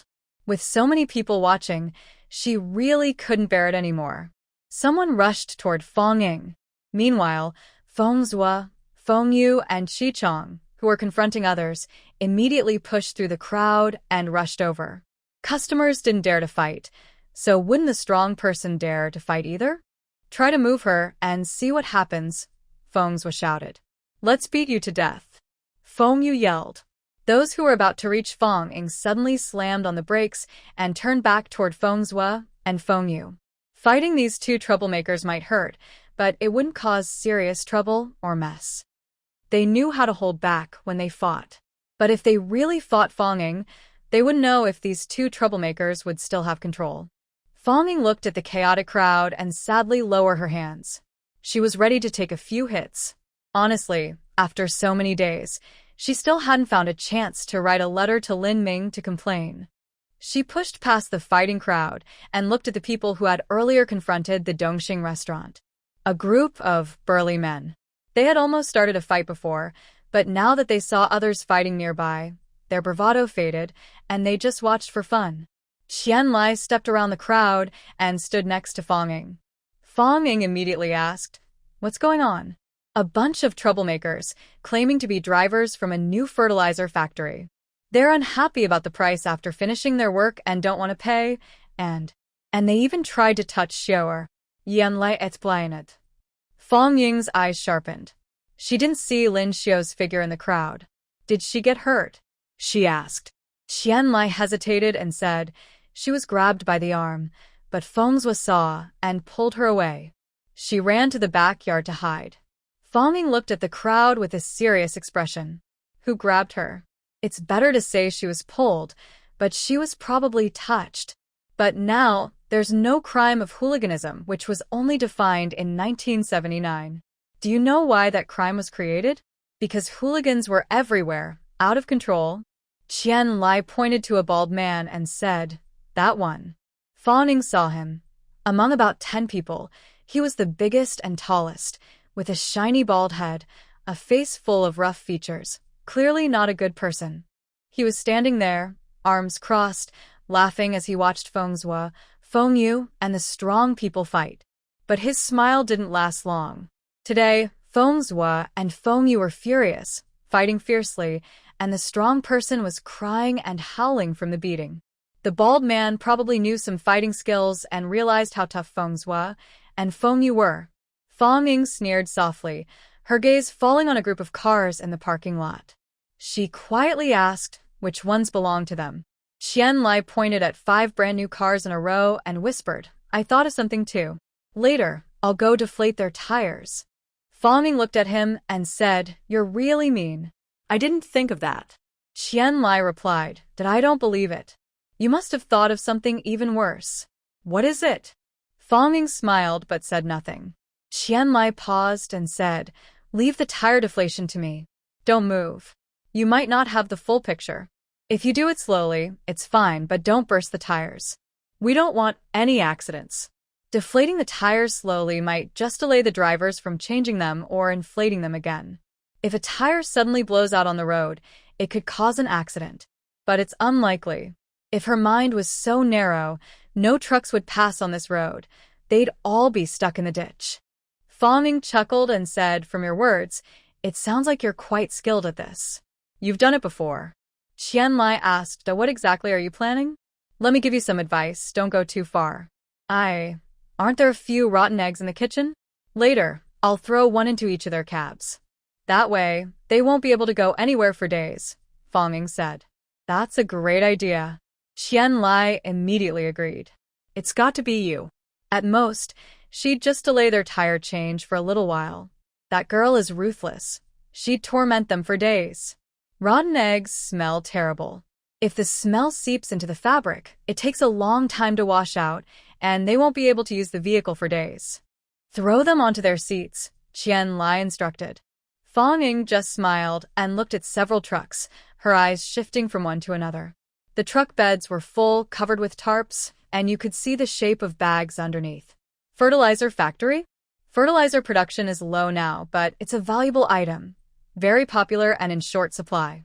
All the production teams have to scramble for it. She wasn't particularly interested in fertilizer, but these drivers didn't seem like good people. They'd probably steal their cargo, especially those who deal with untraceable goods like coal, oil, or fruit, taking a little here and there wouldn't be noticed. Even if they didn't steal themselves, they'd encounter many small thieves along the way. So, if the losses weren't too big, the recipients usually wouldn't pursue it.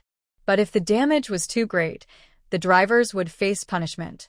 She wanted to make sure they could never be drivers again. Across from her, the battle was already over. The wealthy man was crying and wailing loudly, attracting a round of mockery.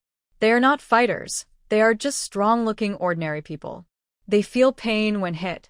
Feng Zhua and Feng Yu fought especially fiercely today. They clearly wanted to scare the others into obedience.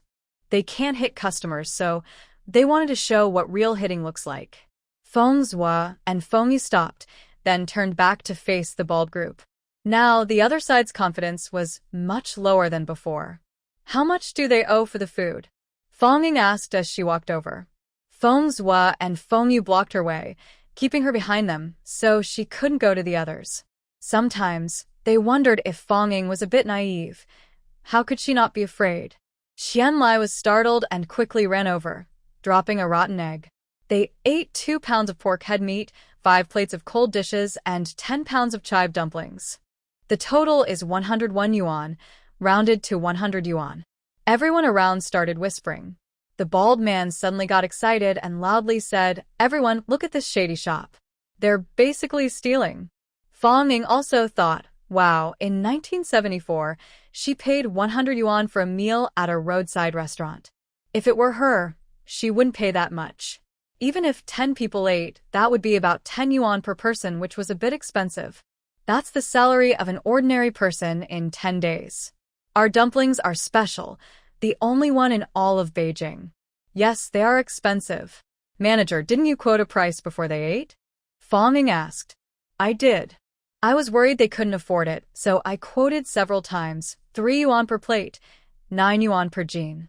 They kept saying they wanted to eat, so I served them, Qian Lai replied. Fong Ying said, clear prices, no cheating. If you think it's too expensive, you shouldn't have ordered. If they eat and then refuse to pay, that's not right. Did anyone hear his quote? Did anyone hear it? The bald man glared and pointed at the crowd. No one spoke. Everyone didn't want trouble. They were drivers and needed to help each other when outside. Even though the other person was acting unfairly, they were afraid that if they made trouble, their cars might get damaged. The bald man looked proud and said to Fong Ying, we clearly heard him say 90 cents per jean. After they finished, they said it was 9 yuan. You people are shameless. Qian Lai was furious and said, I clearly sell it for 9 yuan per jean. Several drivers have already eaten today at this price. He looked at a few drivers. They either looked down or turned away, avoiding eye contact. Qian Lai sighed inwardly, disappointed in human nature once again. Fong Ying said, don't make things difficult for these drivers. They have their own problems. After all, no one wants trouble. By the way, where are they from? Which route do they usually take? The people around were surprised. Someone who had talked to the bald man quietly said, they mainly travel along National Highway 107. The smart ones in the crowd immediately understood. They don't travel the same route. Once they leave Beijing, they go separate ways. A driver who mainly drives on National Highway 102 spoke up, that dumpling costs 9 yuan a jean. I heard it, I've eaten it, and I paid for it. The bald man immediately glared at him. What are you looking at? I have money and can afford it. What era are we in still stealing food? It's embarrassing for us drivers. The man said. The bald man wanted to rush over and fight, but was stunned by Fong Ying's words instead. Big brother. I know you, Brother Wang. From now on, you are my Brother Wang. Manager, from now on, Brother Wang can eat at our restaurant for free. Fong Ying said loudly. Qian Lai staggered, also surprised. Fong Ying seemed to think that wasn't enough excitement and said to Wang Dong, "Forever free. Brother Wang will always eat for free at our restaurant. If I were at the restaurant, I would personally cook my best dishes for Brother Wang." This meant the meal was free forever. Qian Lai's left leg trembled, then his right leg. Forever free? His big son never ate at the restaurant for free. "No, that's not possible," Wang Dong chuckled. "I didn't help much. I'm just telling the truth. I can't stand troublemakers." From the manager's expression, it was clear that this promise probably didn't count, but since the young girl said it, he felt warm inside. It was a good gesture. Other drivers who drove different routes also came to join the fun. I also heard Manager Qian say it.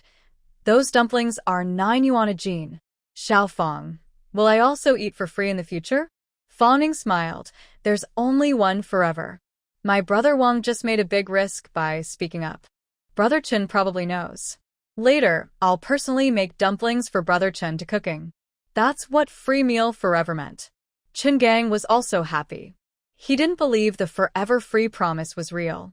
The key was Xiao Fong remembered his name. That was rare. They truly saw him as important, and since he mattered, he wouldn't be wasting his words. Some people took the lead, and others followed. The surrounding drivers cheered. "I heard it too. 9 yuan a jin. I heard it too. Xiao Fong, can I also eat dumplings?" "Yes." Fong Ying said, "Anyone who has helped our Dongxing restaurant, we remember your kindness forever." Wow. Just a small favor, and they say they'll never forget? Let's just forget about that sentence. The main thing is the free dumplings. Suddenly, everyone who hadn't heard before shouted that they heard it. That included everyone. All the people united and surrounded the bald group, glaring at them fiercely. "Pay up. Hurry and pay. Food costs money. Even the king would have to pay. If you don't pay, we'll send you to the police station. 100 yuan is enough to get you sentenced, right? We'll testify at the police station. It's clearly priced. If you eat without paying, that's the rule." The bald group was stunned. They had about 10 people, but there were many more around, dozens of others. Plus, 2 tough guys who fought fiercely, Feng Zhua and Feng Yu, made their chances even worse. The bald man angrily took out 100 yuan and threw it on the ground. Money wasn't picky. He was flexible and bent down to pick up the money. He knew when to stop. "Everyone, disperse now. Our little Fong will go home and make dumplings for everyone. Come over later and join us for a meal." Money said. He saw how powerful the idea of free food was. Just one free meal was enough to bring these people to his side. Today, he got back the 100 yuan for the big meal. Tomorrow, he could get back other free meal money.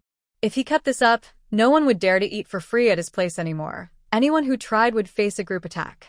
And the best part, Money glanced outside the crowd at the dusty, disheveled Fuqiang, and he was secretly happy. Fuqiang probably gave up on causing trouble for them, because those dozens of drivers were all like brothers to his little donkey. According to their seniority, they had to call him Grandpa. "Let's go, little Fong, make dumplings," Money said. "Everyone, don't leave. Come to our restaurant and taste little Fong's cooking." He cheerfully pushed everyone into the restaurant. Seeing this, everyone thought, really free food? Suddenly, they praised Money and Fong Ying for their kindness. In the yard, there were 10 awkward people left, and Fuqiang looked disappointed. They thought the bald group could avenge them, but it turned out they were defeated just by a dumpling meal. How impressive! "Big brother, what should we do now?" One younger brother asked the bald man. Another younger brother said, "What else can we do? Let's leave quickly. Isn't it embarrassing to stay here?" Another added, "But if we just sneak away now, that would be even more embarrassing. We need to get our reputation back. How do we do that?" The younger brothers asked. Everyone looked at the bald man. The bald man gritted his teeth and said, "Stay overnight first, observe the situation, then decide." He hadn't decided what to do yet, but turning around and leaving now would mean he had truly lost. He couldn't afford to lose that person. He glared angrily at the Dongxing restaurant. They had been drivers for 2 months, but this was the first time they stopped at this popular big restaurant. They used to always eat free meals, and when 10 big men stood there, the local restaurants didn't dare to cause trouble. But they didn't expect to get into trouble at this small, shabby restaurant. He was determined to find a way to get even, or he wouldn't be able to stay in this line of work anymore. The bald man and his team walked into Fuxiang restaurant. "Boss, we're staying here." It was already late afternoon. Staying now was a bit early, but not too early. Fang Ying was happy because they hadn't left. She was really worried they would just walk away, which would make it impossible for her to act. She turned and saw Qian Lai trying to hide a rotten egg and immediately said, "Give it to me, I'll throw it away." Qian Lai hesitated. "No need, they already paid. It's not good to throw eggs now. They even bullied my sister. Shouldn't I get revenge?" Fang Ying said. Hiding in the corner, Lin Xiu's eyes turned red again. Qian Lai slapped his forehead. "Yes, yes. I almost forgot about that. I not only want to throw it, but I want to do it openly," Fang Ying declared. Qian Lai thought to himself, she's really a silly big sister. She must have a brave heart. Fang Ying grabbed the basket with the rotten eggs, feeling sick inside. Ugh, she almost vomited. It's really a case of harming others and hurting oneself. Ugh, ugh, she kept gagging as she carried the rotten eggs to the entrance of Fuxiang restaurant. The people at Fuxiang. Are they never going to stop? Never going to stop? It's really unbearable. The bald man also felt the same way. Fang Ying held the basket far away and shouted at the bald man, "You just now. Ugh bullied my sister. Ugh, I'll get revenge." Ugh, the bald man looked at her cautiously. "If you dare throw it at me, I'll really beat you up." Then they watched Fang Ying carry the basket to their truck, circling around it, smearing rotten egg liquid all over the truck. They wiped it on the door, the bed, and the wheels. Ugh, she kept gagging while cleaning. The bald men laughed happily. Is this person lacking sense? Definitely. So she's just a silly big sister. No point arguing with her. They finally felt a bit better. Fang Ying had already smoothly taken the top layer of fertilizer from each truck, 20 bags per truck, 5 trucks, totaling 100 bags. That was enough for them to be heavily fined. Actually, 1 bag of fertilizer isn't worth much now, just 10 or 20 yuan. But taking at least 100 bags at once, how could they do that? Once this is discovered, they won't just be fined, they might also be fired or transferred. After finishing the last truck, Fang Ying was about to stop. Suddenly, her mental energy casually explored the fertilizer in the truck bed and immediately found something unusual. It was the same fertilizer bags, but inside, they weren't filled with fertilizer. Instead, there was a bag of sand, and in the middle of the sand, there were cigarettes. Cigarettes are controlled items, and their sale is restricted in many ways. For example, a certain brand of cigarettes from Area A costs only 2 cents a box locally and can be bought freely in large quantities. But outside the province, in Area B, they might sell for 3 cents a box. People there love them, but the supply is limited, and demand exceeds supply. This creates a market opportunity. Long-distance drivers like to carry cigarettes because they sell well.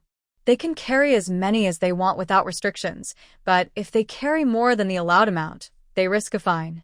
Fang Ying's mental energy swept through the truck and found over 200 cigarettes hidden inside. She could take them directly, but anything she touches counts as her touch. If she touches an item, connected items are also considered touched. Within a 10-meter radius, she could take everything. But she didn't take them. If she simply took the cigarettes without damaging the bags, it would be strange. If she took the bags along, dozens would disappear from the truck bed all at once, causing the entire cargo to collapse. Even if covered with canvas, it would be noticed. So, when she took the fertilizer, she carefully took only the top layer, 1 bag at a time. Slight movement of the canvas could be mistaken for the wind. After finishing the last bag, Fang Ying threw away the basket and left. Ugh, losing 100 bags of fertilizer. The owner would definitely investigate thoroughly. They might even find the cigarettes and increase the charges. If she had taken them, it would have been better for them. Why did you do that? You didn't even touch their truck. Why bother? Qianlai looked at her in disbelief. This girl was really unpredictable, sometimes clever, sometimes fierce. He couldn't keep up. You don't understand. I'm just bringing bad luck to them. Just watch, they'll definitely get into big trouble, Fawning said. Stop, stop. Qianlai was startled and quickly looked around. They were in the backyard, surrounded by their own people. Only then did he feel relieved. Why are you still doing this? How can you say anything about it? They joked. You can't even joke without being accused of superstition, Qianlai said. He didn't really believe it, thinking Fawning was just annoyed and wanted to irritate her. But since she was young and had no other way, she could only use this silly trick to vent her anger. Hurry up and cook, wash your hands well, or no one will want to eat, Qianlai said. Okay, Fawning replied. She carried a wash basin and washed her hands in front of everyone in the dining room, washing again and again until everyone couldn't stand it anymore. That's enough, stop wasting soap, you've used most of a big piece, Wang Dong said. If I wash anymore, my scalp will be bald, Chen Gang added. Ugh, I won't wash anymore, Fawning thought, though she couldn't smell any bad odor anymore. Still, just thinking about it made her feel sick. Everyone, I have something to tell you. There's not enough chives left, only a pound. I ordered more myself. Tonight, I'll invite my dad and my father-in-law to eat here, Fawning said. So I'm making dumplings with cabbage and meat and radish and meat. Sounds good. I love eating cabbage. And they're meat-filled. Fong is so generous. Everyone laughed happily. As long as there are dumplings and they're free, what's there to complain about? Fawning started giving instructions, washing vegetables, chopping vegetables, and kneading dough. Everyone else was ready, so she went to the backyard to prepare the filling and finished quickly. The rest of the work was for the little donkeys, but she didn't want to do that. Of course, with so many people, just eating dumplings wasn't enough. They couldn't afford it. Dumplings take a while to cook, so I'll make a few pots of noodle soup first to warm everyone up, Fawning said. She brought out 2 big bowls of noodle soup. They didn't have much appetite after that. Everyone understood her little plan and teased her happily. But since it was free, no one was picky. Fong Ying's cooking skills were really good. Today, she was in a good mood and made her best effort. The simple noodle soup looked like a pearl, jade, and white jade soup, even though it didn't have precious ingredients. The taste was definitely good enough for the current guests. Wow. Is this noodle soup? How am I supposed to drink my wife's noodle soup after this? It's on a whole different level. Little Fong, you're really a kitchen goddess. Little Fong, you should sell this noodle soup. How much per bowl? As long as it's not too expensive, I'll drink it every day. I feel so comfortable after drinking it, Wang Dong said. Eating without timing, sitting all day after eating. Even drivers started to get stomach problems. After drinking the noodle soup, they felt much better, different from just drinking hot water. Fawning thought for a moment. 50 cents a bowl. Wow. It's really dark, no, really expensive. You really dare to ask for that. Does this big bowl have a little flour in it? It costs just a few cents, and she sells it for 50 cents. Brothers, what good things are you thinking about? Plain boiled flour can't be made even by a master chef. I use broth to cook it. Do you know what broth is? It's made by boiling a whole chicken and 2 pounds of ribs for several hours to get clear soup. Do you know what I put in this broth? Fong Ying stirs the big pot with a large spoon, scooping out some ingredients. This includes sea cucumber, abalone, fish maw, and scallops. Each is a fancy seafood. Brothers from coastal areas must know about these. Wow, really? I know sea cucumber and abalone. They're quite expensive, costing several dozen yuan per jean. Yes, I know too. I heard these things are very nourishing and good for health. Fong Ying stirs again and scoops out a piece of radish stem. Look, what is this? It's a real wild ginseng root, even if it's a bit old. Wow, you really are generous. Wang Dong says, no wonder I feel comfortable in my stomach after drinking this. Is it a medicinal dish? It definitely is. Fawning looks at the pot with care. 1 pot can make 15 bowls. 50 cents each? No, I'm losing money. It should be 1 yuan per bowl. Come on, this stuff is expensive, but you use only a little. One pot makes just one bowl. 50 cents is fair. Someone advises. See, just a moment ago, it seemed really expensive, but now it feels reasonable. Fonging insists and raises the price to 1 yuan per bowl. Everyone, don't complain about the price. Whether you can get it depends on luck. I can't say I don't make this flavor, and these ingredients aren't available every day. Wang Dong immediately says, ingredients are easy. I go to the coast, I'll bring some back for you. Fonging smiles. The delivery person just arrived, and they've picked someone reliable. The popular sticky soup is so expensive, originally 1 yuan per bowl.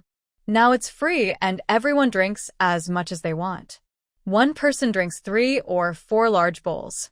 When the dumplings arrive, one person eats a plate and then can't eat more. But you have to admit, Fong Ying's cooking is really good. And it's not with chive filling but common cabbage and radish filling. After asking around, it's only 2 yuan per jean in the future, really cheap. Actually, it's almost twice as expensive as other restaurants.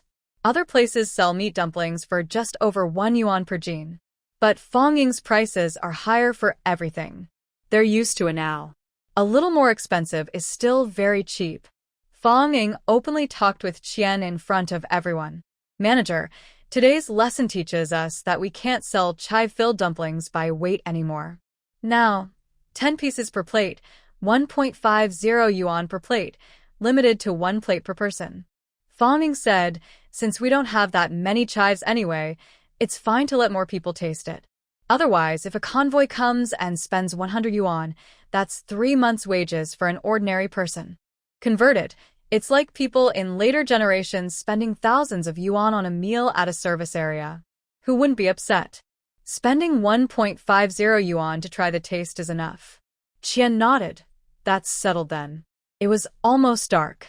Some people finished eating and left, others went to stay at nearby inns. Everyone dispersed. Before leaving, Wang Dong took a list of items from Fong Ying and 500 yuan. Qian, feeling distressed about the money, grimaced. It was for the restaurant supplies, so of course he paid. He didn't fully trust Wang Dong, not because he was worried Wang Dong would run off with the money, but because he was afraid Wang Dong wouldn't buy the right things or would buy poor quality. He wasn't as generous as Fong Ying. He spent 500 yuan to buy some items and wanted to give some instructions. But Fong Ying sent him to the kitchen and didn't let him speak. Can't she even afford the 500 yuan for supplies? Anyway, she was willing to spend it. It wasn't her money, after all. Wang Dong didn't understand all these complicated thoughts. He just thought Fong Ying was very generous. Most good men couldn't compare. If she were a man, he'd definitely want to become sworn brothers with her. After seeing Wang Dong off, Fong Ying talked with Chen Gang again. Chen Gang was running west, as far as Yi City. Fong Ying asked him to bring back some dried fruits. Just 2 requirements, tasty and clean, Fong Ying said. No raisins with dirt balls. Chen Gang burst out laughing. You know your stuff. Got it, I'll remember. I also want to get saplings of various dried fruit trees, grape, fig, pistachio, and so on. I don't know the prices, so just buy whatever you think is good. Fong Ying took out 200 yuan and handed it to Chen Gang. She was paying for it herself. Grapes are worth trying, but I've heard we probably can't grow fig and pistachio trees here, Chen Gang said. I'm stubborn, Fong Ying replied. If I don't try myself, I won't believe what others say. Just bring me a few saplings to try. If they don't work, I won't plant them. All right, stubborn girl. Chen Gang laughed and left. He also wanted to become sworn brothers with Fong Ying. She was generous and straightforward.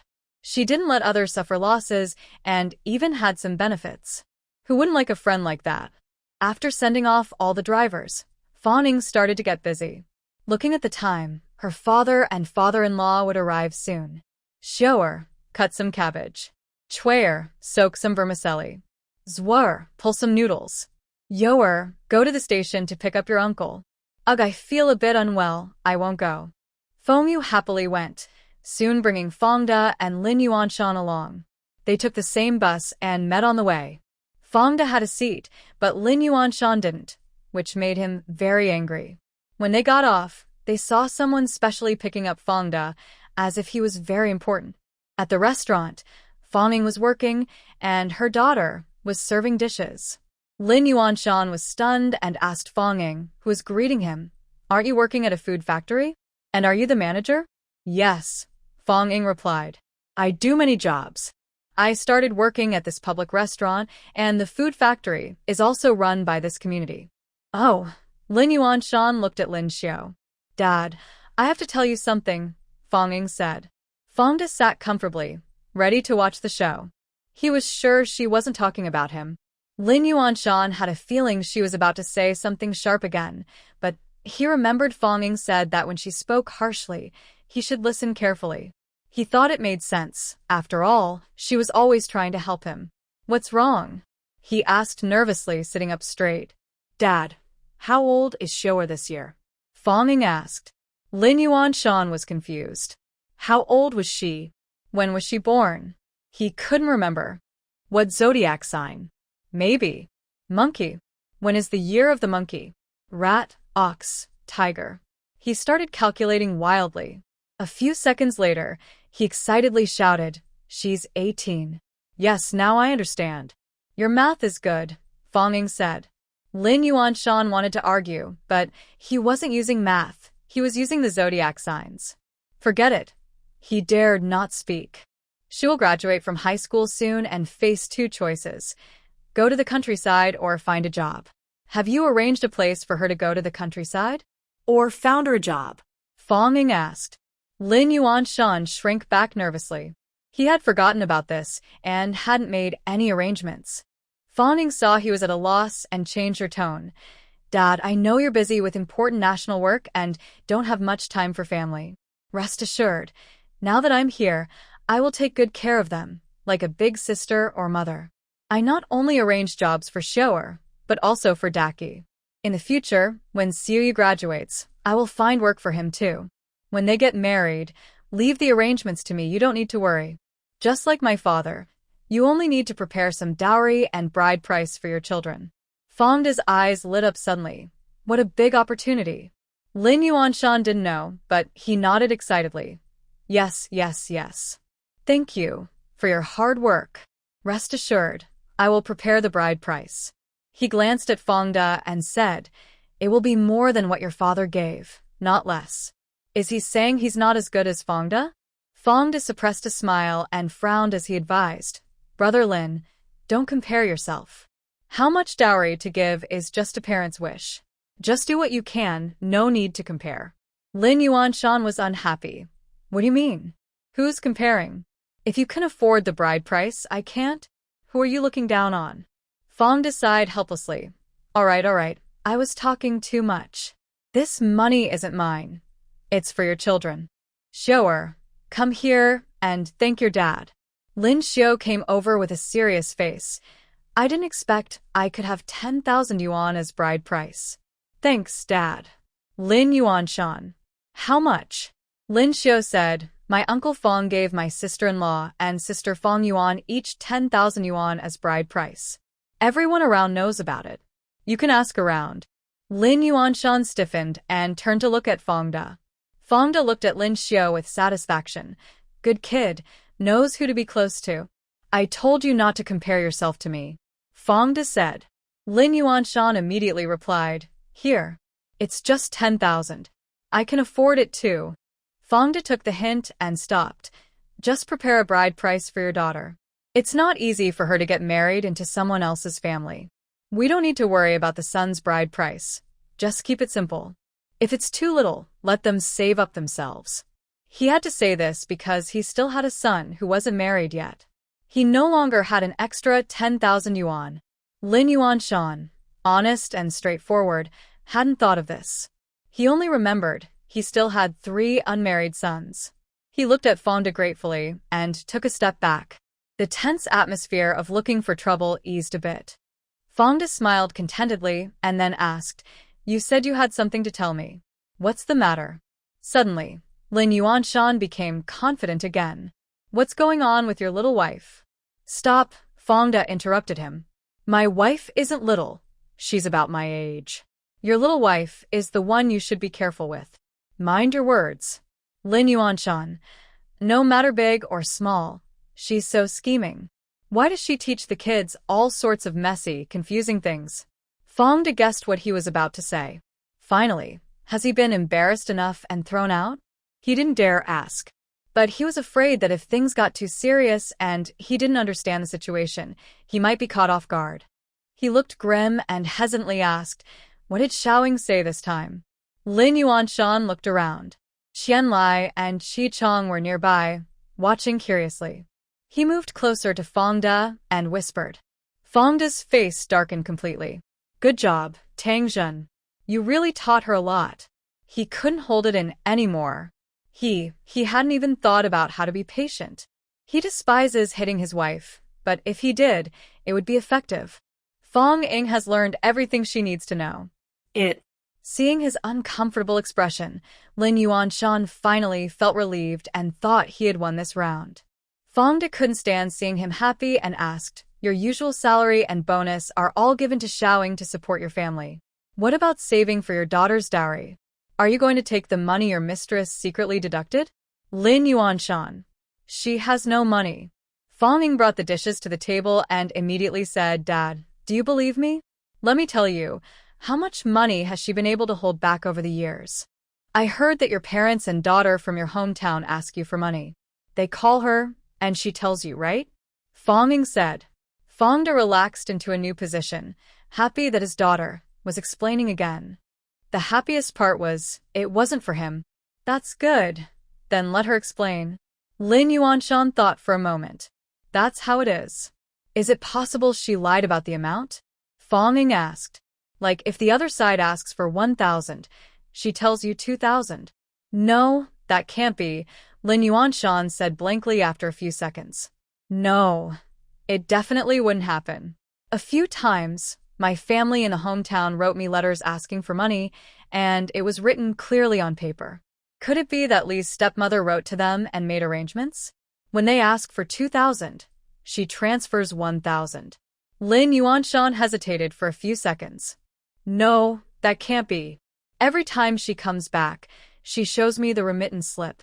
I keep the slips and the amounts match what she told me.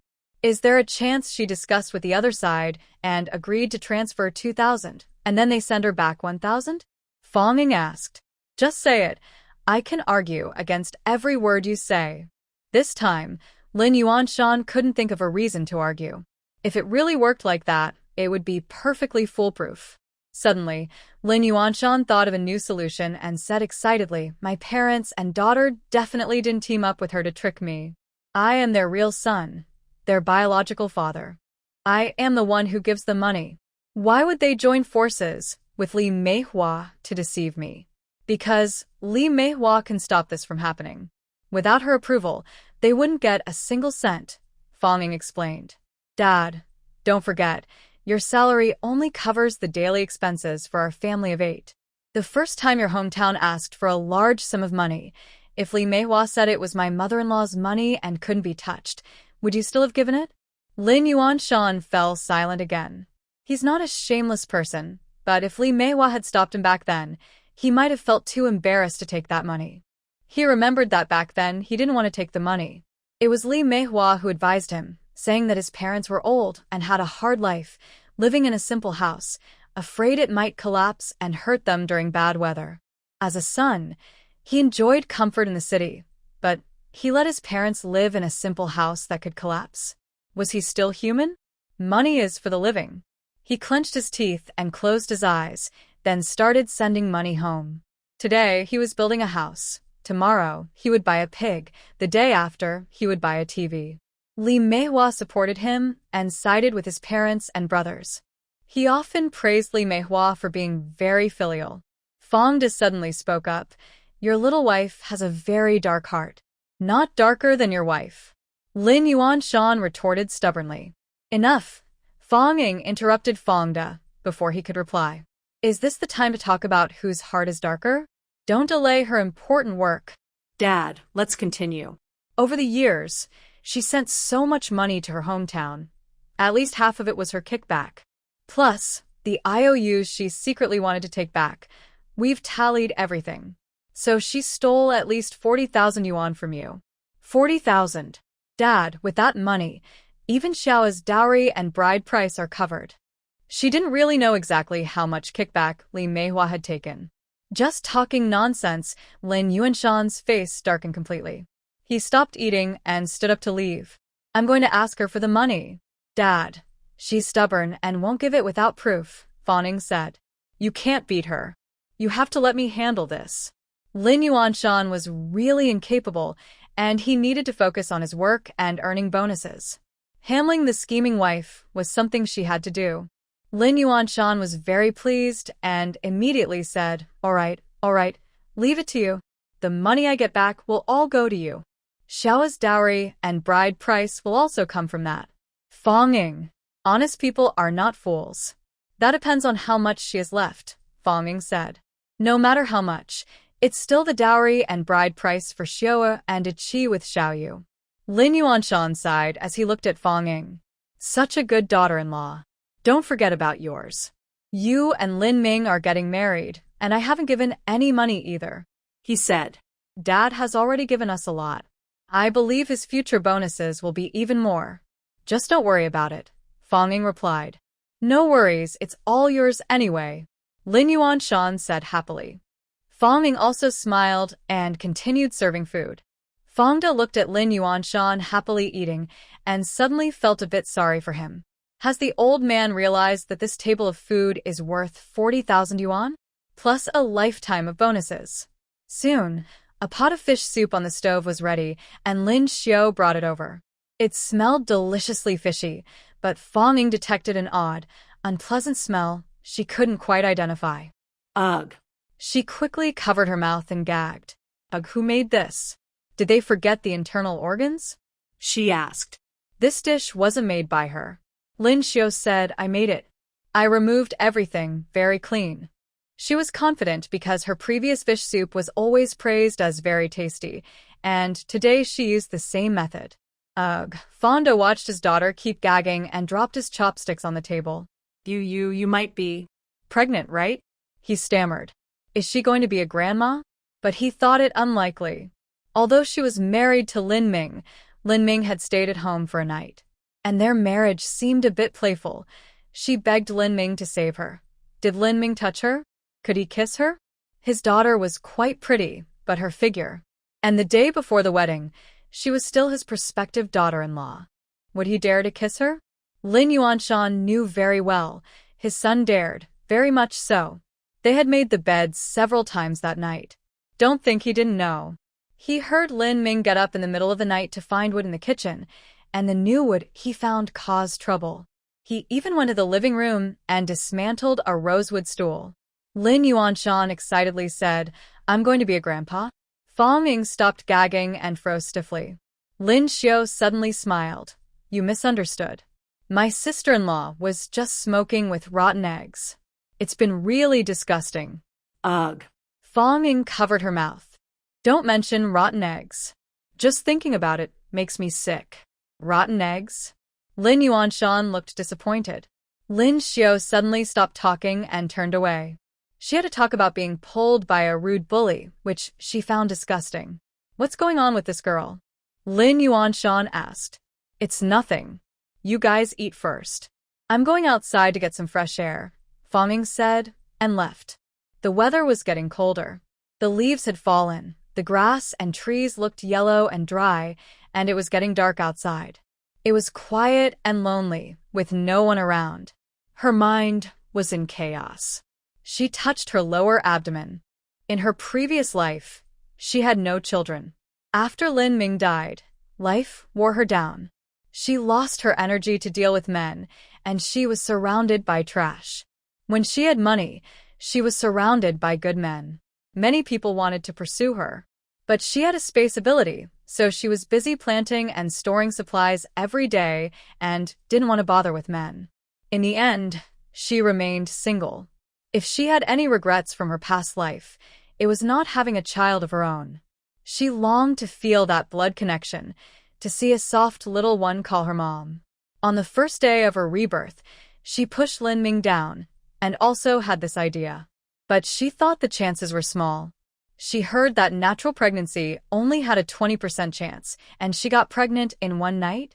Wait, if she considers the number of times, then her chances of winning are 100%. She touched her belly, feeling a bit excited. Lin Xiao came over, saw her expression and her hand, and also got excited. He whispered, "Sister-in-law, you told me before that women don't get their period when they're pregnant." "When was your last period?" Fong Ying blurted out. "How do I remember? I've been through menopause for many years." Lin Xiao. No, I mean. "I've been irregular. I don't remember when my last period was," Fong Ying said. Oh. "Maybe you should go to the hospital?" Lin Xiao suggested. "Yes. Let's go to the hospital." Fong Ying suddenly shouted loudly left. Right. "Come send me to the hospital." Feng Zhua and Feng Yu jumped out of the house at the same time. Feng Zhua asked, "What's wrong?" Feng Yu said, "Did someone hit you earlier?" He then rolled up his sleeve, ready to rush to Fuqiang. Don't worry about them. Just take me to the hospital first. "I need to see if I'm pregnant or not," Fong Ying said. Feng Zhua and Feng Yu looked surprised. "Take it easy, guys. Don't jostle me," Fong Ying said. Feng Zhua said, "If you say that, I don't dare to ride anymore." "Zhua, you ride." "I don't dare either," Feng Yu replied. Qian Lai came out and asked, "What? What? You're pregnant?" Fong Ying looked at him and suddenly said, "Manager, the 1-month deadline is coming soon. Tomorrow we'll split the money. Let's use our half of the profit to buy a car." Money came. "What kind of car?" "We already have a few tricycles."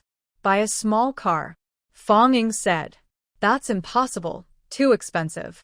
Even a broken-down car costs several thousand yuan." Yan Lai replied.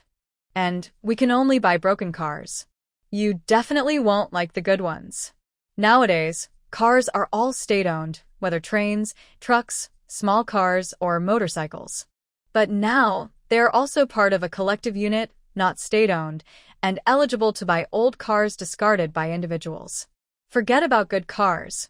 It's not possible. Any car will do, just get one," Fong Ying said. "If I don't have a car, I won't go to work. Pregnant women can't ride bicycles." Yan Lai felt a bit sorry, but had no choice. Okay, you decide," he said. Nearby, Feng Zhua and Feng Yu had already pushed the bicycles over. "Maybe we shouldn't ride.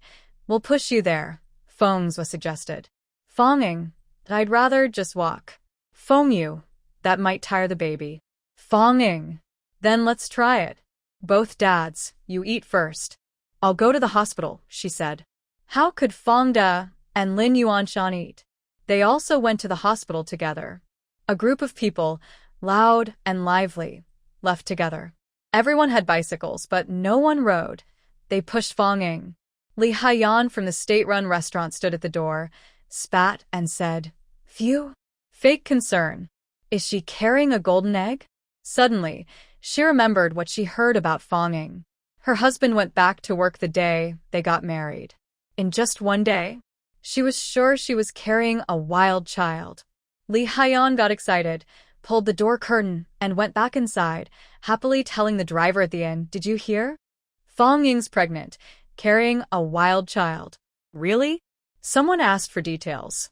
Fong Haiyan couldn't make up a story on the spot, so she just repeated what she had heard. Fong Ying was pregnant and being pushed to the hospital. "How do you know it's a wild child?" "Did you see it?" Chun Gang asked. He hadn't left. He was just staying at the inn. If Dongxing hadn't closed their lodging service, and he didn't want to stay with the bald man, he wouldn't be staying here. It must be a wild child. "Didn't you hear? Her husband is in the army, just at home for a day. And she's pregnant? If it's not a wild child, what is it?" Women getting pregnant is about luck. If you can get pregnant once, that's enough. If not, it's impossible for a lifetime, Chun Gang said unkindly. He drives a car, mainly long-distance trips, home for a day or two every month. His wife still gave birth to one child after another. Neighbors also gossip, and he can only comfort himself this way. Li Haiyan still wanted to complain, but Chun Gang said, "She's a military spouse. If you keep talking, I might report you for slandering a military spouse." Li Haiyan immediately glared at him, shut up, and walked away angrily. She decided not to serve them anymore tonight. After these people left, she would continue her talk. Fong Ying also thought it was too pretentious to walk the whole way, especially since sitting and being pushed was uncomfortable. So, once they reached a smoother road after the bumpy part, she asked Fong's what to ride ahead. They often traveled at night and carried flashlights, so lighting was not a problem. Fong's rode slowly, and what should have taken 40 minutes actually took 2 hours to reach the hospital. The hospital was already closed. No problem, she would go to the emergency room. But emergency rooms require waiting in line. When many people are sick, especially in a big city like Beijing, the wait is long. Although fewer out-of-towners come for treatment now, doctors are also fewer. Advanced checkup methods are lacking. There are no early pregnancy tests on the market, but some hospitals have related technology. After waiting another 2 hours, Fong Ying finally got her test results. She was indeed pregnant. She was so happy she couldn't even walk properly. She was so emotional. This was the child she had been longing for her whole life. And it was her little uncle's child. She wanted to share the good news with him immediately. Ask him to come see her. But that seemed unlikely. Her boss wouldn't approve the time off. She also didn't dare use the excuse of being injured or sick anymore, and she was grateful that the strong and wealthy people were timid. Otherwise, she might have been hit a few times. What if her precious little one got hurt? She didn't even realize how she got home, her mind wandering all the way. Her face showed happiness and worry alternately. When she arrived home, Fong Yun was startled. What happened to her? So many people around her, all looking serious. They heard she came from the hospital and wondered if she had a serious illness. Fong Ying snapped out of her excitement and eagerly shared the good news. I'm pregnant. Fong Yun felt like her heart was shattered into pieces. Fong Ying's eyes flashed and she smiled. Sister, guess if it's a boy or a girl. Do you think it looks more like me or Lin Ming? I hope it's a girl. I heard girls look 80% like their fathers. When it's born, it'll be a little Lin Ming, so cute. Fong Yun rolled her eyes. And your figure, all round and chubby. No problem, being a bit chubby makes you cute. Lin Ming said he likes chubby, plump people with good feel. Stop. Fong Da immediately turned grim and took a few deep breaths before saying, I need to go home first. Huh? Is there something at home you haven't taken back? Fong Ying asked. None of your business. Fong Da replied. He wanted to go home and find trouble with Tang Zhen. Fong Ying smiled and said, then go ahead.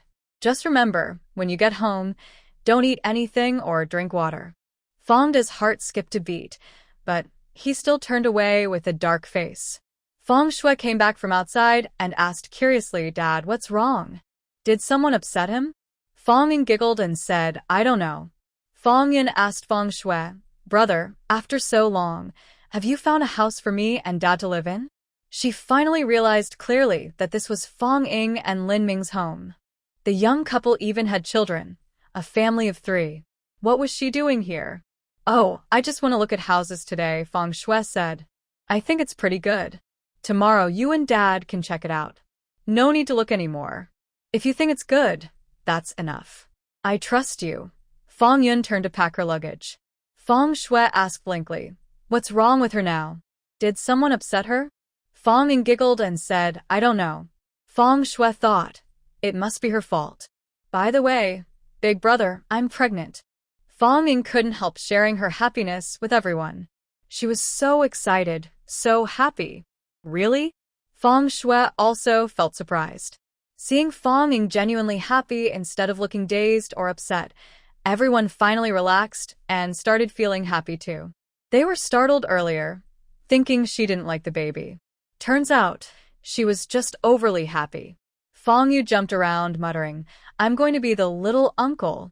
I'm going to be the little uncle. Kids like to be older. But Fong Ying always felt he was acting a bit. No problem, kids with a lot of tricks are like that. All night, Fong Ying was so excited she couldn't sleep. She went to plant in the space. Well, she didn't dare plant crops, just harvested some vegetables and fed the chickens. Then she happily discovered that the chicks, ducks, and geese she hatched earlier had all hatched small ones. Normally, it takes 21 days to hatch chicken eggs, 28 days for duck eggs, and 28 to 35 days for goose eggs. But in the space, only 3 days had passed. This was a different effect from her previous space, which only stored items. Her old space didn't have time acceleration, so her chickens, ducks, and geese grew at the same speed as outside. Here, the growth was clearly accelerated. She looked up at the sky. Outside was already night, but the space was still bright with sunlight.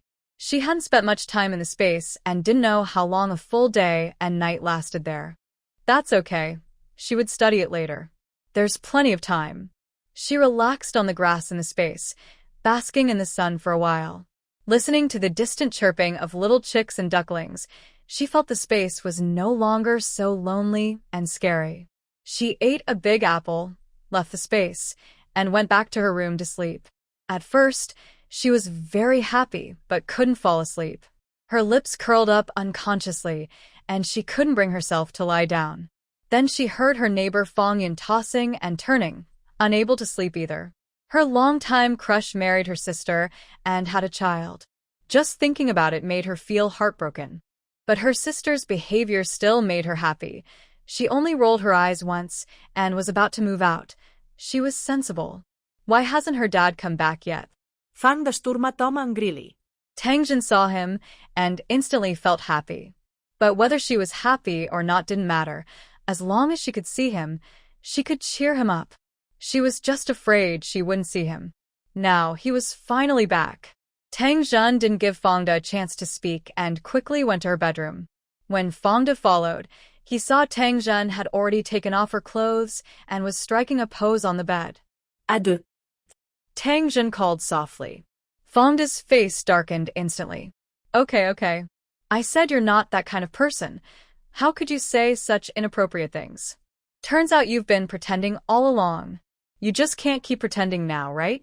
He shouted in a low voice. Tangjin had always presented herself as a pure, noble woman.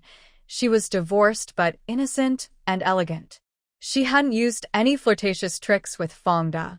Today, she finally dared to try something bold, hoping to surprise him, but instead, she was scolded as being inappropriate.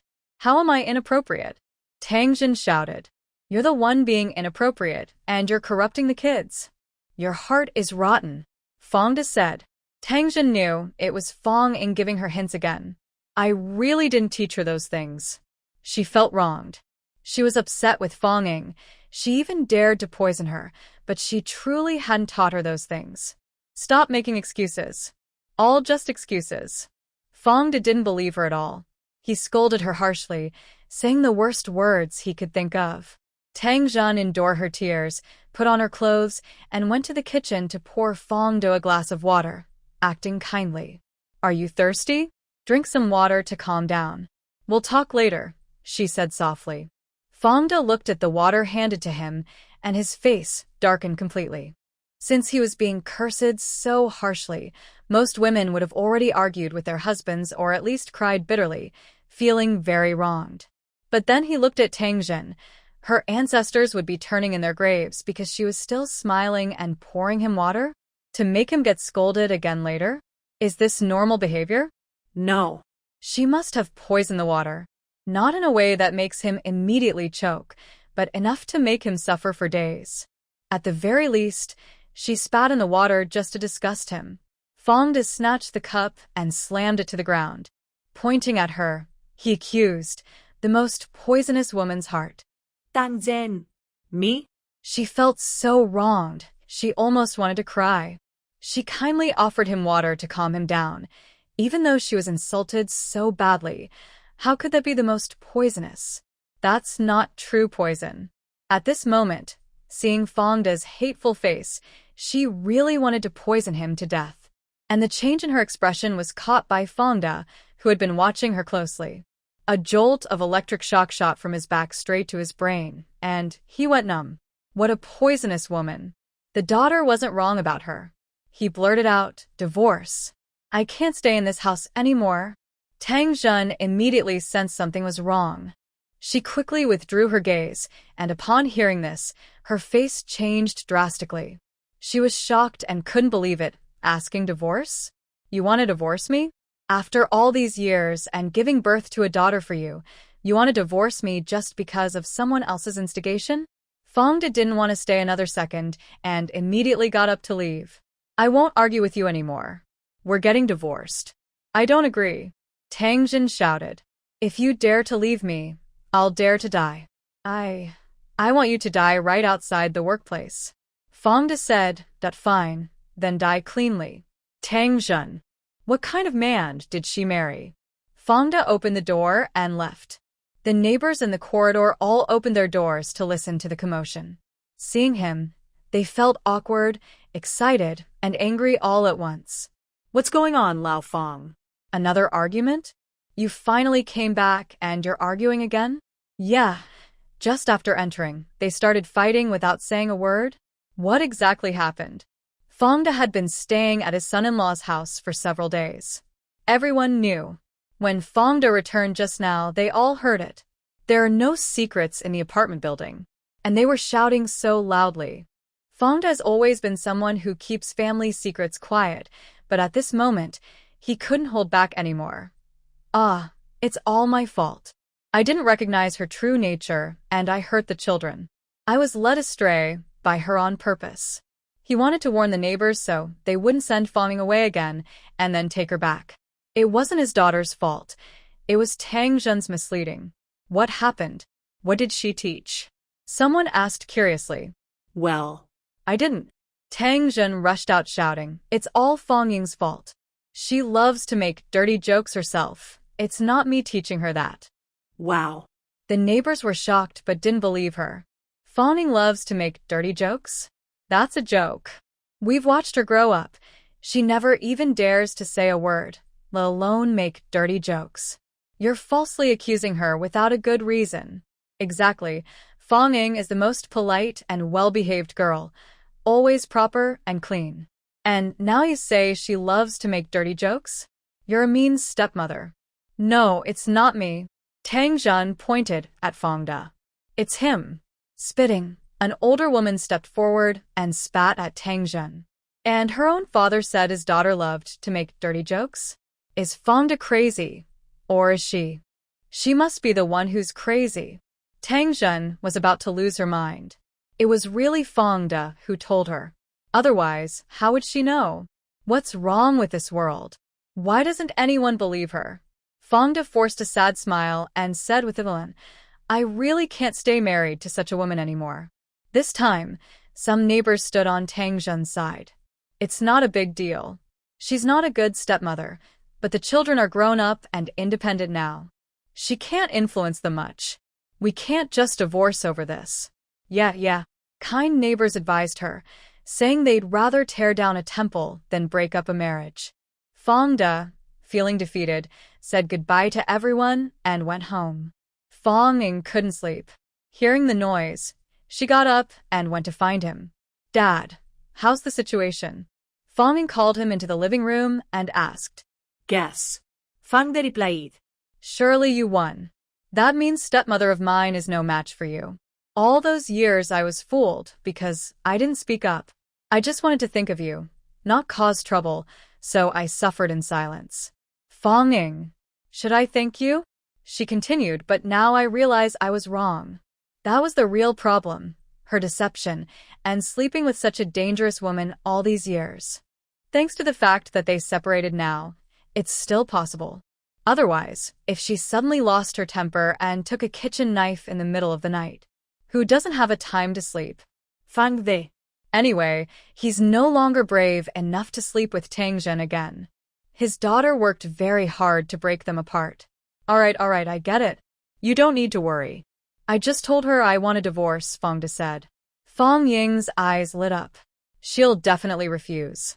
Yeah, she said she'd hang herself at my workplace entrance, Fangda replied. Fangying's eyes shone even brighter. Quick. Let her go. Run and tell her. I'll bring her a chair. Fangde. Truly his own daughter. She's so clever. Stop joking. How can I make her agree to divorce me? Fangda asked. He really wants to get rid of Tangjun. She's too scary. He's afraid she might hurt him at night. Fong Ying smiled. That's easy. Easy? Fong Da asked. He had been thinking for so long and couldn't figure it out, but she says it's easy? Is she really that capable? Forcing her to leave is hard. If she doesn't die, she'll be hurt badly, Fong Ying said. So, let her leave on her own. Wouldn't that be even harder? Fong Da said. How can she leave him voluntarily? She's so good. Fong Ying smiled. Don't forget, she has an ex-husband. Now he's a big boss, successful, gentle, and wealthy. Fong Da suddenly couldn't smile anymore. Do you think I can't compare to her ex-husband? Of course not. Fong Ying said. My dad is the best man in the world. Tall, strong, unique. But I think it's useless. She just thinks her ex-husband is better than you. Fong Da. Check when her ex-husband will come to Beijing on a business trip. Create some opportunities for them, then catch them in the act, Fong Ying suggested. Fong Da was speechless.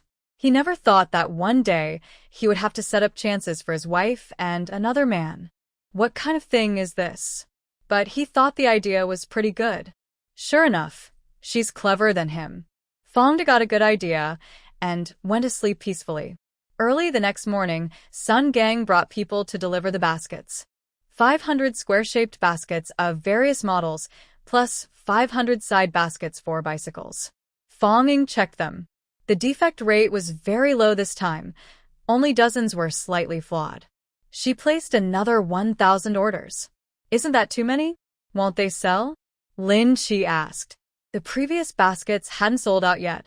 The largest model, the 100-liter size, was mostly used by the food factory itself, with only one left unsold. The smaller models, like the square baskets, were sold by Fong Yun in small numbers. Fong Yun looked at the hundreds of baskets and waved her hand. It's okay, leave it to me. There are only a few hundred, but if I do this every day, I definitely can't handle it. You're not going to do this every day, Fong Ying asked Sun Gang. There aren't many wild jujube thorns left in the village, right? Why didn't Sun Gang smile just now?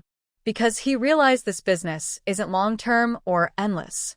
Jujube thorns are wild, but limited. They are owned by specific groups, and they can only collect within their own production team's area. They can't just pick wild plants everywhere. It's the same for grass, not just jujube thorns. After making over 1,000 baskets, Sun Gang's supply of jujube thorns was almost gone. The 1,000 orders Fong Ying just took on couldn't be completed. You can try other production teams, Fong Ying said. I don't care how much you pay them. I only trade with you, and I only accept good quality products. I won't even tell others how much I paid you. Sun Gang's eyes lit up. He saw a business opportunity, but after going through so many baskets, it felt a bit like speculation. He hesitated. Your commune could set up a weaving cooperative, Fong Ying suggested. Sun Gang nodded repeatedly, smiling this time, happy and walking away. Wait a moment, send the goods to my factory from now on, Fong Ying said. Always send them there. Sun Gang and his team loaded the goods onto a truck and took them away. Fong Ying helped tidy up a bit afterward. When they saw the matchstick factory, now it was the handmade craft factory, she noticed the bricks in the yard were overgrown with weeds. She and her people cleared them out by hand. After pulling out the weeds, the red brick ground was exposed, crooked and rotten. Sun Gang said, I'll find time to bring some stones and help repave the ground. That would be great. I'll pay for the stones and the labor, Fong Ying replied. Sun Gang and everyone else were even happier. They thought how lucky they were to meet such a kind girl, though she seemed a bit naive. Sun Gang didn't dare ask how she planned to sell so many baskets and quickly left with his team. Fong Ying was more worried about not having enough jujube thorns and about others stealing her business, but she was confident she could sell everything easily. She didn't originally intend to sell, mainly to serve her own needs. The previous space was limited, now it is unlimited. She is happy to use all her assets to buy baskets. Obsessive-compulsive disorder can be so scary. But she still needs to do some work, sell when necessary, or others might think she's reckless. That wouldn't be good. Where's my precious? Fong Ying called out. Lin Chi hurried out from inside, busy organizing baskets. Here, precious, from today, you will be your big nephew's driver. Your sister-in-law will pay you a salary, Fonging said. Lin Chi grinned widely. I'm happy to drive for my sister-in-law. No money needed, by the way, where's the car?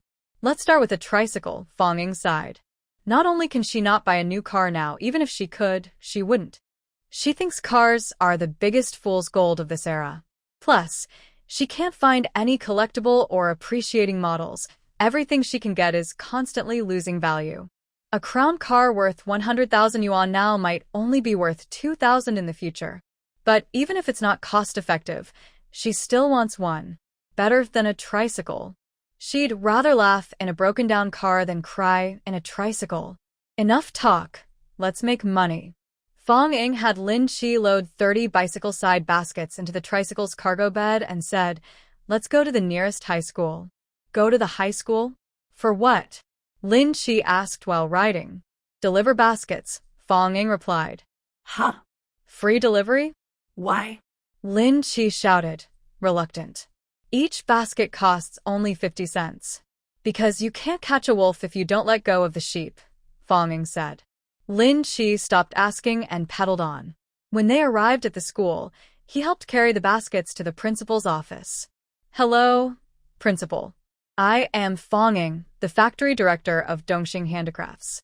Our factory wants to sponsor the top 10 students in each grade with a bicycle side basket, Fonging explained.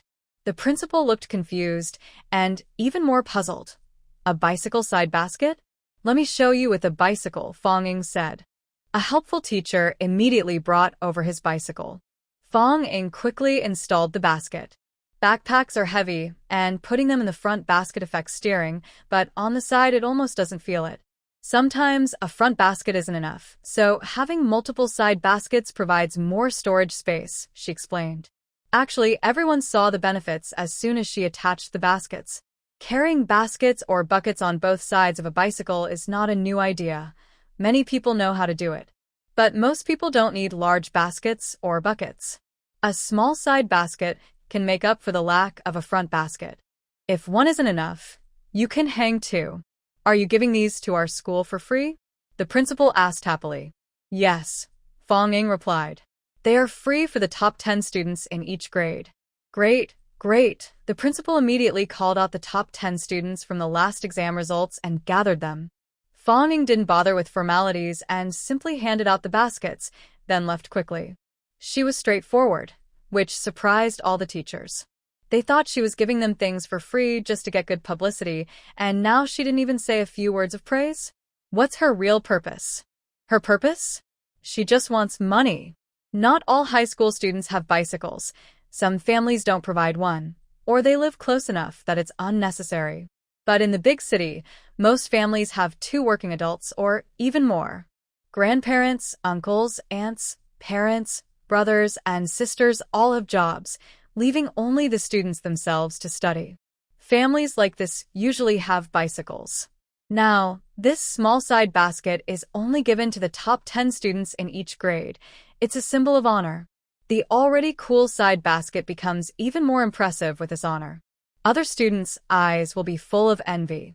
If someone's bike has a basket at the back, it looks like they're one of the top 10 students. After a few days, if she sells them at the school gate for 2 yuan, students will rush to buy them. Let's go home and get more, and keep giving them out, Fonging said. Fonging took Lin Chi to 2 more schools. Seeing the pattern, Lin Chi understood and let her handle it alone. She is pregnant now and should rest properly. But important people are busy, so resting isn't an option. She still went to the food factory. When she saw Fonging, Qian Lai was so excited he couldn't stop talking. Fonging smiled and asked, "Did you get the money?" Today, the money was sent to the train station because it was the day for settling accounts. Qian Lai nodded repeatedly and secretly called Fonging into the office, pulling out a bag to show her. It's been less than a month since they started delivering goods to the railway. At first, daily earnings were about 1,000 yuan, but after more orders, it increased to around 2,000 yuan a day. Total earnings exceeded 30,000 yuan. After deducting some costs, The profit was over 20,000 yuan. He kept the receipts daily, so Fawning knew the numbers well. She wasn't very excited, just about to speak, when she saw Qian Lai start to tear up. She's crying. She was about to tease him, but held back. She remembered when she started from nothing, and the first time, she earned over 10,000 yuan. It was more upsetting than crying over money. Unexpected. I thought they might keep some for themselves, but they actually gave it all back, Fawning said. Qian Lai's stern look softened into kindness. Yes, dealing with them isn't easy. It's thanks to you. Your uncle is their boss, after all. Right, I should go see them when I have time, Fawning replied. Qian Lai felt a pang of sympathy and asked, how much do you think they'll give? Fawning rolled her eyes. At that level, it's not about money. It's about showing respect. I'll send him some storage boxes and side baskets. Qian Lai's lips twitched, wanting to say she's just stingy, but he thought she made a good point. He grinned because he hadn't spent any money. This month's other income? Let's see it all. I want my share, Fawning said. Qian Lai immediately lost his smile but obediently took out 2 canvas bags from the cabinet. One held a month's earnings from the restaurant, and the other held retail income from the food factory. Since selling duck products and delivering seasoned broth, business had improved. The reputation grew, and they sold more each day, up to 10 pounds of product daily, and they even used leftover broth to make more. The income was quite good. Not as much as at the train station, but it was promising. Fawning quickly calculated with an abacus. After subtracting costs from 3 sources, the net profit was 29,888 yuan. Half of it was to be shared with the commune, leaving nearly 15,000 yuan. I said I'd handle the distribution, so I will, Fawning declared. Go ahead, Qian Lai gritted his teeth. If they hadn't set this rule early on, all this money would belong to their restaurant. Forget it. Without Fawning, the restaurant would have closed long ago, earning nothing. There was no point in sharing. Fawning had the final say. She didn't need everyone to hold a meeting. She decided directly. All the temporary workers hired later will get a bonus of 10 yuan each. The original staff, me, Qi Chong, Li Chui, Feng Zhua, Feng Yu, Lin Xiao, each get 1,000 yuan. The remaining money will buy a van to make deliveries easier. In the 1970s, there were a few types of vans, like the yellow Volga, used as taxis in Beijing. Second-hand ones were cheaper. Where should I buy it? Qian Lai asked, feeling distressed. It would be convenient for deliveries, and she deserved to ride in it. But if she didn't agree, it wouldn't work. Otherwise, this little donkey would immediately stop working. I'll ask the taxi company if they have any old vehicles to sell, Fawning said. She didn't buy in her own name but used the company's name, long-term leasing, transfer, or registration, whatever works, as there are always more options than problems. Once the money was divided and spent, she felt relieved and could finally relax. If she couldn't let go, it wouldn't help. Oh, by the way, Wangbin said their unit needs to order some baskets. He took out a piece of paper and handed it to Fawning. Did you negotiate the price with him? Fawning asked. Yes, I did. He agreed, Qian Lai replied. He also ordered 100 large family-size buckets and 200 small ones. Talking about this made him happy. His income doubled instantly. In the future, he could get more each month. Fawning couldn't buy a car every month. After finishing her work, Fawning was about to leave with her 1,000 yuan and the 8,000 yuan she saved for the car. You haven't eaten yet, have you? Finish your meal first, Qian Lai said. Ugh, Fawning gagged. Don't mention it. I've been holding it in for half a day. I can't take it anymore. From now on, I won't come to this factory often. You handle it yourself. The delicious smell, which normally made her hungry, now made her feel sick today. If it weren't for the money tempting her, she wouldn't have wanted to enter the door at all. Now that she had the money, she couldn't bear to wait even a second longer. Fawning quickly took a few steps out of the food factory. Thanks to her own design, the entire alley was filled with a fragrant smell. It made her dizzy from the fumes. Fawning. Qian Lai carried 2 big bags and chased after her. Ing, the goods from the TV station haven't been delivered yet. Even a small flea is meat, he said. Fonging. Just as she was about to speak, she saw Lin Chi riding over.